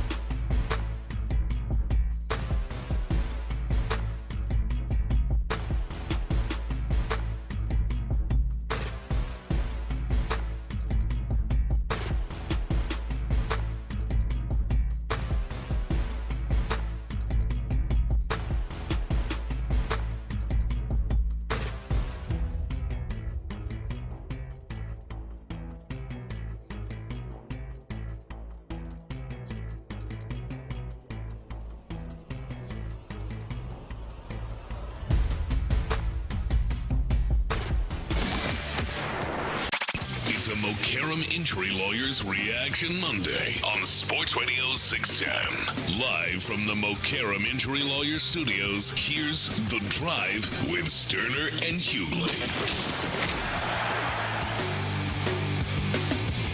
All right, welcome back. It is a Reaction Monday and a Victory Monday again, as we've talked about, for the playoff-bound Texans, as they will get ready to take on the Steelers Monday Night Football. Coming up, remember, we are out early. We're out early at 5 o'clock for the Coaches Show with Demeco Ryans, so stay tuned for that. Our guy Byron, he is in for Tyler, as Tyler will be back tomorrow. So stay tuned for that, and shout out to Byron for holding it down with us today. Both to the Texans, the Astros, since we've all been here, made a move and kind of made it official. Tatsuya Imani is official. He signed at a press conference today, was introduced today at Dyken Park. He even spoke to the media, had some words to say. Here he was at Dyken Park earlier today as he was introduced as the newest Astro. What's up, Sean? I'm Tatsuya Imai. I'm ready to chase a world championship. Let's go, Houston. Thank you so much. That is classic. Please. That is definitely a drop. That first line, wait for that one, baby. No question. Yeah, Amai, he signs a 3-year deal, and it maxes out to $63 million. There's some escalators that go up. He can earn $2 more million each year. But the other part of that is he can opt out every one of these years too, right? So he can opt out after the first year. He's going to make about $18 the first year. And he can opt out. If you're wondering what he did in Japan, he went 10-5 with an ERA at 1.92, 178 strikeouts, and 163 plus innings in Japan last year. So he was somebody people were looking at. Now, obviously not like Yamamoto, who went to the Dodgers, who had a much bigger deal. Still somebody, a 27-year-old that people were looking at to bring over, and we were wondering what the Astros were going to do when it comes to their rotation. And this seems to be the move. This seems to be the big move. Now he's got what looks to be great stuff, but obviously he has pitched over there and have to adjust over here. But is this the move now that makes you feel like, all right, now I see them being back where I looked at the Astros as a contender? Well, look, I think it's a top end of the rotation, top end being 1 through 3 starter and level arm. At least that's the expectations. I don't know. I don't watch Japanese baseball, so I don't know what the numbers. He's got a good, obviously got some good numbers, but I don't know what that means and how it translates to Major League Baseball. But to me, what I look at right now, and what I think we can all.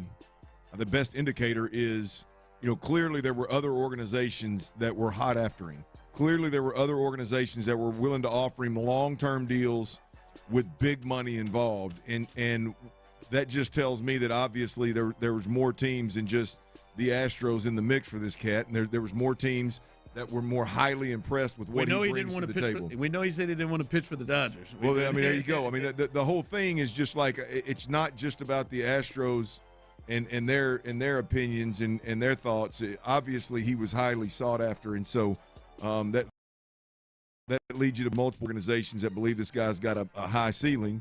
And the Astros have done a hell of a job, getting the most out of pitchers. Obviously, last year has been rough. Last couple of years have been rough with injuries, but they've done a good job of getting the most out of pitchers. And so, yeah, I got to believe that.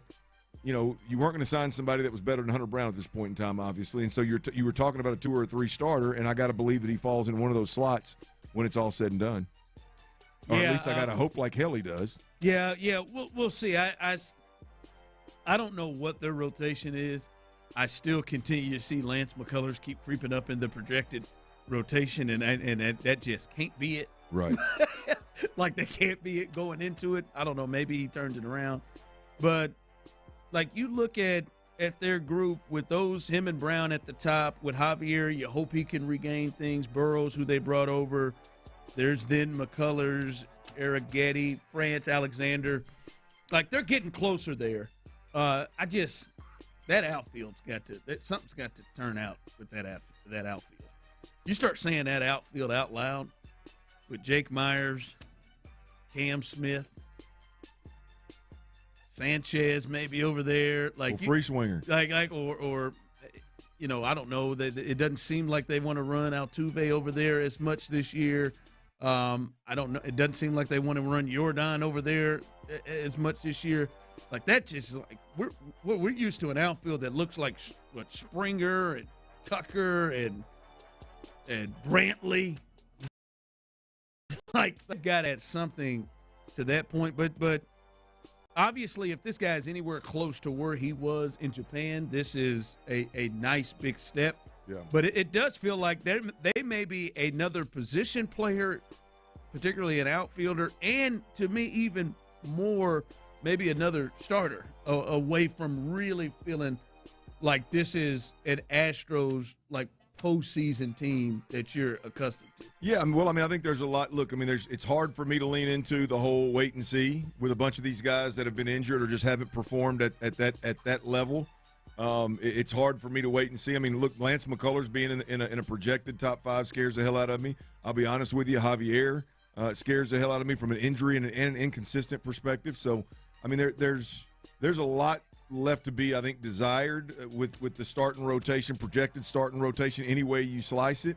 But that's not to say that, this cat can't slide in and be your 2 and be better than expected. And Javier can't be your 3 and all of a sudden be consistent. We know he can be nasty. We know, obviously, what his potential is and how high his ceiling is. But can he consistently bring something close to his ceiling to the table and stay healthy? All of those things could happen. I just know as an Astros fan, I'm getting a little bit fatigued on, well, boy, we got 12 different arms that could potentially be in a starting rotation. Yeah, but half of them ain't coming back till after spring training. Half of them we don't even know if or have the ability. And so it's that wait and see thing is I'm with this. But I think there is. I say all that to say, sure, I think there's enough arms in-house that if they shape up and all take the next step, that you could have a rotation that can win big. Yeah, I think they're close. You used the word. They got a few more ifs than you're used to the Astros having. Well, I don't know. We ought to be pretty used to it now the last 2 years, but we've got to be tired of it. Of the injury, without the injuries, but just some ifs. Like, even more than if Jordan can stay healthy or something like that, but it is just like if J.P. France can regain where he was, or if McCullers can get back a few more. So I don't think they're done, right? I think they still have the ability to give answers to some of their issues, but well, that don't sound like a postseason outfield, and hopefully they can do something about that before we get towards spring training. All right, coming up as we continue on a Victory Monday, are you happy with the outcome of last night's game? Did you want the Ravens to lose that game? Were you hoping they missed that field goal so the Texans would play the Ravens instead, the Texans would play the Steelers instead of the Ravens? Who were you hoping they would face? We'll discuss that coming up.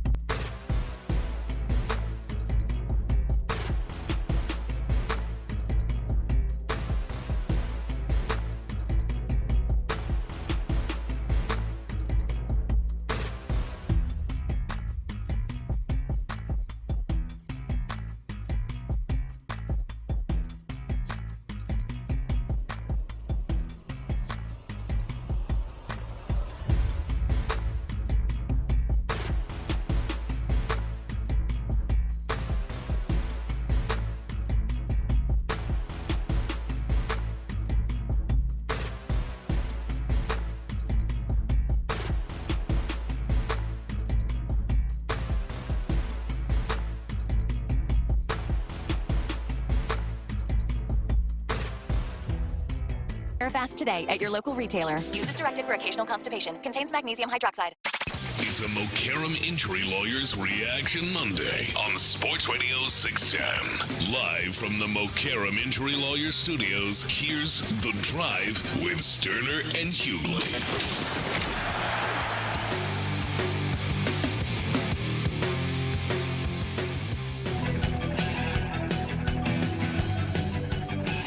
Coach's Show, Demeco Ryans coming up here in less than 20 minutes, so stay tuned for that. The Demeco Ryans Show follows us. We're off here early at 5 o'clock. I was watching this game last night as we knew the Texans won. We knew they were the 5 seed after walking out of NRG yesterday, and we knew, fellas, that, they're going to face either the Steelers or the Ravens. They're going to have to go to either Baltimore or they're going to have to go to Pittsburgh. And immediately in my mind, Clint, my thinking was, and 713-572-4610, YouTube and Twitch, you can jump in on this. My thinking was, Baltimore still has potentially that kind of mental thing over them, because they did blow out the Ravens earlier this year, but still that was with no Lamar and no Roquan Smith and no Kyle Hamilton and no Ronnie Stanley. They had a lot of guys out in that matchup, and we talked about it. I don't know if that was the real Ravens that they played. But I'm thinking they got maybe there's kind of a mental thing. That seems to be the one team they have not matched up well with during this time, right? They seem to have the Bills number, even though they beat the Chiefs earlier this year. But even though before that, those games seemed to be more competitive. Baltimore just really seemed to be a team that they struggled with over the first 3 years that Demeco had taken. The first 2 years that Demeco had taken over this team. Thought, all right, they would smother the Steelers, and they're a better football team. And I think they're a better football team than both these teams. But as watching that game and seeing, man, Lamar ain't Lamar right now. Lamar's being caught by defensive linemen, D tackles, being cut off from getting yards by D tackles. He was a young fella. I don't care, man. He ain't running. Like, you could tell he don't want to do it. He's trying to throw it. He's getting out of bounds. Just that game changer, or eject button, as you would call it, just isn't there in the same manner. Like, he made a couple plays, like the big touchdown he made to get to Flowers. Yep. That was big, but that was the thing you were worried about all the time. Every time he had the ball in his hand. And you could tell there was an adjustment in the second half where Derrick Henry was killing them, and then they just said, nope, you're going to beat us, Lamar. And we know you're not going to beat us with your legs right now just because of your health, and now you got to just beat us with your arm. And that was the Steelers' defense able to do that. We know what the Texans' defense can do. It's the best defense in the league. And then you just look at the Steelers, you're like, their pass rush. That can be a problem for the Texans' offensive line. DK Metcalf coming back, the running backs in the passing game, Kenneth Gainwell against maybe those linebackers or something. I walked in thinking, what, Ravens, that's that team they kind of want to avoid, kind of that. I was thinking, it might be better for the Texans if it makes us feel like today's Ravens, not the Ravens we've seen or we thought, today's Ravens, they are much more of the names that we know than the actual game they're putting down on the field. Yeah, look, I think that's fair. I think as I'm watching that, I was one. I didn't lean into the history with the Lamar Jackson and the Baltimore Ravens. I just said, look, here's the deal. I've got to wait and see what Sunday Night Football looks like, specifically to see which Lamar Jackson is out there. Is he this back issue a major issue, or is this one of those? It's a fluke, and by playoff times, he's going to be the old Lamar Jackson. And I'm going to be honest with you. What I saw, I agree with you, is they was missing a gear. And so all of a sudden, Lamar Jackson is a little bit more human than what he's been the times that the Texans have really struggled with him. So that brings into their lack of pass rush, right? Their inability to cover in the back end. The fact that we already scored 44 points on Baltimore this season. So that there's a lot went into it. And as that game went on, I was like, yeah, I would rather see Baltimore given, the state of this team right this second. Now, I had to arrive there. It wasn't like just hands down, no doubt about it, that's where I'm at. I still think Derrick Henry would be an absolute monster in between our tackles. I still believe, look, it doesn't take Lamar Jackson, the greatest athlete we've ever seen play the quarterback position, to beat the Texans. We've seen Bo Nix, squeeze between a pass rush and go get some yards with his feet. Baker Mayfield do it. So it's not like we saw Lamar do it last night. So it's not like there was just a complete inability to be athletic. There was still that there. It was just that like next level athlete that you wouldn't have to deal with. But I'm with you. After watching that game and everything that it entails, I think Aaron Rodgers with DK Metcalf, with the high ceiling of their defense, and I don't know what Pittsburgh defense will show up, but the higher ceiling of their defense, I think that is a tougher matchup for the Texans after watching that ball game. So, yeah, I would have rather that last field goal have gone in and we'd be playing Baltimore than Pittsburgh. But I think the Texans have the upper hand in both. And I can understand it because we talked about this last week. I don't want to see – there are a lot of people did not want to see Baltimore. Yeah. But you watch them, you're like, Because to me it's like – and Victor – we're going to have to get Victor on again one day as we're getting close to it. As Victor said, as the game progressed, I wanted the Ravens, no pass rush. Secondary seems suspect minus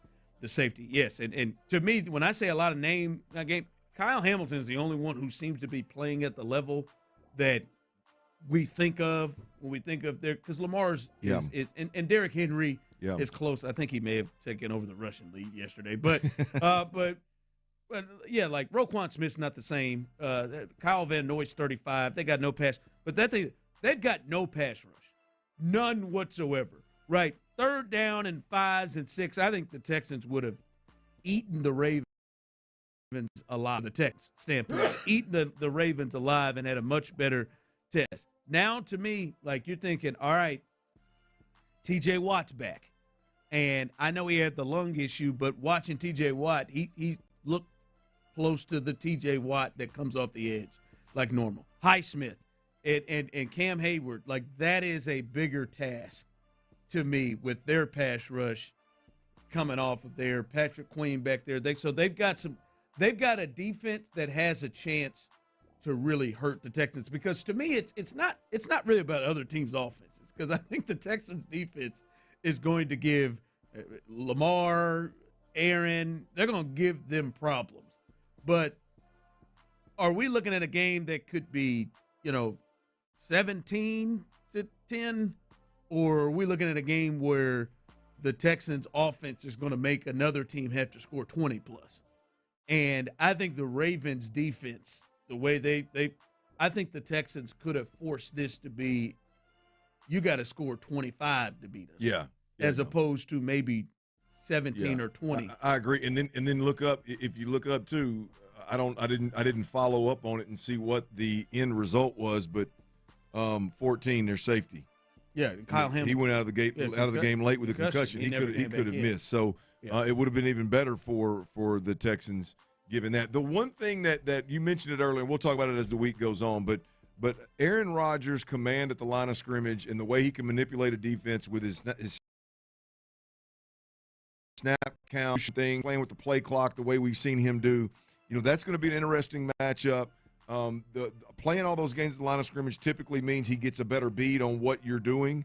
It didn't mean so much against Cleveland when Myles Garrett was tearing his ass up. But there's something there with that. The veteran quarterback that's seen it all and has all the bells and whistles from a control perspective, as well as, you mentioned it a little earlier, that the little running back they got, man, not only is he really, really good, Kenneth Gainwell, but he is the focal point of what they're doing, and Aaron Rodgers is just flat out going to use it. I mean, he's going to run that dude's legs off. I mean, he is going to be a big part of what they do. That versus our linebackers who are downhill, a little bit more, I would say, zone or even playing the run heavy versus playing any kind of man defense. that could be a matchup problem. So it's going to be fun to break this one down, bro. Yeah, and again, as we've said it before, and I said it earlier, I think the Texans are the better team than either one of these teams. Like, they're favored. They're a 3.5-point favorite over the Steelers.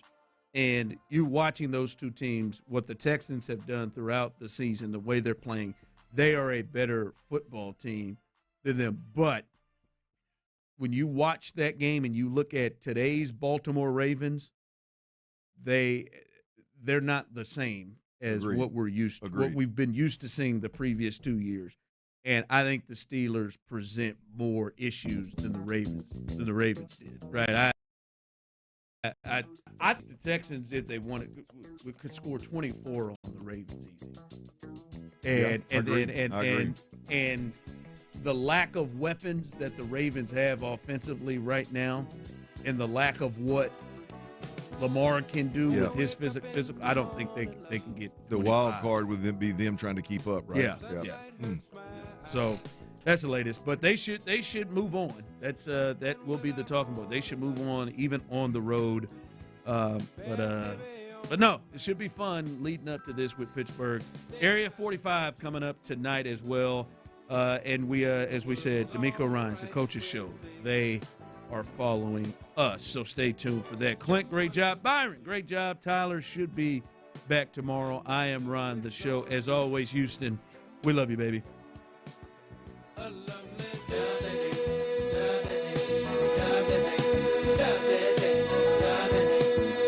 The Texans are headed into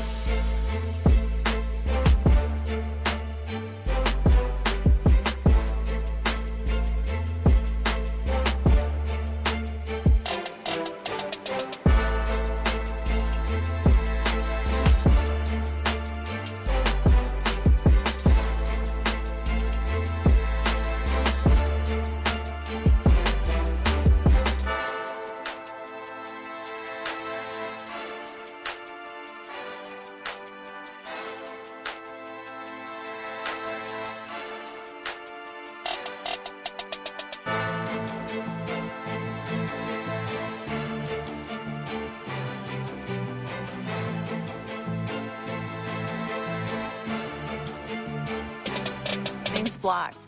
West Point Lincoln, located off the Katy Freeway, wants to remind you that Ford Motor Company assembles more U.S. vehicles and employs more U.S. hourly auto workers than any other automaker. They've been doing the right thing for over 120 years. It's the Ford way. I'm Laura Reynolds, Sports Radio 610. Get on out to West Point Lincoln and ask them about these vehicles. A 2025 Lincoln Aviator, $12,300 off MSRP. A 2025 Lincoln Nautilus, $9,730 off MSRP. 2025 Lincoln Corsair, $6,400 off MSRP. Katy Freeway, exit Kirkwood. It's West Point. Sportsman is brought to you by Zadig Jewelers. Odyssey Sports Minute. John Harbaugh is a Super Bowl champion, and a debt of gratitude is owed to him by the city of Baltimore. But that debt of gratitude should now come with a pin slip. Last night's loss should be the end of an era. Kyle Hamilton's injury can't be an excuse for the defensive meltdowns. Luke Smith's field goal shouldn't save Harbaugh's job. Another double-digit blown lead, and another season that ends in heartbreak. It's time to move on. Every morning, we rise and shine, make breakfast, and brush away the night's rest. These routines help us start the day off right. Nature-Made vitamins are a simple step in that daily care regimen. Multivitamins with daily essentials, clinically studied probiotics for gut health support, magnesium to help relax the body. Nature Made is made to care for you every day. These statements have not been evaluated by the Food and Drug Administration. These products are not intended to diagnose, treat, cure, or prevent any disease.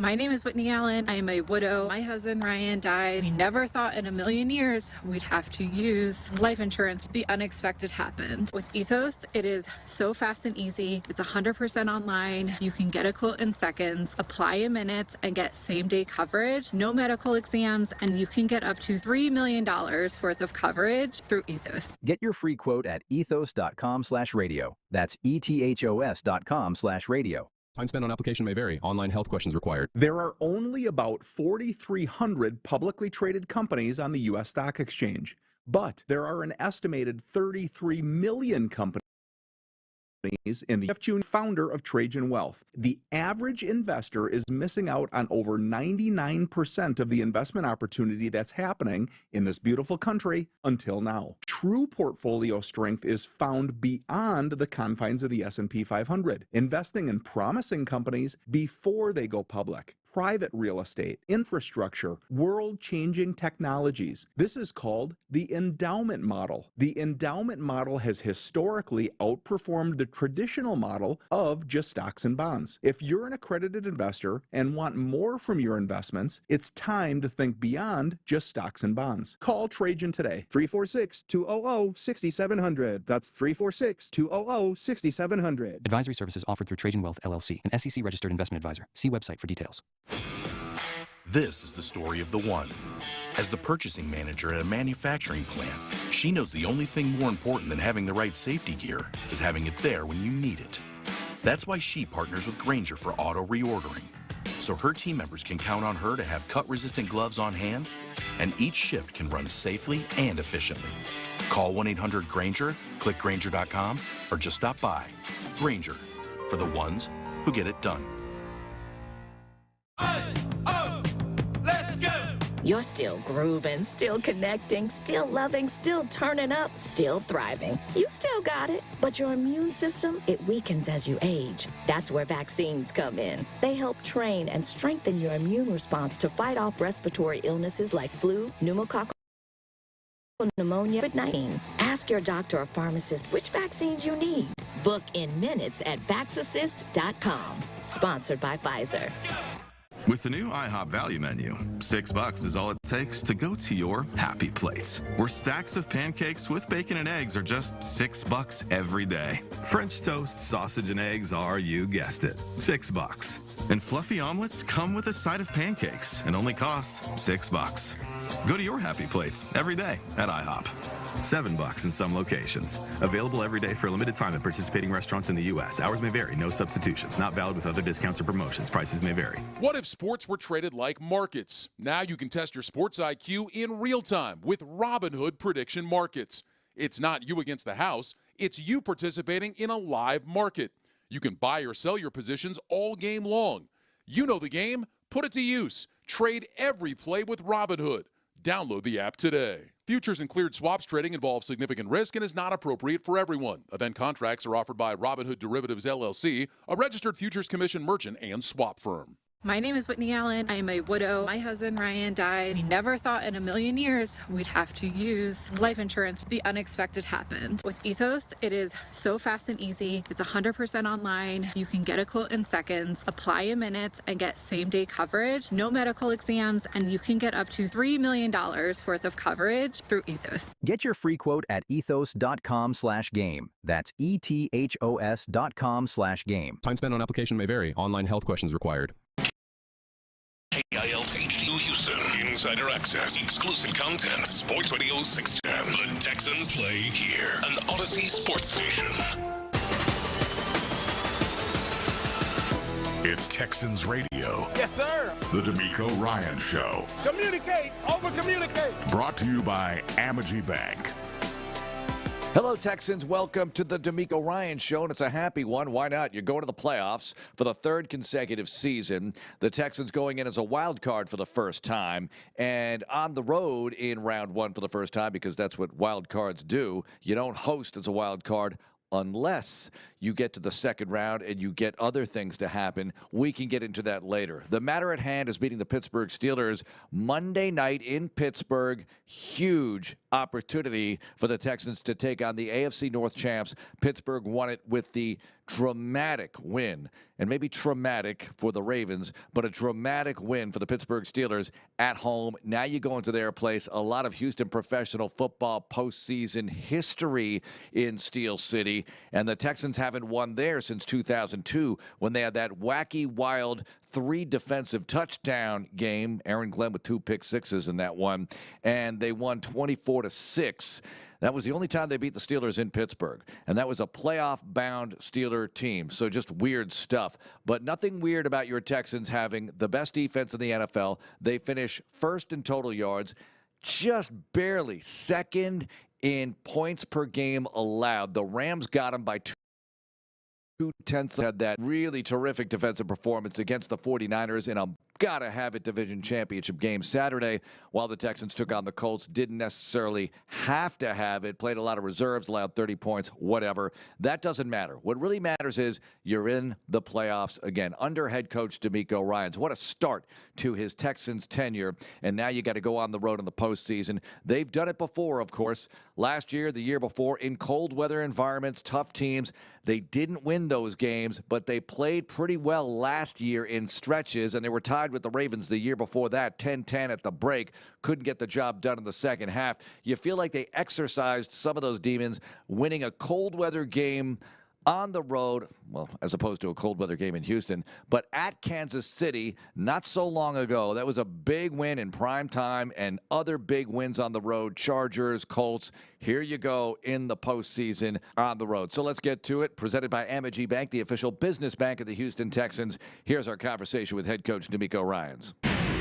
Coach, we're going to talk a lot about the victory over Indy to wrap up the regular season, but it's so special to be in the postseason. Over half the league is done. The Texans move on. Your thoughts? Yeah, couldn't be more proud of our team, right? To earn the right to be, in the playoffs and to still be working. It's fun, it's exciting, and it's something you earn, and no one can take that away from you. So I'm excited, man. That's what you work for. You work hard in training camp thinking about these moments, like how do you personally and how you weather the storm of, injuries and different things, losses. Like how do you weather the storm to still be ready to roll in the playoffs, having the majority of your guys, having them available and ready to go in the playoffs. Oh, man, I couldn't be more excited right now. Coach, I want to ask you about, and I asked you this after the game yesterday, but I want to go into it a little bit, how difficult a challenge this was. You knew you were in the playoffs. You knew there's a shot at the division, but then there's the Jacksonville game and the Titans game. You knew you wanted to keep guys healthy, but yet you still wanted your team to compete. You got all these kind of cross streams going on. How tough was it to kind of get through the week, get through that moment of we got to compete, but you know what? I got to get some guys, maybe some rest, get a look at some other guys in case you got to go to them in the playoffs. How tough was it to kind of get through the week and in through Sunday?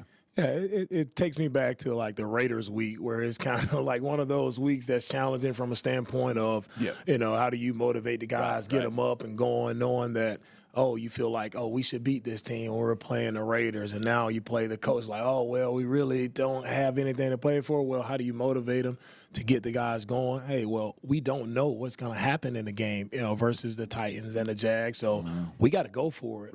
Right. We don't want to sit here and not go for it and look up, it's like, something wild happened, and Tennessee beat Jacksonville, and we missed an opportunity to win our division. So the mindset, the mentality was we're going for it, right? And we'll see where we end up. It got pretty good, but it's still, for me in my seat, I'm never going into any competition, to lose. Right? I'm playing checkers at home with my kids. I'm like, we're playing checkers. I'm trying to win. I'm trying to win the game. Coach? No, we got it. No, I'm trying to win. I'm a competitor. So even though you have that moment, okay, man, the Jags are up pretty good. That game is over. Like, man, I still struggle with taking our guys out. Right, but I knew I had to do it. I knew it was the right decision to try to get some guys out. But man, I still want to win the game. Yeah. Like, I am not leaving here letting Indy come in our house and end their season on a good note by beating us. I'm not going out that way. And so I'm so happy for all the guys who got in. It took everybody, different guys in different moments, man, stood up and made the plays we needed to make to win the game. So it was such an exciting win to end it how we ended it. It was a really exciting victory, and I'm so happy that we won that game. Tell us about your new defensive end, E.J. Speed, Coach. We noticed him out there. Yeah. It was that was one just in the moment that happened. Barnett, he was gassed at the time because we took Will and Daniil off, and Barnett was rolling. Him and Barnett and D. Horton, they were rolling on the edge. So it's like, man, it's a lot of reps, and Barnett just couldn't go anymore. So it's like, who's EJ? Get out there, go. EJ looks back at me like, really, Coach? Like, just go set the edge. I know you can do it. So EJ got out there for a couple reps. Just showed me. Man, that's what you need. You need guys who are willing to do whatever it takes, right, to get it done in such a wow moment. You know, we don't have everybody available, but EJ steps up, goes out, plays a few snaps of defensive end, and actually did a good job backside of closing on one play. So credit to EJ. Flashback, 2011 season finale, first Texans playoff team. It's the Week 17 game at the time. Doesn't really help the Texans, but Garrett Graham ends up playing a little defensive end in that game because Kubiak was trying to put it all together. Similar situation, running out of bodies. You only have so many players you can use, right? You know, I did think about that throughout this week. I thought about that. It's like, man, who else could play defense for us? I could use British or Harrison. I was trying to think of the offensive guys that I maybe would have had to pull over and play defense, but good thing we didn't get to that moment. Well, I'm glad you brought up British. Yeah. Because he gets in there, you know, first couple of carries, doesn't get a whole lot, and kind of the second one got stuffed. But then he has that run, Coach, off to the left where he kind of sliced in between those two Colts defenders, and you saw, man, a little bit of burst. He really came in and gave you something. What did you see from British on Sunday? Yeah, I was really excited to see some of the runs that he had, specifically that 20-yard run there. He did exactly what you want to do as a runner. He did a great job of pressing the outside, and I call it you slash. You make one cut and you get vertical.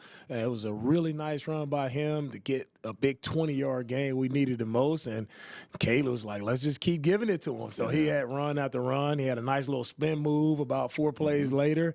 So he did a really nice job of taking advantage of the opportunity. Had some really nice runs there to really put us in position to close that game out. Woody ran well for you in the first half, Coach, and he's got that lateral quickness. Can you talk about his style a little bit and how it's developed over the course of the year? He does. Woody does have his little jump cut, he makes guys miss in the hole a little bit, and it's that's the cool thing about running backs. Each guy has his own little unique style that you really can't teach guys. You know, like Jawar, he's more of a speed, one-cut guy. Then you get Woody.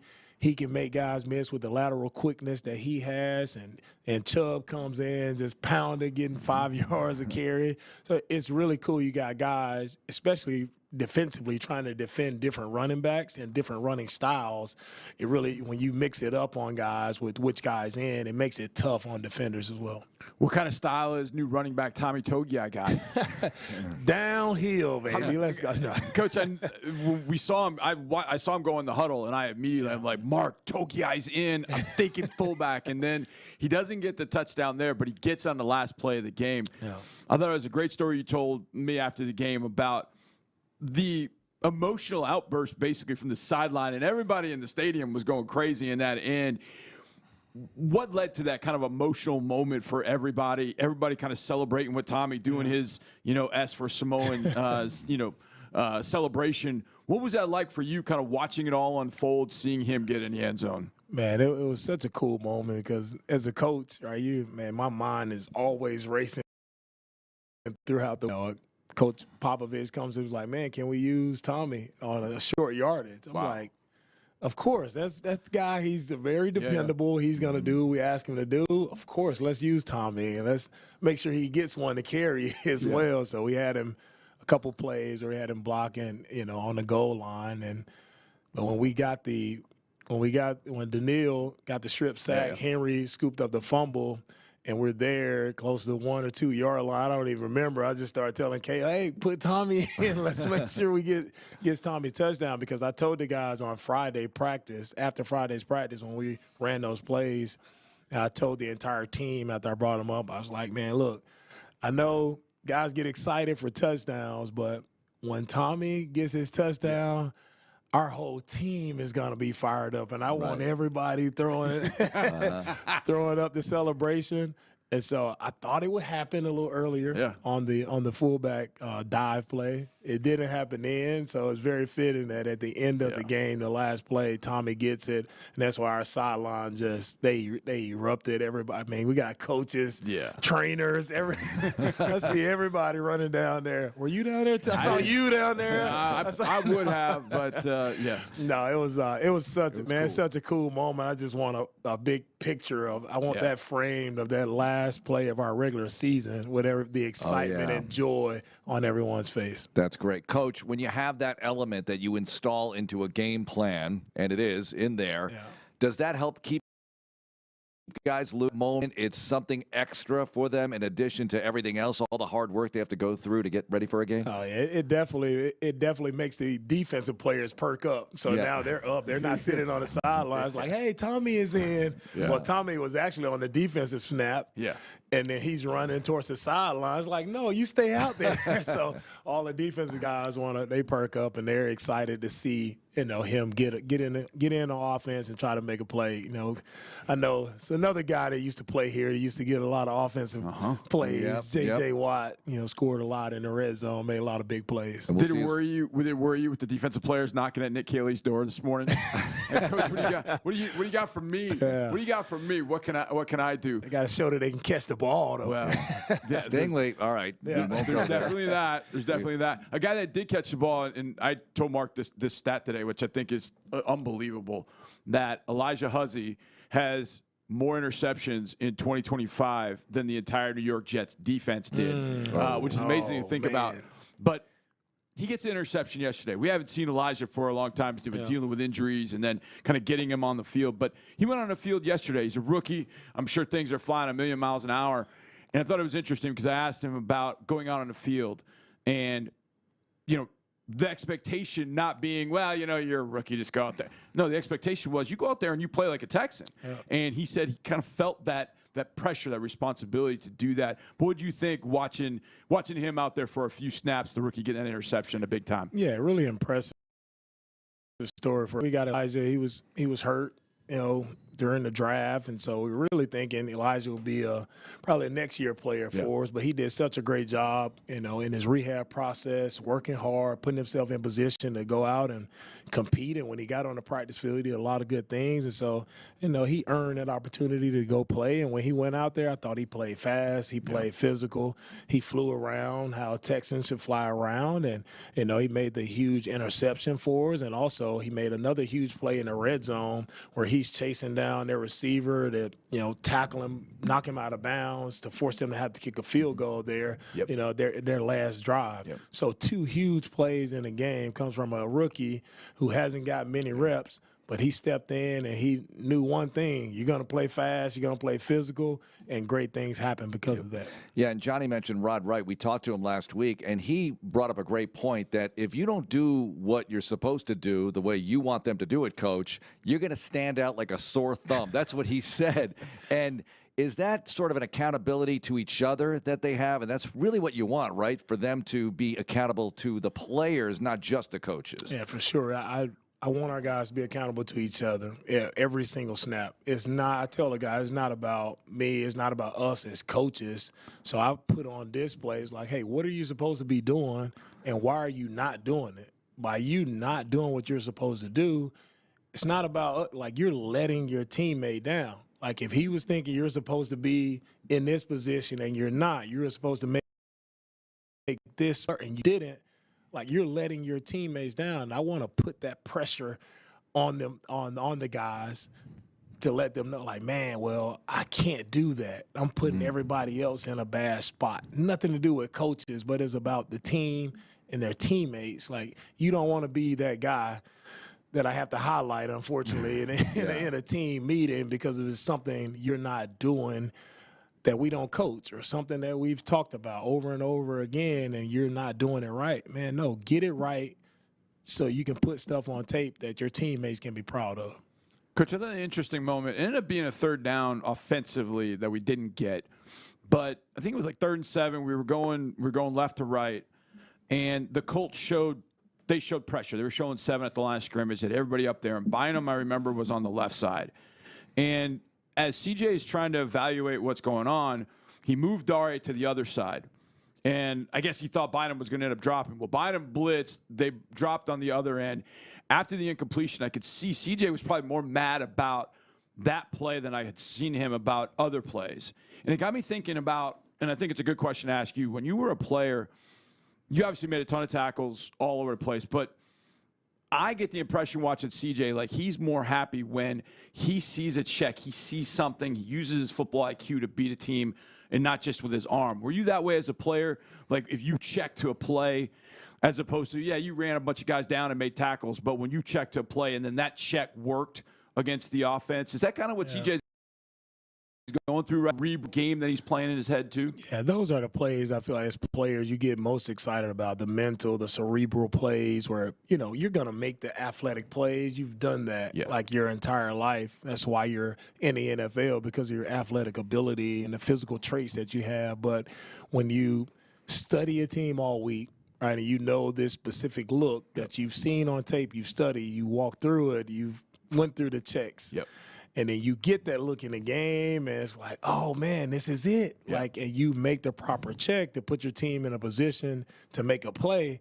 Like, those are the plays you get, I would say, you get a little extra fired up for because it was like that chess match, and it's like, oh, I got you. That I got you moment from a mental standpoint, that gets you fired up. Right, and from that look, they had a lot of zero pressure looks that we had practiced throughout the week, and we had a lot of different answers for the zeros, and they dropped out on that specific one, and we didn't. I think CJ is probably more frustrated that, oh man, that was a look that they kind of they got us on. You know, we thought it was zero, but it wasn't. So it's a good job by the Colts of actually mixing up their look and switching it up in that moment. Coach, having been to the postseason with a lot of these guys before, and having a quarterback making his 5th playoff start. You're on the road. You've played on the road in cold weather before. You won a game in cold weather this year. How much does all of that help as you venture to Pittsburgh? Yeah, Mark, I'm hoping it helps a lot, man. Because can't say we haven't been there, done that, right? Can't say we've been on the road in a tough environment and, like, well, tough environments, cold, you know, tough crowd. Like, we've seen all of that for the past couple years, right? And some of them we didn't come out on top, and we know what we needed to do to correct that. And, you know, this year I thought we did a really good job of going up to Kansas City, tough environment, a lot on the line. We found a way to get a win.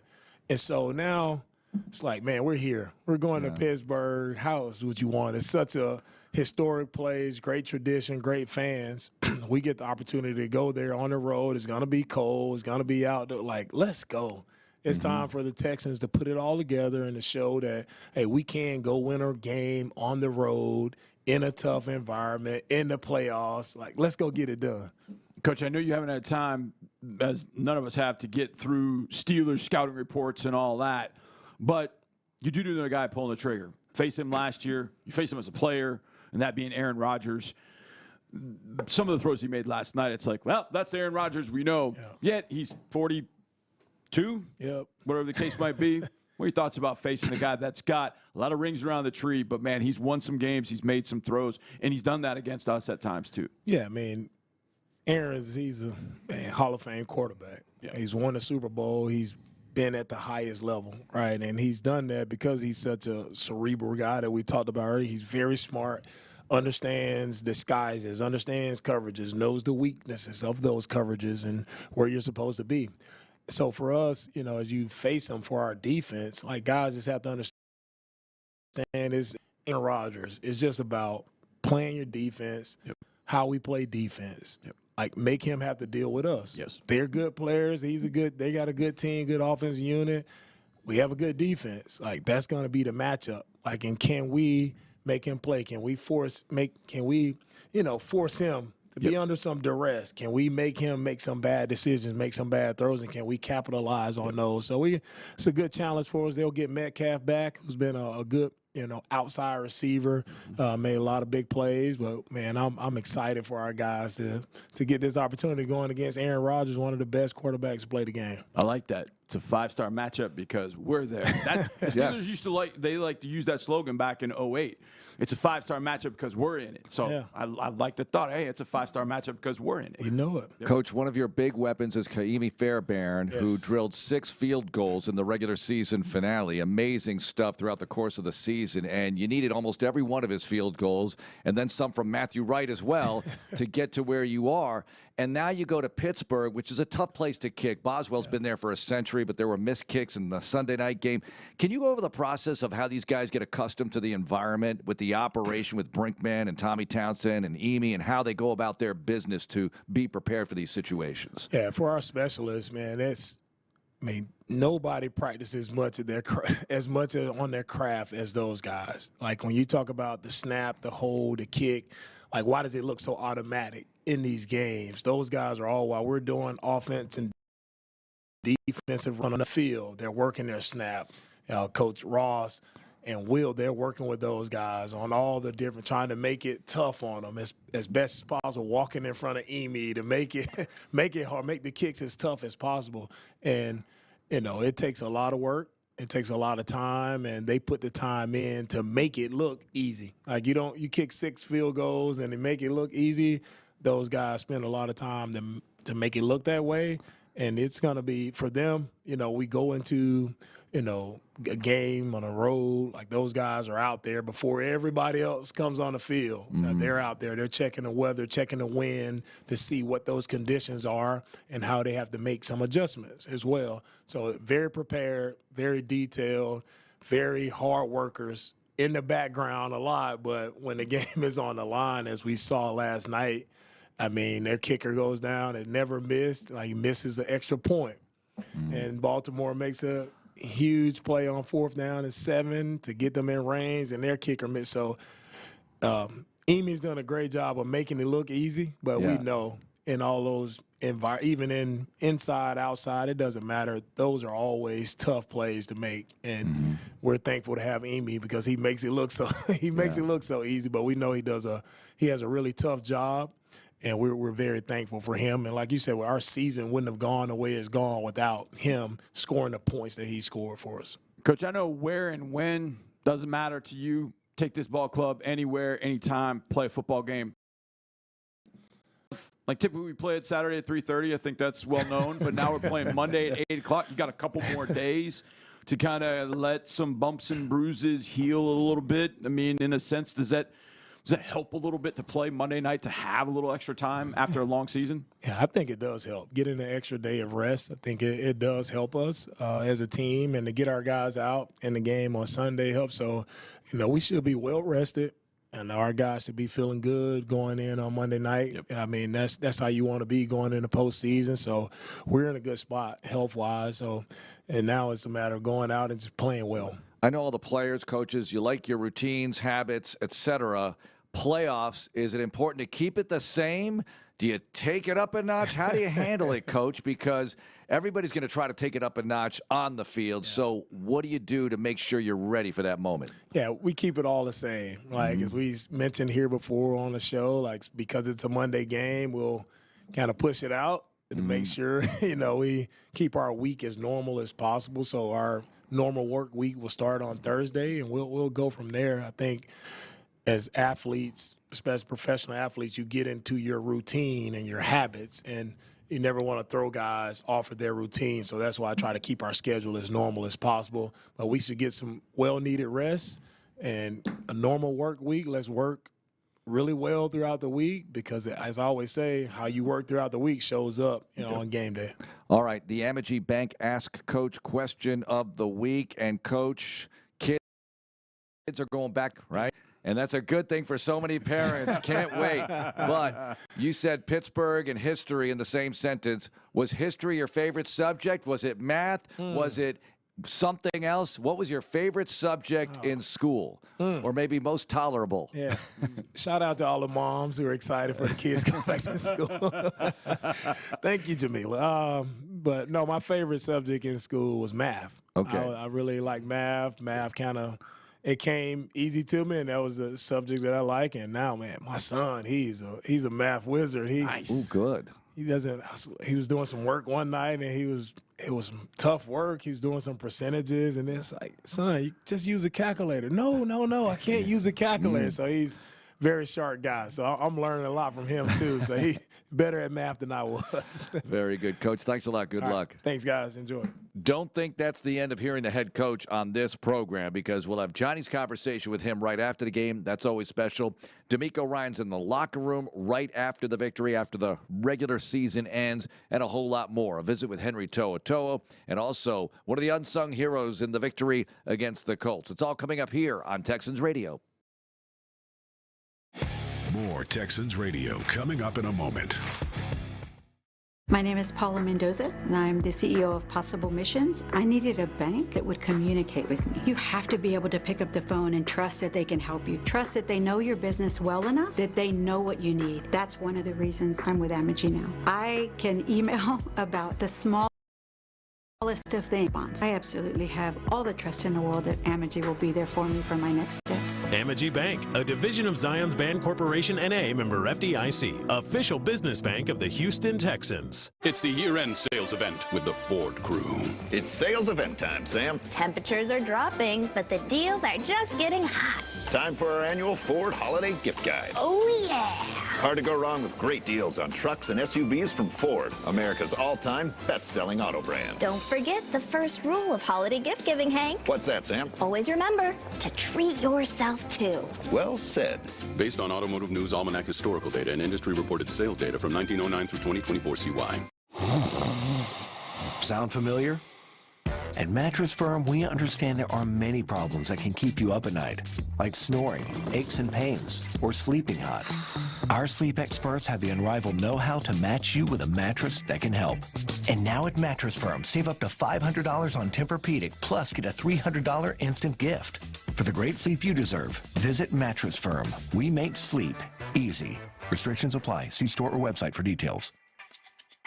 With Houston Texans Lux, we take you and your guests beyond the game with exceptional premium services and amenities. Host clients, reward employees, and build intentional connections, all while watching your Texans take on opponents like the 49ers, Broncos, and Raiders. From the moment you arrive, we guarantee you and your guests will have an unforgettable luxury game day experience. Visit HoustonTexansLux.com or call 832-299 to speak to a representative today.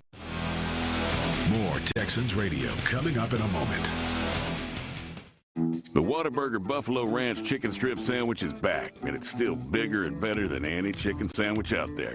More chicken strips, more Monterey Jack cheese smothered in buffalo and ranch, all on a 5-inch bun. There's so much crispy, cheesy, saucy goodness, you may find yourself speechless when someone asks what's your favorite part. Not because you can't find the words, just because it's hard to talk when your mouth's full with this much deliciousness. The Buffalo Ranch Chicken Strip Sandwich is back for a limited time. What a burger. You need facilities designed to perform under pressure, from refineries and petrochemical plants to terminals and pipelines. Burns & McDonnell delivers fit-for-purpose solutions on time, on budget, and with a steadfast commitment to safety. Our still-growing team has been in Houston for nearly 30 years and draws on the full integrated EPC services of one of the nation's top design firms. Learn more about the opportunities that are waiting for you at Burns & McDonnell. Find your fit at burnsmcd.com/Texans. Burns & McDonnell is an equal opportunity employer. When the Houston Texans take to the gridiron this season, Reliant will be there to bring the energy. That's because Reliant is the only energy provider the Texans trust to power every electric moment, every punt, pass, and kick, every touchdown or takeaway. Reliant will be there, powering every game day. And when you have Reliant and Vivint, they're smarter together, giving you the power to manage your electricity and your smart home all in one place. Reliant, proud to be the official energy provider of the Houston Texans. PUCT number 10007. Texans close down the regular season with a win. Crowd digs in. He's going to fake it. CJ is going to take it himself. Everybody bought the fake, and Stroud ran around the right side for the score. You know, we got the world ahead of us, but to go out and be 12-5 in the regular season with the start we had, you know, it's just been a blessing. I'm just really grateful to God that, you know, I have my brothers and teammates to do it with. Insider access, exclusive content. Sports Radio 610. The Texans play here. Back to Texans Radio, the Demeco Ryans Show. Right back here on the Demeco Ryans program, presented by Amegy Bank, the official business bank of the Houston Texans. Let's take you inside the locker room following the Texans' victory over the Colts, which wrapped up the regular season with a 12-5 record and a 9-game winning streak. Hey, man, I just want to say, hey, congratulations on a heck of a regular season, man. Everybody, outstanding job right there. Way to finish the season the right way. All right. You guys hit a couple really impressive feats. All right, it's 9 games in a row. That's tied for the longest in Texans history. All right, outstanding job there. All right. Another one for you guys is we tied for 12 wins. Is the tie for the most wins in the season as well. Give yourselves a hand for that one too. All right. Guys, you know we did a lot of incredible things throughout this entire year. All right, and that's credit to everybody in this room, coaches, everybody in this room working together. All right, and that game is kind of representative of how our season has been. Like, it didn't look great there to start, but nobody blinked battle. And that's what I love about this team. Like, no matter what we're up against, no matter how we have to go out and find a way to win games, you guys do that, man. When the game's on the line, find a way to close it out. And that's all that matters going forward. I don't care how it looks. It's about getting the dub each and every time we step on this grass again. All right, that's the mindset we have, and I love everybody for the way you guys go out and play. All right, couple things here for, man, another impressive one.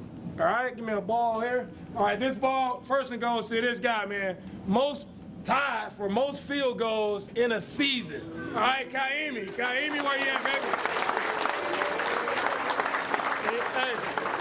We can't do it without him, right? That goes, man, we can't take it for granted. Today made 6 field goals, tied for the most he's had in a game. So, great job, Kaimi. Great job. All right, and one more. I'm going to end with this one. Called it on Friday. We tried to get him in the end zone earlier, but CJ called his audible, all right? And he took your touchdown away, but Tommy T, where you at, baby? Where you at?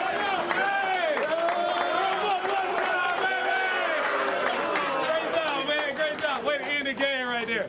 Hey, man, on to the next, right? We got the playoffs, guys. We don't know exactly who we're playing or when we're playing, so we'll come in tomorrow, treat it like a day after game. We'll watch this one, flush it. We still got a lot to improve on from this game right here. So we always take a look at it, learn from it, flush it, get our lift in, and then we'll see who we play, probably figure that out tonight, okay? But outstanding. Now, it's what we all work for. Right here in front of us. How are we going to finish this thing? One at a time, everybody locked in, eyes in front. Let's go in the hunt, man. Great job, baby. Texans!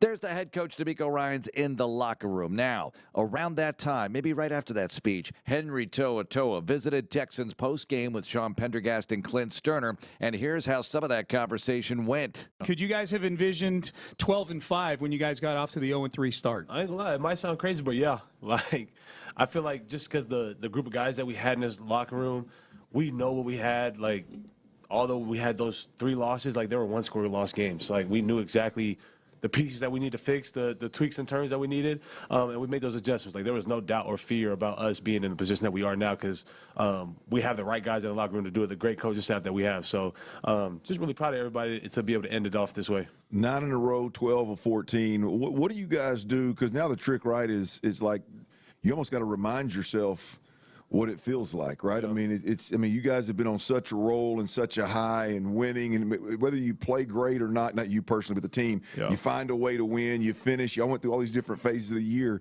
and win. Any effort to almost keep things in check, or is it just, hey, man, let this thing ride? No. We get checked every week. Like, I mean, our coaching staff checks us every week. Demeco would sit up in the team meeting and make sure that we know exactly where we messed up, you know, the standard of the team and where we're supposed to be. Like, we get checked every week, no matter if it's a win. Like, we know the standard that we have to uphold every single week.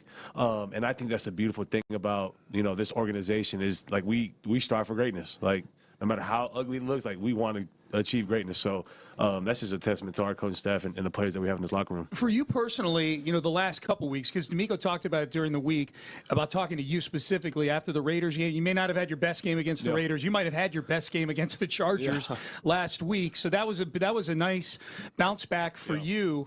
I guess we had Demeco's perspective on it last week. Give us your perspective on it. Just the game you had, going from the Raiders game to the game you had where you were one of the best players on the field against the Chargers the following week. That Raiders game was embarrassing, and that's just flat out how I felt about it. It was just super embarrassing for me to be able to put that kind of football out there. That's not who I am. That's not who I was raised to play that kind of football. So being able to bounce back, I kind of held that personal. So I was going back home. I just felt like it was a great reset button, and I think the intention with me was just to focus on the little details, and those details kind of put me in that game that I had. So that whole entire week was just a detailed thing for me. So I was really happy with that performance. I was just happy we were able to clinch a playoff berth with that. But yeah, man, that Raiders game was ugly, and being able to bounce back the Chargers was a blessing. So it was huge. Hey, talk a little bit about ultimately the swarm mentality. But I mean, I've been around and heard a lot of coach speak, and even I was an offensive player, but listened to the coach speak on the defensive side of the football. Everybody rallies to the ball. Everybody quote unquote swarms. Yeah. But this team does it to a whole different level. And if you cover the team and you watch you guys every week, to me there's two guys that stand out that do it even at a crazier level, and one of them's you and Kamari Lassiter. I mean, you jump off the tape, you jump off the TV. Everybody's great, not minimizing what anybody else does, but you two are on a whole different level. Just how unique is it? You've been in some great programs. How unique is it to be in a defense where that many guys are truly bought in, and it's not just to any degree with any player, it's not just coach speak? Man, it's huge, man. Like you said, I've been at Tennessee, been at Alabama, been with some dogs, but being able to be here with the most dogs of the dogs, like man, that's huge for me. So like, I think the biggest thing with us is like, we scared that if we're not at the ball, like, we're going to look at each other like, damn, why aren't you at the ball? Like, why aren't you running? Like, that's the standard that we have it. So being able to just have that swarm, that get to the ball, that nastiness of our defense, man, that's just who we are. That's our identity. Like, we practice like that. If you cut on the practice tape, you see guys running for the ball 20 yards down the field. But that's just the identity we have. So being able to have 11 guys, 12 guys, like whoever's rotating in there, coming in and doing that, like, man, that's huge, and it's hard to find. Okay, so you guys finished the game today playing with, I think, like 7 defensive backs on the field. I mean, you had a couple DBs that were playing linebacker spots out there, essentially. What does it say about your team? You're able to close out a game when you're, because obviously one of the focal points of the second half was making sure that the frontline guys go into the playoffs healthy. So it looked like, you're piecing together. Everybody else has to play a role in this thing. What's it say about you guys that you're finishing the game out there with guys kind of playing? And that's a beautiful thing, man. We just got some guys that want to go out there and just play football. And when you have a team like that, no matter what we're playing, like EJ Speed went out there and played DN today. Like, he was out there lining at a 7-tech. We just got guys that want to play football. And no matter if I'm back there at safety, we just got ball players, and that's huge. Hey, I want to ask you specifically about hip drop tackles. I know it's been a couple of years ago. It was a big conversation in football, and I'm watching the game today, and it seems like two things stood out. It seems like is Indianapolis had about 3 or 4 of them. I think the one that Jawar Jordan got hurt on actually was kind of a wraparound, but it was still the hip drop technique. But it made me think about, I try to view everything from a Texans lens, right? Because I'm covering you guys, so everything relates back to y'all, good, bad, or indifferent. Everything relates back to y'all. But I think about you guys. I very rarely, if ever, see a Texan player even attempt to hip drop. And so it just put me in a spot where what are your thoughts on that? And do you guys have focused on that? Are there any specific drills y'all do to eliminate that? Like, what's y'all's outlook on that tackle? That's a good one. I mean, because that's such a hard rule. Like, as a defender, it's just natural to pull your weight down to get somebody down. Your whole goal is to get the guy on the ground. But man, for us as a team, like, we don't really harp on it as much. We teach body on body. Like, get your body on him, wrap your arms around, and drive for 5. Like, the old school way. Drive for 5. Drive for 5. Put your face on them and drive for 5. Like, that's how Demeco teaches it, and that's how we all know how to tackle. I mean, if you cut on the tape, like, we just got guys putting their face on the, somebody around. So, I mean, that's the technique that Demeco preaches, and I think we have a good grasp of that as a team. Well, you do, because I noticed stuff like that, and I just didn't. I watching them do it, I'm like, damn, that had to hurt Jawar. Damn, that had to hurt this guy. I'm like, it is possible to get it out of the game because the Texans don't do it. Texans don't do it, and the other teams all cheat. Yeah. And that's basically what it comes down to. That's what it comes down to. I said that, not you, Henry. Don't worry about it. I don't want to get you fined. I don't want to get you fined for just sitting here with an idiot like me. We'll get you out of here in a minute. A couple things. The Togei touchdown. Yeah. Okay. What was that? Give us your perspective standing on the bench of that whole thing. How happy are you for him? I'm juiced. I'm running on the side. I'm on the tick marks while he's running over there. So hopefully, I feel like the whole team was. Yeah, everybody did. I saw coaches. Yeah, they throwing up the S. Everybody throwing up the S. Demeco was. So man, and it's such a blessing because he's those guys that are on a team that goes under the radar, that doesn't get all the recognition, that goes out and does the dirty work. But he's just so consistent in his play. Our D-line wouldn't be the same without him. Man, he's a huge piece to this team. So, being able to see him and run there, people don't know. He's faster than you think. He'll go out there and run you down. But so being able to see him and go get that touchdown, man, and just the hard work that he puts in and be able to end that season off with a bang, man, it was huge. He's all energy, man. He's all energy. Last thing before we let you go, I don't normally do this, but my wife is texting me right now, so I promised her I would tell you she is a huge fan of your wife's TikTok account. Oh my God, a huge fan, and by proxy, she loves you. She loves your dog, and she loves all the work you guys do in the community. Yeah, I appreciate that. Tell her I appreciate that. My wife will really enjoy that. I'm going to go to this interview. She was part of it. It's going to put a big smile on her face. She's giving me all exclamation points. I tell him about the TikTok account. Yeah, I will. Good deal. So, where's the watch party tonight for Ravens and Steelers? On the couch, man. On the Toa couch? On the Toa couch, man. My wife actually cooked pho tonight, so eat some good pho tonight. But yeah, we watching that game. And wherever you go, right? Wherever we go. We'll be ready. You'll be ready to go. Henry Toa, Texans linebacker. We got to take a belt pick with you before you go, we'll do that. I love those championship belt picks that Sean and Clint take with the guests after victories for the Houston Texans. Very cool as they have a player visiting in the Hyundai Texans radio studio after these games at home, and they get them on the phone when the Texans are on the road. Let's hope for a happy conversation on the phone late night Monday. Can't wait for that. Texans at Steelers. Coming up, more with Demeco Ryans and John Harris after the game. Also, the M&G Bank amazing play of the game. I think you could probably predict which one this is. And a visit with an unsung hero from the victory over the Colts. It's all coming up here on Texans Radio. More Texans Radio is on the way. Throughout time, man has expressed himself through dance. The Charleston, the two-step, and yes, even the Macarena. But few dances have captured the imagination like the victory dance. It says, I'm a winner.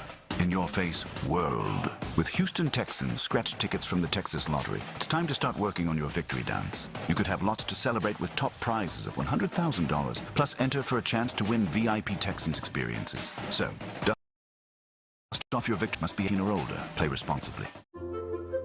When you partner with CDW, you get more from your devices with solutions purpose-built for your toughest tasks. CDW experts are creating seamless workplaces using HP's suite of PCs, printers, and peripherals, so remote teams can work flexibly and designers can display their brilliance, all while keeping your customer data safe. Make amazing happen. Learn more at cdw.com/HP.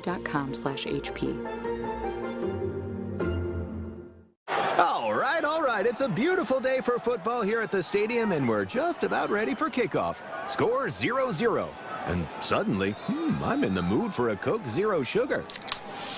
Real Coke taste, zero sugar. Now that's a winning combo. Yeah, crisp, refreshing. That hits the spot. When it comes to great taste, Coke Zero Sugar's always on the scoreboard. Coke Zero Sugar. Real Coke taste, zero sugar. The Texans close down the regular season with a win. CJ looking, CJ throwing to the end zone. Caught, sideline, end zone. Higgins, touchdown, Houston. That's the game of football. You got to persevere no matter how it looks. You keep persevering, you keep making winning plays throughout the game, and you'll end up on top. Insider access, exclusive content, Sports Radio 610. The Texans play here. More Texans Radio coming up in a moment. Officer, perspective as a man of the law. You know I'm a mall cop, right? You see this Hyundai Santa Fe? I only paid for it. Whoa. Right? I'm not in trouble, am I? Deal's so right, it almost feels wrong. The Hyundai Getaway Sales Event. Get 0% APR for 60 months, plus 0 payments for 90 days on all Hyundai Tucson, Tucson Hybrid, Santa Fe, or Santa Fe Hybrid models. Now, during the final days of the Hyundai Getaway Sales Event. Hurry, offers end January 5th. Call 562-314-4603 for details. We believe in possibilities at Texas Children's. As the nation's largest women's and pediatric healthcare system, we believe all lives can be changed for the better.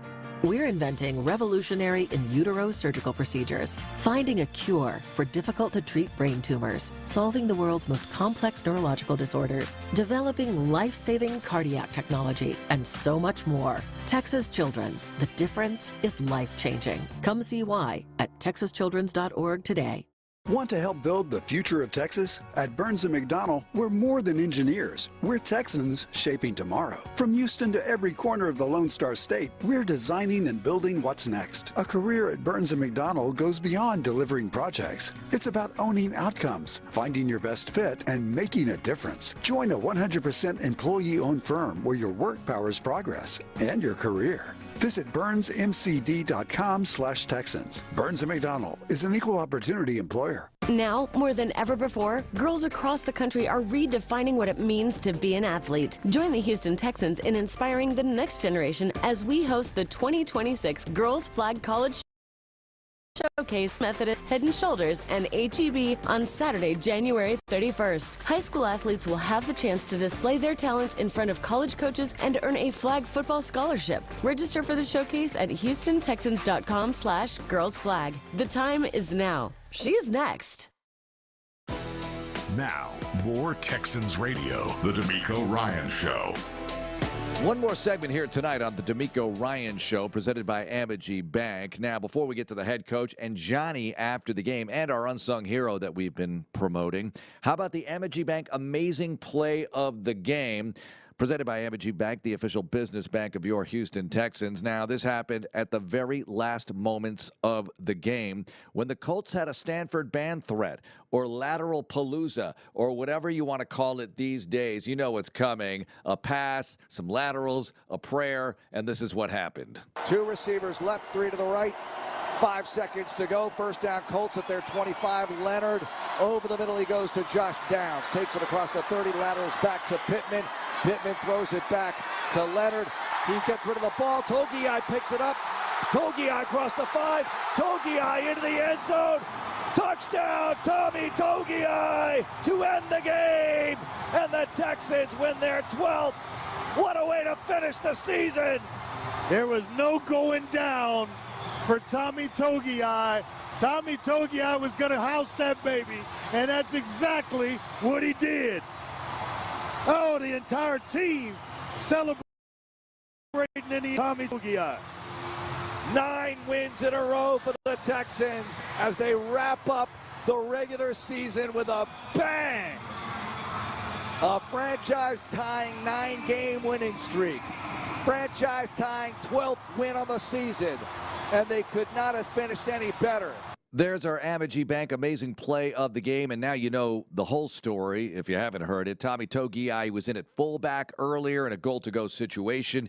They practiced on Friday how to give the ball to Tommy, get a touchdown for Tommy as a big bruising fullback, but CJ didn't give the ball to Tommy, kind of got out of that play, ran it in himself anyway. Tommy gets his touchdown anyway on the very last play of the game. Now, before we get to the head coach and Johnny wrapping it up in the locker room or right outside of it after the game, how about Elijah Huzzie? You're thinking, who is this guy? Undrafted free agent corner. Coach talked about him in the first segment, kind of banged up to start the offseason, and they brought him along. They thought maybe he was going to be a 2026 player, but he's healthy now, and he played in the game. And before the game, Andre and I always talk about, hey, who's your reliant power player? And I went deep into the depth chart because I thought a lot of guys are going to play in the game against the Colts, so I picked Elijah Huzzie, and he ended up having an interception. Now, Andre picked Xavier Hutchinson, who led everybody in receiving, so I guess he won the little battle. We have an unofficial contest here. Who's going to pick the best reliant power player? In any case, Huzzie did a good job with that first career pick, and here's a brief conversation with he and Johnny in the locker room after the game. Man, it feels amazing. It feels good that we can come home and finish the season like this, finish on a strong note, going into the playoffs, with some confidence and come in hungry. How'd you feel kind of being out there in the second half, kind of flying around and making plays? I'll ask you about the interception in a second, but how did it feel to get back out there and kind of bang pads? It feels good. I'm not going to lie. It feels good to be back.